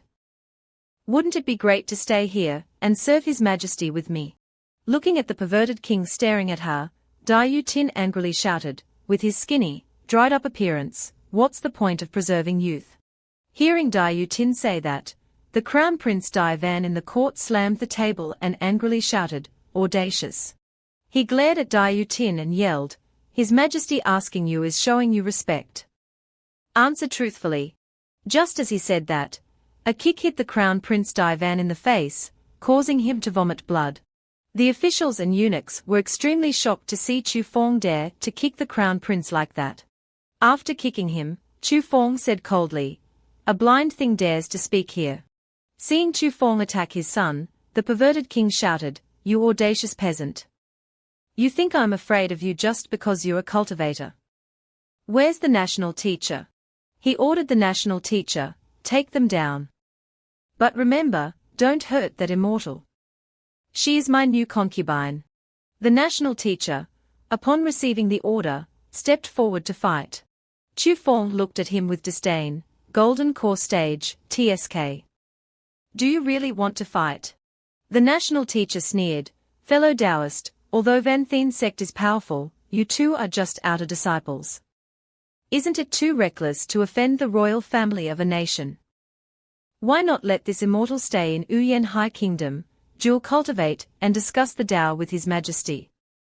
It will be a beautiful anecdote." Hearing him say that, Dai Yu Tin clenched her fists in anger, "Shameless!" Chu Fong coldly said, "No wonder Chu Nuyet told me the Uyen High royal family is nothing." Chu Fong frowned, his face serious, "You guys are truly incurable. Immediately, he took something out of his hand. A Van Thien sect token shot out from his hand. The national teacher, seeing the token, exclaimed in shock, "How is this possible?" This is the Van Thien token of a high-ranking disciple in Van Thien sect. Seeing that he was knowledgeable, Chu Fong explained, "It seems the national teacher is indeed knowledgeable. We too are direct disciples of Van Thien sect. And the person you just spoke rudely to is the only daughter of our sect's palace master." After saying that, Chu Fong clasped his hands and asked in a stern voice, "Now I'll ask again. Does Uyen High Kingdom want to be annihilated?" Hearing this, the perverted king's face turned pale as he asked, "Direct disciples? The only daughter of the palace master?" The kicked crown prince Dai Van, crawling up, shouted, "What nonsense are you talking about?" He continued with disdain, "Do you really think our Uyen High Kingdom has no one? Father, kill them. What Van Thien sect?" But before he could finish speaking, a talisman flew out. The talisman quickly sealed the crown prince Dai Van's mouth, silencing him. Following that, a rope tightly bound his body. The national teacher, looking scared and sweating, said, "Ha ha ha, a misunderstanding. This old Taoist has failed to recognize Mount Tai. I apologize to the two of you." The perverted king, also sweating, said, "I was just joking earlier, just joking. Ha ha ha. I absolutely had no intention of making things difficult for the two immortal masters." Chu Fong turned to Dai Yutin and asked, "Oh, so the one next to His Majesty, who tried every way to provoke the Van Thien sect, shouldn't she also give us an answer?" The woman nervously pulled the king's hand and said, "I did it for His Majesty." The terrified perverted king immediately threw her hand away and said, "Immortal masters, I was bewitched by this woman. I will immediately hand her over to you to deal with." Completely surprised by the king's sudden change of attitude, the woman angrily said, as expected of a useless emperor, "I should have drained you dry earlier." Saying that, she opened her mouth and spewed out a large cloud of purple smoke. The purple smoke quickly flew out, trying to escape. Seeing that, the soldiers shouted, "A demon! Protect His Majesty!" The escaping purple smoke shouted, "Chu Wai Fong of Van Thien sect, I remember you." Inside the palace, everyone shouted in panic, "Lam Phi!" She turned into black smoke and flew away.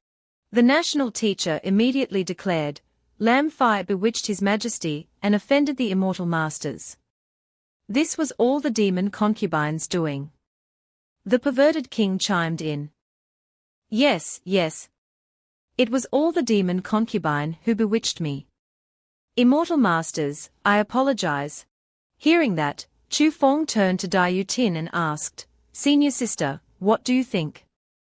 Dai Yutin frowned and replied, "HMPH, there's no smoke without fire." Saying that, Dai Yutin jumped up high. She quickly darted towards the king and swung her hand. Dai Yutin slapped the perverted king to vent her anger. This situation startled both the empress and the national teacher. Chu Fong, down below, smiled slightly and said, "National teacher, your emperor used his face to hit my senior sister's hand. But we won't hold this offense against you. What do you think?" The national teacher rubbed his hands nervously and replied, "Of course. In the future, we want to have more interactions with your noble sect." Chu Fong proudly said to Dai Yutin, "Senior sister, let's go." Dai Yutin, seemingly satisfied with her anger being vented, happily replied, "Okay." As they walked out, Chu Fong inquired, "Senior sister, how did it feel to slap his face?" Dai Yutin happily replied, "Refreshing. But that dog emperor's face is all skin and bones. It hurt my hand." The two quickly left the palace, blending into the crowded streets. They arrived at an inn and asked the owner a few questions. The owner replied, "Chu Thien. Never heard of him." Hearing the answer, Chu Fong pondered, "Strange. I really can't find him." Dai Yutin turned and asked, "Chu Fong, who is this Chu Thien you're looking for?" Chu Fong replied, "He's a friend I used to know." The main purpose of this trip to Uyen High Kingdom was to find him. At this point, Chu Feng thought to himself, could it be that the developments here are different from the previous life? Returning to his previous life's memories, Chu Thin was a young man with long grey hair. Chu Thin handed Chu Feng a key and said, "Brother Chu, this is my gift to you." The key in Chu Thin's hand was the key to the ancient immortal mansion, and he gave it to me. Remembering this, Chu Feng thought to himself, it's a pity I didn't have time to go see it before I died. I can't miss it this time.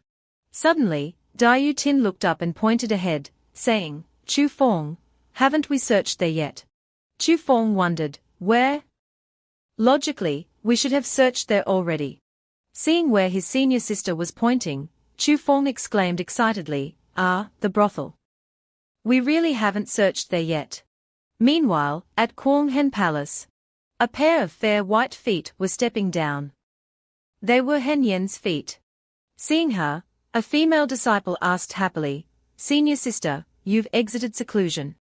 Hen Yen replied, "I still need a little more time, but I've encountered a small bottleneck." Then, Hen Yen ordered, "So Mac, go find senior brother and get me some pills."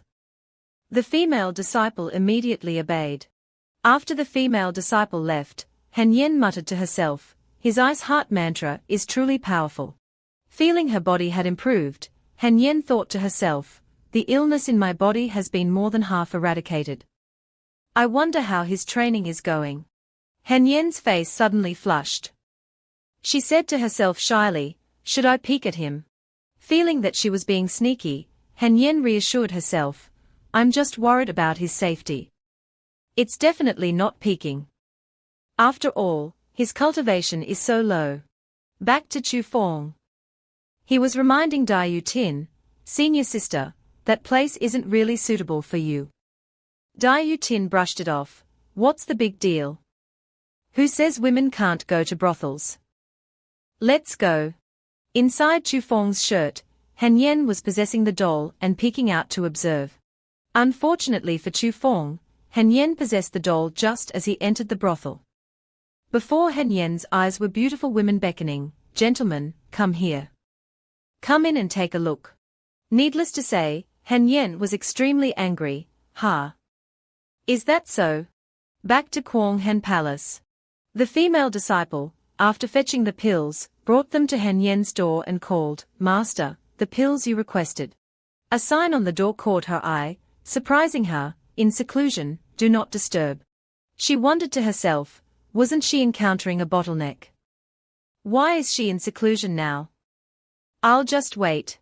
Back to the capital city of Uyen High Kingdom. Dai Tin was still very curious. Why didn't you take me? Chu Feng awkwardly explained, it's not that I didn't want to take you, but that place doesn't allow women. Dai Tin was even more curious, there's such a rule. Dai Tin didn't know that the Hen Yen doll was clinging to her neck. The doll did something to Dai Tin that made her feel extremely sleepy. Then, Dai Tin's eyes suddenly opened wide. She suddenly became alert and said to Chu Feng, so, as long as someone else entertains me, there's no problem, right? Dai Tin's sudden change in attitude surprised Chu Feng. He looked at Dai Tin in confusion as she calmly walked into the brothel. They were stopped by a woman. Guests, please stop. May I ask if you have a VIP card? Chu Feng asked in surprise. A VIP card? Another man, hearing this, sneered. You want to enter Than Uyen without a VIP card? This isn't a place for just any dog or cat. Being looked down upon, Chu Feng summoned a small glowing sword in his hand and asked, "Can I enter with this?" Seeing it, the woman's attitude immediately changed. So you're an immortal. Please come in. But seeing Dai Tin also entering, the woman called out, "Wait, this young lady." Dai Tin quickly replied, "I have a special preference. I wasn't born liking men. Can't I enter?" The woman said awkwardly, "Of course you can. Please come in." Watching them enter, the woman thought to herself, as expected of immortals. They are so open-minded. Chu Feng turned and asked, "What did you say? Why is that lady looking at us so strangely?" Diu Tin replied coldly, nothing, just a casual response. Noticing something strange about Diu Tin, Chu Feng thought to himself, is it my imagination? Why does senior sister seem so strange? They came to a large hall. A serving woman greeted them warmly, honored guests, please come in and rest in the private room. The woman then introduced herself, I am Chu Than, in charge of serving you, young master, and this elder sister. Chu Feng immediately inquired, besides us, are there any other distinguished guests today? Chu Than replied hesitantly, the identities of distinguished guests are not something I can inquire about. In any case, the distinguished guests who came today are all here for Sister Vu Nu. They must be important people. Hearing this, Chu Feng asked in surprise, wait, who did you say? Vu Nu. Diu Tin immediately turned and asked, do you know her? Her attitude startled Chu Feng. He stared at Diu Tin and thought to himself, this isn't right. This dangerous aura. Since when did senior sister give me such a strong sense of pressure? Then Chu Feng's face turned pale. It seemed he had realized. His heart sank, could it be? Chu Than's voice broke Chu Feng's train of thought. Sister Vu Nu is the most famous courtesan in our capital city. Today is the first time she's put up her sign. You must be here for her, right? Chu Feng immediately denied it, no, I'm not. Nonsense. He broke out in a cold sweat, when he heard Diu Tin next to him continue, we are here for her. Diu Tin's eyes turned cold. She gave a scary smile and said, I want to see what kind of woman could make my junior brother so interested. Only then did Chu Feng begin to recall his past life. In his previous life, he and a close friend named Chu Thin went through life and death together, sharing hardships. Once, while being pursued by enemies, Chu Thin was seriously injured and unfortunately died soon after. Before dying, Chu Thin gave Chu Feng a token and instructed, I'm not going to make it. They came for this. Good brother, I'll give this to you. After giving the token to Chu Feng, Chu Thin's last words were, it's a pity I won't be able to see Vu Nu again. Back to the present. Chu Feng pondered, Vu Nu. Could this be sister-in-law?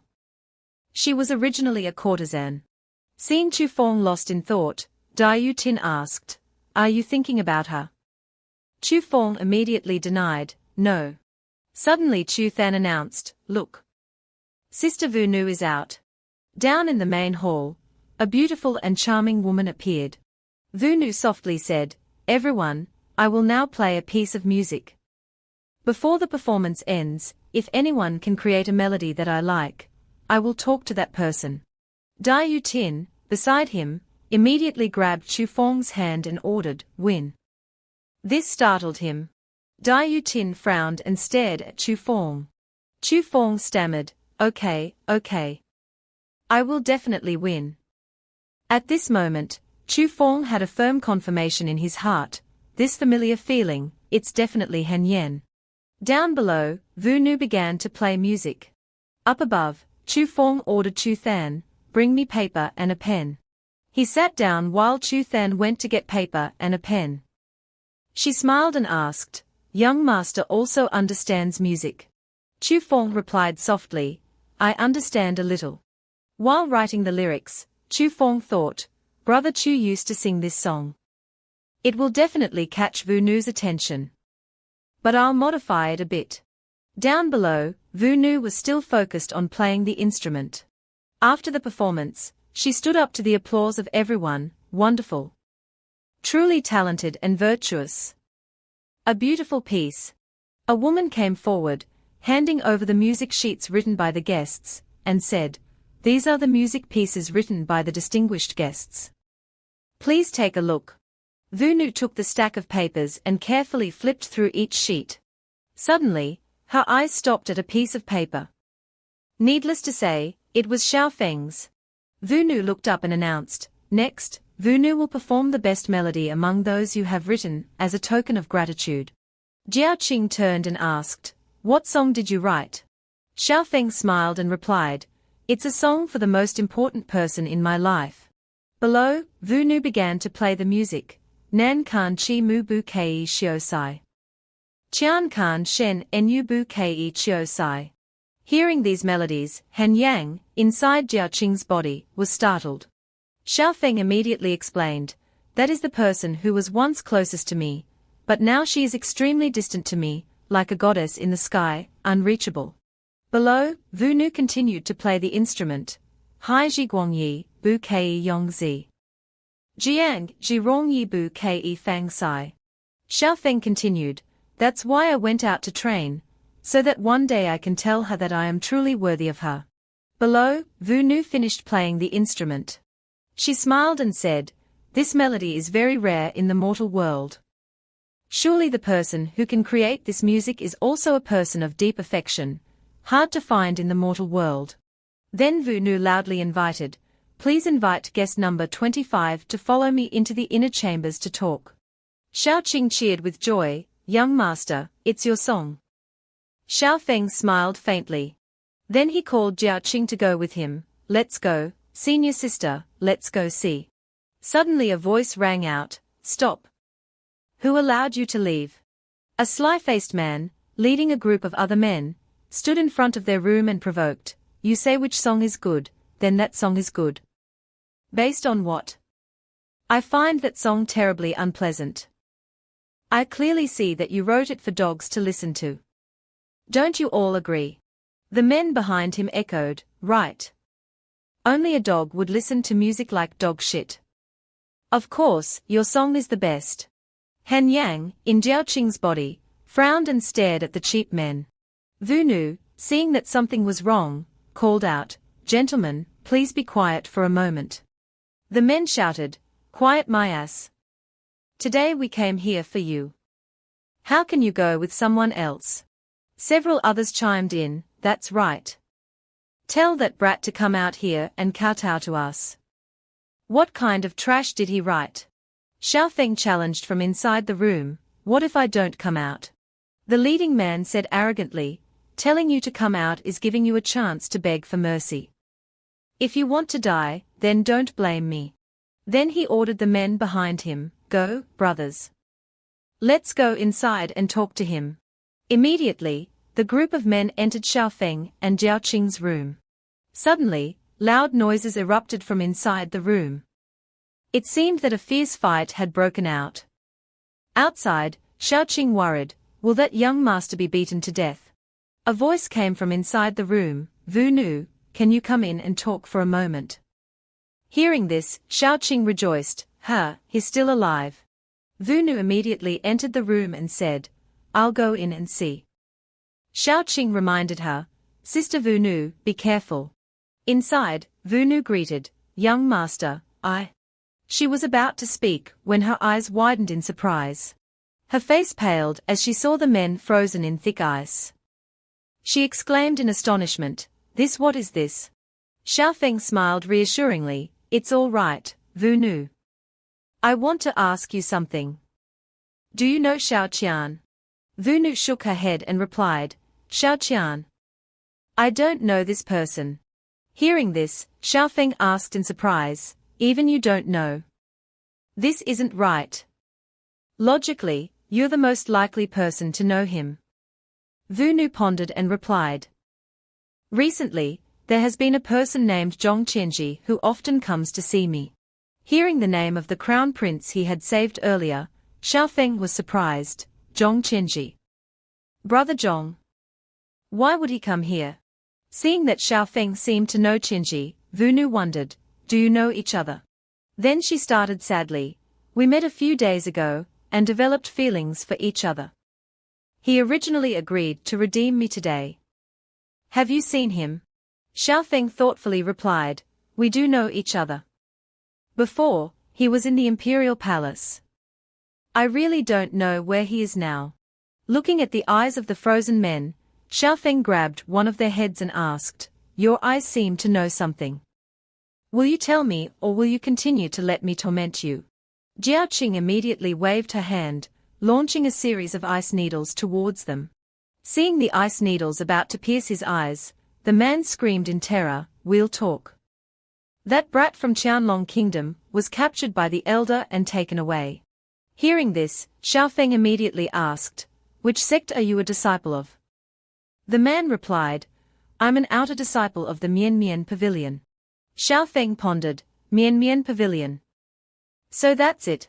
A brief introduction. Mian Pavilion is a notorious Taxiu sect. Within the sect, women are in charge, primarily cultivating Magong. Men, on the other hand, are their cauldrons.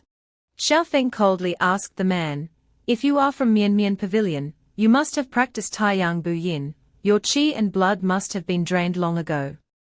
Right? How do you still have the strength to visit brothels?" Hearing this question, the man was surprised. "How do you know?" Feeling the ice needle pressing against his neck, he yelled, "I'll talk.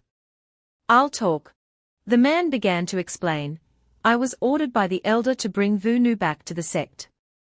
The elder said that Vu Nu has a talent for cultivating Magong, very suitable to be a disciple of our sect."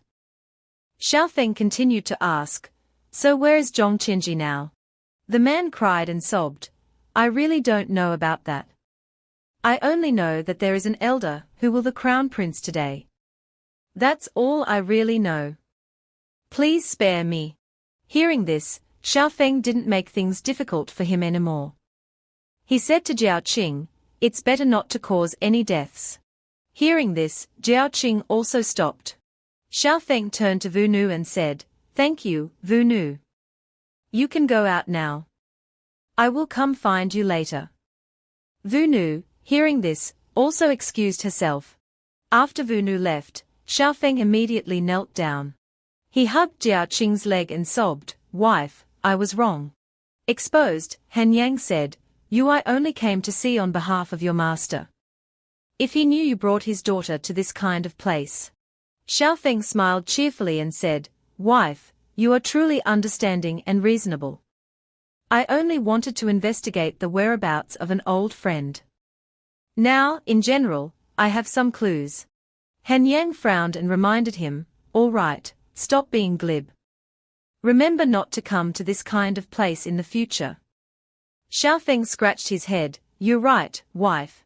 Han Yang continued to instruct, "That's right, and also." However, just as she said that, Han Yang had to exit Jiao Qing's body, causing her to fall onto Xiaofeng. At Guanghan Palace, Han Yang suddenly woke up, her eyes wide open. She looked confused. Why did I suddenly lose contact?" While chanting a spell, she muttered to herself, "The jade puppet can't carry my consciousness. It has reached its limit. This soul-controlling puppet method is truly useless." Han Yang was both restless and worried. "Before the jade puppet recovers, I can't contact that guy." Han Yang's face was extremely sad. She didn't know if Xiaofeng could hear her last words. Back in the mortal world, the Han Yang doll was now motionless, foaming at the mouth. Xiaofeng held it in his hand, worriedly wondering, why did it become like this? Drained dry. Beside him, Jiao Qing had regained consciousness and woke up. Xiaofeng hurriedly exclaimed, "Senior sister, you're awake." Jiao Qing looked confused. "What happened to me?" Xiaofeng quickly covered up, "You fell asleep in the brothel, so I brought you back here." Hearing this, Jiao Qing became even more puzzled. "Fell asleep? Why don't I have any impression of it? What about the performance of that older sister from the brothel?" Xiaofeng replied coldly, "It's over." Hearing this, Jiao Qing was extremely frustrated. She slammed things around, yelling angrily, "Why is it over? I haven't seen anything yet. I still wanted to sing with that beautiful sister. Why didn't you wake me up? Are you an idiot?" Seeing his senior sister throwing a tantrum like this, Xiaofeng had no choice but to call out, "Vu Nu, can you come here for a moment?" Vu Nu immediately entered. Xiaofeng turned and instructed Jiao Qing, "If you want to hear any song, just tell her. She's the most beautiful person here." Vu Nu respectfully greeted, "Greetings, Senior Su Jiao Qing." Seeing Vu Nu's attitude, Jiao Qing pointed and asked, "Is this your younger sister?" Xiaofeng shook his head and denied, "No, that's not the case. After saying that, Xiaofeng clasped his hands in thought and said, "Don't worry, Vunu. Senior sister is awake now. We will think of a way to rescue Zhong Qianji." Hearing this, Vunu gratefully thanked, "Thank you, two senior immortals." Immediately afterwards, Xiaofeng and Jiaoqing left the brothel together. On the way, Jiaoqing wondered, "What's going on? Xiaofeng, didn't you say you wanted to find an old friend?" Xiaofeng thoughtfully replied, "If I'm not mistaken, Zhong Qianji is that old friend of mine." Hearing this, Jiaoqing looked confused. "Huh? Why didn't you recognize him before?" Xiaofeng replied, "His face is too different from what I remember. I couldn't recognize him at once. But now, let's just think of a way to rescue him first. The Crown Prince's side should have some information." The two quickly flew to the Crown Prince's mansion in the Imperial Palace. Xiaofeng observed that the security here was quite tight. Jiaoqing looked around and exclaimed, "Look over there." They saw several cultivators present. Jiaoqing immediately exclaimed, "There are even cultivators here. It seems the Crown Prince's mansion is indeed hiding some secrets." Jiaoqing immediately came up with a plan. She smiled and suggested, "Xiaofeng, I'll lure those guys away. You take the opportunity to get in." Xiaofeng reminded his senior sister, "Don't directly clash with them. Be careful." Jiaoqing reassured him, "Don't worry. I'm this reliable, I definitely know how to exercise restraint." Indeed, restraint. Jiaoqing immediately created a large explosion at the main gate. The guards rushed out and shouted, "Enemy attack! There's a cultivator enemy. Quickly report to the immortal. Where did that little thief come from? How dare they destroy the Imperial Palace? Kill them without mercy." Seeing this scene, Xiaofeng sighed and said, "I knew it. I shouldn't believe her exercise restraint nonsense. Forget it. I'm sure senior sister won't be in any danger." Taking advantage of the guard's absence, Xiaofeng quickly snuck into the mansion. At the mansion's door, Xiaofeng muttered to himself, "Logically, the cultivators from MANHWA Pavilion should be guarding the Crown Prince. After all, they shouldn't be lured away by senior sister." He slowly pushed the door open, convinced he would face a tough battle. As Xiaofeng pushed the door open, he immediately heard a voice, "Behold my prowess." Before him now was the Crown Prince of the Yuan High Kingdom, lying on top of a woman, who was Lin Fei, the one who had bewitched the emperor. The perverted Crown Prince affectionately said, "You are truly a mesmerizing little vixen." Lin Fei replied, "Isn't it because your father is such a useless old man?" Seeing this scene, Xiaofeng exclaimed, "Oh my God! Information overload." The two seemed unaware of Xiaofeng's presence. They were still entangled in each other's embrace. "You're so bad. He, don't you like how bad I am?" Lin Fei seriously asked the Crown Prince, "Have you thought it through? I am your father's concubine. There's no turning back." The Crown Prince reassured her, "What's there to be afraid of? With you and the cultivator behind you helping me, it won't take a year to overthrow that old man." At this point, Xiaofeng spoke up, "What a filial son and father." Hearing the noise, the Crown Prince immediately turned and asked, "Who's there?" Xiaofeng stood at the door, sneering, "I didn't expect you guys to play so excitingly. I feel ashamed of myself." Seeing Xiaofeng, the Crown Prince shouted, "Who are you, disciple of the Wenqian sect, barging into the East Palace in the middle of the night?" Xiaofeng maintained his disdainful smile and replied, "I just heard that there are disciples of MANHWA Pavilion here, and wanted to ask them a few things. I think the person I'm looking for is Lin Fei, right?" Lin Fei sat up seductively, "What's wrong? Want to play with big sister?" Xiaofeng scoffed, "I'm not interested in people like you. I just want to ask, where are the siblings from Qianlong Kingdom?" Lin Fei winked mischievously and replied, "HMPH. Where do they want to go? How would I know?" Knowing she was quite stubborn, Xiaofeng secretly conjured a small glowing orb in his hand. Then, from that orb, the image of the adulterous couple he had just recorded appeared. Xiaofeng said triumphantly, "I suppose there's no harm in showing these images to the Emperor of Yuan High Kingdom." "Right?" Threatened, the Crown Prince Da Yun honestly said, "Wait, I'll tell you." The man ran away. "The woman is being held captive at my place." Lin Fei next to him exclaimed, "Useless." Xiaofeng slowly approached him and said, "That's more like it." It seems Crown Prince Da Yun still knows what's good for him. Seeing Xiaofeng approaching, Crown Prince Da Yun trembled and asked, What are you going to do?" Xiaofeng immediately pressed his hand against his face.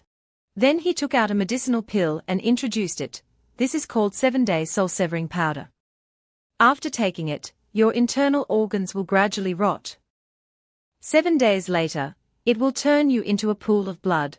After the introduction, Xiaofeng shoved the pill directly into Crown Prince Da Yun's mouth. He threatened him, "Lead the way. If you want the antidote, you'd better not try any funny business." Crown Prince Da Yun fearfully replied, "Don't worry, Immortal Master. I'll lead the way after I get dressed." Seeing Xiaofeng's methods, Lin Fei questioned, "What kind of righteous path are you using those methods for?" Xiaofeng laughed, "Ha ha. You're not wrong. I've never been considered righteous." Crown Prince Da Yun immediately led Xiaofeng to where Princess Yu was being held. Princess Yu was currently hanging. Crown Prince Da Yun hurriedly said, "Look, Princess Yu is still here, safe and sound. I haven't touched her yet." Xiaofeng threatened, "If you touch her, don't even think about getting the antidote." Princess Yu heard Xiaofeng's voice and woke up, asking, "Is that benefactor's voice?" Immediately, her shackles were released. Xiaofeng quickly supported Princess Yu. Although Yu was still tired, she was very happy to be rescued. Xiaofeng reassured her, "Don't talk. Let me get you out of here first." Seeing them about to leave, Da Yun called out, "What about my antidote?" Xiaofeng didn't even look back, throwing him a bottle of antidote and instructing, "Remember to take it daily." Clutching the antidote bottle in his hand, Crown Prince Da Yun gritted his teeth. "I'll remember this debt. Just wait until I inherit the throne." Before he could finish, there was a commotion outside. "Look. What's that in the sky?" Da Yun immediately opened the door and asked, "What's all the noise about?" But then his eyes widened. He was dumbfounded. The sky was currently projecting the image of him and Lin Fei being intimate just now for everyone to see. In addition, Xiaofeng's voice echoed, "I wish Crown Prince Da Yun and concubine Lin Fei 100 years of harmony." Back to Xiaofeng. He was currently flying on a flying sword with Princess Yu.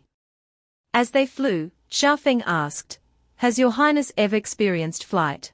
Princess Yu replied, "Yes. Taoist Ti Chen took me on a flight when we went to seek medical treatment." She added, "My ancestors once helped Taoist Ti Chen, so he has always protected us. But before, to cover my brother's escape, he was captured and taken to the National Advisor's Baiyu sect." Xiaofeng reassured her, "It's all right. If it's the National Advisor's sect, it will be easier to negotiate." Saying that, he increased his speed, quickly going to rescue Taoist Ti Chen. The two quickly arrived at the Baiyu sect's estate. Seeing it, Princess Yu exclaimed, "Is this the sect where the Immortal Master cultivates? It's truly magnificent." Xiaofeng didn't think so. He lightly took out a talisman from his pouch and scoffed, "This sect is really poor. Probably some insignificant, rustic, 18th tier sect." Then he threw the talisman down. The talisman created a large explosion, smoke billowing everywhere. The disciples of the Baiyu sect quickly rushed out and shouted, "Audacious! Which petty thief dares to destroy our sect's gate?" They quickly surrounded Xiaofeng and Princess Yu and threatened loudly, "Audacious brat! Surrender and be bound." Yu Ji fearfully huddled close to Xiao Feng, benefactor. Xiao Feng coldly shouted, National Advisor. Disciple Xiao Feng of the Wenqian sect has come to visit. It's not like you can't come out to meet me, is it? Immediately, the disciples shouted in unison, Master. The old national advisor appeared at this moment. He frowned and said, Young Master Xiao, before, I was polite to you. Giving face to the Wenqian sect behind you. Did you really think I was actually afraid of you? Princess Yu Ji worriedly asked, Benefactor, can you fight him? Xiao Feng replied, Are you kidding? Of course I can't fight someone from their sect. Hearing this, Yu Ji became even more worried, Benefactor. Xiao Feng quickly reassured her, Remember, many times, saving someone doesn't require fighting. Saying that, Xiao Feng took something out from his robe. He threw it towards the National Advisor and said, National Advisor, would you mind taking a look at this? What Xiao Feng threw was a yellow piece of paper. The National Advisor took it and frowned, asking, HMPH. Let me see what kind of trick you're playing. Then his eyes suddenly lit up when he saw the paper in his hand. It was a high-level talisman. He exclaimed in astonishment, This is a high-level talisman. At least at the nascent soul stage. He stammered in confusion, You giving this to me? Xiao Feng smiled, Just a small token of my appreciation. Compensation for you. Is that enough? Why was Xiao Feng willing to give away such a high-level talisman? It turned out that his second senior brother had so many of these that they were considered trash. Second senior brother had instructed him, This bag of trash talismans is truly useless to me. Junior brother Xiao, if you have time, please dispose of them for me. Then Xiao Feng took out another spear and said, I also have a mid-grade magical tool. I wonder if the National Advisor is interested. Seeing it, the National Advisor's jaw dropped, Heavens. A mid-grade magical tool. You're using it to trade. In his heart, he was extremely shocked. Our entire sect only has one mid-grade magical tool. And it's an ancestral heirloom. We basically don't dare use it. This guy is taking it out to trade. This magical tool was from his eldest senior brother. Before leaving, eldest senior brother had instructed Xiao Feng, Junior brother Xiao, These are tattered items that other sects have given us in the past. No one in our sect values them. Go out and choose a few people you find agreeable and give them away. Recalling eldest senior brother's words, Xiao Feng said to the National Advisor, I truly feel that the National Advisor and I are very compatible, so why don't we? Seeing such valuable items, the National Advisor cleared his throat, this. But before he could finish, the other disciples shouted, Audacious. You think we would value this trash? He had just said that when the National Advisor kicked him in the face, silencing him. The National Advisor dusted off his hands and said, Do you understand? What did I teach you before? Is this how we treat guests? Hearing their master say this, the disciples were dumbfounded, not understanding what was going on. Another disciple realized his master's implication and said, Right. I remember now.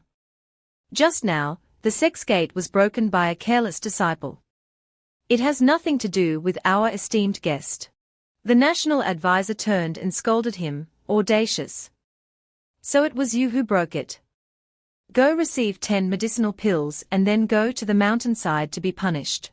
The disciple immediately obeyed, Yes. I'll go and receive my punishment now. After disciplining his disciple, the National Advisor turned to Xiao Feng and said awkwardly, You see, it was all a misunderstanding. Young Master Xiao, if there's anything you need help with, just say it.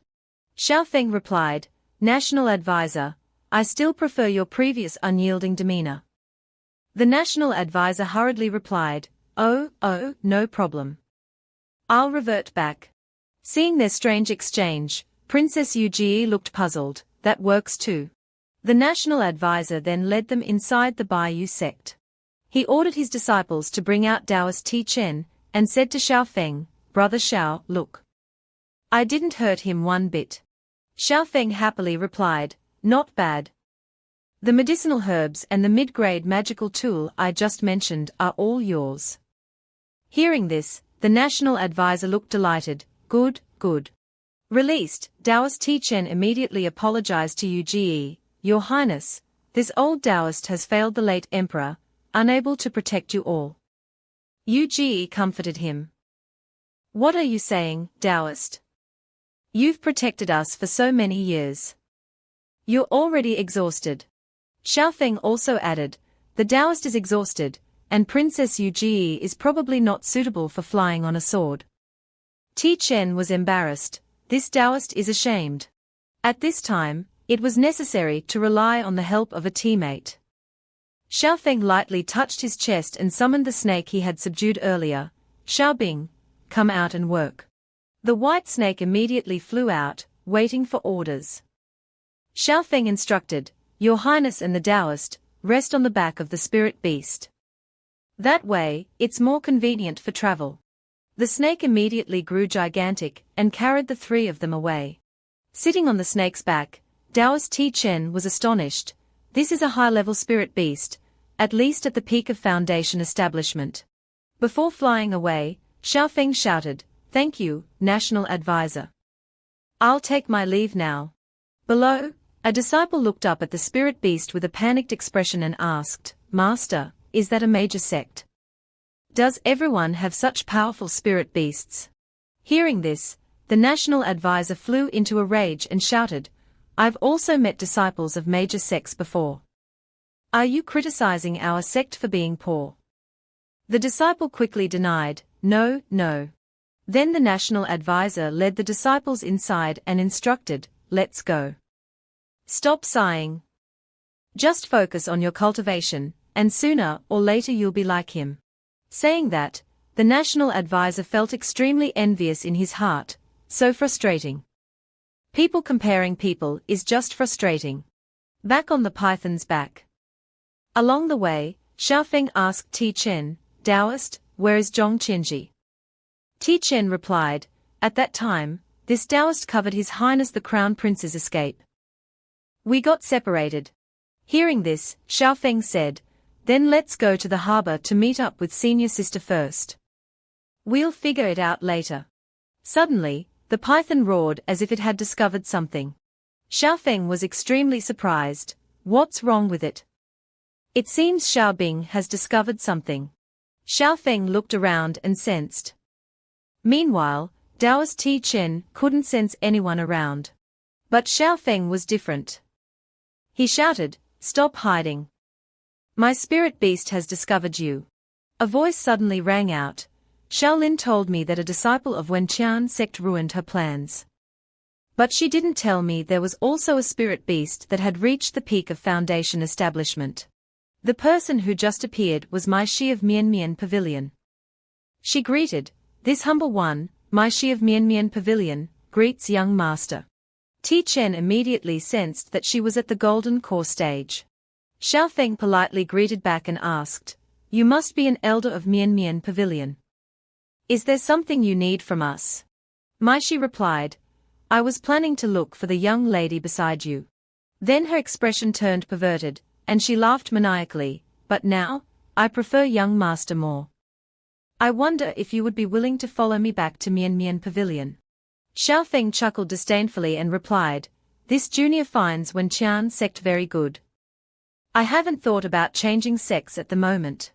Another voice spoke up, "Xiaomai, I told you. You're not his type." Another voice added, "I think we should bring him back to the sect and devour him completely.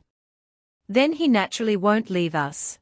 The two women who just appeared were Lan Shi and Zhu Shi, also from Mian Pavilion.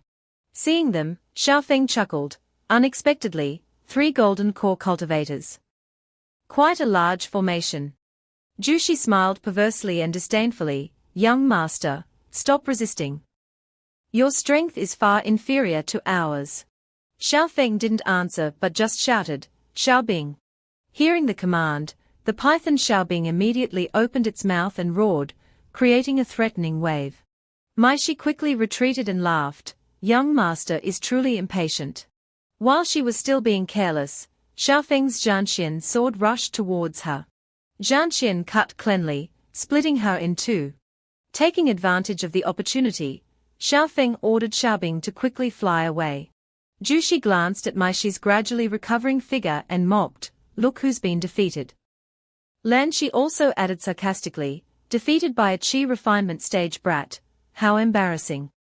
Shi frowned and retorted, "Instead of mocking me, why don't you go after them?"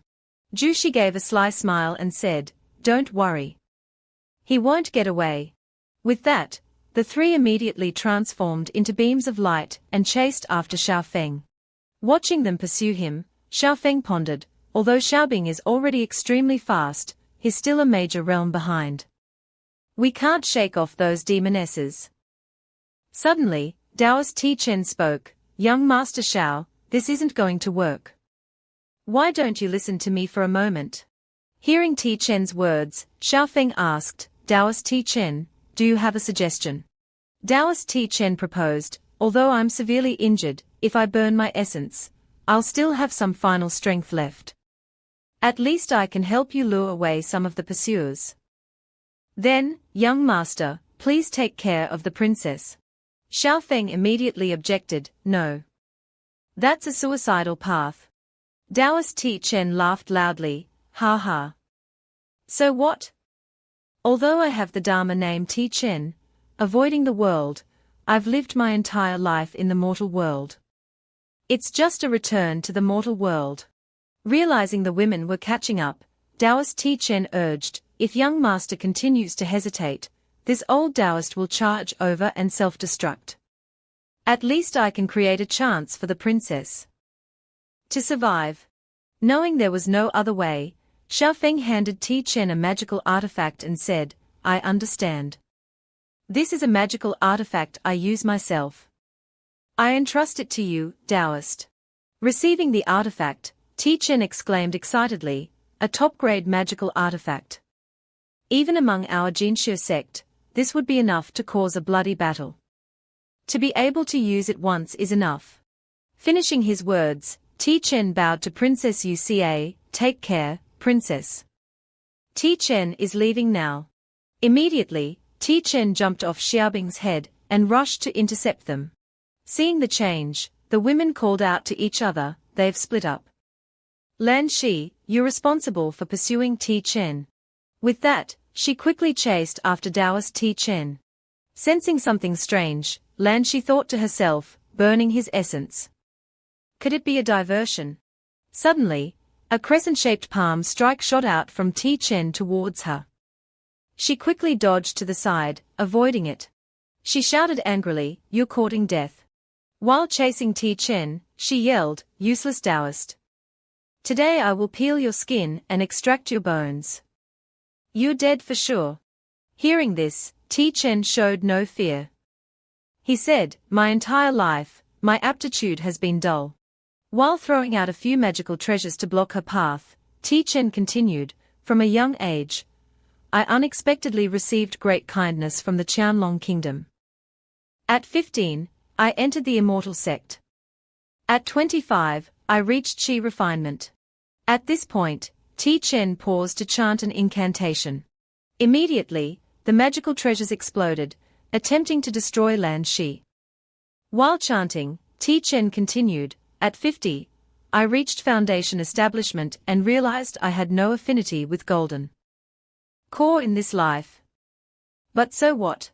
Finishing his words, he pointed at his forehead and shouted, "Life essence, burn for me." Ti Chen decided to use his entire life force to block Lan Shi. He burst into laughter, "Ha ha ha. I've lived freely, laughing in the mortal world."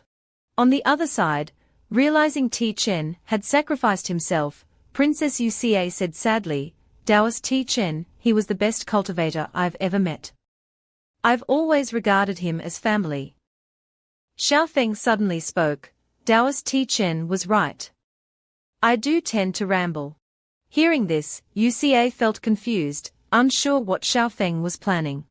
Xiaofeng ordered Xiaobing to quickly descend to a patch of land. Setting foot on the ground, Xiaofeng said, if chi refinement isn't enough to deal with them. Then, he took out a flag and said, then let's use foundation establishment.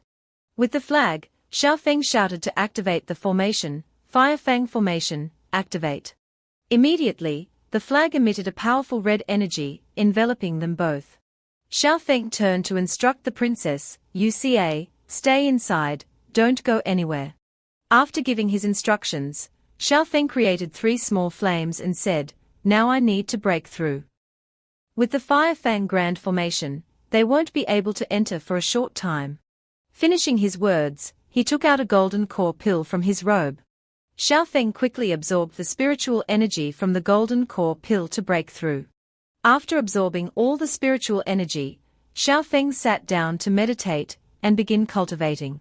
Outside, Jushi and Maishi had arrived and were blocked by the Fire Fang Grand formation. Seeing the formation, Jushi exclaimed, such a strong formation. Maishi quickly added, fortunately, the person who set it up has low cultivation. We can forcibly break it. But it will take some time. Suddenly, another voice rang out, a mere formation is causing Sister Ju this much trouble. Jushi and Maishi looked up to see where the voice came from. The voice belonged to another woman from the Triennial Pavilion, dressed in a green dress. This woman had captured Zhong Qianji and Wu Nu. We'll call her Zhao Zhu. Maishi turned around, looking pleased, you've finally arrived, and you've caught that brat too. Zhao Zhu smiled slyly, do you remember the child who was perfect for taking as a disciple? These two were hiding together. 2 birds with 1 stone. Then she shouted into the formation, hey. Listen up, you inside. Take down the formation, or else. She pointed at Qianji and threatened, the crown prince of the Qianlong kingdom will die. Qianji was not afraid. He shouted to Xiaofeng, benefactor, take Uca and leave. Don't worry about me. As soon as he said that, Zhao Zu's cloth gagged him. She touched his head, absorbing some spiritual energy, and warned, still talking back. Seems like you need a lesson. Qianji felt immense pain, as Zhao Zu absorbed his spiritual energy. After finishing, she continued to threaten, brat from the Wenqian sect, if you don't take down the formation, this crown prince will lose his life. Inside the formation, Uca saw Qianji's plight and worried greatly, brother. Suddenly, from behind Zhao Zu, a fire phoenix unexpectedly flew towards her. The bird startled her, forcing her to dodge and release Qianji. She exclaimed in surprise, innate true fire. Miao Qing had arrived. She scolded Zhao Zu, HMPH. A golden core senior bullying a mortal. How shameless. Immediately, the 3 women from the Triennial Pavilion charged towards Miao Qing and shouted, take her down. Miao Qing smiled faintly and took out a talisman. She threw out the golden fan talisman. The talisman exploded, enveloping the 3 women. Jushi cried out, it's a high-grade talisman. Maishi quickly reassured her sisters, protect yourselves. Although the talisman is powerful, the force she can activate is limited. Just wait until its effects wear off. Zhao Zu frowned, glanced at the formation behind them, and said, we'll make them pay later. After binding the 3 women, Miao Qing quickly rescued Qianji and Wu Nu, landing beside Xiaofeng. Looking at Xiao Qian's current appearance, Xiaofeng thought. This is Xiao Qian's original form. So the Xiao Qian I met at the beginning was Zhong Qianji after his life essence was extracted. Princess Uca quickly ran and hugged her brother tightly. Miao Qing bent down and asked Xiaofeng, the aura around you, are you preparing to break through? I waited at the meeting point, but didn't see you, so I guessed you were in trouble. Xiaofeng continued cultivating and replied, facing 3 golden core cultivators, wasn't I out of options? Miao Qing chuckled, from now on, I'll protect you. Then she turned to Qianji and his sister, why did those 3 demonesses want to capture you? Qianji coughed and replied, that demoness told me to hand over the Zhenxian badge, but I don't know what that is. Uca added, I've never heard of it either. But father did give me a jade pendant before I left. She then took out a jade pendant and continued, "He told me it was my wedding gift and that I shouldn't show it to anyone." Seeing the jade pendant, Xiaofeng thought, "So the key to the immortal mansion that I've been searching for was on UCA all along. No wonder I couldn't find it." Suddenly, a loud explosion erupted. Miao Qing's high-grade talisman had been destroyed. Above, Jushi raged, "I've had enough. I'm going to kill them all right now." Maishi added, "Use all our strength to destroy their formation." With that, the three of them launched a combined palm strike towards Xiaofeng's formation.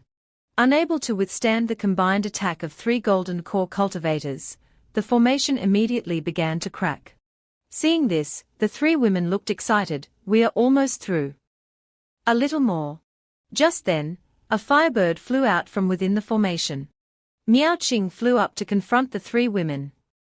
Seeing this, Zhao Zhu sneered, "A little foundation establishment girl dares to face us three." Ignoring her taunts, Miao Qing threw out several more high-grade talismans. Attacked by the talismans, the three women quickly retreated and called out to each other, "Careful. Just how many high-grade talismans does she have?" Suddenly, behind Zhao Zhu, Xiaobing appeared and sprayed a wave of water. Maishi quickly shouted a warning, "Zhao Zhu. Behind you." Caught off guard, Zhao Zhu couldn't dodge in time. She was quickly frozen solid. However, her strength was not to be underestimated. The ice encasing her quickly cracked. She quickly shattered the ice imprisoning her. Zhao Zhu then gave a sly smile towards Xiaobing, "He. A very capable spirit beast." She took out a sword and threatened Xiaobing, "Seems like I'll have to play seriously with you, little beast." Meanwhile, Miao Qing continued to taunt Maishi and Jushi, "You two sisters bullying a junior, truly shameless." Jushi retorted, "HMPH. Little girl, if you're so capable, don't use magical treasures. This sister will fight you one-on-one." Maishi reminded her, "Don't hold back. Even if this girl has many magical treasures, her own power is limited." Below, Xiaofeng was still meditating intently. His whole body radiated a fiery aura. Above, lightning crackled, signaling the impending arrival of heavenly tribulation. Xiaofeng looked up at the sky and wondered, "It's just foundation establishment. Isn't this heavenly tribulation a bit too much?" Then he suddenly turned around, as if realizing something. Within Miao Qing's battle, it seemed she was losing ground. Miao Qing was breathing heavily, seemingly exhausted. Maishi looked smug, "Looks like you're running out of spiritual energy." Jushi looked up at the sky and exclaimed in surprise, "Why is there thunder?" At that moment, Maishi realized what was happening and cried out, "No." It turned out that Xiaofeng was being targeted by the heavenly tribulation. He took advantage of it and flew towards the two women from the triennial pavilion. While flying, Xiaofeng shouted, "Ha ha. Sisters, come play." Jushi exclaimed in shock, "It's the heavenly tribulation." Maishi also yelled, "If we get close to him, we'll be caught in the tribulation." Immediately, the two of them quickly scattered to avoid Xiaofeng. Xiaofeng quickly flew after Maishi and shouted, "Sister. Why are you running?" Maishi angrily rebuked, "Are you crazy? Why aren't you focusing on your tribulation? Why are you interfering in our battle? Do you want to die?" Xiaofeng clenched his fists and roared, "Tribulation. Tribulation my ass. I'm at Chi refinement, one-on-one with a golden core is a great deal. Don't run." While chasing her, Xiaofeng continued, "Don't run, you old thief." Seeing this, Jushi laughed triumphantly, "Phew. Good thing that madman isn't chasing me." Miao Qing retorted, "Seems like you don't care about your companion." Jushi replied, "That's the heavenly tribulation. We were just doing a simple mission. Who wants to risk their life?" She then turned to threaten Miao Qing, "The obstacle is gone. I should get serious now." Meanwhile, Xiaofeng continued his pursuit, yelling, "Hey, old woman. Why do you only know how to run? You have no grace of the triennial pavilion. Are you too ugly to face anyone?" "Don't worry, I don't mind. Maishi retorted while running, damn it. Wait until you're struck dead by the tribulation, then we'll see how much you can run your mouth. At this point, the thunder roared fiercely above. Maishi realized things were bad. Her eyes filled with worry, the tribulation is coming down. Immediately, lightning bolts began to strike down furiously, forcing Maishi to quickly create a protective barrier. However, the barrier was too weak and already showed cracks. Inside her fragile shield, she let out a bitter laugh. Maishi frowned and thought, this won't do. The range of the tribulation clouds is too large. Seeing Xiaofeng charging towards her, Maishi thought, if this continues, I'll truly perish together with this guy. Xiaofeng was now close to her. He sneered, hee. To think a beauty of the Triennial Pavilion would be so pathetic. Seeing that she was outmatched, Maishi tried to negotiate, kid, let's make a deal. You focus on your tribulation, and I won't attack your friends anymore. We each take a step back, how about it? Xiaofeng naturally refused. He retorted, no way. During a tribulation, even death can have a beautiful woman as a cushion. This kind of opportunity is something ordinary people can only dream of. How can I miss it? Knowing negotiation was futile, Maishi frowned, if you're seeking death. Then let's die together. With that, she flew towards Xiaofeng. Waiting for this moment, Xiaofeng softly summoned, Zhanxian. Zhanxian's sword immediately appeared, radiating a red light. Xiaofeng, wielding Zhanxian's sword, quickly charged towards Maishi, engaging her in battle. He delivered a fatal blow, slicing across Maishi. Maishi was caught off guard by the smooth cut that crossed her face. The slash hit her, causing a part of her body to transform into purple petals. Maishi's right arm was now severed, turning into petals that scattered in the wind. Maishi looked bewildered and confused, what kind of weapon is that? And this form of yours, are you a demonic cultivator? Xiaofeng replied coldly, you talk too much. He landed, coldly threatening Maishi, having seen this form of mine, you must die today. Maishi's arm quickly regenerated. She said to Xiaofeng, don't be like that. Actually, our Triennial Pavilion and the demonic cultivators were once considered to be part of the same family. We don't need to fight to the death. As they spoke, the heavenly tribulation prepared to strike again. Maishi pointed at the sky and suggested, the next tribulation lightning is about to strike. We should join forces against it first. Otherwise, we'll both die. Xiaofeng looked up at the sky and agreed, all right. Despite her suggestion, Maishi was plotting, stall for time. Once I spread the news of his demonic cultivation identity, the Wenqian sect will deal with him. She looked at Xiaofeng and continued her scheme, as long as I can set up the formation and withstand this tribulation lightning. However, just as she thought this, Xiaofeng suddenly disappeared. Drops of fresh blood sprayed from behind Maishi, causing her face to pale. Xiaofeng had teleported behind her and delivered a fatal stab, leaving her no chance to dodge. Maishi's face was filled with shock as she could only utter, you. At that moment, the tribulation lightning struck again, causing a massive explosion. Having finished off Maishi, her body shattered into pieces. Exhausted, Xiaofeng collapsed. He coughed while looking up at the sky, cough, seems like I won the bet. Good thing I didn't die. Beside him, Zhanxian transformed into its human form and complained, you were too reckless. Do you know that in order to block the last tribulation lightning for you, I almost completely depleted my power. Xiaofeng sat up, wearily replying, ha ha. That was a golden core cultivator. I couldn't have won without utilizing the power of the heavenly tribulation. Knowing his spiritual energy was insufficient to feed Zhanxian, Xiaofeng suggested, how about this? Next time, I'll definitely find you a really good spiritual treasure to replenish your spiritual energy. Zhanxian reluctantly agreed, that's acceptable. Suddenly, a small, glowing golden flame appeared on the ground. Seeing it, Zhanxian exclaimed, hey. It's a Dao seed. Xiaofeng picked it up and smiled, ah. I know this. He then explained to Zhanxian, after each major realm breakthrough, a cultivator has a chance to choose an innate ability from the myriad paths of the heavens. However, these abilities are completely random, purely based on luck. Hearing this, Zhanxian urged, try it quickly. Let's see what your luck is like. Following Zhanxian's advice, Xiaofeng reached out and touched the flame. The flame quickly rose and circled around Xiaofeng's body.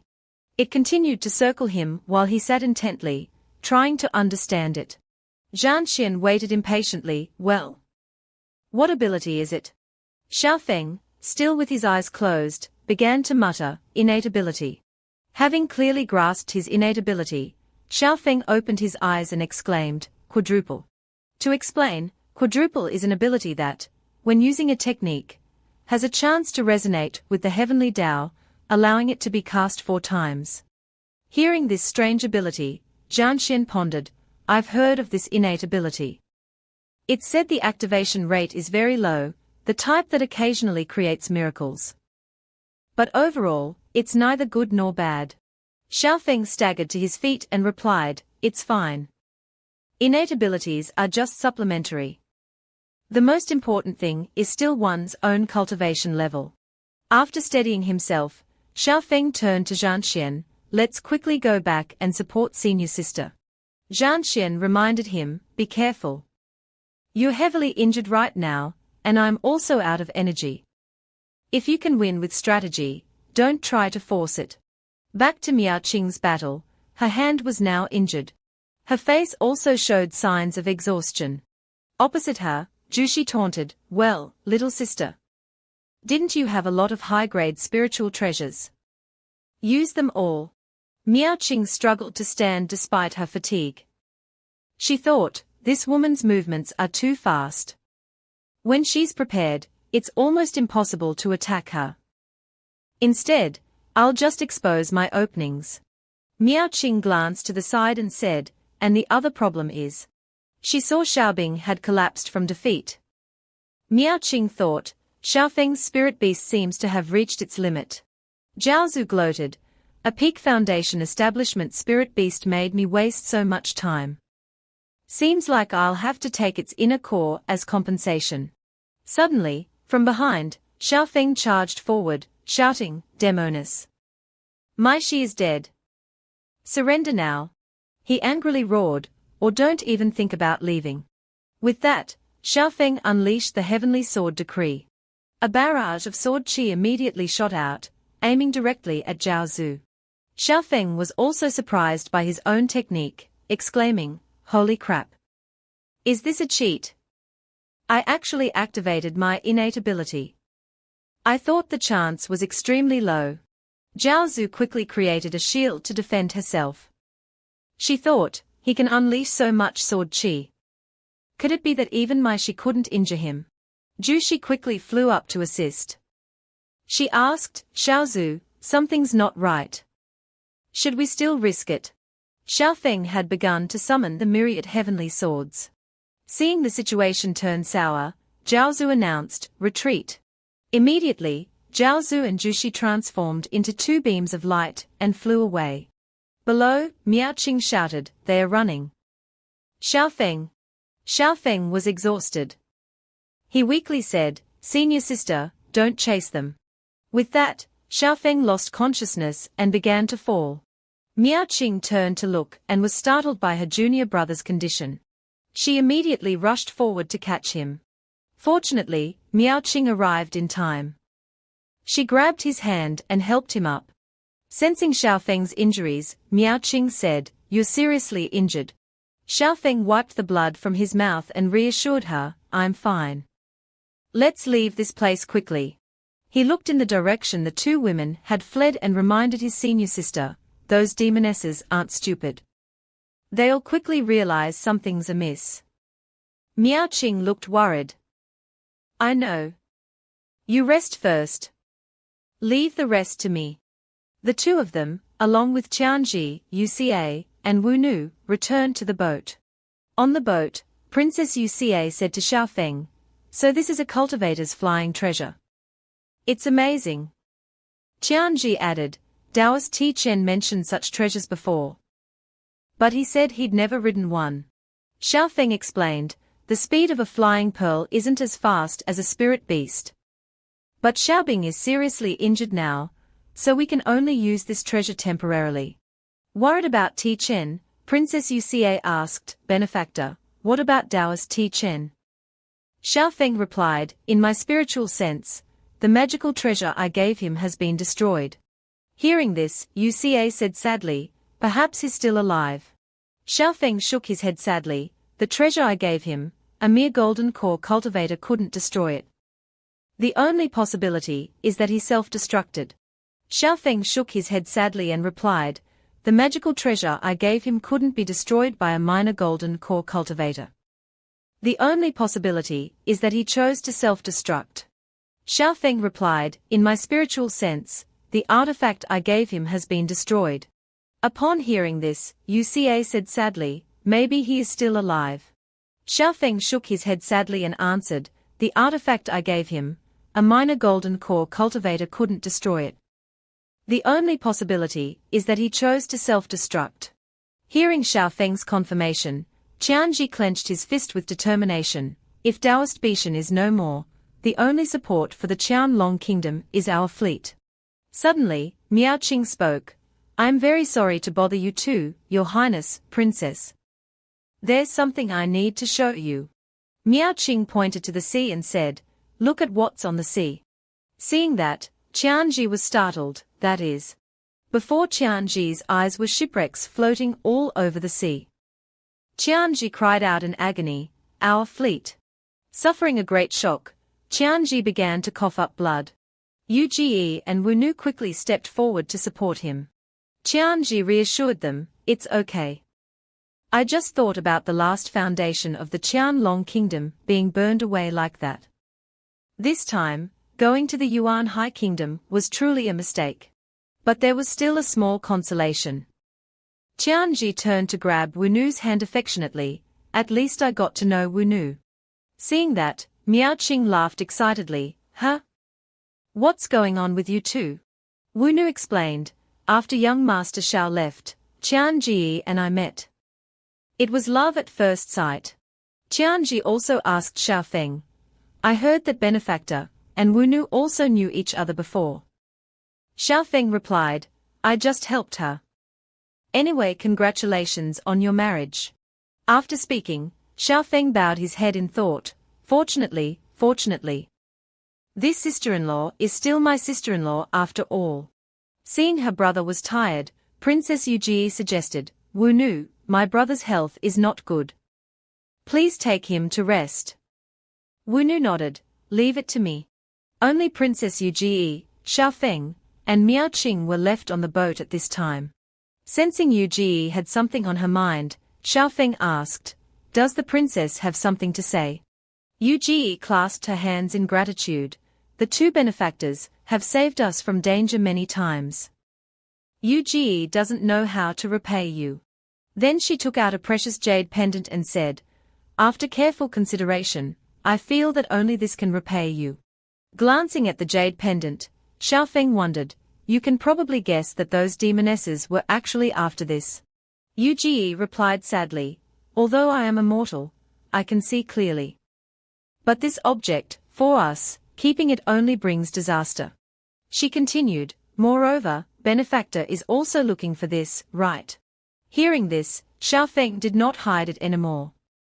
He clasped his hands in gratitude and said, I do need this. If the princess is willing to give it to me, Xiao Feng thanks you. The prince's boat later landed at a pier. After taking the three ashore, Xiao Feng instructed, this is the territory of the Qianyu kingdom. Here, you can avoid the pursuit of the Yuan High Kingdom. Yu Ji, Qianji, and Wu Nu clasped their hands in gratitude, thank you, Benefactor. Take care. Xiao Feng and Miao Qing also cheerfully replied, farewell. See you later.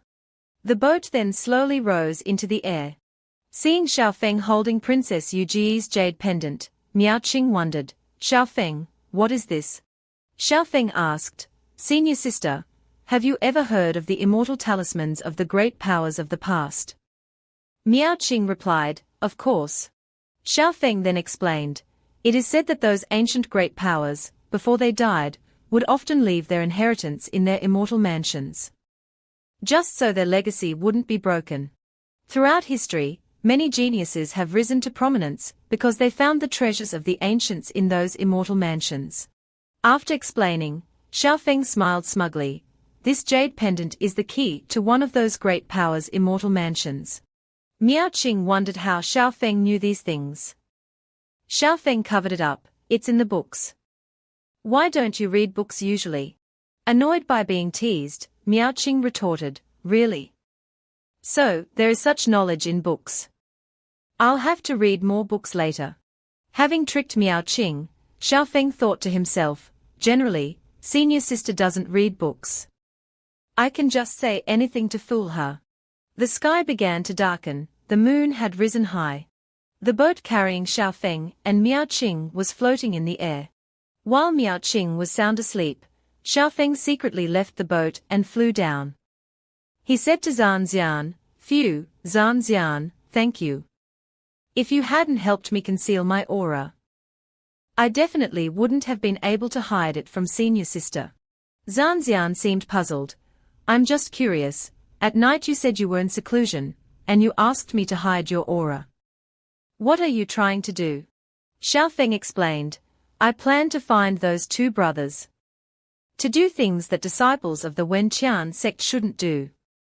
Zhan Xian reminded him, "You don't have any improper thoughts about those two girls, do you?" Xiao Feng brushed it off. "How could that be? It's just that I want a few people to gather intelligence about the secular world for me. Those two brothers happen to be able to help me." He took out a ghost mask from his robe and said, "Let me change my appearance." At this time, the carriage carrying the other three was speeding down the road. Qianji, while driving, turned back and said to the two girls inside, "Uge, Wunu, hold on a little longer. We are almost in the city." Inside, Uge was feeling extremely cold despite being wrapped in a blanket by Wunu. Uge said to Wunu, "It's okay. With the medicine young master left, I'm feeling much better." Suddenly, above the carriage, a loud laughter echoed, "Ha ha ha. I didn't expect to find a Xian Qian Hen Bing Ju Mai. Interesting. Interesting." Uge inside looked extremely worried. Qianji looked up to find the source of the laughter and shouted, "Who is pretending to be a ghost? Is it a demon from the Mion pavilion?" A large cloud of smoke appeared in front of the carriage and a voice said, unexpectedly, "A mortal like you also knows about the Mion pavilion." Xiao Feng, now wearing a mask, appeared and continued, comparing this old man to the truly disrespectful, young man. Uge pulled back the curtain and wondered, "Brother, who is this?" Qianji instructed, "Uge, wait in the carriage. Leave this to me." Uge said worriedly, "Brother, we can't resist a cultivator. I just heard his tone, it seems he's here for me. Let me ask him." Xiao Feng approached the carriage and laughed, "Ha ha. This girl, you're much stronger than your brother. This old man won't beat around the bush. I'm here today to give you a gift of fortune." Xiao Feng's voice returned to a serious tone. He said, "This old man can make you live for a few more years. I can even make you step onto the path of cultivation. Do you dare to accept it?" Qianji was surprised. "Cultivation?" Uge calmly asked, "Senior, what do you want us to do?" Xiao Feng took out a scroll and said, "I do need you to do something for me." He handed the scroll to Uge and instructed, "This old man needs you to cultivate this technique." Xiao Feng began to introduce it to her. "This technique has very serious side effects. But as long as you cultivate it, you can be assured of living peacefully for at least 100 years. But then he suggested, during these 100 years, you must obey my orders. Do you agree?"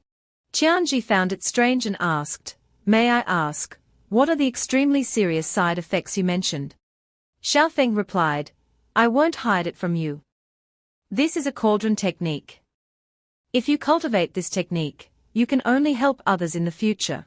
He looked at Uge and said, "After she cultivates for 100 years, I can use a secret technique to take her cultivation." At that time, before Xiaofeng could finish, Uge clenched her fists with determination. "I agree." Qianji turned to her worriedly. "Uge." Princess Uge smiled and replied, "One person will die soon, the other can live for at least 100 years. I have nothing to hesitate about. Moreover, before that, I can still help my brother restore the country." Qianji sighed. "If that's what you think, then so be it." At this time, Xiaofeng suddenly said to Qianji, "Your Highness, I also have a technique for you." He threw a purple technique at Qianji and instructed, "If you can truly master this demonic technique, restoring your country won't be difficult." The technique Xiaofeng gave Qianji was called the Tun Qian Mo Ju. Xiaofeng added, "The techniques I gave you only have the first 2 levels. If you want to get the later levels, it depends on your performance." After finishing, Xiaofeng prepared to leave. He added, "In 3 years, I want you to develop a powerful force for me, restore your country, or build your own. In short, you must establish a force for me. This is the test I have for you." Qianji showed determination. "All right, I agree. I will definitely make those who destroyed my homeland pay the price." Seeing their determination, Xiaofeng laughed loudly. "Ha ha ha. Good. This is the spirit I need." He then flew away, not forgetting to add a final reminder, 3 years later, I will check your results. I hope you won't disappoint me." After finishing, Xiaofeng flew up high and took off his mask. He and Zanxian watched the carriage leave from above. Zanxian turned and wondered, "Hey, you really used that cauldron technique?" Xiaofeng frowned, "Of course not. It's just that modified technique. I can't give it away so easily. It's best to find a chance to ask Han Yang if she's taking disciples." After explaining, Xiaofeng reminded, "Let's go back to the boat first. If we are out too long, senior sister will find out." Watching Xiaofeng fly away, Zanxian sighed, "I don't know how you managed to hook up with a Mahayana expert." They quickly returned to the boat before Miao Qing woke up. A while later, Miao Qing woke up. She exclaimed when she saw what Xiaofeng was doing, "Xiaofeng, what is this?" In front of Xiaofeng was a map. Xiaofeng explained, "This is the next training plan. I've listed all the places we can go. With luck, we might even encounter some heavenly treasures." Miao Qing shook her head in disbelief. "Do you think they are white radishes? Those heavenly and earthly treasures, if you don't have extremely good luck, you can't find them." Xiaofeng smiled. "How do you know if you don't try?" He thought to himself, "These are places with good stuff that I heard about in my past life. I'll sweep through them all. I don't believe I won't find any treasures." So they started following Xiaofeng's guidance to search for treasures. In one place, they encountered a large ape beating its chest and showing off. It was angrily chasing Xiaofeng and Miao Qing, simply because Miao Qing was holding a large bag of its treasures without asking. While running, Miao Qing shouted, "This is Nguyen Kim. A true heavenly treasure." Xiaofeng shouted a warning, "Run. That guy is about to catch up." After that, they arrived at a large cave. Miao Qing wondered, "Are there really treasures here? It doesn't look like it at all." Xiaofeng pointed forward and asked, "What do you see there, senior sister?" Following Xiaofeng's direction, Miao Qing saw a fiery flower. She exclaimed in surprise, "Oh my God! 9-flame flower." After obtaining the 9-flame flower, they went to another area with treasures. There, they were chased by a group of people demanding the return of the treasures. "Return the treasures. We clearly snatched them first." In another place, the two were hiding behind a large rock, observing 2 spirit beasts fighting. Miao Qing excitedly exclaimed, "Great powers fighting. So exciting." Xiaofeng quickly reminded, "Keep your voice down. Let's wait and see if we can pick up anything useful." 2 years passed quickly. By now, the two had collected quite a lot of treasures.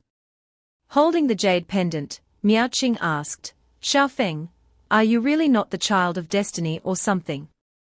In these 2 years, wherever we go, we encounter opportunities, wherever we go, there are treasures.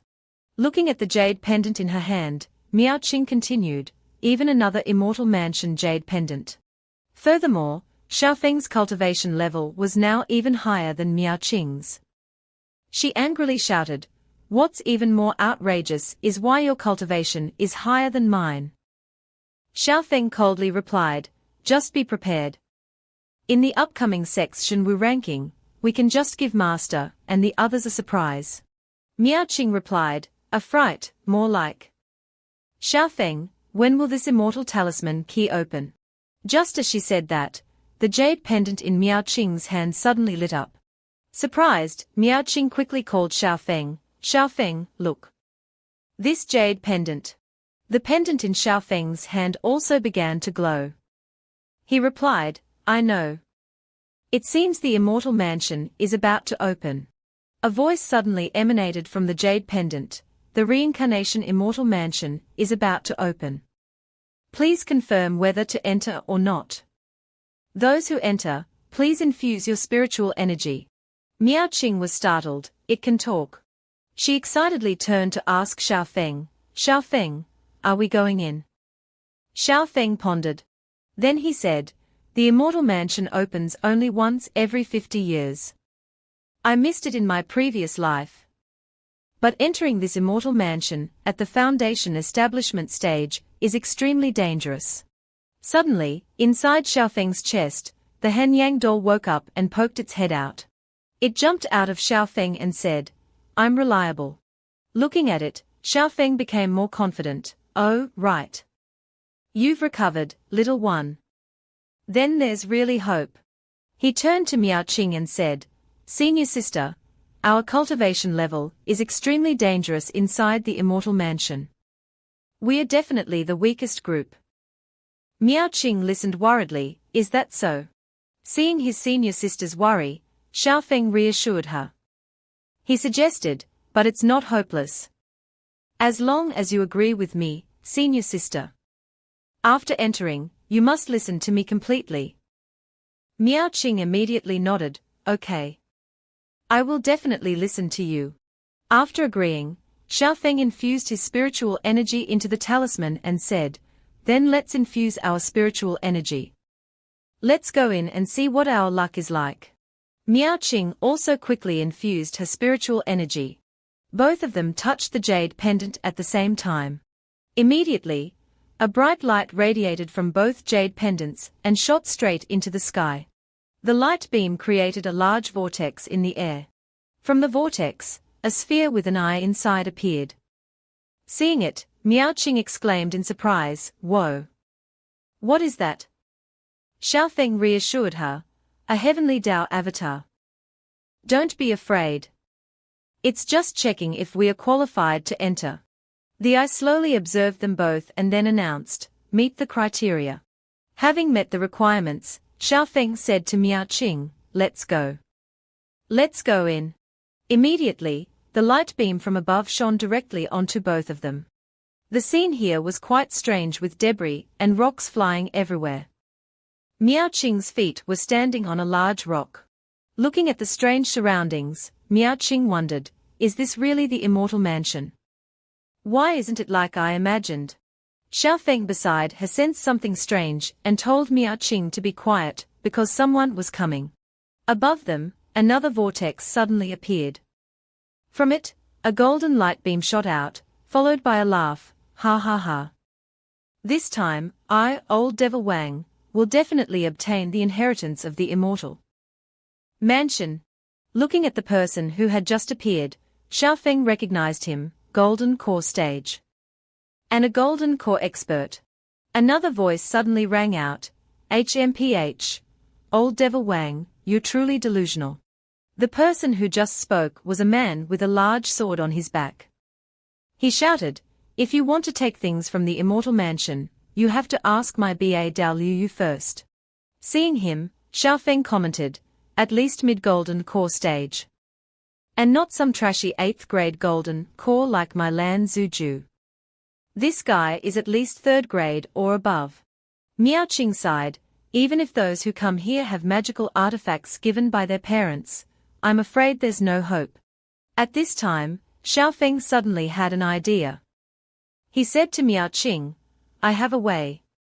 Senior sister, how many talismans and magical treasures do you have left from master and madam? Give them all to me. Miao Qing took out a ring and asked, quite a few. They are all in the storage ring, but what are you planning to do? Xiaofeng smiled slightly. He took the ring and cunningly said, we can pretend to be golden core experts. Miao Qing looked puzzled, huh? In the distance, there were strange statues. There was a beautiful stone statue of a girl. At this time, there was a large door there, and a group of people were gathered. One side spoke, fellow Taoists, do you really want to fight us here? The other side replied, how could that be? Everyone is here for the immortal mansion ruins. Of course, we must put aside our disputes first. The old man had just finished speaking when he noticed someone approaching. Seeing a young man and a woman riding a flood dragon, the old man recognized them as members of Wenqian sect, but he couldn't discern their cultivation levels. Someone asked loudly, Taoist friend, are you a disciple of Wenqian sect? Xiaofeng cupped his hands and calmly replied, Wenqian sect, Wu Chen. Wu Chen was a name Xiaofeng borrowed from someone else. At this time, the old man said, so it's Taoist friend Wu Chen. I am Ling Yun of the Xingmen sect. I have long admired Taoist friend Wu Chen's great name. Meeting you today. You truly are a talented young man. Hearing the old man's words, Xiaofeng was slightly startled. Xiaofeng turned to Miao Qing and said, disciple, stay by my side, don't wander around. At this time, the crowd outside whispered, is that person the golden core genius of Wenqian sect, Wu Chen? Another person replied, I've never met him. This kid is quite arrogant. Xiaofeng smiled inwardly, ha ha, this senior brother Wu Chen is a super shut-in, he hasn't left his house in 1,000 years, but his reputation is truly not small.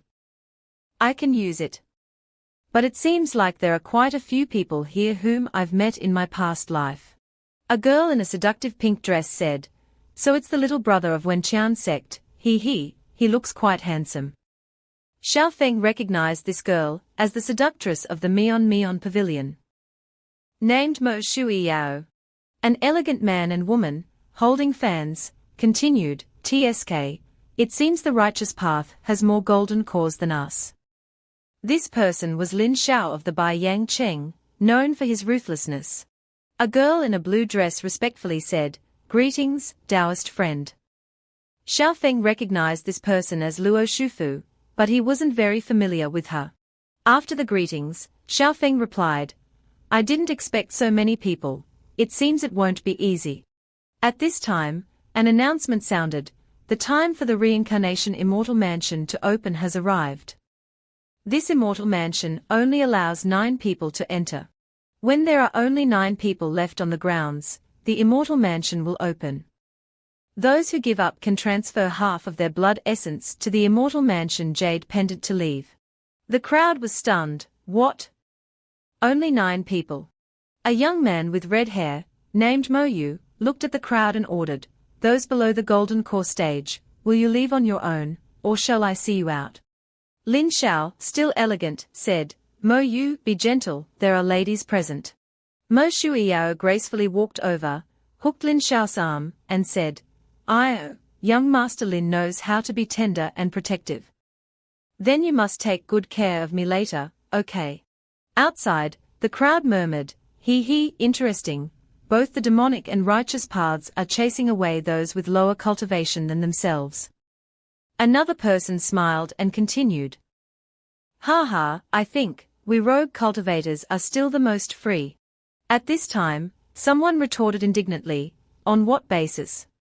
That's half of our blood essence. Do you know how many years this old man has cultivated for?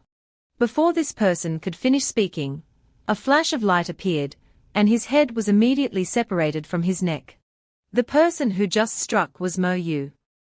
He held the person's head and said coldly, "Now, you don't need to cultivate anymore." Then he glanced at the remaining people and asked, "So, is there anyone else who doesn't want to cultivate anymore?"